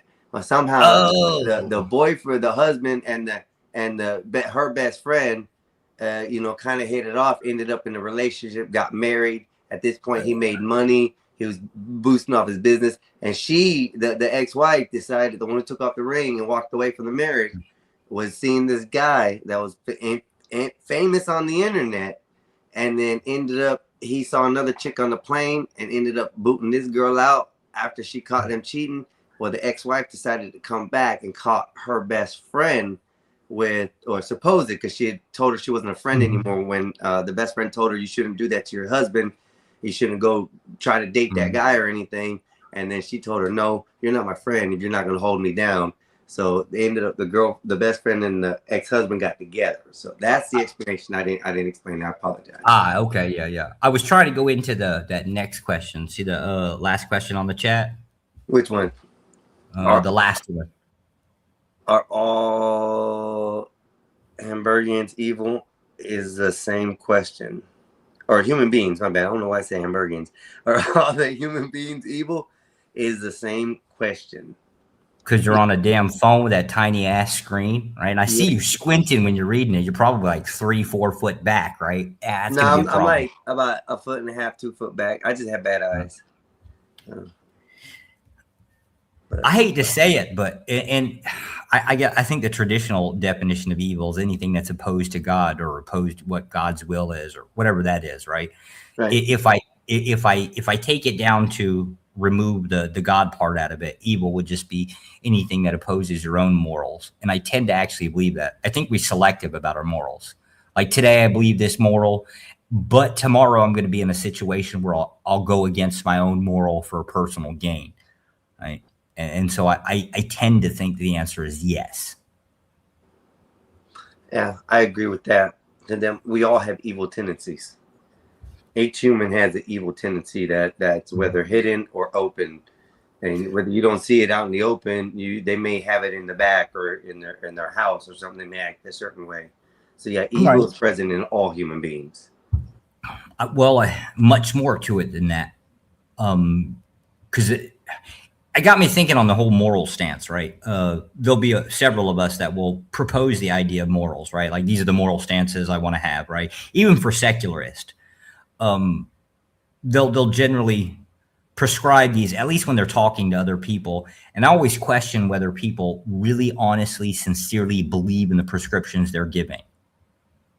Because I honestly believe that we don't do so well when it comes down to a point of testing those moral stances. Because usually to maintain those moral stances are going to come at a cost. And I don't think in those moments we actually want to pay that cost. And so we just pay lip service to it. And so that's why I say I think humans are pretty much just inherently evil anyways. And this is outside of the God definition of evil. Yeah, I could totally agree with that. I could definitely totally agree with that. And yeah, looking at that, yeah. Everybody has a tendency to be evil. And I wish that fucker Dennison was here because he's pretty good with those topics. Is he? I like that. I like interesting topics, bro. I like being able to share and have these topics without the chaos. You know, I think that's a painful topic right there. I think that is a very painful topic. I don't quite understand it, but you know, I'm getting more into the understanding of things on what, especially what people are thinking out here right now. I mean, well, you could walk it down. So like first you'd ask him, like, what do they mean by evil? Do they mean like God's definition of evil? Do you mean like a human's definition of evil? Because they're usually not the same thing, right? And you just walk it down. A good way of dealing with it is to just keep asking questions until everything is clearly, I don't want to say defined, right? Because that's not a real fun conversation to define this word, define that word. But once you comprehend what people are discussing, like with some kind of clarity that comes with it, then you can kind of just start asking questions. Well, what about this situation? That's the whole concept of a moral stance, is to one, you make claim to the moral stance, and then you put it in your personal life and actually see if you can pull that shit off. Well, see, I have an issue with me and that situation because I do end up asking a lot of questions. I do want to know why a person would think in that matter, so that way maybe that might get implemented in my brain and I could use it to understand them. You know, but I come into clashes with people because I don't know whether I say the wrong words or it put the phrases in the wrong position, but I always come up with a clash with everybody when I do ask more questions, because my mind is very intrigued in knowing, to be able to understand somebody and talk with them on their level is more comprehensive for me to deal with than trying to figure out what code words are and all this stuff people use nowadays. You can't get away from the code words. I'm going to use Dennison as an example. So I'm a far right wing extremist, quite literally. Denizen is kind of I don't want to. You'll hear him talk. He'll sound like a far left. I don't think he is. I actually think he's very centrist. But as you go on and have conversations, you start to realize that people will utilize words that it's either the case that they're using words that match like whatever political agenda is going on, right? And so it becomes hyperbolic. Like Denizen says, evil piece of shit, right? And you would think that it's supposed to be like something that is like it has a narrative being pushed with it, right? I just so happen to have had so many conversations with Dan. He's not like that. So I instantly dismissed that as being a variable and then just, okay, well, what does it mean by a piece of shit? And it's going to go down to that concept of there's a moral stance that you cannot possibly apply it to yourself. You can't live by it. So that would be definitionally, if you're going to get on YouTube and you're going to say, oh, I believe in this moral position, right? But you're going to turn around and go to work and say, oh, well, you know, I'm going to let it go. I'm going to dismiss it or go around it for this one moment, right? Does that moral stance actually exist then? If you can just skirt it, right? If you can turn it on and off, is it really a moral stance? That's what you get. You have to get past all of the phrasing. It could be the case that we hear words and we instantly associate it with some type of political agenda that's going, or let's call it a narrative, right? There's a narrative. Could be the case that it's just better to just have the conversation with the person. I'm listening. I'm trying to read this as well. The thing. Yeah. Yep. And you know what? And I want to thank y'all too, because you guys opened my mind with that. And now I totally understand what the moral stance means, especially with police officers, especially with the way they have to abide by the law morality versus their own personal morality at that point, which then infers makes them immoral to most people. I don't know. I don't. Well, so here's and it's just a weird thought process. A law isn't immoral. A law might be downstream of a moral stance, right? But a law itself isn't based or isn't itself immoral. So it's like it's kind of law is an amoral thing. It's just something that's in a rule book, and there happens to be it. So that's what forgives the conversation of somebody could actually say, oh, well, this is immoral and that's immoral. And you're just going to have to contend with that as opposed to the law concept, right? So you instantly within that framing, there's a difference between the two. Because all a law is pen struck to paper, written down in a book somewhere. It's just written words that say, hey, you can or cannot do this, or depending on how you translate them. Right. Your own verse, it creates what the law is. So right. Like it's been an eye opener for sure. Like I said, I never looked at it that way because I've never been on that side of the field. So I guess I would say, but as far as understanding that now, it makes a lot of sense. So I from now on, if I so help me, Bob, that I don't get pulled over. GTG, to answer your question, Denizen actually doesn't believe that humans are like inherently pieces of shit or evil, right? I do. We kind of tend to disagree in that framing of what it is, but I can confidently answer for Denizen. I've heard him enough speaking up on the topic. He doesn't. If you're asking him, he doesn't personally believe that people are evil. Yeah. No, now he believes that police officers are pieces of shit. Yes. Because they're immoral. And the way they suggested it and explained it tonight made a lot of sense. So if you have to go back and watch the feed or watch the show for a little bit, it's maybe about 10-15 minutes ago. But they explained a lot on how the police officers don't really live by a moral standard. They have to do their job. Now, we have Josh on the scene here. He is in law enforcement of some sort, and he would arrest you. He said straight up. I'll clarify that. I'll clarify that too. I'm in a worse position. So I work for a State Department. Okay. We don't enforce laws. There are some laws there, but they're very few. We enforce policies. Right.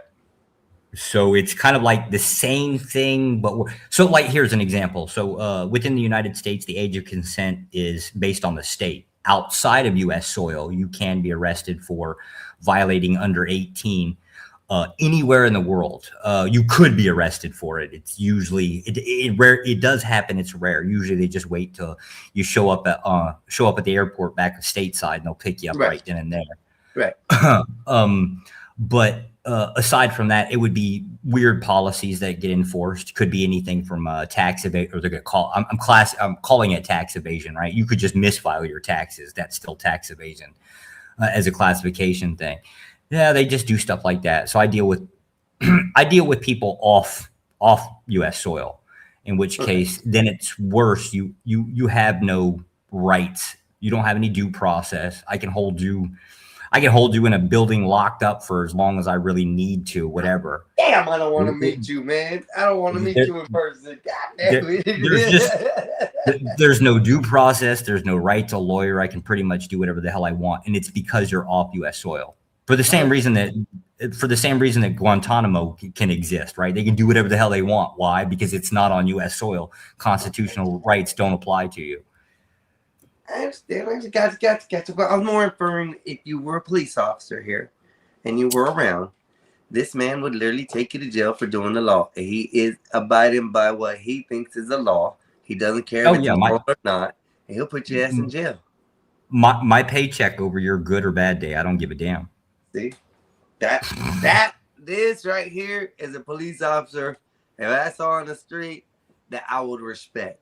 That he's straight with it. He'll probably gonna tell me, look, bro, I mean, I gotta do this because the paperwork says I got to. It was your fault for messing up. And I would literally look at him like, you know what? You explain it like that, here goes my hand.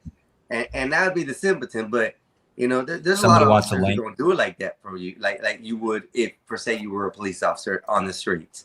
You know, they wouldn't do that, and that's the hard part in life, I think. Somebody asking for the link. I almost transferred to ATF.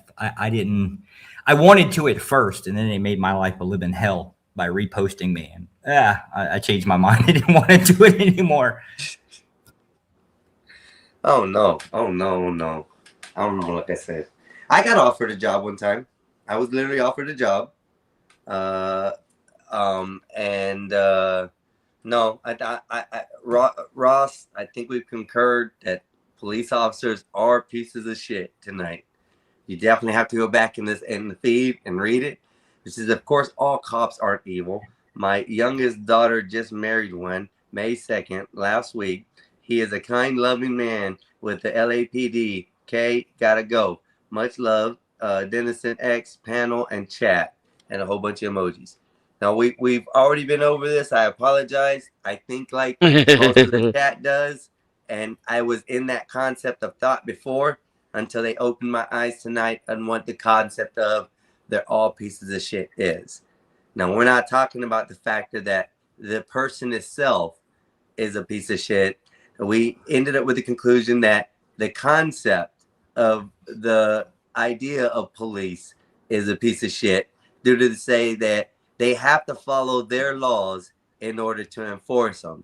So even though if it's immoral as far as we people think, the police officers have a morality to the law to abide by it and go with what the law writes down on paper. If you mess it up, therefore you can suffer the consequences.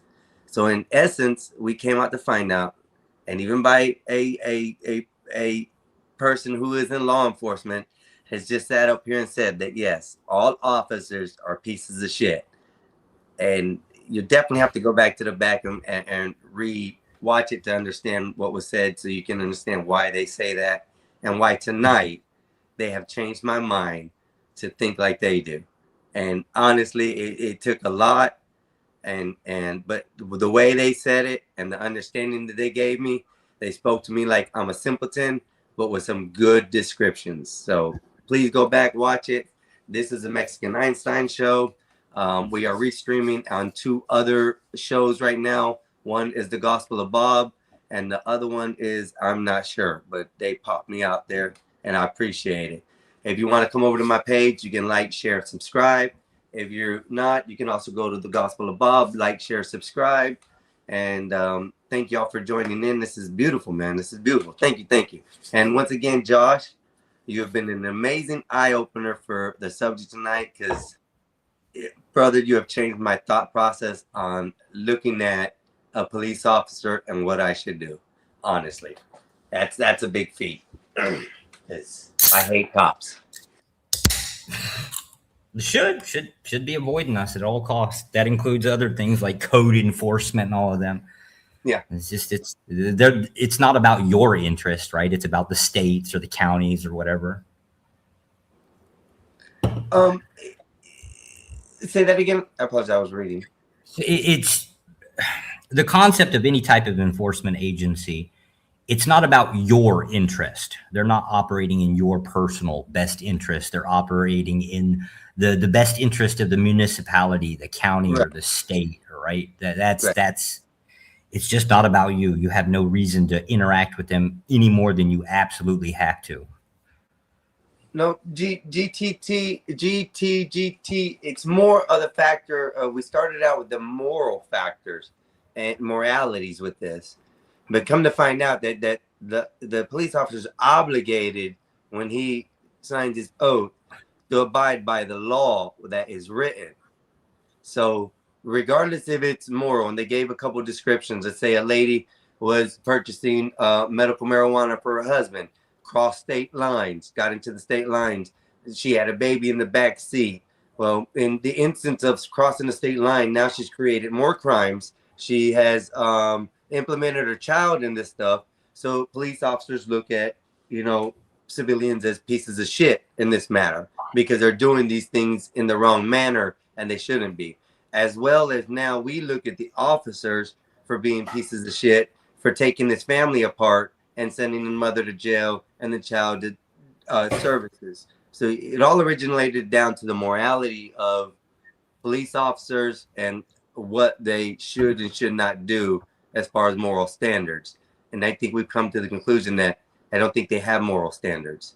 I think their standards are to uphold the law and what's written. So they don't have no justification. And then, as Josh was saying, we should not be given the right to the officers to choose that on the street. And they clarified why that as well, because it doesn't make sense to have jury on the street, fight it in court. Shut up, give your ID to them. Don't say nothing. I added lawyer up and see him in court. And that's all you have to do. And most of the times I think you'll win, because they have nothing to go on unless it's like hard evidence. You got caught with a bag of weed, something like that. In some incidents, they can be forgiven, but they'll be forgiven in the court, not in the streets. That's what I had to say, Josh. Yeah. I think Denizen's back. Den, you here? Yeah. About time, dude. We had a good subject on evil and stuff that we were going to talk about. Are all cops evil? Are all human beings evil? And I think you would be able to enlighten that subject there. All right, Epoxy, I got you, brother. Nudge Guru, nice to see you in the chat. Appreciate you guys showing up. We're glad to have Denison back. He disappeared for a minute. He was probably making a bologna sandwich in the background or something. We never know. It was his business. Blue cheese. Blue cheese. So to continue, we can go with any way you guys want. I think the evil humans would be a good subject. I'd like to pick your brain on that, Denison. Are humans all evil? Is there a good human? I mean, depending on a certain standard, sure. My point particularly with the police was, though, that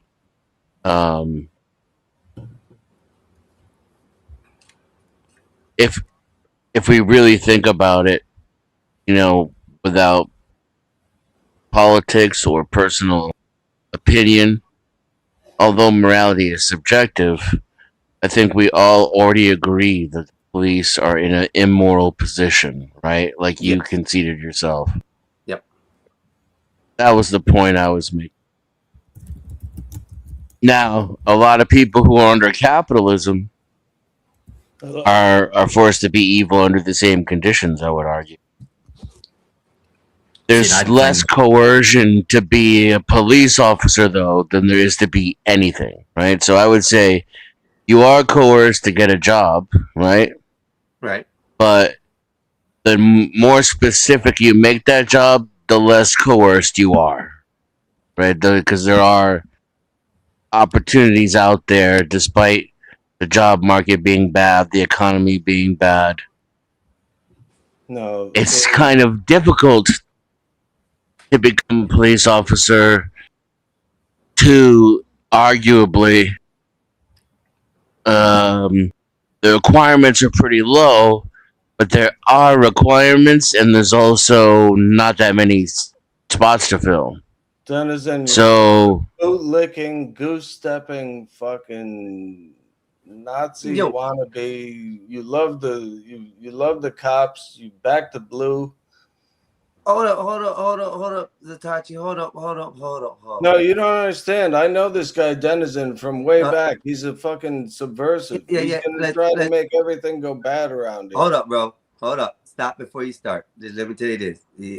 I'm the host. My name is Mexican Einstein.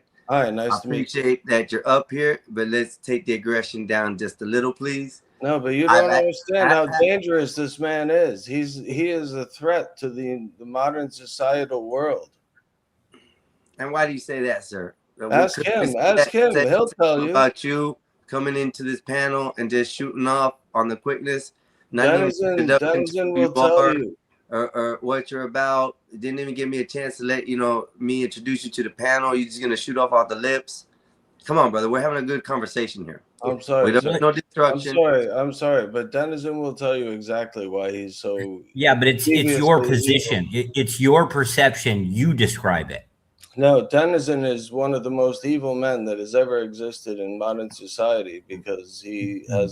Denizen under no obligation to demonstrate your perception. You're the one making the claim. You demonstrate it. Describe how Denizen is an evil threat to our society. I'm just fucking around with you. I'm friends with Denizen. I was just joking. Okay, good. Now we know you're trolling. That's good. It's okay. Yeah. I can accept that. My thing was you just came up here shooting guns like it was crazy. No, that was my At least point. introduce yourself a little when you get on the panel, bro. That's Hi, I'm respect there. Zatoichi. I'm Zat. You can call me Zat. All right, Zach. Glad to have you on the panel. Now we know you're trolling Denizen. You can continue. It's okay. So, oh yeah, it's just basically saying that it's easier to get a job, any job, than it is to become a cop.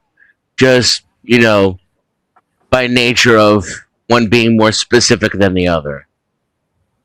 So whatever coercion you feel, and I'm talking about on a personal level, I felt the coercion. I felt a moral compromise when I got employed for the first time. I felt morally compromised when I was at work. And I thought I could compartmentalize it. I was wrong. I became what I do, and I think that's what happens to most people, including cops. So then there's a lot of cops who might even get into it for the right reasons and become corrupted by the responsibility itself. that's true. That's true. And now, as you speak more, Denizen, I understand where you come from now, just from that statement that you just made, and especially with the word departmentalize, whatever that big word was. I can understand where you're coming at now as far as your views on this as well. And like I said, you've made some excellent points, which in the beginning, like I said, I thought you were just hating.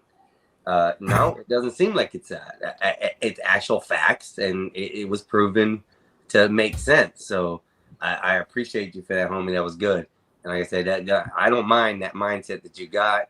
That's a mindset I can deal with, someone I can carry on conversation with, because I kind of sort of think like you, but yet you have a different viewpoint of it. So that's really helpful. So keep doing what you're doing, bro. That was great. Let me ask this, Denizen. Would I be wrong to assume that capitalism itself takes no moral position? It's amoral by definition. Am I right or wrong on that?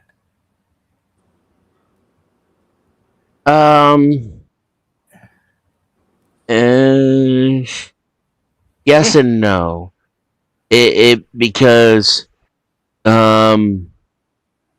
let's like take the connotations away and let's call it something more neutral with less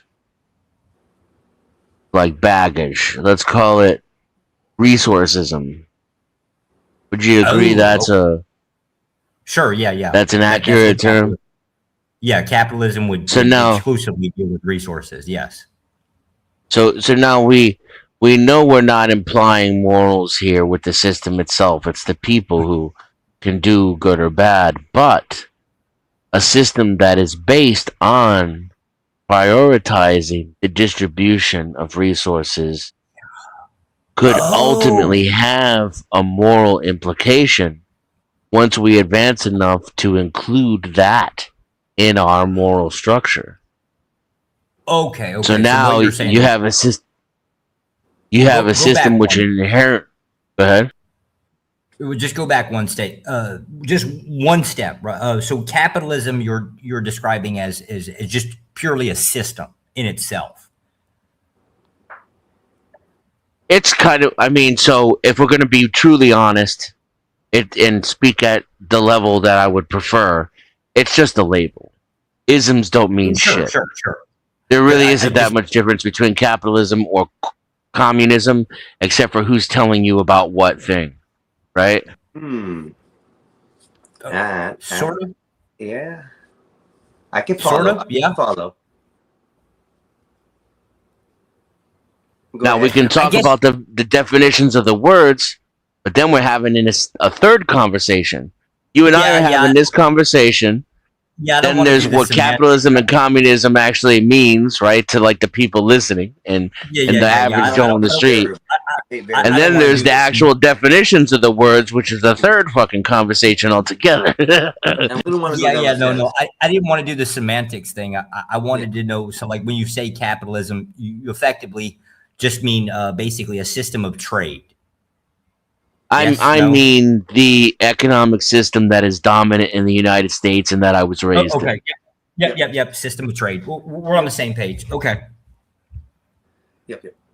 So yeah, but most where variables kick in conversations and lead to 3-4 conversations later, and then we're never back on the same one.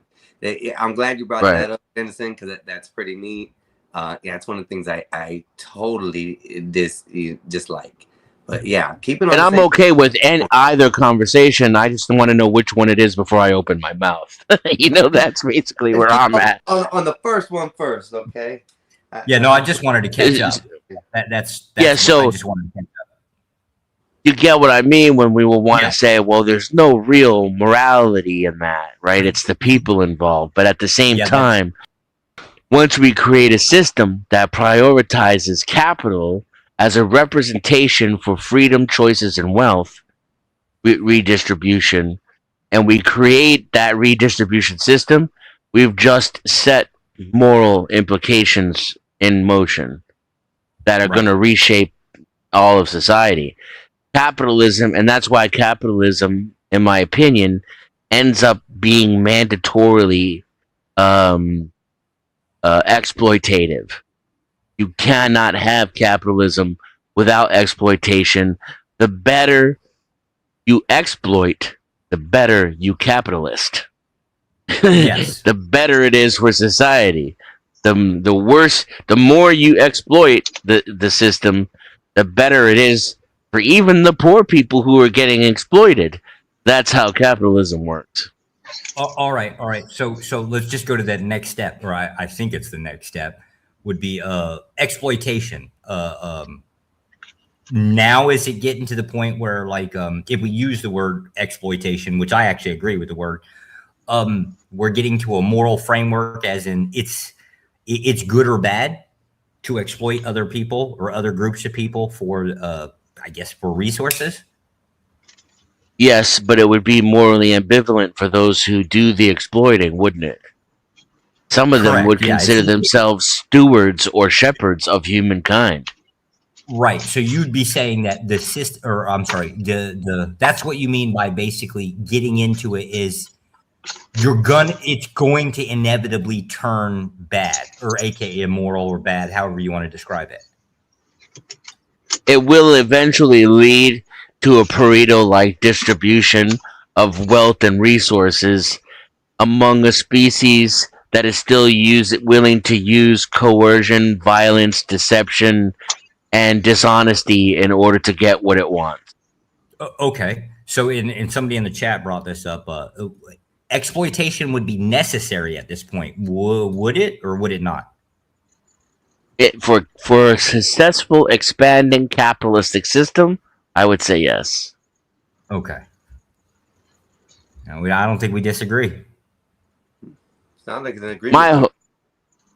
My whole thing is, I'm okay with a little bit of population collapse. There's way too many motherfuckers as it is. I don't think GDP needs to go in the positive all the time, and that's always a good thing. I don't like it. I mean, inflation works for me because I'm a day trader, but it doesn't work for the people who are doing the work.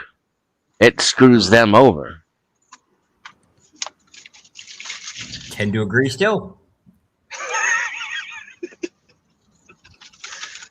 This is chaotic. This one's for you, Ruckus Bob, right there. That one's for you.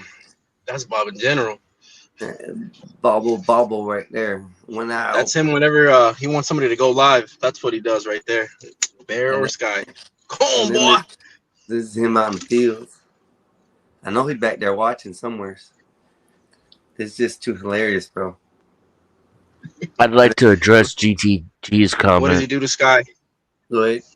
GT's comment is what? Which one? This Starts with show the disagreement. So, not exactly. I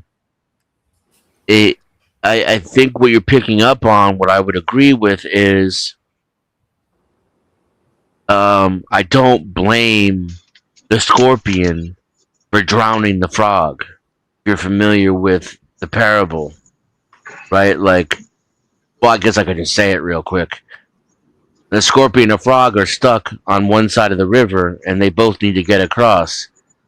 The scorpion asked the frog for a ride to take him across the river, and the frog says, well, I mean, I can't do that, because if I do, you'll sting me, and then I'll drown.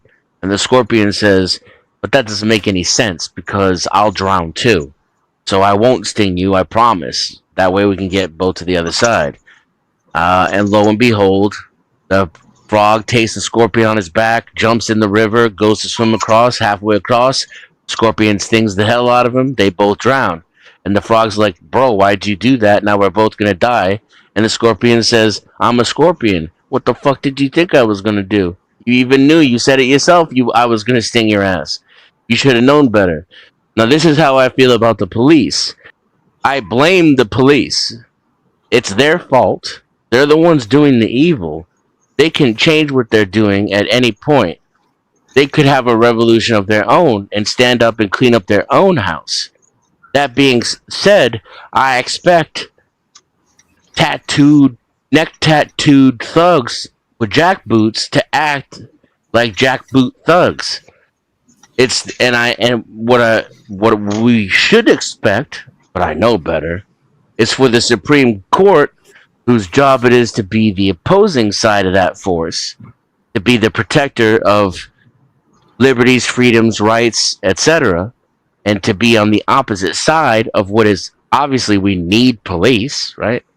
So they're supposed to protect our rights and close the gap on violating rights and freedoms instead of literally creating the loopholes that justify the police doing so.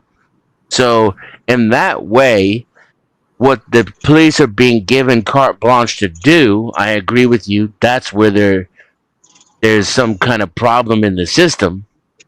But I wouldn't say that I alleviate the cop of his responsibility, and certainly not my resentment, because he's simply told to be a brutal piece of crap is okay.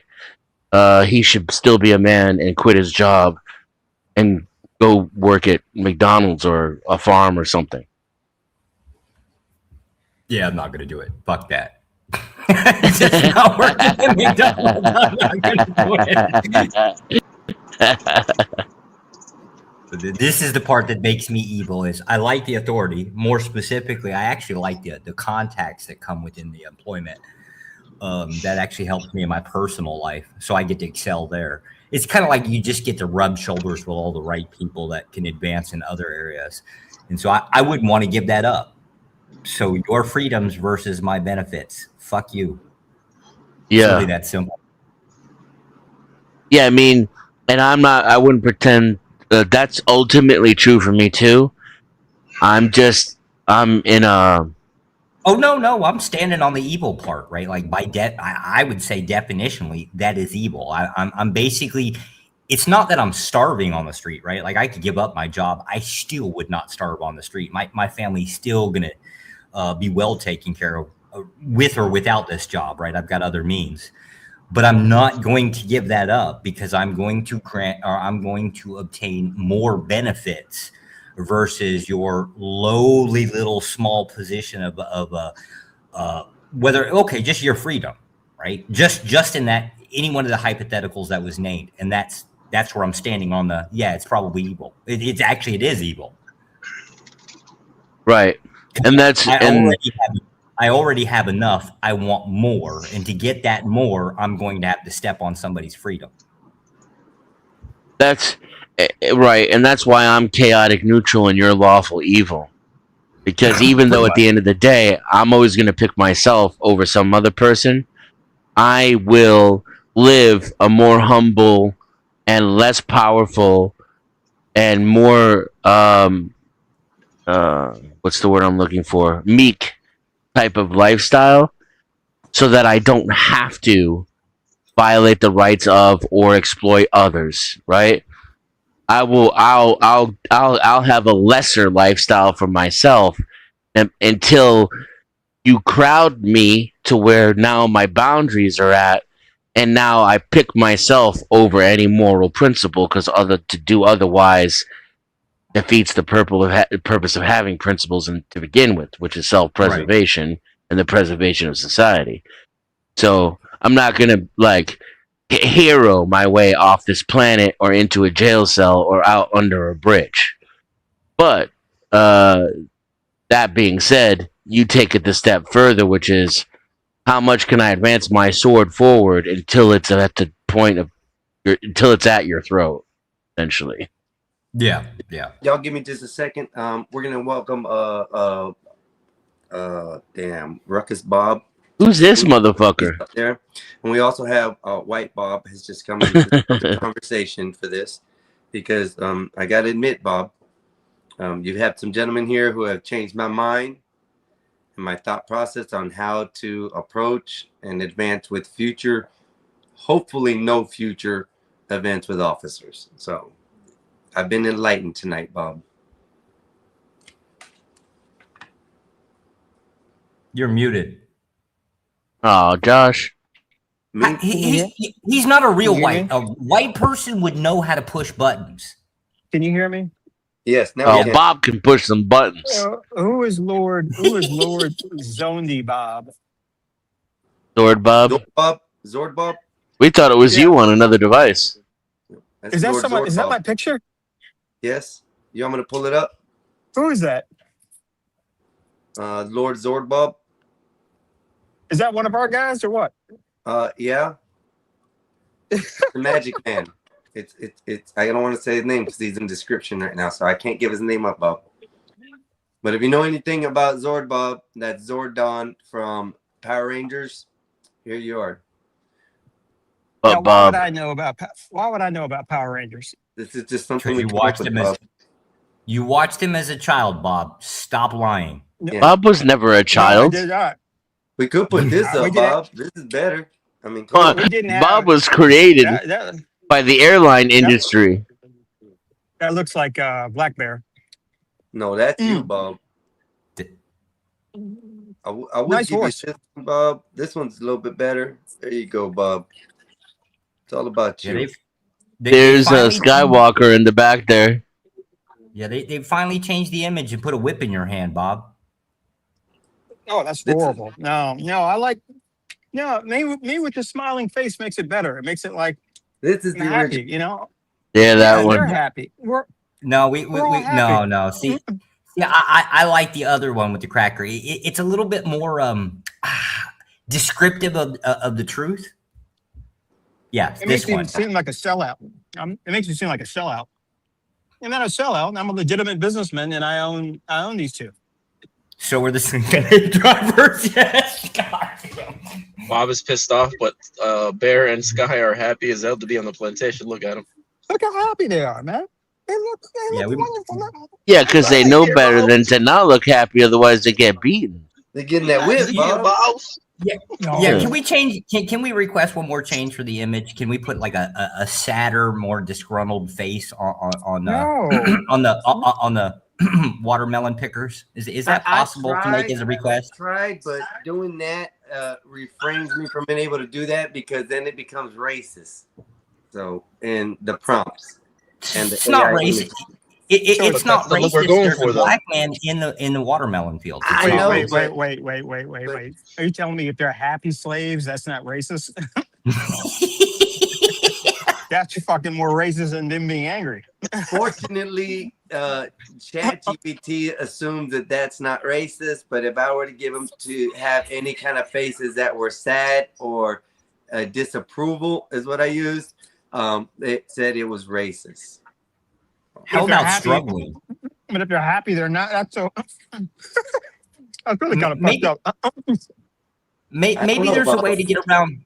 Maybe there's a way to get around the AI prompting with like you could say like exhausted face, exhausted expressions. And I'm gonna Yeah. have to work on that. I'm gonna have to work on that and see what that does. It's Sounds just- like a possibility. We're going to have to make an exception with Black Bear, right? Because I don't know, he can never lay claim to being exhausted. That man was late to work for 30 minutes. Oh my god! It was the Einstein- watermelon. It slowed him down. Einstein, what did you learn? What did you learn, man? What did you learn? What did you guys teach you? So, we got into the discussion basically about at first.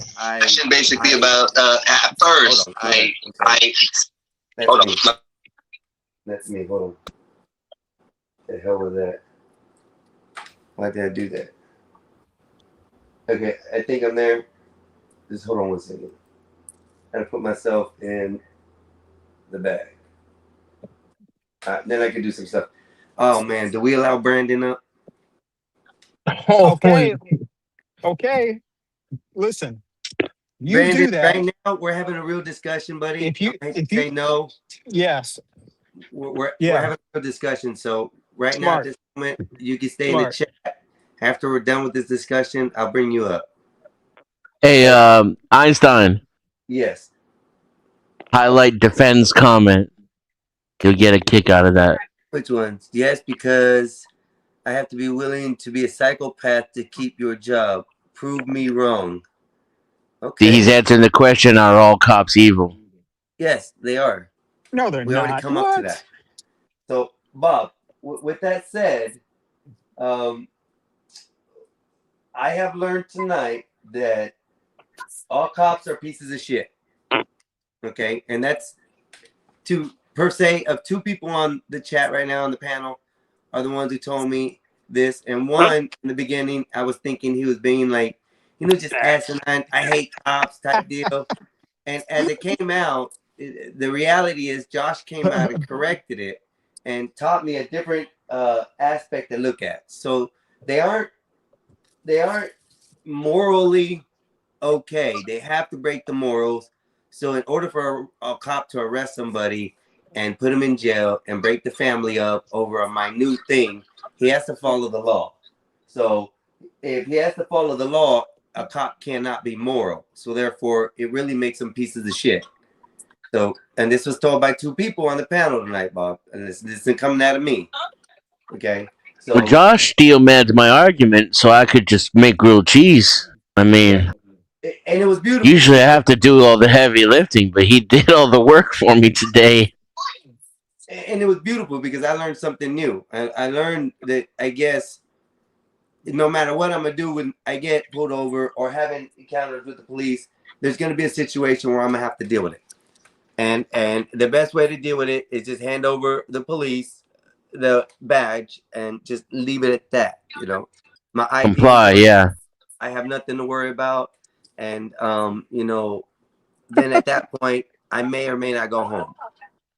But you know, Right. You just want to increase your odds, knowing that it's an emotional situation where ego is the decider, not the law, not what's right or wrong. right. You're dealing with an overgrown child with like a mental problem, a mental disorder, and he thinks he owns you. Now there are situations where the calculus gets so complicated, the more you comply, the less you serve yourself. But those are few or far in between, and you really got to know what you're dealing with and know your rights, the laws, the situation. And usually you're not in that situation when you're dealing with the police. Usually they know more than you do. And even if they're right or wrong, ain't going to stop you from having to go to jail potentially, see a judge and get arraigned, hire an attorney, etc. And this is why the whole thing up here is because, you know, we had to create, me, in my mind, I had to create things. So this was done just within a few minutes. So Bob, this is your tribute to the piece of the shit cops that I have to now thoroughly think in my brain and abide by, hand the ID over and wish for the best that I go home is the easiest way. And then if I have to fight it, I will take it to court and beat it there. You don't have to. I mean, you can. No, you know what? Whole court right now. I mean, just fuck them. You don't have to do anything. What the fuck, Bob? That goes against what you've been trying to teach. But you know what he's going to say next, though. I can go cuss him out again. No, I know, Bob. I know where he's going with this. No, you're saying you have to do. You don't have to do anything. It's a cost benefit though. What are the consequences for you following your own wishes? But you don't have to do anything. I apologize. The have to part. Yeah. No. Okay. Let me rephrase that. Something that I need to do. Okay. Is that better? It's more than likely, more often than not, going to be in your best interest because your rights are already gone. It'd be different if we could stick up for principles, but everybody would have to be with you, and they're not. Your fellow American is a cucked slave. They'll hand over their ID without even thinking about it. They don't even know their fucking rights. So that's out the window. So at this point, it's just about what's better for Einstein, and 99 times out of 100, it's going to be full compliance. Now, if you're anticipating a future court event because of your situation, right? All situations are different. And this one, you committed a crime. You looked at the law. You knew you committed a crime. So now you know you could potentially be in court. You want to handle things slightly different. You want to comply, but you want to do so in a way which leaves the framework for your rights to be reinforced at trial or on appeal. So you want to be able to attempt to peel away qualified immunity and make sure you get the cop on record that he's violating your rights. And if you're clever, you can do that by asking questions and by complying simultaneously, right? And then depending on how clever the cop is, he may or may not hang himself. Some of them are clever enough to know better than to say shit because they've been caught up with people like me and Joe before. What's up, Joe? What's good, man? Yeah, we got this. We got this thing in aviation that says, "Don't be right, wrong. Don't be right, wrong." Yeah. If I'm taxiing if I'm taxiing an airplane and I see a baggage guy that's not going to stop, I could continue to taxi and run into him, and he would be in the wrong. But at what cost? At what cost to the airplane? At what cost to my sanity? At what cost? At what cost?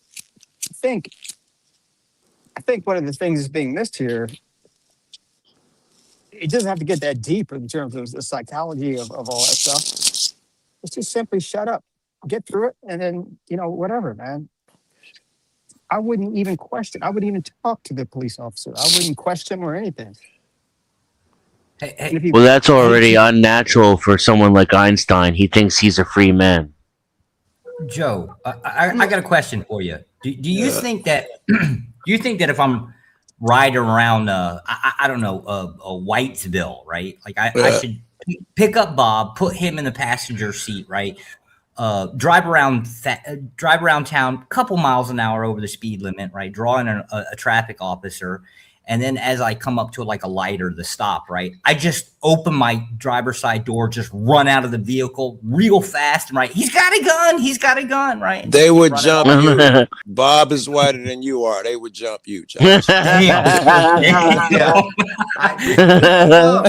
this is Bob. This is how I do it. Doesn't go better. For sure, you would get arrested first, Dennison, or whoever was making that statement would be. Oh, if it were me, that is for damn sure. Bob is whiter than I am. Josh, you might be pushing your luck, but if it were me, they'd be saying, "Stop resisting, stop resisting." Well, they beat the shit out of me. Hey, Bob. Bob, you want to go for a ride around town? No, I mean, I see it. I see it. And I mean, the explanation that we're given tonight, like I said, I can only take into consideration if I want to be home. And I guess the way they put it tonight has made a lot more sense than Bob telling me just be nice to the white cop. Just be nice. Is Bob up here? Because I want to ask him a question. It's I'm not saying you even have to be nice. I'm just saying just be normal. Just be like, just. Yeah, life is. He makes a good point too. Real quick, like you don't want the cop to think you're placating him. See, most people think they're slaves, that the cop can tell them what to do and boss them around. You gotta act like it's just another Tuesday, like you're two guys having a beer at the bar while he barks at you like you're not even a man. You got to be able to swallow that so deep he can't even smell it on you. Because if he even smells that shit on you while you're complying, it's not going to be enough. He will smell that shit on you, dude. Trust me. I can tell you from personal experience, compliance is not enough. That's happened. That has happened. Now, yeah. Officer, when I got pulled over and he smelled the weed in my car before he even got out of his car completely, he smelled the weed in my car. That's the time that I put my hand out the window with 2 bags of weed and opened the door for him, and he pulled my pistol off of me. So that's what I did. That time I was sitting there just chilling, kicking it, talking to the cop like it was nothing. It was a different mindset that I had. Because you were wrong. You were in the wrong. That's and right. You got to be able to channel that. You got to be able to pretend like you're in the wrong, even when you're not in the wrong. Right. And that's exactly the kind of energy he wants out of you, you piece of shit. Because I own you and you're a criminal. Fuck you. Hey, but Bob. I gotta say, though, like I said, I give it. There has been decent cops up there who have given me breaks that I probably should have never had. I don't know about that decent cop shit. Bob, can I ask Bob? Bob, you got a couple different camps like Dennison. He believes in following rules and orders and staying out of trouble, but he also believes that the cops are a piece of shit. Is that a belief that you hold, Bob? I believe the police force is a necessary evil. I do believe there are some cops that are pieces of shit. I would not think all cops are.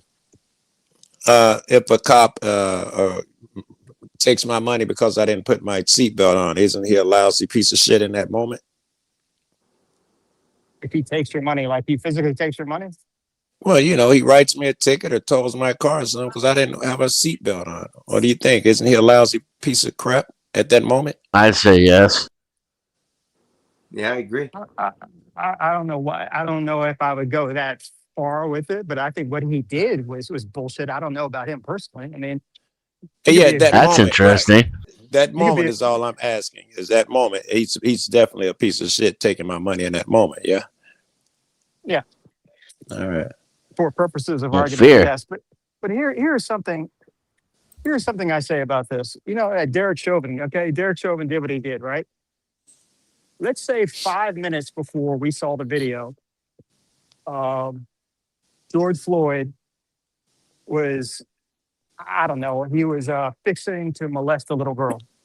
And 5 minutes before Derek Chauvin did what he did, he opened up the door for an old lady. Now, I asked you, who's more of a piece of shit? It's only the Derek. moment, which is why I asked about the moment. So, Yeah, it's still Derek.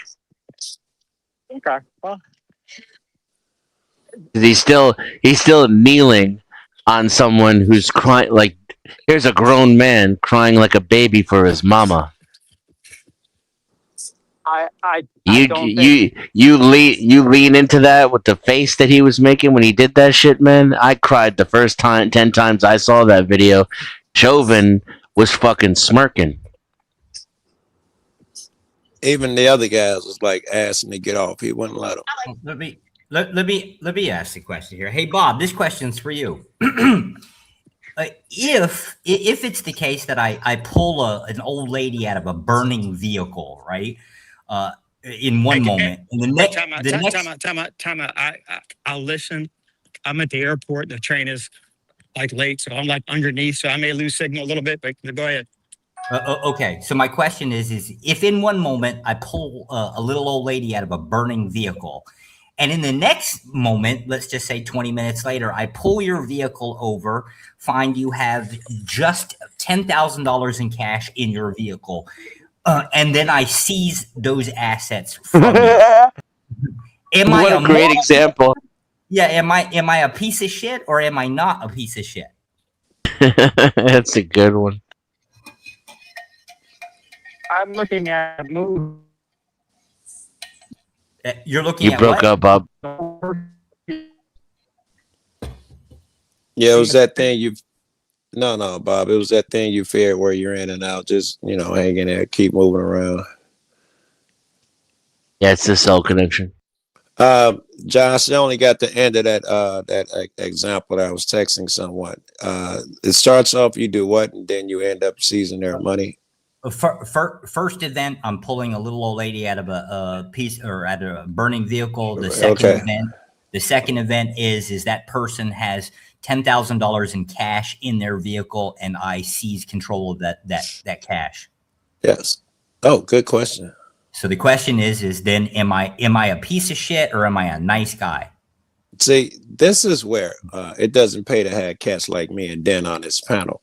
Bob will feel more liberated to answer. His answers would not be so guarded. He's being very fucking cautious right now.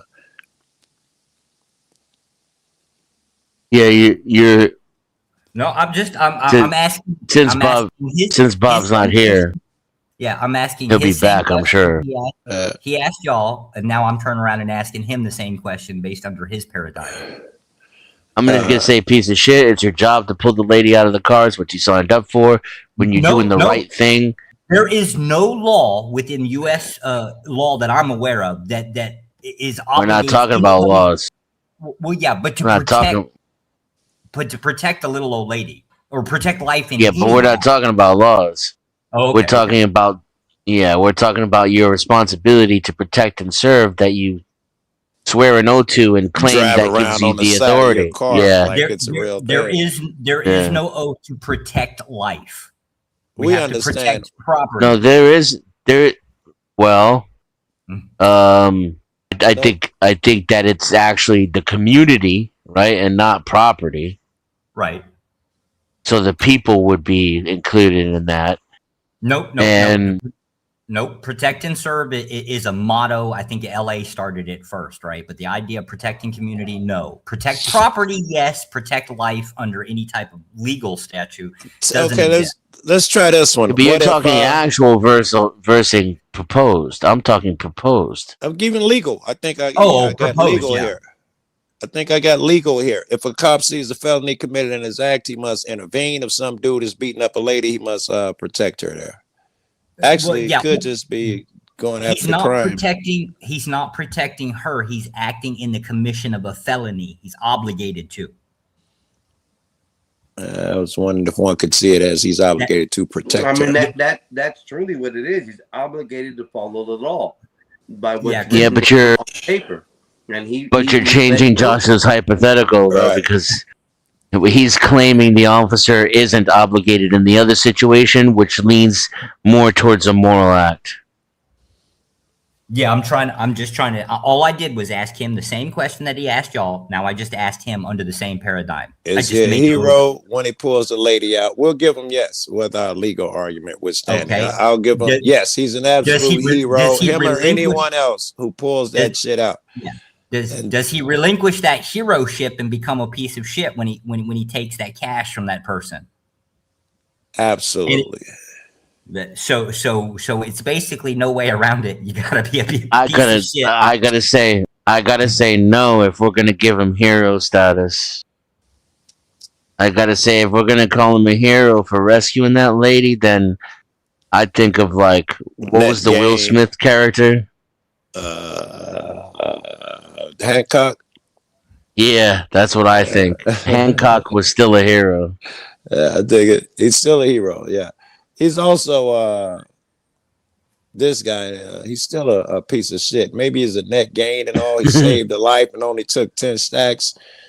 But in that moment, man, I don't give a fuck. You save a burning baby the day before, and then the next day you out there writing a ticket. You're probably a piece of shit again. Yeah, you had a good day yesterday, Bill. Now you're out here taking old ladies' pension money. You piece of shit. In reality, yes. In reality, some of the worst cops known to man have probably saved a cat or an old lady or two at some point. Someone loves them. They some kid. They helped them through school. You know, he's got a great story. Raised Lil Wayne, saved his life, or whatever your great story is. But you were out there enforcing bullshit on poor people and kicking in doors the next Sunday. Yeah. Well, he wasn't. To be That's fair, part of he the wasn't job, poor right? until That's I took the part cash of from him. Then immorality he's that poor. They have to follow. They have to be able to sustain it or divide themselves from morality or morals versus the law. That's what. That's Mr. why it Pepsi pays to make men gods in your eyes, or worship money, worship Trump or whatever the Obama, whoever the leader is at the moment, and not worship the other guy. Because if you worship man, and then now you suddenly worship his writings, and now it's not so hard going along with this. You're happy with your crumbs and shit, and that's what you're supposed to do. You know, that keeps the world together. Whatever crazy shit they believe. But if you don't buy the man as a god or money or all of that shit as a god, it seems like this the illusions are tenable. A highlight defense comment. Whose room are we in? We're in Einstein's. I couldn't find you. Yeah, no, we're Some do streaming right. and restreaming from my channel to other people's. One is the Gospel of Bob, and I'm not sure who the other one is. I found it on Dan and Bob. I didn't, and I would look for dude's channel. But, We got Dennison. I apologize. So it's Dennison and the Gospel of Bob are both restreaming for me, and I appreciate both y'all for that. Thank you very much, guys. So far, we got 14 viewing. Y'all can get the likes up on any one of the channels. some dude right as the opportunity Like, share, presents subscribe, heads their and enjoy the show. sins. Word. Go ahead. That continue. is cold. That was defend. He said some people. I'll read it verbatim. Some do right as the opportunity presents to hedge their sins. So That's interesting and true, right? I guess to some degree. all we know is police are pieces of shit. And that's what we've gathered tonight, and I like that topic. I like it. I like, and it's been confirmed by not just officers tonight. It's been confirmed by people who have knowledge in the stuff. So, like I said, it's just interesting, and I never thought to look at it this way. And I guess Here, morals don't stand what's nowhere dude in. name? Einstein? Is that your name? What do I call you, man? You call me Mexican Einstein or Mexican Mexican? No, man. Einstein. I don't Mexican. take it as rude. Okay. Just call him Wall Jumper and be done with it. Yeah. Einstein. Last week. You don't just know. Mojado. I think you hit on something more interesting, at least more interesting than me. You was talking about how they have to disassociate themselves from morals. What type of magic do you have to speak in a motherfucker's ear to get them to let go of their morals? Well, that's the thing. There isn't. That's what we came to the conclusion is.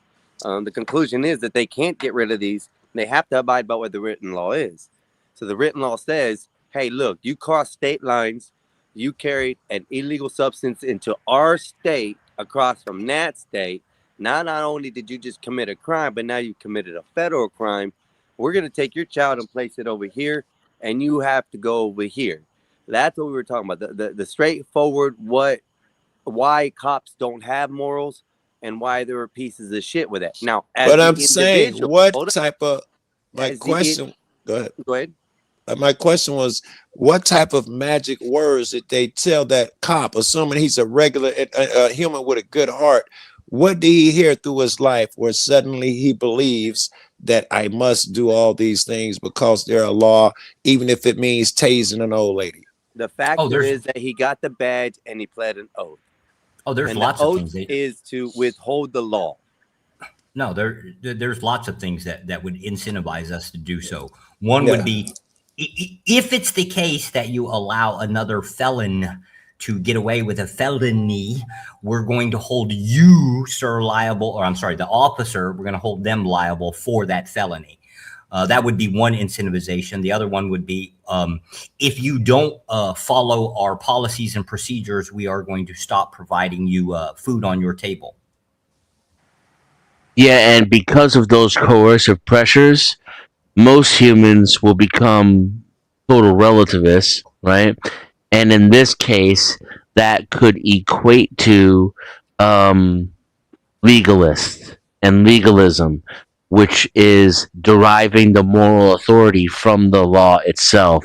So while they may not be naturally or organically or authentically legalists, when they're in the position of employment, they de facto become legalists, Yes. and they use the existence of the law itself as justification for their actions.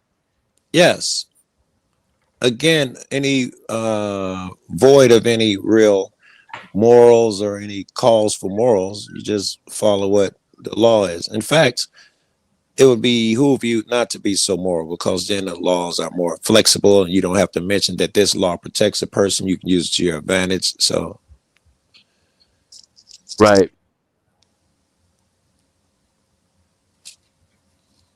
So that's why we've definitely come to understanding, and I'm gonna put the photo up again of Bob here, and how the police officer are speaking his shit.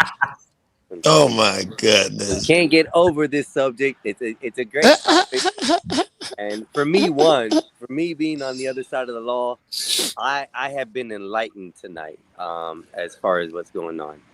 Like I said, to understand that the cops don't live by morals is a better understanding to know how and why they do what they do. Well, now that we've changed your mind on authority, right? We're gonna the next step is to work on your capitalism and convert you to socialist, sir. Yes. Oh, man. Wait. I don't know about that now. Does he, just because he understands the cop shit, that y'all give him the full lesson and he understands that all this shit of authority is probably an illusion, or is he just cops are a piece of shit? I understand that. No, I've always understood that part. But my thing is, I have an anger towards an officer. If I know I'm in the right, I will go to jail and stand on that. Is basically what my thought process is. And rightfully so. You were right. Yeah, but now to understand that it's easier just to go on ahead and maybe take the ticket, or not open my mouth and just give the officer the identification immediately. I mean, of course, I'm giving up on my rights. I'm giving up everything immediately when I do that. But the concept is that the hopes is I now think that I'll go home, and of course, Bob. You have to weigh that. Right. You have to weigh that. There's been times when I let a cop back me down and shit because once because I had to see a chick later that night. I got thrown out of a building, and normally I didn't accept that shit, but I was going to see a chick later. Or your car's parked in a 7-Up, Or it's Friday. 7-Eleven. Or it's Friday. You might be stuck in there till Monday afternoon. Yes, and I'm out of town They somewhere. don't see you. They don't see you on the weekends, man. So, especially on the weekends, man, I try never to get involvement with police anywhere close to Thursday. And where the argument started was he was in a situation where he knew, and he was right, that the cop was already going to try to arrest him no matter what. And that he was already looking to put him in jail, not only because he could read the situation, but because the cop said to another guy, hey, get out of here or you're going to jail too. So now he really knows, right? Verbally, right. My argument was, though, if you had complied and made it seem like he was in the right and you were in the wrong, you had a chance not to go to jail. I was going to ask that's you how what's these your prescription. What do you think of prescription in that situation? I was going to ask you your prescription. So I would have had a little bit of a leg up on Einstein because he didn't know that going through a stop sign on a bicycle was illegal, and I do. So as soon as the cop pulled me over, I would have been like, I just committed a fucking crime right in front of a pig. I'm not in any position to stick up for myself or to tell him this, that, or the other. He's got me by the balls. True. I would do the same. I've done the same. Yeah. Guy gave me he didn't give me a ticket. I was on California and I threw my cigar out the window. Police right fucking behind me. My cigar. I just pull over and grab my papers and shit. I was like, my bad. But the wind took it, which is a lie. I didn't even try to throw it out. And I had an ashtray in my so-and-so. And he was like, yeah, I thought you was just doing it in front of him. Like, no, man, I wasn't even finished smoking it. You see, I got an ashtray here. I normally do it. It just sucked it out. And I got my papers in his hand. He was like, no, man, you know, as long as I see you got that, and he let me go. But you're right. I immediately was like, I'm in the wrong. Here are my papers, sir. That's a really good bitch thing to do there, Yes. Joe. Thank you. I wonder if I don't think I got to record it, but it was an impressive performance. I always give it up. If I'm in the wrong, I try to stay out of the wrong, so I don't have to do that. I stopped saying I don't answer questions too. Yes. Or asking if I'm detained because that triggers them.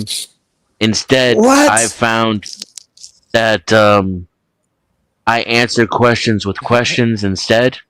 Yes. And most cops are so dumb they don't catch on. Right. But the ones who are clever realize that they're talking to someone who's clever too. It could piss him off then, right?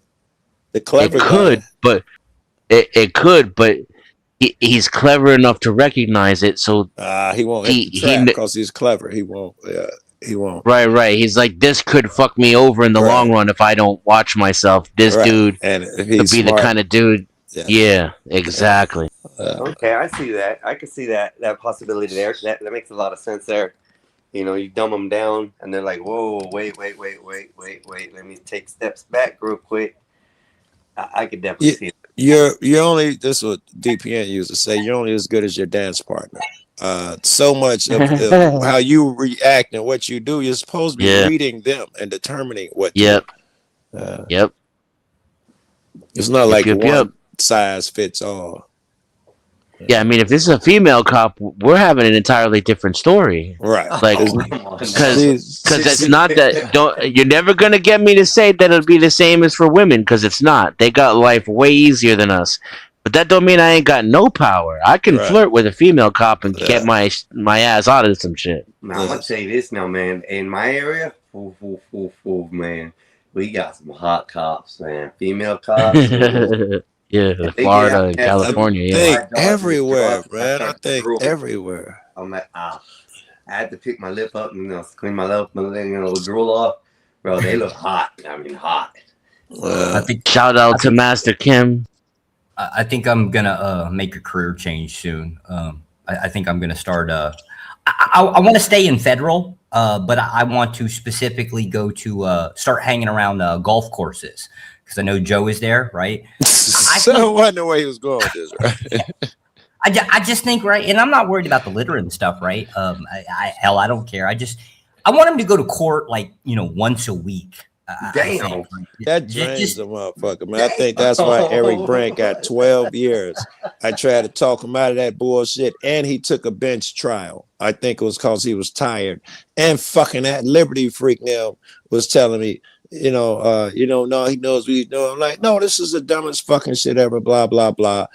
And they were furious when it happened. I remember I wanted to say we were arguing, but mostly I was putting them down. I would think I was mad, so I was degrading them.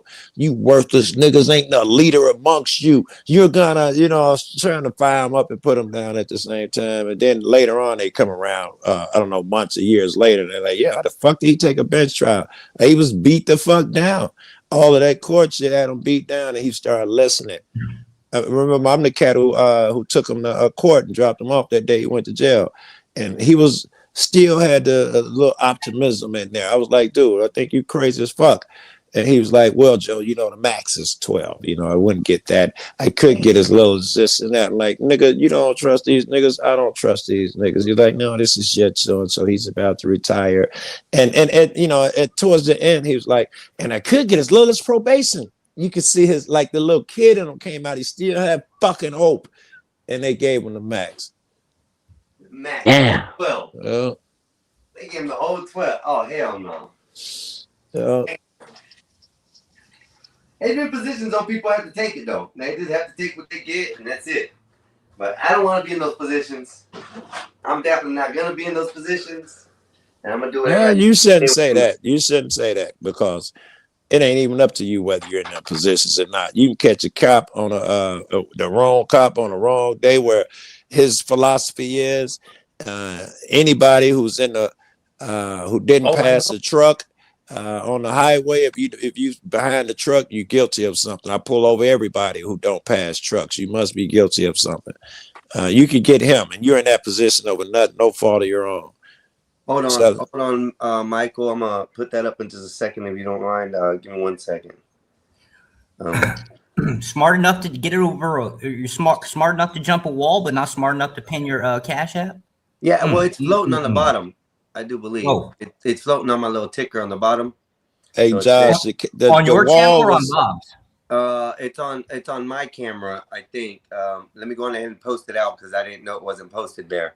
Josh, the wall was physical. He can't do the mental part. That's the button pushing is difficult.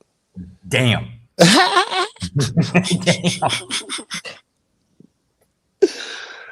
It's pretty long. Oh man, yeah, that's crazy.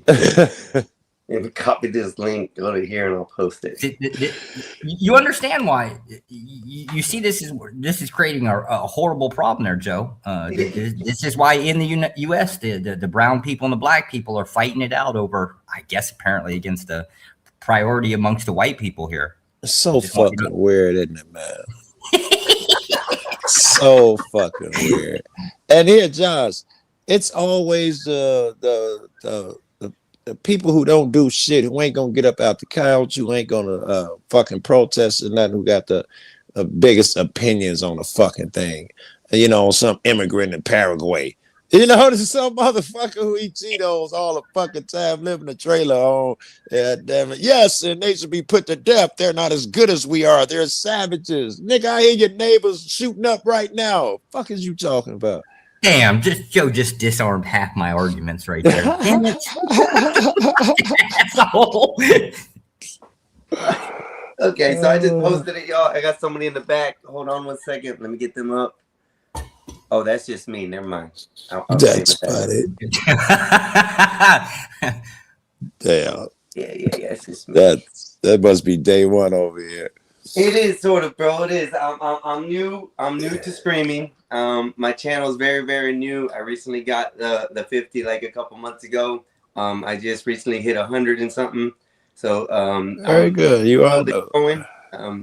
With the help of Gospel Bob, I've had a lot of help. Wait, back up, rewind. All right. I'm sure fucking Den is me, so I'm sure he's run you through all this. My first thought, nigga from Gospel Bob, is sheep. I can tell by the conversation they've been de-sheepifying you since they arrived over here.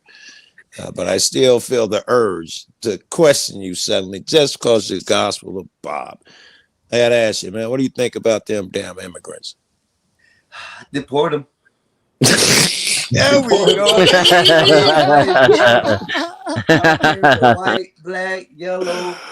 I don't care what race they are. Listen, and people gotta understand where I stand on this, brother. See, you see this, Joe? You see this? See, the brown people know how damn difficult it is to get over here, right? So the good ones, right? They already know what's up, right? Yeah. But now on the black community, why y'all protecting the Somalis? What the fuck is That's it? what I want to know. This is where I'm trying to. Oh my God! They're deporting the wrong Browns, and my brother says it the best. They deporting the wrong Browns.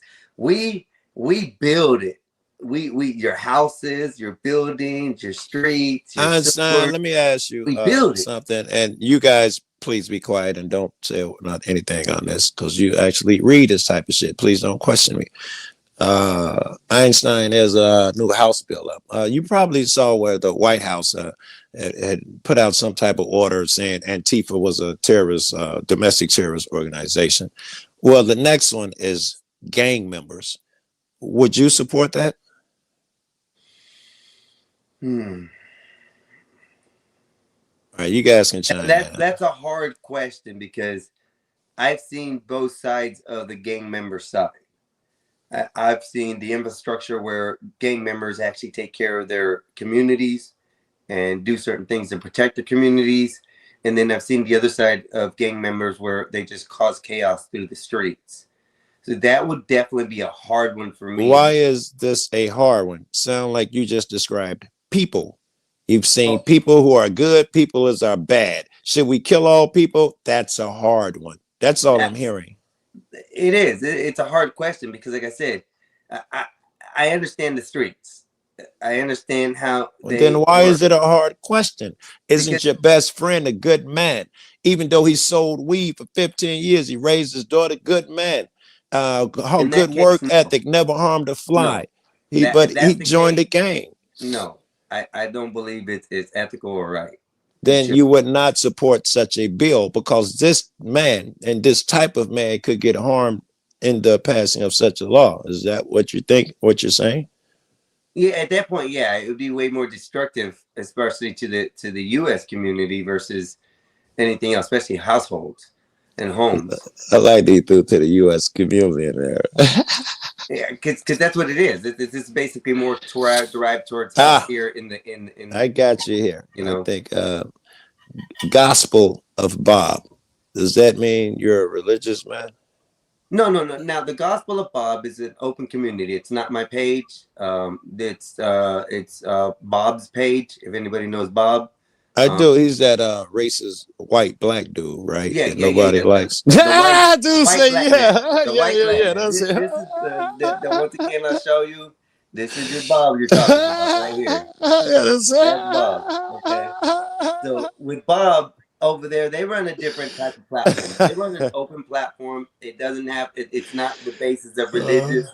All it is a place where people can come over and commune as a hangout spot and chill and put their own advice and thoughts out if they want to join the panel. So it's a really, really open panel, probably one of the most open panels I've seen. So that's I debate that. I could debate that. It's become more open, but I used to go over there, man, and cats like I don't know anybody that got buck wild and loose, maybe even some of the shit we talking about up here. Like you couldn't have said shit over there back then. A lot of shit they didn't. They wouldn't too welcoming. They just wanted fucking I went over there and said Trump was a piece of shit or something. I got jumped. Fuck Joe Cool. I hope he dies. He just hates the police. Like, jeez, that's how they work. That's what they thrive for. The fun community reaction type that you're more than welcome there. It's not that they're against your thoughts and stuff. They just like to black out a lot on there about these subjects. They do. And now, I dig it. Now they're calmed down. They still black out when them subjects come up, though. Oh yeah, they black out every day, bro. Every day. Like a good hour or two show, and then from there, the conversation will start almost like what we did. We kept it a good level on the topic because we started off with my arrest. We went through the processes of why, when, and where, and it ended up as far as where we're at now in a good. That's what, like 3-4 hours we've been talking about this. So over there, No man, crash it started sounds. with that. It started, then went to religion, then went to racism, then went to gematria, and then right back to the original subject, and then bounce back. And in the meantime, they're just, it's fun to watch, bro. So chaotic, so fun. I love I the enjoy it. changing of the topics personally. Sometimes being a stickler for one topic can stifle a show, in my Oh, opinion. yeah. But the crash out, when niggas get to talking over each other, I got a certain appetite. It can be fun and funny for a minute, but if it's monotonous and you can't understand shit, niggas just won't stop dick measuring, I'll be ready to leave the panel. Man. Yeah, I do too. Even for me being a panelist up there, sometimes I don't even say nothing right in the middle of them blacking out. I just click by. I'll talk to y'all later. I can't deal with this shit no more right now because it's too much for me to handle. One, I can't hear it. Two, I understand it because I've caught on so far. I've caught on to how they overtalk and do everything. Yeah. But there's some characters over there. Dave. I love it. Oh my God, Dave. Dave Man, is the Dave is on the- politician of the hood. Okay. Well, Yeah. I got a question. So I guess it was yesterday, right? So Joe Cool pops in, right? And I guess apparently he got labeled a leftist, which he's not. He's just anti-authoritarian is effectively what it is. But I gotta ask this question. What the hell is it with black people all ganging up on each other? Y'all even doing it to your own. What's the deal there? Explain that. Oh, but man, I thought he was going to give an explanation. He like, yeah, I want to know too. I want to know from you. Explain that. I don't understand it. And they can all be talking about the same subject and agreeing with the same thing, but they still got to fight with each other. It's the same thing that had you coming in here thinking that cops have authority. It's the same training and all of that bullshit. Basically, we've been trained to think if a nigga step on your shoe, you don't disrespect. You can't disrespect me, and that's been allowed to flourish because that's kind of currency here. It's like being in jail. If you get punked, it's over with. Those streets, what's up, Guru? Those rules apply in the streets to a higher degree than they would elsewhere. I'm sure you can understand. You know, fucking biker gangs or. What I don't know. You'd have your equivalent somewhere. We got all kinds of even base wannabe gangs. What I call groups of people who think they're a gang affiliated or whatnot. Yeah, whether it be a motorcycle club or something. If someone disrespects them, wears the wrong color, pulls over in front of them, suddenly a bunch of motherfuckers who work at IBM will pull over at the gas station and threaten the motherfucker. You never cut us off when we're in the line of 7. Shut the fuck up with you and your goof ass rules. I got a follow-up question. Why is it when the white man showed up and offered the same not the pushback, the same talking points that the black man showed up that was all getting ganged up on? Why did everybody calm down? I don't know what you. Oh, over there. Okay, took me. Over there. Not over here. It's the same thing, Josh. It is the shit that I was trying to explain right now. Is that the same magic that you can make think a policeman has authority. The same or similar magic words can be spoken and make you think that the white man is better than you. And I would put forth that it isn't everything, every image and all of that shit. If you think about it, the first black-white kiss was Captain Kirk, right? So throughout the history, for a long time, it's been able to be propagated, and it's propagated. First interracial kiss, first gay kiss, first lesbian kiss, and first trans kiss. All that shit on Star Trek. All on Star Trek. And then in the very different series, right? Like the later being all the way up until Deep Space Nine. Oh, very good though. Yeah, interesting as fuck, yo. And they didn't want that kiss. Let me finish this. Let me wrap. Can we wrap this up? Okay, go ahead. Wrap it up. Yeah, I want to take a second. Yeah. They didn't want him to do the kiss. They told him don't really do the kiss, and they was gonna cut it a certain way. And on the 2 shots where he didn't really kiss her, he crossed his eyes, so they couldn't use those shots. And so they were left with the actual kiss. He made them do that shit, bless him. Yeah, right. Let me go back to this statement that's on there. Michael, yeah, they are confusing there, but Skywalker and Bob both take and give the heat just as well to everybody. So they have a very playful, like brother type system over there that they do. And the joking and the bashing on Bob and the bashing on Skywalker is all comical. Yeah, Bob give as good as he get. He was tearing somebody's ass yesterday. I wish I could remember. It was Dave, I think, a Bear. I don't know. Bob give as good as he get, bro. Yeah, like for instance, Michael, I have made all these. These are all what I've made of Bob. These are we got Asian Bob here. We got so Mocha Bob. We have all these Bobs that I've had the enjoyment of being able to create on this. We have the racist Bob, the plant owner. That's how I picture him right these there. are all things that are. That's how I see Bob. I come up with hilarious things, and this is how we bash over there and stuff. So it's more of a playful situation. We also have the little ice Bob, I had to do it to him. We got the airplane Bob dance. Let me remove your message so everybody can see these. And then we have Thug Bob. Tats and shit. We have Thug Bob. Bob is definitely that's crazy. I have my brother. He's Spock. Put him in Spock. Speaking of soundtrack. So this is all playful enjoyment that we do over there. Nothing that's harsh towards the owner or Skywalker. Unless it's Mexicans. We don't like Mexicans for real. Yeah, Mexicans. But the newest ones I've done are these two. So we have Zord Bob, and this is off of Power Rangers. Zordon, the dude in the tube. And then the final one, because of the discussion tonight that I've made of Bob, is Police Officer Shit Bob. Because as we all come in discussion, police officers are all pieces of shit. That's my conclusion. I think you're right, man. That won't be hard to dispute.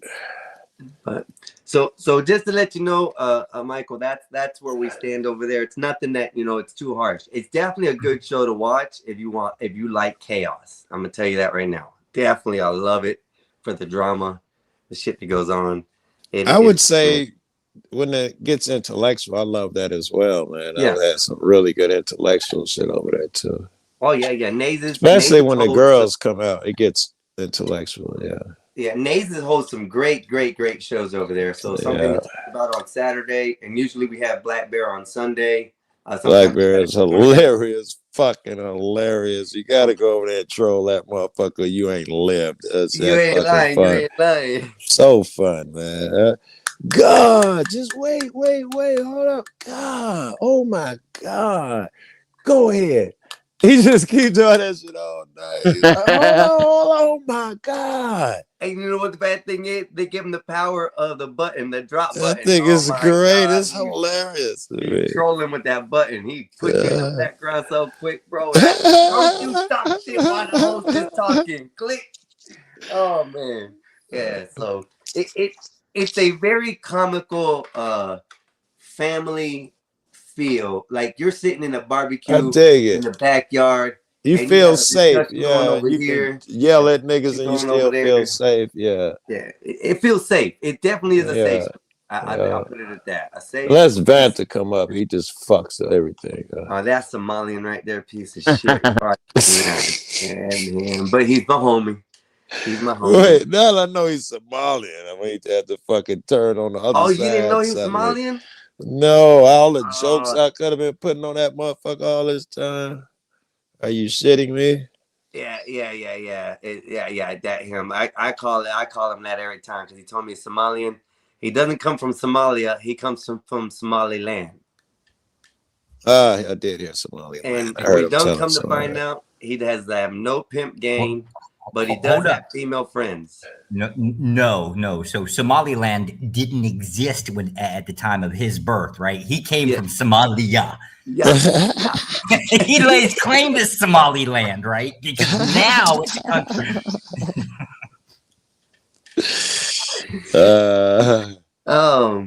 Man, like I said, that whole show over there is a great stage, and they've knitted a great community of people together, which is something the internet needs to have, I think. And it's that show that over there is up and coming, and I think we're going to see a lot more of them coming up in the future.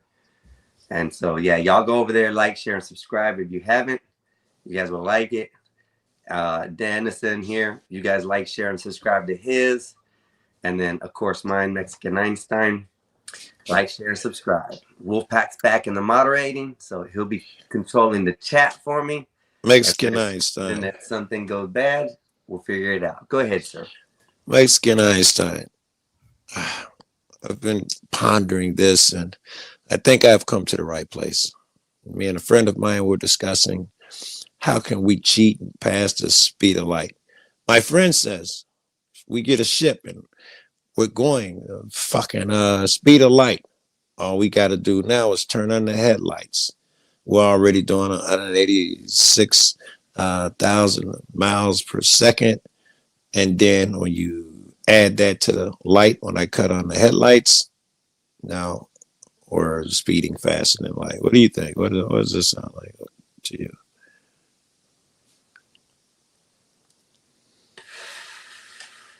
You're not going to crash. That's for sure. That was the greatest answer ever. Fuck, at least you can see. Fuck, had nothing to do with nothing, but I don't know how that really works. Traveling faster than the speed of the light, man. You're not supposed to crash. I mean, at the other end. So. Here, let me ask you another question. Okay. Did you see the Artemis voyage recently?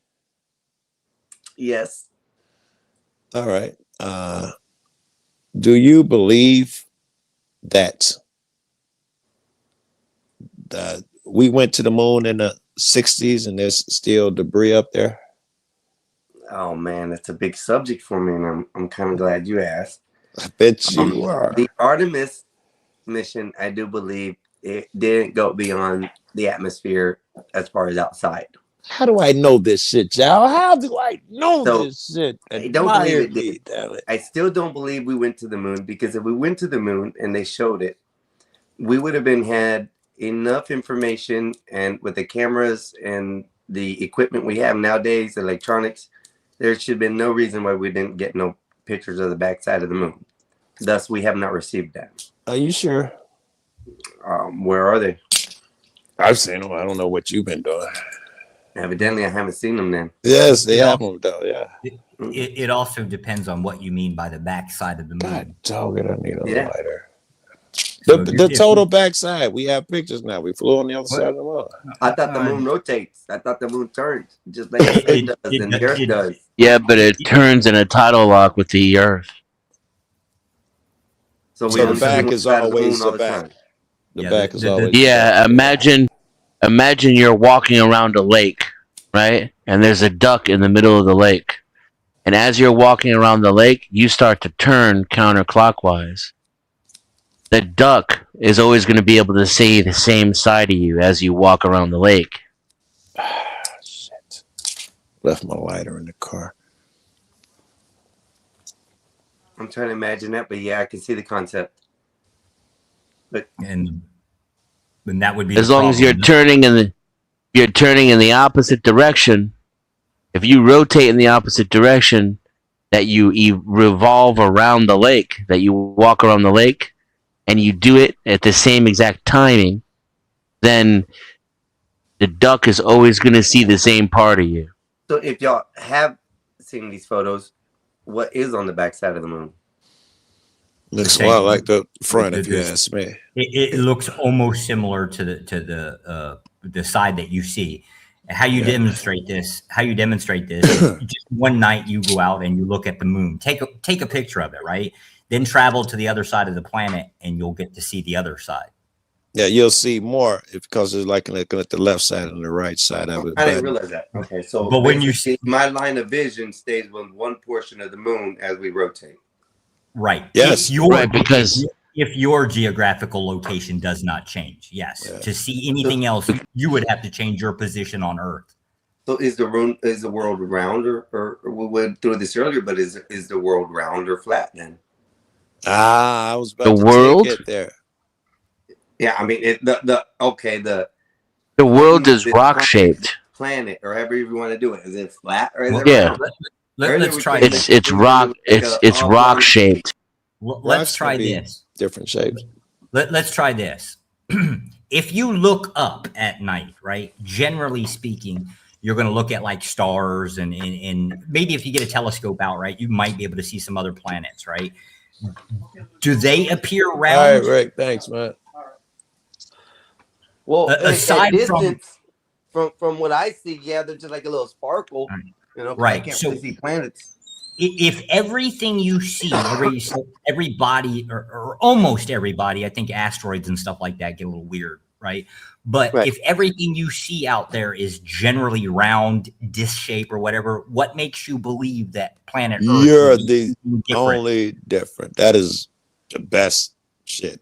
Well, see, that's why I've always wondered because I mean, they say Saturn's round, Mars is round. They say all these planets, and they got real nice, clean, crisp pictures of all this, and thus they've also got clean, crisp pictures of the Earth from outer space to us. But still, a lot of people misbelieve that the Earth is round. All right, here we get. Wait. Wait. Here we just get to the meat of it, and let's just cut to the quick of it.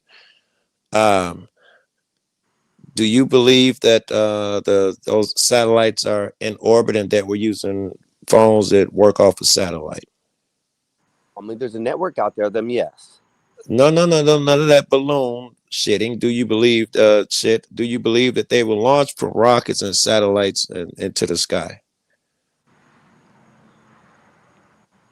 From my knowledge says yes. From what I've been told and I read and I seen, yes. I'm down with that. So what would keep you from making that leap that we can make launch a rocket as high enough to take a satellite, but not those few extra miles to the moon? Why won't your mind make that leap? Because they lied to us. I don't know what that means. They lied to us about the original moon landing. So how do I believe a liar? Oh, well, okay. Do you believe a government's position, and this wouldn't just be the U.S. government, it'd be all governments. Do you believe that it's a government's position to openly state and provide any and all information to its citizens? No, I don't believe they should. I don't. Right, I honestly don't. So the deceptive marker, let's just call it deception, right? It would be in their natural interest. Why would you base, if it's the standard that you believe that a government is supposed to keep secrets, right, why would you rely on them for, oh, well, they lied about this, right? And I get the concept of they lied, right? And if you can justify that lie, why would you base anything of your existence on that lie? I think meaning all government lie. That means that the satellites can't work because that's the same government would have lied to you, and the military, everything you believe cannot be true because all government lies. So sure, Right. except for And now that's the satellites. concept. Well, hold Wait. up. Satellites become commercial, right? So now we're talking about wait. business. Don't confuse it. All right. Don't twist it up. I mean, just for the sake of argument, he's already agreed that satellites are a real thing. If he agrees the government has launched satellites, then, but we can't believe they could go to the moon because they lied. Well, let's They take the lied. fuel. The same ones who launched the satellites lied as well. Let's take the fuel. Let's take fuel. How much fuel does it actually take to go around these Earth, or around the moon, and things like that they can take in orbit? They The take same certain amount of fuel fuel it amount. takes to launch a satellite down there. Right, but what I'm saying though, it's easier to get the satellite just into space versus travel into space with the fuels that we have. So one of the I things don't that I've always questioned- wait. It's the exact same process. The only thing is, rather than leave a satellite up there, you shoot it out and it keeps going. You don't have to give it gas. And then when it gets to the moon, the gravity grabs it. You still don't have to give it gas. And then you just edge out on the edge and it throws you back to Earth. You still don't need fuel. You don't need fuel for none of that shit. Just a few adjustments. It's nothing. Okay, I can see that. Yeah. I can see that. As far as the way the machines work, yes. Yeah. But back to the original concept question was, I believe that no, and the reason why is because if they would have lied to us about actually landing on the moon and hiding that from us, that would be different than finding out that they lied they ever went to the moon. That's where the lie or the deception changes the look of it for me. Because if we actually landed and they kept that a secret and then it finally came out, yeah, we hit the moon already. This is what we got up there, da da da da. That would be more believable to me to be able to say, okay, they possibly did it. We'll try Now- this. What would Right. convince you? What would convince you that we landed on the moon? If somebody put moon rocks in your hand, would that? Yeah. convince What would it take? Nope. Yeah. Because the moon rock Video. What does it take? I don't know. I don't know because Isn't that that's a hard interesting? question. Isn't Yeah, that that's- interesting? Anything else that we could name, you could come up with a proof that we could give. But because you don't want to believe the outer space shit, you can't come up. If I told you you'd never seen an aardvark or something, and or alien, a Bigfoot, you would say, I asked you what proof, you would know. You'd be like, just give me a video of Bigfoot, or shoot the alien in the leg on the camera. But suddenly, if it's the moon, there's no such way you can prove it to me. But I'm with you on that. And to kind of counteract some of that, I do believe in alien life. I do believe in outer space. I do believe in all these things. But the conception of being lied to about actually landing it the first time, the way they All did, right, we gotta ask, man. How do you know it was lied to? You're the guy who there is no proof available, and you're the guy who's about to tell me they lied. It can never be proven to you to exist. So I could never offer you any proof. But tell me, how do you know they lied about it? Well, I mean, they got videos out there that have surfaced that have shown that even the desert portion of the picture where they've taken is the exact same thing here on Earth. No. Einstein. Yes. If you guys are telling like I'm on the middle. If you're telling me that those videos were recorded in the studio, so those videos that you're just mentioning now that there was videos, how do we know that on this side that those videos are made up just to get the attention and the hype on that? The one he's talking about was found out to be made by a flat earther. Your timing is perfect. You see what I'm saying? The one It's you're like, talking yeah. about was made by, they even know the guy name who did it now. Okay. So but those are they actual factual videos or are they not? Well, think about it this way, Einstein. Think about it this way. If the government could fake the video of the moon landing, then any other government could fake the fake moon landing, right? Right. Like the Russian government could create fake videos that look just enough like the real ones to debunk it, to cause, but let's go with you to that. question the original. The most infamous video of the first steps. Okay, this moon lander was on the moon, and there was a camera adjusted on the moon so they can see him coming out of the pod. Nobody has been able to explain that and why there's a camera X amount of feet away from the pod that's landing so they can see him step out. He put it there. So he stepped out, put it there, got back in, stepped out again. Yeah, by definition, it was a staged event. The same way that somebody takes a selfie at a park, right? It's a staged event. It has to be. Which I could see that as a plausible idea. I mean, that couldn't. These are the things, Einstein, that it's going to be left and right. It's going to be a camera. It was real. I thought in the back of your head, but I don't know how it's breaking up a real. little, boss. You may have to do it again. You broke up. Can you hear me now? Yep. Yeah, I can hear you now. Can y'all hear me now? Yep. So see, it's like with me, like with aliens, the moon landing, I want to believe, but then that thought in the back of the head, like this could be all like psyops, And at the same time, when I see Joe Rogan, like these guys that work for the government and they're leaking out the information, but then somewhere in that conversation they say it's all in my book. Just buy the book. It's like like I lose credibility. Like damn, it's like I got. I want to believe because it's one of those things. It's like this. Like think about it. We're a floating rock. is it better just to be out there, like in the middle of nowhere? Like if you get lost in the middle of nowhere in the ocean or in the desert, you nobody's there to hear you scream, cry out for help. Like we're one big piece of rock with a bunch of people just kind of floating out there alone. So it's like, I want to believe. that. I believe that 100%. Because like I said, Yeah. I don't believe we're the only entities out in space. I truly don't Yeah. ever believe that. There's too much Yeah. evidence out there to show that there's extraterrestrial and things like that. Right. I don't believe that. But the thing is, ultimately the lies is what makes me not want That's why to I like being in the believe. middle. I'll But take what- all the what information in, lies, and then though? just He's take got- my own. He's got so far, which is amazing. He's got one picture that he saw that said it was filmed on a set, against all the other evidence and video and astronauts and testimonies. So far, the lie, you've based that off of one picture. Well, You got hold up. more, Even Neil Einstein? Armstrong. Even Neil Armstrong has come out to say that we never landed on the moon. Show me the video. He's never said that. I wish.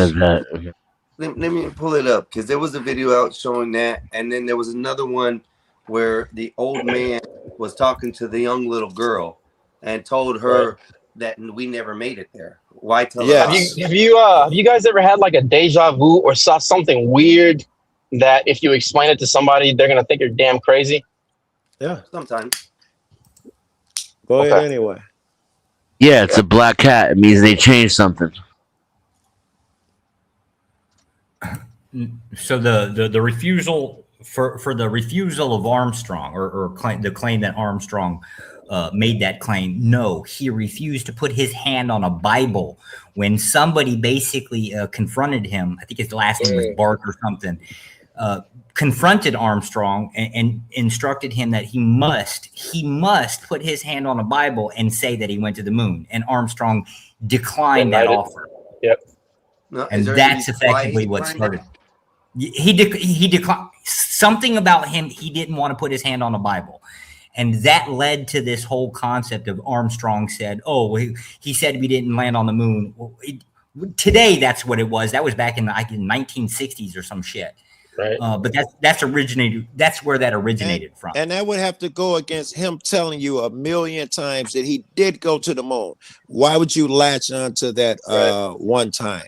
Unless you want to confirm your own belief. You're not weighing the evidence equally. You're looking for something to confirm your belief. You and anyone else doing that. Well, that makes sense. See- That makes a lot of sense now. So, like I said, See, I believe there was a group of people that went to the moon, but I just don't think that group got back. And the group that was floating out in the outer, I guess right there, I guess outside somewhere, I think that's the group that came back.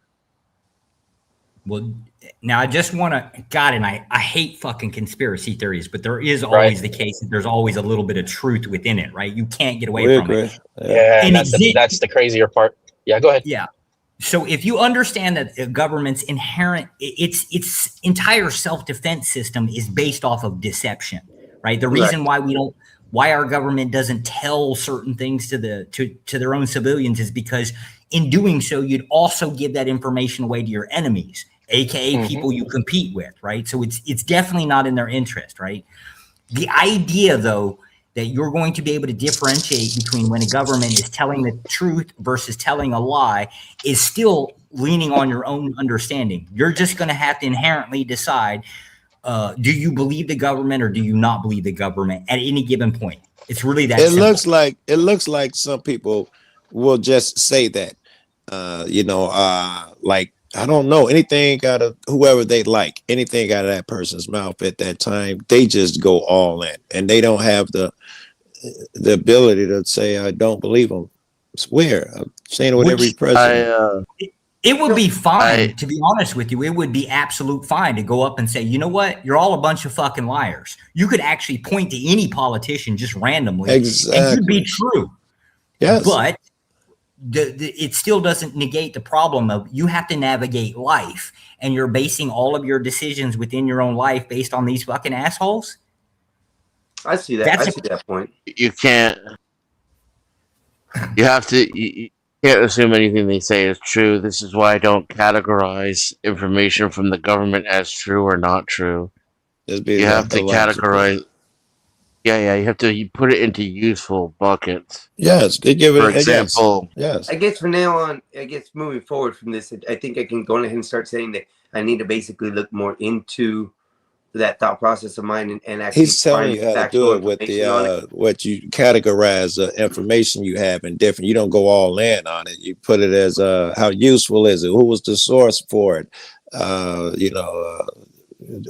you what's the continue. direct impact it's going to have on your life?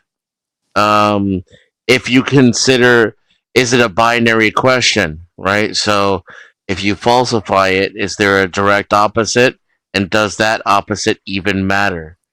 If it's not binary, right, then what are the possibilities, other possibilities? And then I can categorize government information. A valid category for government information is not truth. That's not a thing. That would not be anywhere. Right. But admissions is a valid category. Like, oops, my bad. We tried to overthrow Iran in 1969. The CIA was involved. Oops, we invaded that. I give a higher Cuba. percentage too. They could still be playing with me, but that I definitely give a higher percentage.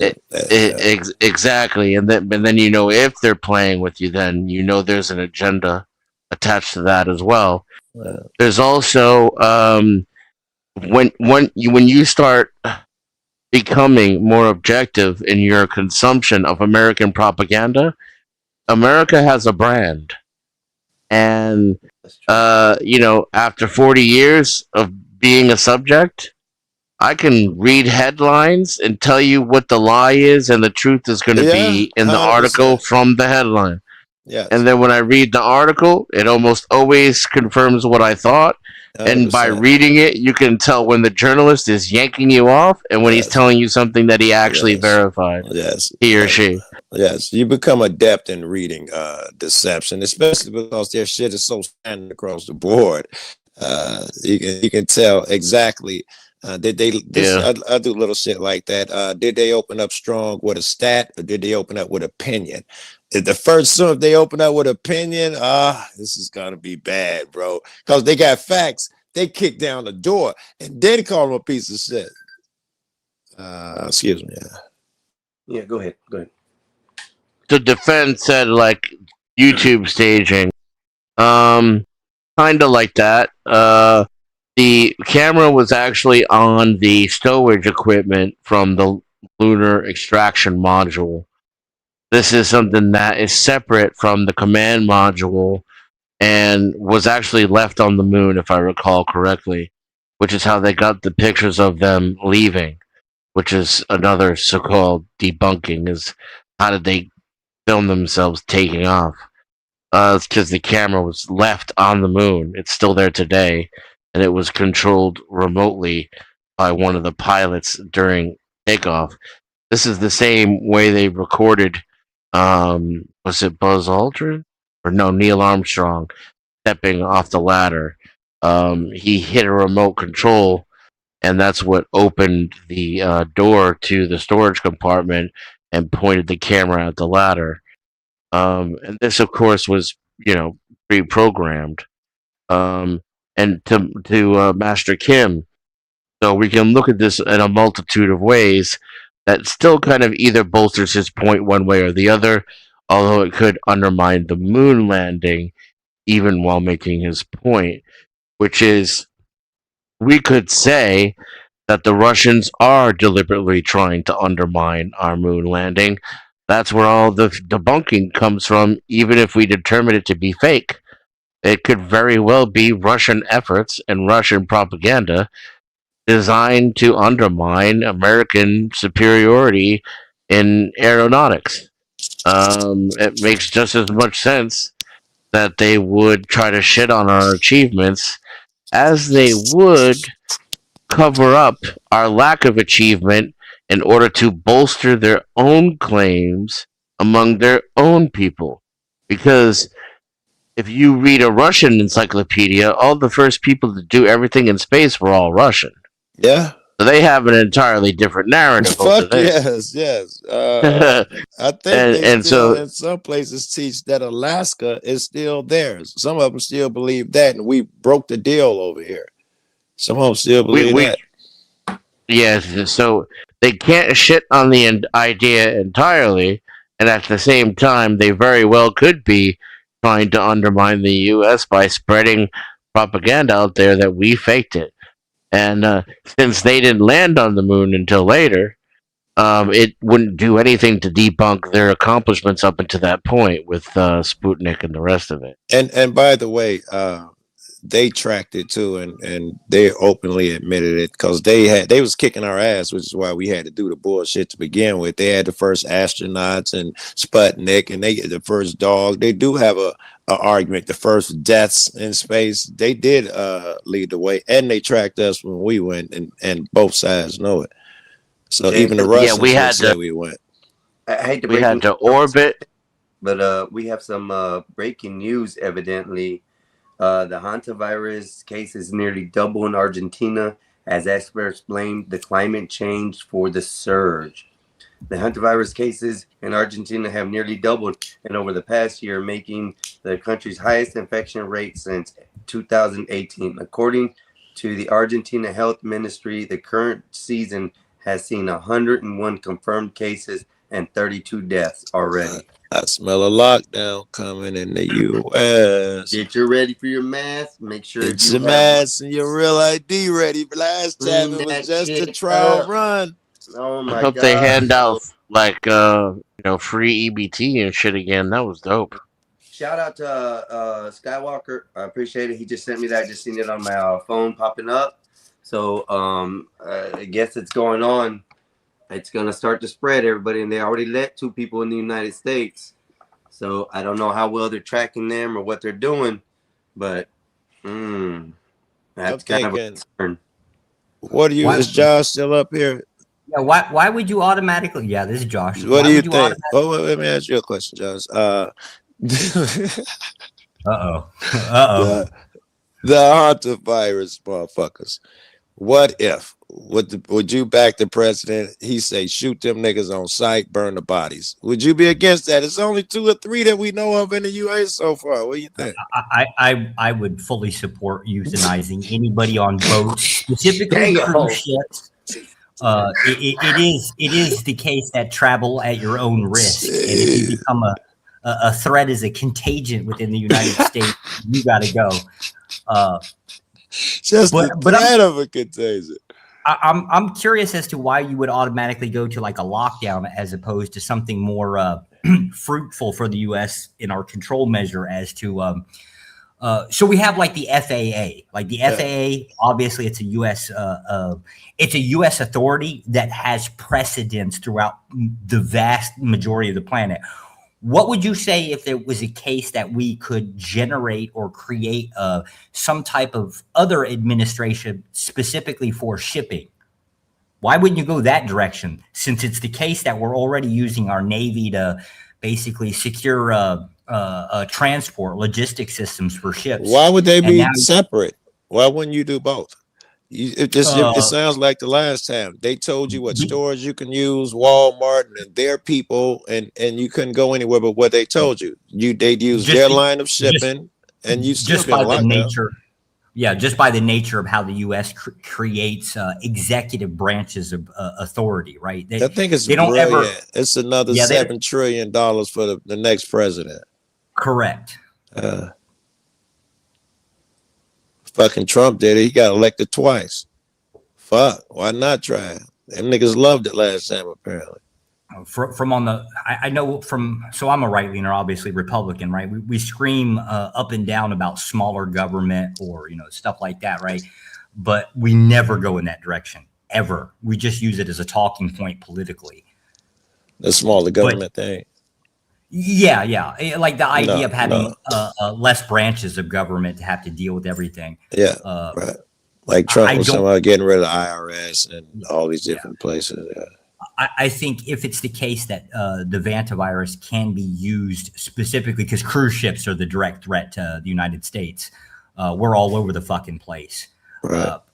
But it would seem like to me that it would be a very useful tool to start having a separate branch of government to control logistics shipping, which would also include cruise ships. And we don't want to control just We don't want to control just us. We want to control globally. All right. Okay. So let me wrap that in my head. So now we have a thing kind of like FAA for shipping. The pretext we got in was for important shipping and governmental shit. However, it overreached all shipping. Now, with that power, I think you're saying that now we make the laws for the cruise ships and perhaps every vessel out there. Yes. Generally speaking, the same way that FAA applies to both commercial and private vehicles, right. It would be the same way within. It would be the same way within the United States. Starting there, it would be the same way with like private boats, things like that. Because you can technically get like a port. Let's just say you got like a shitty ass bass boat, right? You could, in theory, and some people do, larger charter boats will take off from Florida, go down to the Bahamas, right? Just for vacation, for whatever. Yeah, I was saying but do that on TV, not real life. Right. And those are short vacations too. Those are just like a week or you go down for the weekend, right? Do your fishing trip, right? You've also got villas that you can rent down there. They've got a huge ass fucking economy on there. But think about that in the concept of a scale. Just scale it up. We would have a larger control base to institute some type of control mechanism. Well, what would be the control mechanism there as far as controlling the people that come back to the United States from those areas? Not just there. So like the Bahamas, right? Like you can go down there, buy some shit and bring it back into the US. Probably can avoid customs that way. Okay. There's nothing to force you other than you just shitty luck of the draw that you managed to avoid Coast Guard or something like that. But you could just walk right into the United States. You being a US citizen, take off, go down there, get some shit, bring it back to the People US. do it all the time. Drug runners do it all the time. Planes, boats, all that. Remember Trump blew up a few of them. Yeah. We did it for like 20, 30 years with Canada, where you could just take your van, go up to Canada, buy a whole bunch of their medication. Now it's illegal for them to sell you stuff, right? But if they've got stockpiles of shit, you could go up there, buy it cheaper, bring it back down here, and now you've got a business, and you're avoiding the customs for it. So like there's plenty of reasons to bypass or have these loopholes of things you can do, right? It would also seem like that it's in the government's best interest to assert more and more control over a time period. Okay, I think I'm still missing something here. Assuming the government gets control, what the fuck does that got to do with me sneaking some fucking marijuana across? Well, now, if it's the case that you have an authority like something like the FAA, already got an authority for boats. It's called the Coast Guard and fucking customs and shit. They're ill-effective simply because they're spread too thin. How much coastline does the United States have? Not to mention, we also outsource our Coast Guard to other countries. There's a Coast Guard here in Vietnam that belongs to the United States. They're out there fucking pinging away over. So it's trying to touch just like a bigger police force, a thorough police force. Yeah. When people say like the United States is the world's police force, I think we're leaning in on that. Okay. So, but another branch of government, something similar to the FAA, to actually handle specifically logistics or naval logistics, would be my best guess as to a direction you'd go. The FAA is spread thin. Not to mention they're in a big crisis of getting more money, but they're already spread thin, right? It would seem that the government would want an additional branch of government. I don't see it under how you're talking about it, though, because they already have logistics for naval shit, military shit. It's called the Navy and the military shit. They wouldn't need a new branch of government for that. If you're talking about one that extends globally, no, that ain't. Yeah, so you have to separate the difference between military and government branch, right? So the Navy would be military, right? Yeah. They're under different. There's technically different laws when it comes down to what a military vessel can do versus what a government vessel can do. I think you said military. That's why I went with military. The Navy would be a military. Technically speaking, the Coast Guard is considered military once it steps outside of the jurisdiction of the United States, which I think is like 14 miles. Or something like so what would the other part do? If not military, what government? So the FAA, an example would be let's say you're in Hong Kong or someplace like that, right? You can't get onto an airplane going to the United States and thereby also networked with like Europe and everything else without going through FAA administration. Their rules, their compliance, you either participate or you don't fucking get to, basically you don't get to actually access any of our airports. How is that different from what we have now? Well, no, Or it's not that. ships? It's not that it's different. It's we don't have a decent enough mechanism to control our own ports. You in the this is why like the concept of or remember the Cuban, all the people on Cuban rafts coming over. Yeah, we could never keep up with them. There's just too much of it. So if you take it like our own private citizens are now starting to buy fucking boats that can actually get to the Bahamas. That apparently is a bigger thing now, right? We can't even control ourselves, let alone the like globally speaking. You got another problem here. How do you sell this as an idea? Because there is no flood of Cubans coming over right now that you can put on the news. How do you sell that we need this new branch to control influx of what? But there's influx of travel across or outside of U.S. borders, right? So crossing over our border from a waterway, right? But I'm saying, where is that now? Why do I need this big organization? Because right now, you want the convincing mechanism. Yes. So COVID, people are coming in with COVID. People are coming in with Hanta, right? Like, take your list. People are going down to fucking Bahamas. They're buying shit, bypassing. That'll do it. That'll open up some money immediately. Well, not only will it up some money, but I think it's what Josh is talking about is more control of what comes back into the United States. If I gather what's going on. So Josh is talking about how you can go to the Bahamas right now, go through, buy you something. It could be contaminated. You don't know. You got it from the island. You can easily sneak it right across into the United States borders without having any problems. It could just be something that you're getting around import tax on. Okay. But I think that okay, I follow. Go ahead. It doesn't have to be anything specific. It just has to be something that skirts our existing laws. So you're looking at anything that bypasses coming into the United States, whether it's financially, digitally, intangible, or something like that. You're looking at it as a whole totality at that point, then, correct? Yeah. That's what I'm saying is you can't pin any one thing down because the government's going to be governmenting. That's the thing they do, and they're generally trying to assert more control. Well, yeah. In essence, that's what I was saying. It's more of what's coming into the United States. Therefore, like the items that are being brought in, it'll be a lot harder for somebody to be able to sneak something into the United States, regardless of what it is.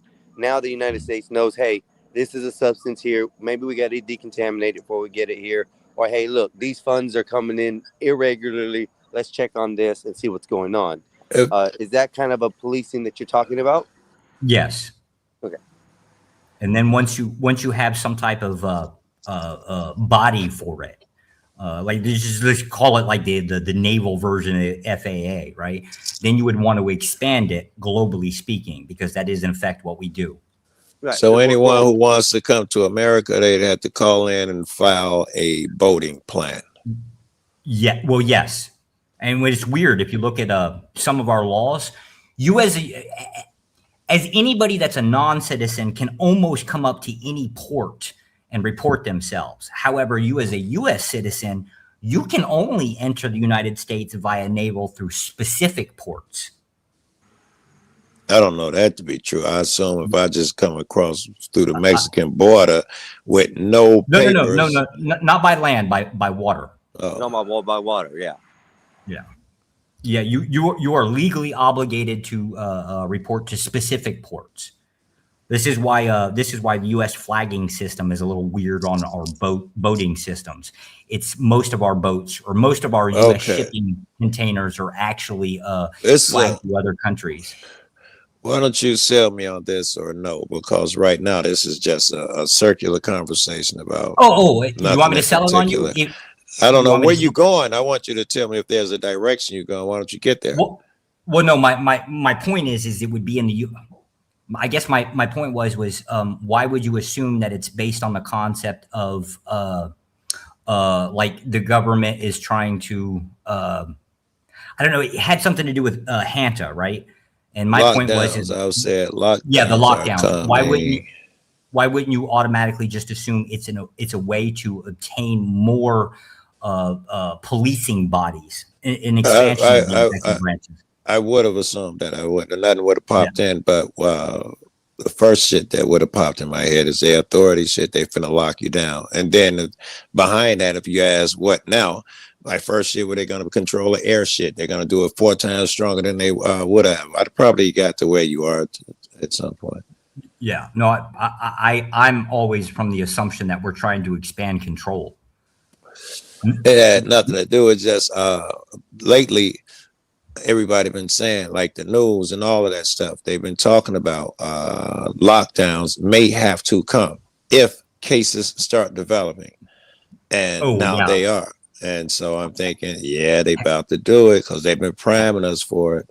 They need a different virus. Hanta is incredibly difficult as an airborne pathogen, right? So it's not particularly contagious. However, there are exceptions with some variants that are sexually transported. Yeah, it wouldn't have to be airborne anyway for them to tell you to lock down. Touching shit would do it. They tell you how to stand because of that. Yeah, you gotta understand a lot of United States people are very unsanitary. They'll blow their nose, they'll rub their face, they'll touch doors, windows. Right. Every time you touch a door, how many people touch it going to the grocery store or whatever in front of you? This is being converted by a liquid form more than anything else. So you have to be in physical contact or like you said, a sexual contact with someone in order to really get it. But it doesn't stop anybody from coughing from the virus or anything like that. I doubt you get hantavirus from having sex. I mean, it's because you're so close. But it wouldn't have to do that with fucking to get hantavirus. There's 2 variations of Hanta. Like it's just like the same thing as COVID, right? It's basically SARS with a specific branding on it, right? It's the same thing. Yeah. At least with Hanta, right? And there's a variation that is predominantly more carried through sexual transmission, right? Yeah. But when we talk about Hanta, we're actually talking about rat shit, effectively. Yes. Which is strangely enough a crazy fucking problem on ships. Yeah. So and especially like the instance with these people, they actually went off the island, got into situations where there was, taking pictures of birds and rats were somewhere along the line, and they contracted the virus. So they brought it back on the ship. Now the ship got contaminated with X amount of people, and they still let them off. And last I heard, the ship was on its way to Spain. So I don't know what's going to happen there. Hantavirus is primarily contracted by inhaling airborne virus particles. So there it is. It is airborne. There are your mask and all of that shit. It's only if you're around rat droppings. I was going to say from dried urine, saliva, or droppings, particularly rodents and deer mice. Yes. And where they particularly went, supposedly there was rat droppings or whatever, and they contracted it there and then brought it back onto the boat, which, unbeknownst to them, they were running around the boat doing things, touching things, probably having booty calls before, they felt sick or whatnot, and, spreading it around the boat. So say we find out that one of the boat people done hopped off. We didn't know about it. We found about it 2 weeks later. This motherfucker been working at a Starbucks for 2 weeks. We got to lock down the town. There's no cure for this shit. So no cure for the Starbucks. We never know who has it. So everybody's got to lock down and get tested. Maybe there is no shot. I don't think there's no shot. That's that Starbucks right there. Yeah, mocha right there. That was Bob for 2 weeks and been running around with the hantavirus. Spreading that shit to everybody, blowing it. Bob. Could you highlight the last 2 texts? Yes, sir. Hold on 1 second. The last one, second to last, is that one. The sheer amount of goods that are transported globally is enough to cause the issue spreading certain diseases, increase infections, and let's go to the next section. increasing inspections and policies wouldn't stop much of that. This is now, and this is a nasty point too that he's got, right? Think about how much stuff, and how many, how much stuff and how many ships hit U.S. ports from overseas, right? We constantly talk about, well, we don't manufacture nothing, right? Yeah, they fuck, it's bad. They're bringing it in bad, and it could be coming from any one of those places. So I can see where the policing agent would be a better decision because they can see whether it's contaminated or not before it gets certain with shipping. You can create some on shipping alone. Yeah, we bypass this, or usually if you're replicating something, the FAA deals with it, right? So an example would be if you're in Hong Kong, right, and you're taking a flight to the United States, right? The security system that's designed the security system that's designed from our security services, but is exported out as an agreement, right? They check you there, not when you show up at the United States. Okay. That's Before the you get on the ship. That's Right. the export system of control. That's how you basically get to global control. It's just the FAA has been doing it so long, and they've managed to assert their authority in almost every country I've ever seen. Okay. So it would be the same thing within the shipping. Now there are like rules if you're going to ship like to one port versus another, right? There are some rules that are standardized. I think the United States would automatically go for asserting authority within that, because that's really where you start fucking people up. Because if you can create a system that can scan for a rat shit, right? Now you can also have access to what items, what logistical items are also going to what other country. Just that information alone would be highly useful for the United States. Here we says slightly flexible. Hippie says, talk about the increasing cost of the imports goods. The amount of time and type of inspecting would take hours and accomplish effectively. Yeah, I don't even know how you hit the hours. That's being generous, right? But I don't know. But yes, that would be the idea.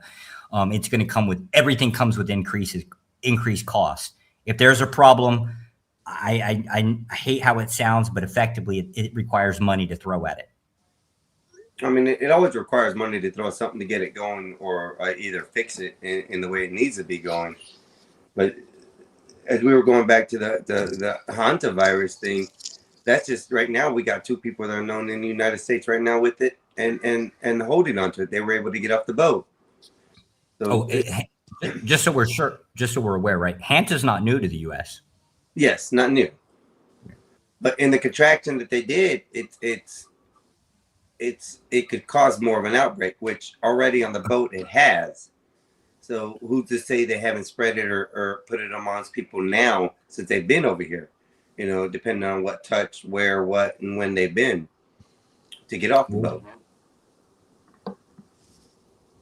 I wonder if it's a different strain or something, because we deal with. Hey Siri, there how are many cases of hantavirus are there in the United States per year? We can look it up. 1.2. It looks like one of them says. I'm looking. Stay in browser. Leave me alone. What the fuck is you doing?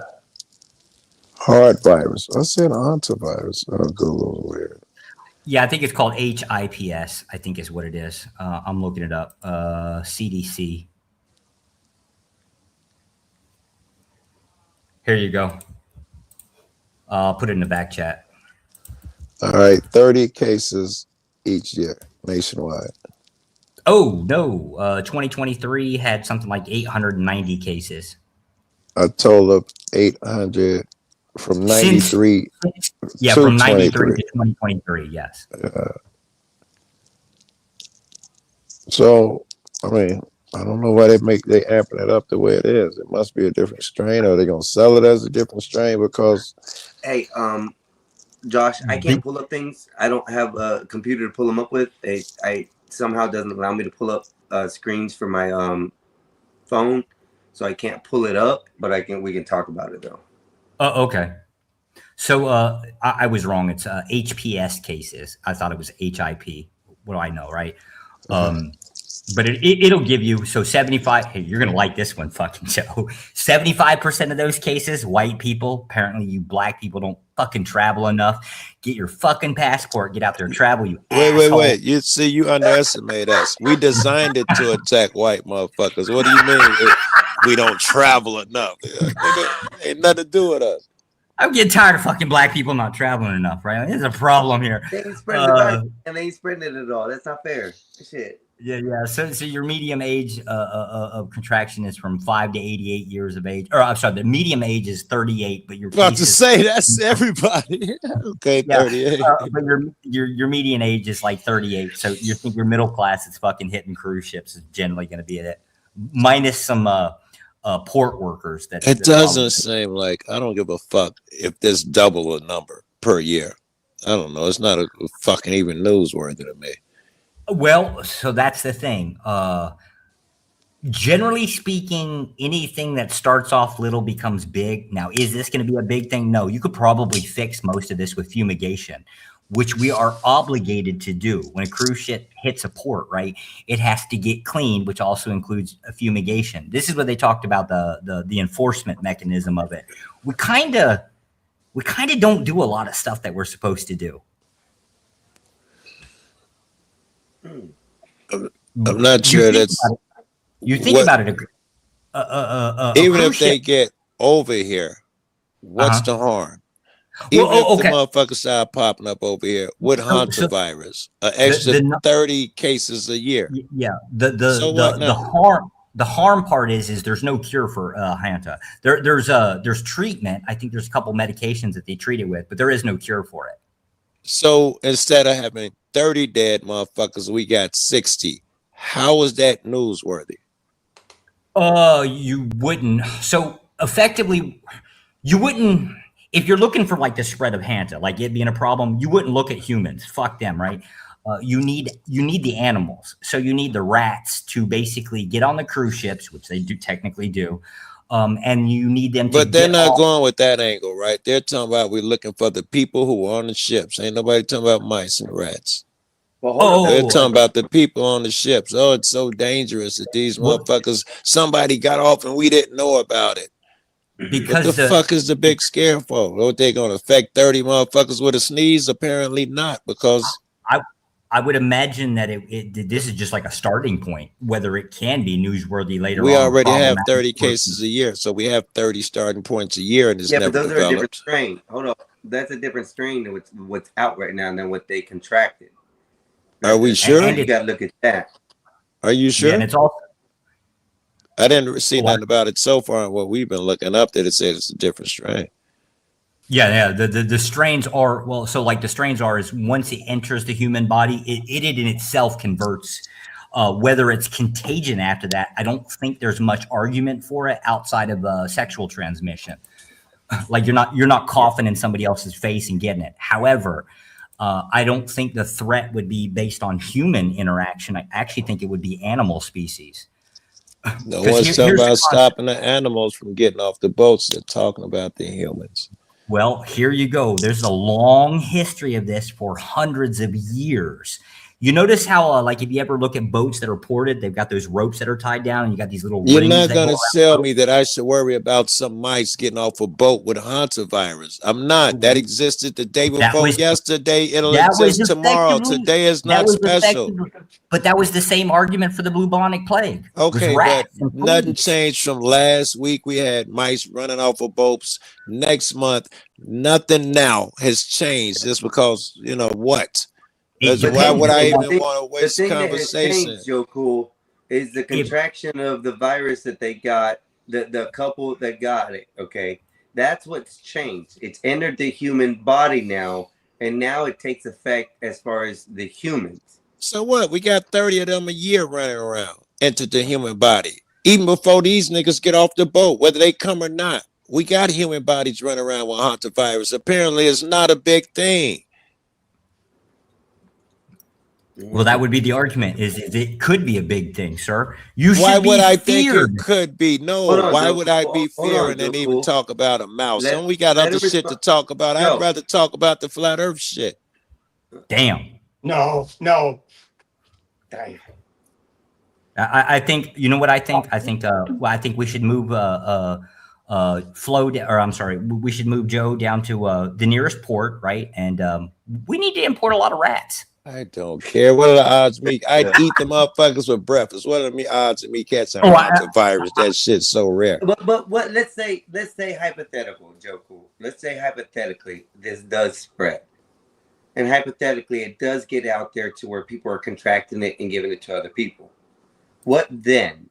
Can we say what if? Well, yes, we could say what if and understand that we've already taken a leap. We might as well say if Dracula style bite motherfuckers, or what if the flu turns into this thing that starts killing more people? I mean, it's just as what if is what you're coming up with. So as long as we're in what if land, if hantavirus is the new virus going around killing motherfuckers, we probably, well, the government would probably do something similar to what they did last time. They'd attach the shit Josh is talking about, because it'd be 4 times more perfected now because of the first shit, all of those things. But these are all what if fucking a unicorn came down and had sex with a Goldilocks, because there's no evidence that these things are about to occur or have ever occurred. Hantavirus has been around forever. Mice been jumping off ship forever. Hantavirus been, yeah. Hold up. What country just reported the highest rates of Hanta?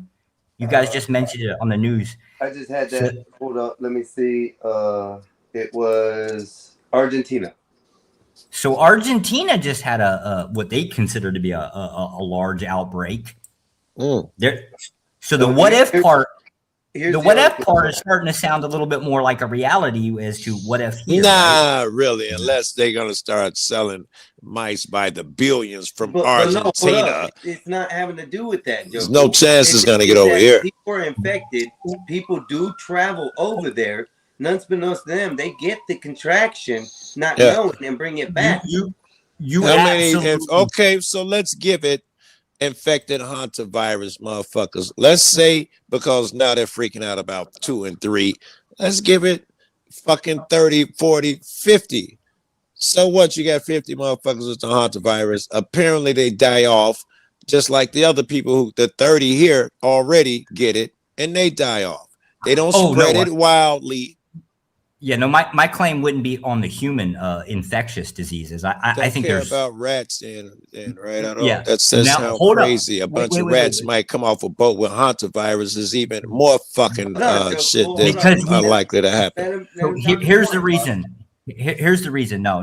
I'm actually throwing human infectious off the table, right? Because to me, that's it. Really, you're right. It's not going to much matter, and it's contagion from human to humans, just irrelevant almost, right?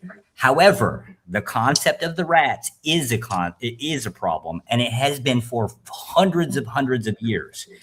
And an example would be look at bubonic plague. Specifically, look at San Francisco. Wait, can I rephrase what you just said?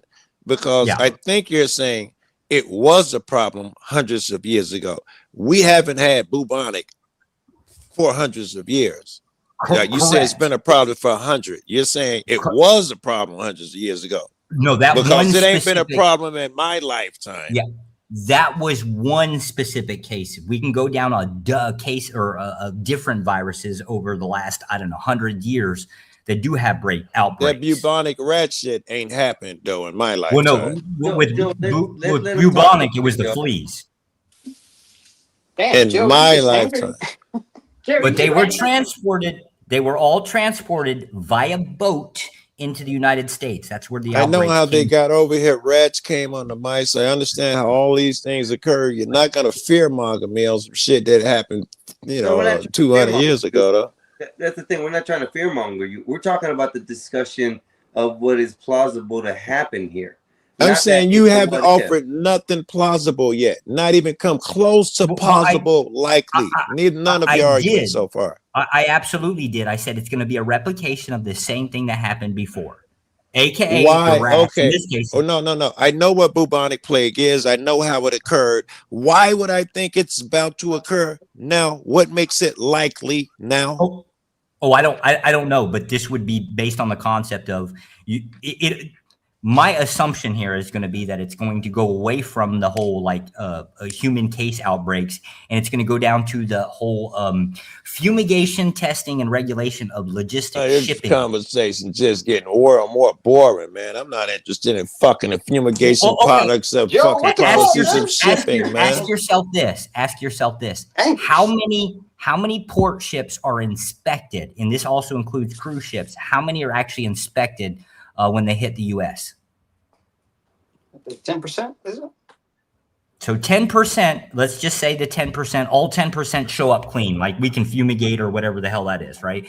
What about the other 90%? They're no longer a threat to the United States? Or we don't have the manpower? Yeah, we don't have the money. The government needs your money, sir. We need to increase your taxes so we can defend the United States against all of these biological warfare that's being conducted on us by these fucking rats. Hey, let's welcome Bob back to the stage. He's decided to come up, and hopefully, he doesn't do the peppermint mocha thing, but we'll be good. Let's continue. What are we talking about? I just hear Joe angry. Oh, we're trying to convince Joe that. Wait, where is Joe? Joe just left. We're trying to convince Joe that the rats are invaded in the United States and bringing diseases.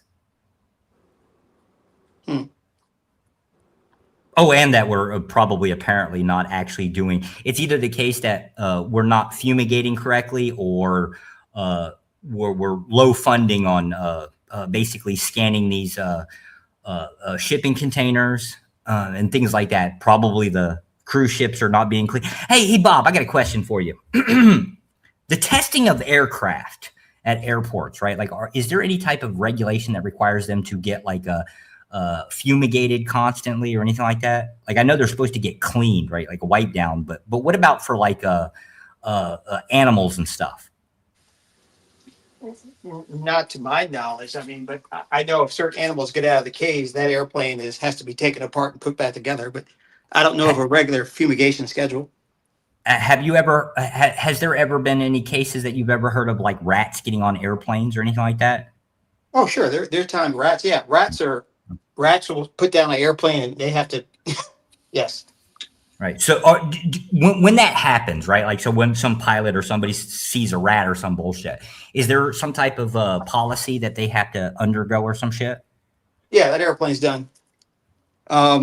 Usually, I mean, it's not really you see a rat. It's more you see maintenance guys will see rat droppings or something. Or maybe they were carrying rats and one got out or something. But yeah, that airplane is put down and then they have to come out with a whole crew and do something with it. All right. So do you think, I'm just stretching here, right? Do you think they do something similar with like ships? Like container shippings, cruise ships, things like that? I would imagine. I would imagine so. That's a totally different type of transportation.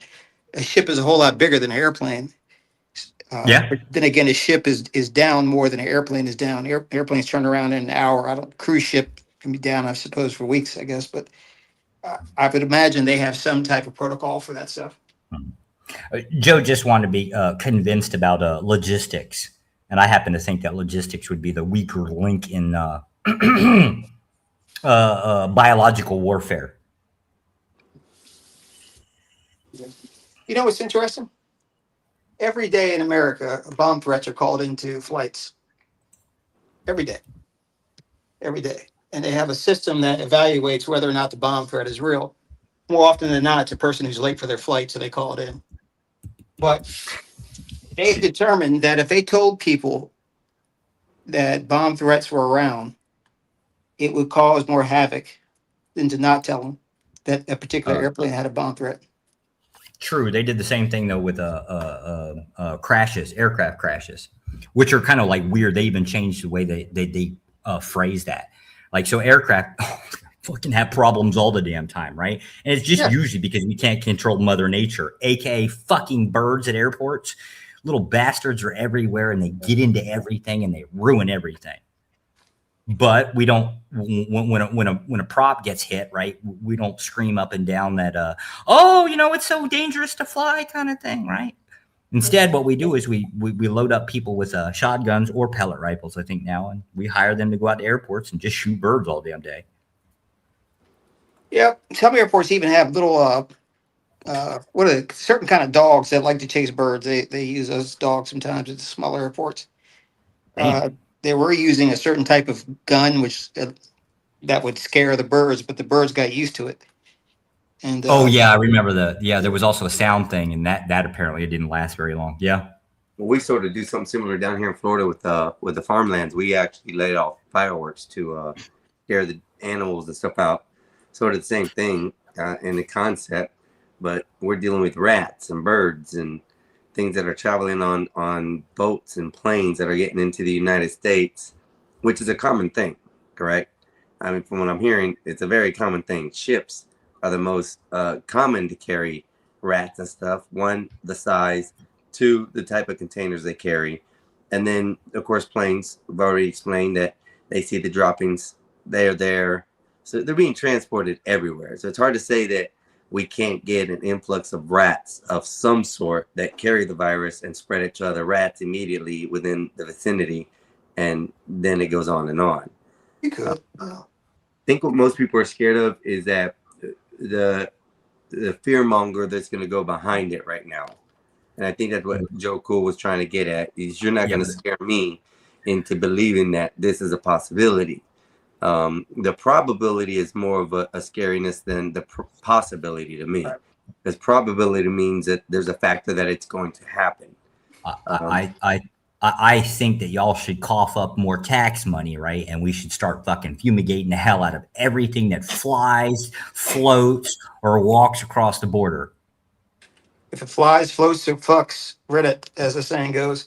Hey, I got thinking about something, you guys, before I dropped off. You know the type of law enforcement I can't stand? Uh-oh. What type, Bob? TSA agents. Oh, And God. I was thinking about. I look like a shit emoji. So, if you are a TSA agent, I automatically have no respect for you. I can't. And I was thinking more about the cops things with you guys, and our cops pull a lot of shit and all that. As an agency, if you are a TSA person, even if you're good, I can't have respect for you. I have a hatred for fucking customs, but that's just personally the problem I have. Josh, I find it absolutely embarrassing that we have Aunt Jemima, who is the first view of people coming overseas and seeing her. Aunt Jemima was fucking awesome. You know what? I can't figure out why people have problems with Aunt Jemima. Her last name was Green, and she founded like one of the first like big Catholic churches up north, one of the northern states. It's a conversation drift. You know what I mean? No, fuck you, Bob. You're not going to badmouth that Aunt Jemima. Okay, Aunt Jemima can have. Okay, well, Keisha, how about that? Oh, fuck Keisha's attitude. Well, it's like the Karen. It's the black version of a Karen in my mind. So you guys have a problem. We have a problem too. It's just our Karen is usually some 70-year-old mouthy pain in the ass that we can't deal with, right? But we have to be polite because, uncouth people, we have to tolerate it. I consider Karen to be a lot more dangerous than Keisha. Keisha's just going to run her mouth, right? And you just might be in the vicinity of somebody has to be put down or tased, right? Karen, on the other hand, right? When grandma goes out there and starts bitching, you're doing 3 miles an hour speed limit in the neighborhood, right? She goes out there mouthing off, running her mouth and shit. You have no choice. You have to fucking defend grandma, even if she's wrong. Yeah. So now I'm going to tote an ass whooping because grandma couldn't keep her mouth shut over some 3 miles an hour over in the neighborhood. Damn. 3 miles an hour. You know what, Bob? Keep your black problems. I'll take Keisha over Karen any day of the week. Damn, Bob. No, I won't. At least Karen serves some. They can inadvertently serve some purpose. Like you know, if there is a bad employee or something like that, yeah, they may go overboard, but they can, you know, they can look at that employee and say, well, you are a motherfucker. But Akeisha has no purpose other than to make your life miserable. So, Bob, are you what are you saying that you are you sure you don't want a Keisha? I know a couple. I can hook you up. I'm allergic to Keishas. Sir, you sound lonely to me, right? And I care about you, Bob. Well, I want you to be just as fucking miserable as me, sir. So can I send you some Keishas? No. I don't take them. They're a hazard. I don't even know if you can ship them anymore. Well, you can ship them. I just, you know, I have to make sure there's no return address on there because I don't want you sending it back. Fuck that. You know, it's part of the reason why I think maybe slavery was a little bit false because you have what, 30 black women on a ship for a week and a half? That ship is going to sink. Those we're talking about the Disney cruise ships now? No, I'm talking about slave ships. Oh, whoa, the slave ships. Oh no, I fully support slavery. You too. We don't call it slavery anymore. We call it the penal system. Okay, all right. I saw a funny T-shirt that has pyramids on it and it says "Slavery gets shit done." It does get shit done. If you go out to other countries, you will find that our roads are a hell of a lot cleaner than most other countries. I say 2/3, right? And that all comes about mostly, the vast majority of it comes about by chain gangs. Oh, what's wrong? Disgusting. What the chain gangs? What is wrong with putting chains? Yeah, well, I still don't understand what is wrong with putting chains and shackles around people's legs and putting them on the side of the road and make them fucking pick up some damn garbage. If they've done something wrong, yes, but not as enslaving people. I can't go with that, man. They are enslaved. Do they have the freedom to leave? What are you talking about, Bob? This is you. Your farm. The watermelon. But my boys are happy though. Look at them. They're so happy. Don't worry. By tomorrow, we will have the AI fix that we can change the expressions on their faces. Yeah, we're working on that. They've given me. Look how big Black Bear is. I mean, you know, I'm not like starving them and whatnot. How do you know he's not starving? Look at him. Well, so he's just eating pork and beans and rice and shit. Yeah, you can get fat off of that. Okay, so he's not starving. Yeah, I'm not saying he has a well-balanced diet. Yeah, well, after seeing you on top of a horse doing that, now I understand why the Diet Coke and French fries, sir. Hey, I'm on my horse observing my farm, man. What am I supposed to do? Give him the other one. Einstein, one? give him the other one. Which one? Show him the other one. The Ruckus Bob. The Ruckus Bob. On the horse. On the horse. That is holding the whip. Yes, this is Bob right there. This is Cracker Bob right here. Woo! That's horrible, man. Woo! Get that boy. Get that boy. But they still look happy. I know we kind of AI is not working. Well, Einstein said AI is not working with them. Einstein says that AI says it's racist. Okay, I'm trying to work around the racist part of the exhausted. AI portion. Use the word exhausted. Yeah, that's where I gotta go. Hey, you remember when they first came out with AI? AI was like anti-Semitic and racist and like sexist. Yeah, we are slowly learning the word phrase. You know. Oh, speaking of which, Bob, I've got to get you that spreadsheet for YouTube flag words. There's one for you, AJ. YouTube flag works. Fumigating the planes and the boats. So the demonetizing words that get like spoken kind of thing. Oh, okay. There's a spreadsheet. Technically, it's every word in the dictionary plus a lot of other stuff in there, and it gets scanned about and updated, I guess, about every 6 months. I got to get you that spreadsheet. Thank you. There isn't. It's useless as a spreadsheet itself, but there is a way to because YouTube automatically does the whole like the closed caption. It does it automatically, but there's a way to actually scan the closed caption versus that spreadsheet. Kind of help you out. It gives you a way to kind of know hurt the what system. videos might be problematic at some point. Thank you. Thank you very much. Thank you very much. How did you find this channel, Josh? Just the usual talk? Well, you already we already fucking discussed this the other day. One of you, okay. I'll own up. No, I'll own you're up. right. It was one of your members specifically had come to me. They know me and said there was a problem, and I said, Bob's still around. I hadn't seen him in a while. How's he doing? Right? And then when he pointed your channel, I was like, well, fuck that. I got to go catch up with Bob. Oh shit. Okay. Yeah. I think I narrowed it down. I think I narrowed it down to who it is. We're not going to name any names, but I didn't know people were looking out for that. But people are very much looking out for you. I just happen to bring in another group of people that are that are looking out for you. What? Yeah, you have an army, Bob. You have a big following, Bob. I didn't know that. Yeah. You're famous, Bob. I will work on getting traffic over this way too.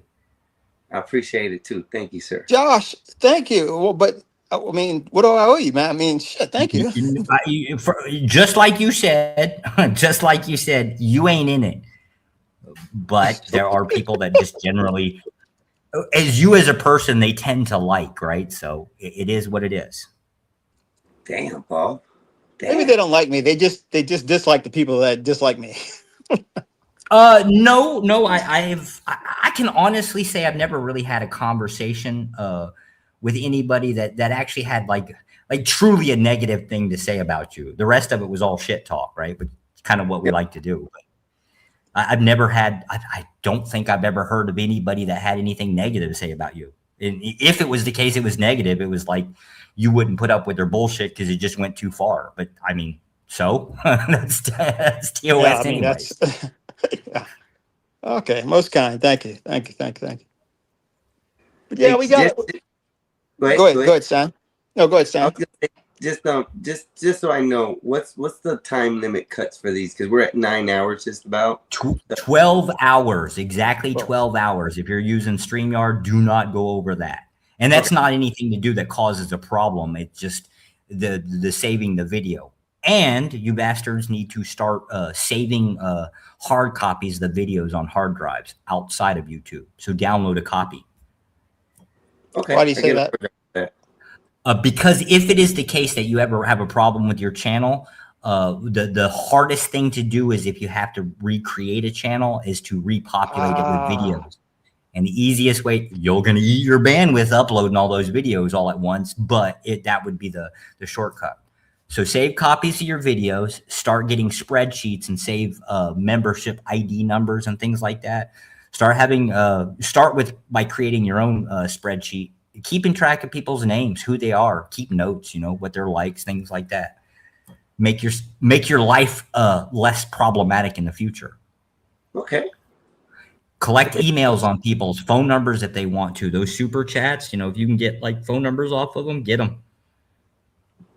So that way you can build up your base back up when you restart a channel, correct? Yep. Okay. Not only that, the user base, right? You want to know, look, if a person comes along and they drop a super chat, let's just say once a week, right? And they disappear, right? Go hunt them bastards down. Hey, where you been, man? What's going on? We hadn't seen you around. We're kind of worried about you. Yeah. Okay. Never ever forget someone that's helped you.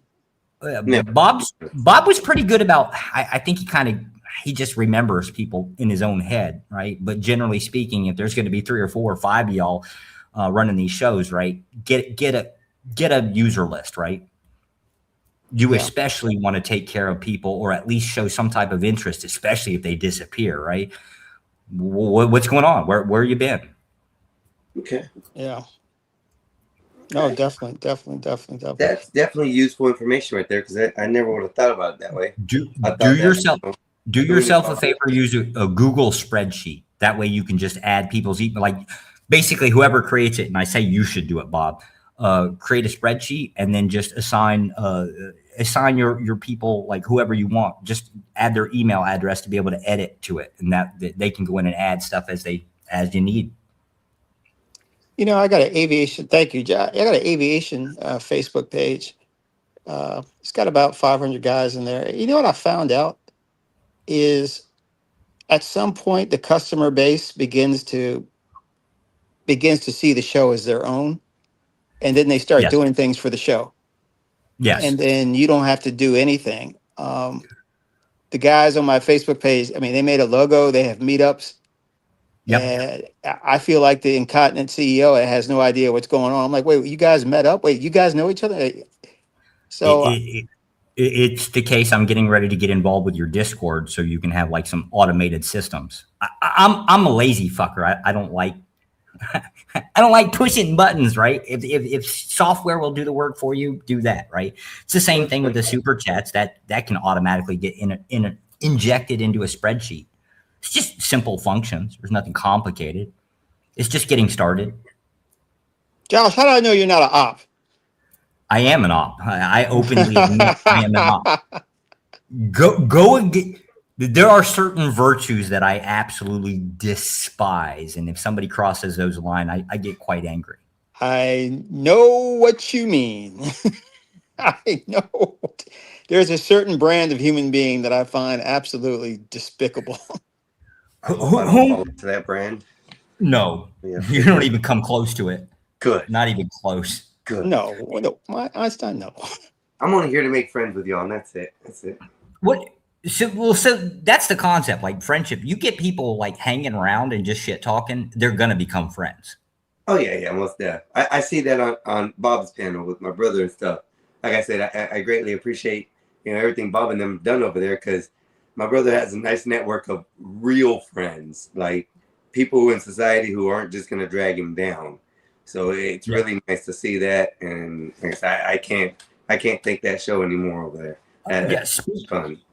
Speaking of which, Bob, because Wolf is now in the chat. Speaking of which, Bob, I'm going to send some instructions for Nightbot to get installed. You need to be the one to actually click the button so it's attached to your account. What is Nightbot? Nightbot is like Nightbot is like let's just say you want to send a super chat, right? Like you want to have your affiliates links, you want to have your Cash App, you want to have all of that information posted, let's just say every 15 minutes within YouTube. You want to put that in there. Nightbot does that. It can do other things, right? But that's one example. That way people don't have to remember to post a Cash App and shit like that, right? But you also want to expand on it. You don't want to just do just Cash App, because that's just in the United States. You need your PayPal, the Ko-fi. Like there's a whole whatever's available. That's what you want to do. You know how to do this shit? Yeah, but so does Wolfie, right? So I'm just going to get the information to Wolfie, and then Wolfie's going to discuss it with you. Okay. Well, is that some of what Wolf uses now, as far as like how he throws all those, emails and everything, everybody's information up so quick? Is that what Now Nightbot will do that as well, which you should. You basically, so it has a function that if anybody types something into chat, because it has the policing function, right? Like the censorship, you'll disable that automatically because it's a little bit too crude. But because it's got an internal hook, when somebody types something in chat, it also has the ability to get their YouTube ID or their Google ID that can actually get updated into the spreadsheet. So then that becomes automated, right? Where it records people specifically.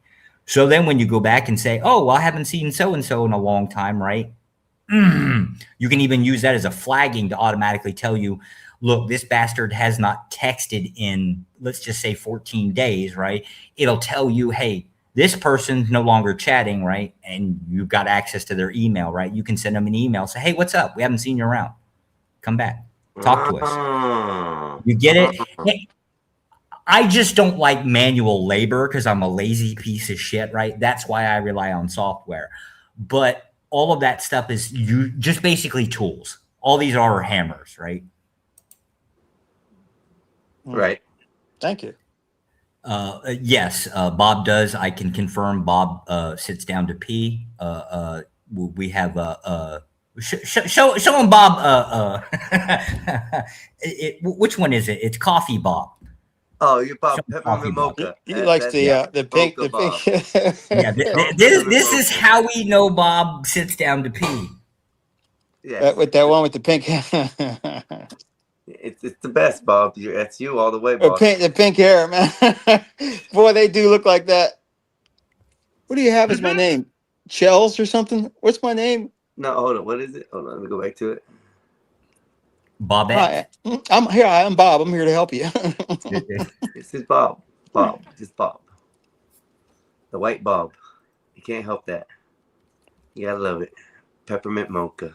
But you know, it's so funny though. Like this shit, what Einstein's doing, of course, what 84 is doing. I mean, without 84, there wouldn't be no Gospel of Bob. But the people just, they just find the space and they plant their flag, and it leads to an end which was no part of its intention. Yep. People want to hang out. They want to chill. So then you get, different people leave or some people get cut out and then new people come up. I think the team we have now is good with Black Bear and Nazes. Well, Nazes been around, but Black Bear and, then you get little feuds and, little bar fights here and there, which is always good. That. I mean, Bob, those who really want to weed themselves out are going to weed themselves out eventually. Say it again. I don't think you have to do it. So I think the way that the platform goes is you're doing a fine job, and you guys have found a great group over there. Nazes, Black Bear, Skywalker, especially like you said. I really don't think without Skywalker, you guys would have much of a platform. We wouldn't. That's props to all of y'all. It's props to all of y'all. We wouldn't. Your brother is the backbone, the head. Your brother is Gospel of Bob.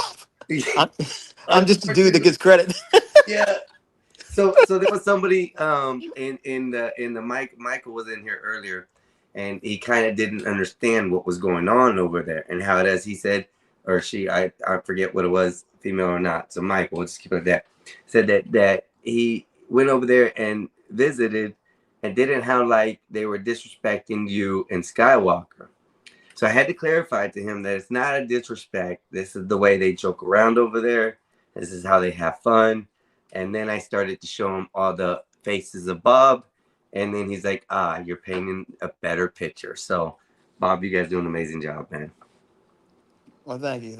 Well, I certainly didn't do it. Alone. It's I always say, men especially, I mean, nowadays, all my friends are spread out in different states. So there is no, having a beer after work or anything, man. But this kind of thing has developed into kind of an online family, so to speak, man. And sometimes I'm just in the back listening, laughing. Yeah, especially when all the videos come. That's when he pops up. When he finds one offensive, the little thumbnails, he's like, what? That's all he comes up stuttering. So bad. Who's this? Yeah, the Bob. Oh, not him. Look, you talking about Brandon? No, I'm talking about you, boss. You come up here and you get upset every time I put one of them, thumbnails about you out. It's always a new face every week. Well, you guys do disrespect me. I mean, I am disrespected on this channel, and disrespected in a way that I've never been disrespected before. I mean, 84 does call me, all sorts of names. We talk just about every day, and I call him up or he'll call me up and be like, what the fuck do you want? Low. Yeah, I'm like, man, well, I just wanted to say hi. Well, fucking say hi. It's like, okay, man. All right. That's the way he talks to you, Bob. What's that? That's the way he talks to you? Oh, your brother's so damn mean to me. I wouldn't have it any other way, but he's so, man, he excoriates me. My existence is bothersome to him. The mere fact that I'm alive makes him angry. He doesn't see you like I see you, though, Bob. He doesn't see you like I see you. That's the problem. Okay, you guys are playing good cop, bad cop. What are you guys trying to do, man? He sees you by your skin color, and I done told you I don't see you by your skin color. I see you by your actions. My brother, all he sees is this is what my brother sees when he looks at you, Bob. Swear, this is the exact photo he sees when he sees you every time he talks to you, and he comes up. This is Bob to him, man. The white one, you can put the white one up, aren't you? Yeah, no. No, you can put the thug up. Yeah, this is what he sees. This is what my brother wants to see. Okay, he wants this Bob. Okay, but in the means of it all, Bob, we only get this Bob. My hair is greasy. and then you always got to go through the order and get your go through the Starbucks, and we end up with Liberal Bob. That is crazy. That is actually my face white. Yes, brother. I done told you that. I sent you it by itself, just photo by itself, so you can show your wife. No, it's like, but when I look at it, I'm like, yeah, I guess that's what I look like as a white person. And the only thing is, I changed the skin color and put you on a polo shirt. That's it. See? Yo, that is a white fucking Bob. See, and Yeah, the faces are in the same spot, so it's perfect. You, Look. you should leave the flags, but change that background to be a golf course. Oh, we had one already. I think I got one somewhere with the golf course already for Bob. Yeah, you're gonna have to give him. Yeah, give him the golf course, right? If you're gonna go white, go full fledged white. This is the whitest other white Bob I can That's see. pretty white there, though, Josh. I mean, how do you? What, you gonna put me in a ski resort? Maybe that's whiter, maybe. But Vanilla Ice. You can't Vanilla- get no white than Vanilla Ice, brother. All right, stop. Collaborate and listen. Einstein, you were too young, man. I was 16 when that shit came out, man. It was all over the place. I'm too young. I'm only 45, Bob. Yeah, okay, so you would remember it. You would remember it. You remember tape it when tape decks, CDs were not out just yet in '91. Hey, why is Dennison spamming the chat with the crosses? I have no idea. He probably fell asleep at his fucking computer. That could be the case. That would be funny. Den, you here? Fucking asshole. Oh, he's pressing the plus button, plus a 6 every now and then when he snores a little. 6. Is Denzi in white or black? He's a white guy. Okay, all right. Is he a young guy? About my age, a little bit younger. So either just under 40 or pushing it. Gotcha. Denizen is he's my resident centrist. Unfortunately, like he's the thing that him and OG and a couple others actually prevent me from going full right, like crazy right. Because I actually am an extremist. Wait, wait. I'm sorry. Orthodox OG. guy is a centrist to you? No. OG is he's a far leftist. He's quite literally a fascist. I'm an authoritarian. The difference between us is the capital part, right? Like so, like the economic version. That's the only difference between us. That's quite literally the only difference between fascism and authoritarianism is the economical venue. Okay, well, but socially, your values are the same. No, social. Oh no, socially, yeah. Socially, he would be, yeah. He's kind of like the anti-abortion part. Yeah. I guess whatever the social issues are, he tends to align more with the right.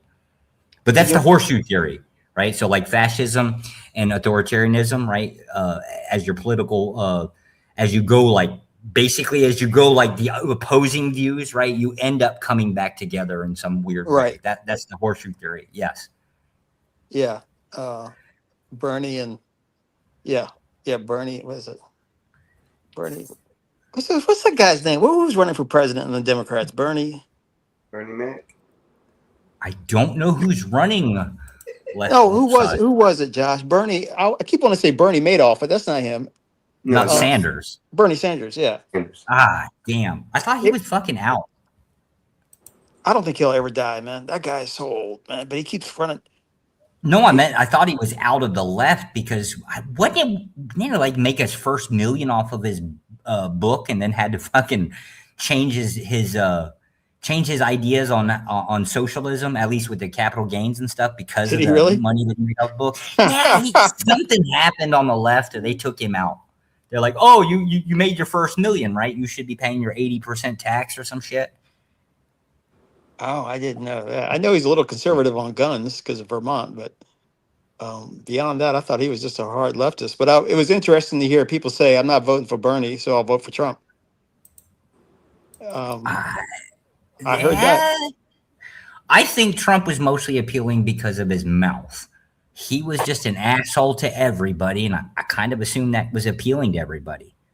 Because if you look at us on social media, right? We just want to shit talk the other person, right? Isn't Trump kind of the embodiment of that? I think Trump was a grenade that blew up the system or shook it up enough. I agree. You know, I think Trump now just set the standard that this is going to be mild shit. I actually think in the next 50 years, it will be a lot worse, verbally speaking. And well, okay. How about 2 years from now? Who do you think is going to win it? I don't know. I'm fucking so scared of the Republican Party imploding on themselves because we're already starting to do that whole internal critique, like the log cabin Republicans, right? That I think would fucking tank us. Christian nationalists being the dominant force, right? They have to contend with something. That would be the thing they would have to contend with. And in doing so, we start having this division within the Republican Party that I think is too soon. That's why I don't know. But who's the left going to run? Do you think that could be a problem, Josh? I don't, off the top of my head, I don't know. Hey, if y'all listen, I can't even guess.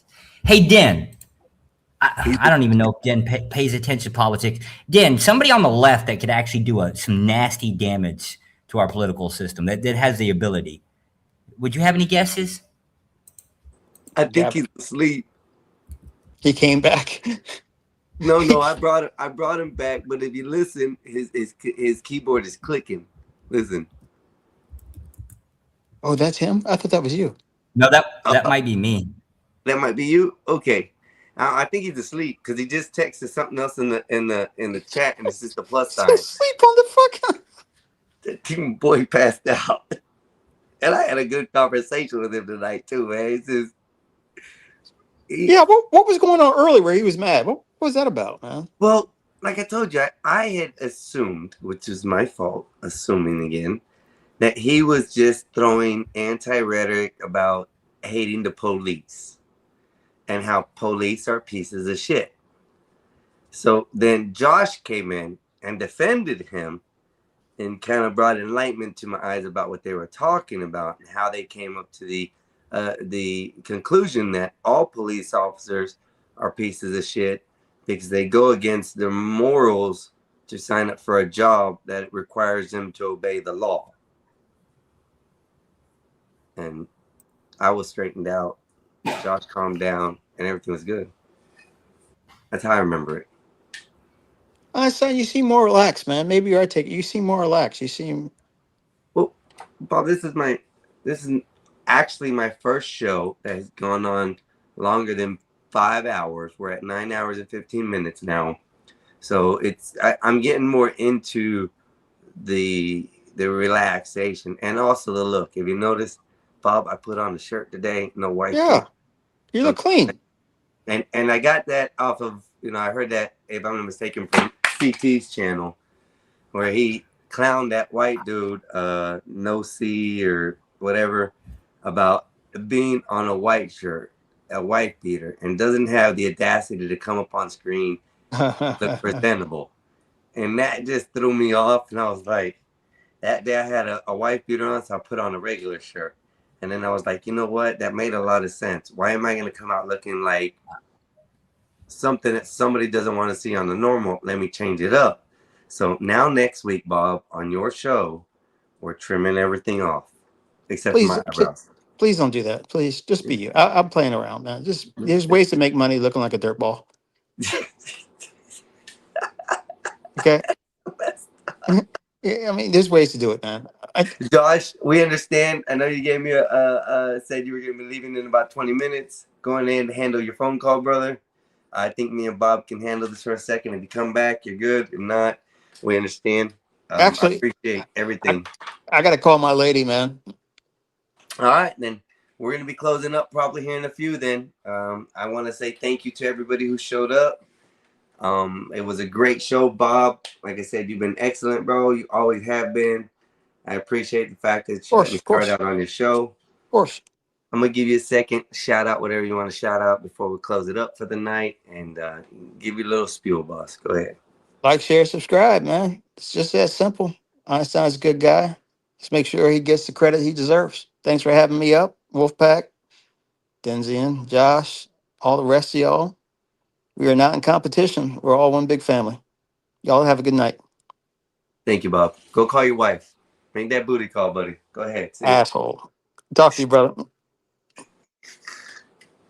Wolfpack, I want to thank you the most, the best chat moderator on the net that I have met. That's just what I'm gonna say. This man takes his time and efforts to step in other people's lives and help out just for a hobby. It's a beautiful thing. I am gonna talk to you, Wolfpack. Like I said, it's probably not too late. I could probably send you some messages. I'm gonna send you the message of the card. I gotta find it. I placed it somewhere, but I got it. I think I know where it's at. It's in my seat that I carried to the beach. About the honey, I'll send that to you because I forgot. But brother, you do a great job. Everybody else in the chat, I want to thank y'all very much for coming up. It was enjoyable. I was glad that I was able to put out y'all's messages on there without having to have a super chat right now and everything. I haven't received the ability to. So, no, Wolfpack. No sorry, brother. No sorry. Complete salute, sir. Complete. It's a hobby you do, sir. It's nothing that's concrete. You get to choose whether you want to come on here and help people, and you do a blessing to a lot of people, bro, that you help out with. So, no, don't ever be sorry about it, brother. So I appreciate it more than anything. So, and even the little things, you put it up there and you watch it. And you make sure people ain't saying nothing wrong. So I give you all the blessings and the thanks for that. But once again, I want to thank everybody. It's been a great show. Probably one of the best shows I've had to hold. Very good, interesting topics. Very good, interesting situations. And I ultimately learned a lot tonight. To be looking at it through other people's eyes and maybe experiences and knowledge, I think that helped me out to understand. I don't get a lot of times where I get to talk to people on this high level of conversation. And you good night, Wolfpack. Thank you, sir. But this high level of conversation and stuff, and it was good. Everybody showed up. Everybody had something to say. And one of the best things that I liked about it tonight, it was kept cordial. It was a conversation, not an argument. So definitely had me looking in different ways. I want to thank everybody who came out once again. You guys have a wonderful evening. I hope your Mother's Day was great. You guys enjoy. And I will probably be coming up a lot more this week since I have vacation time. So you guys might see me pop in and out of places downtown, around town, and let's see what happens. Good evening, everybody. Happy Mother's Day to all you mothers. And if you haven't called your mom or told her anything, call her up, tell her. Say Happy Mother's Day. Y'all enjoy, be safe, and thank y'all once again.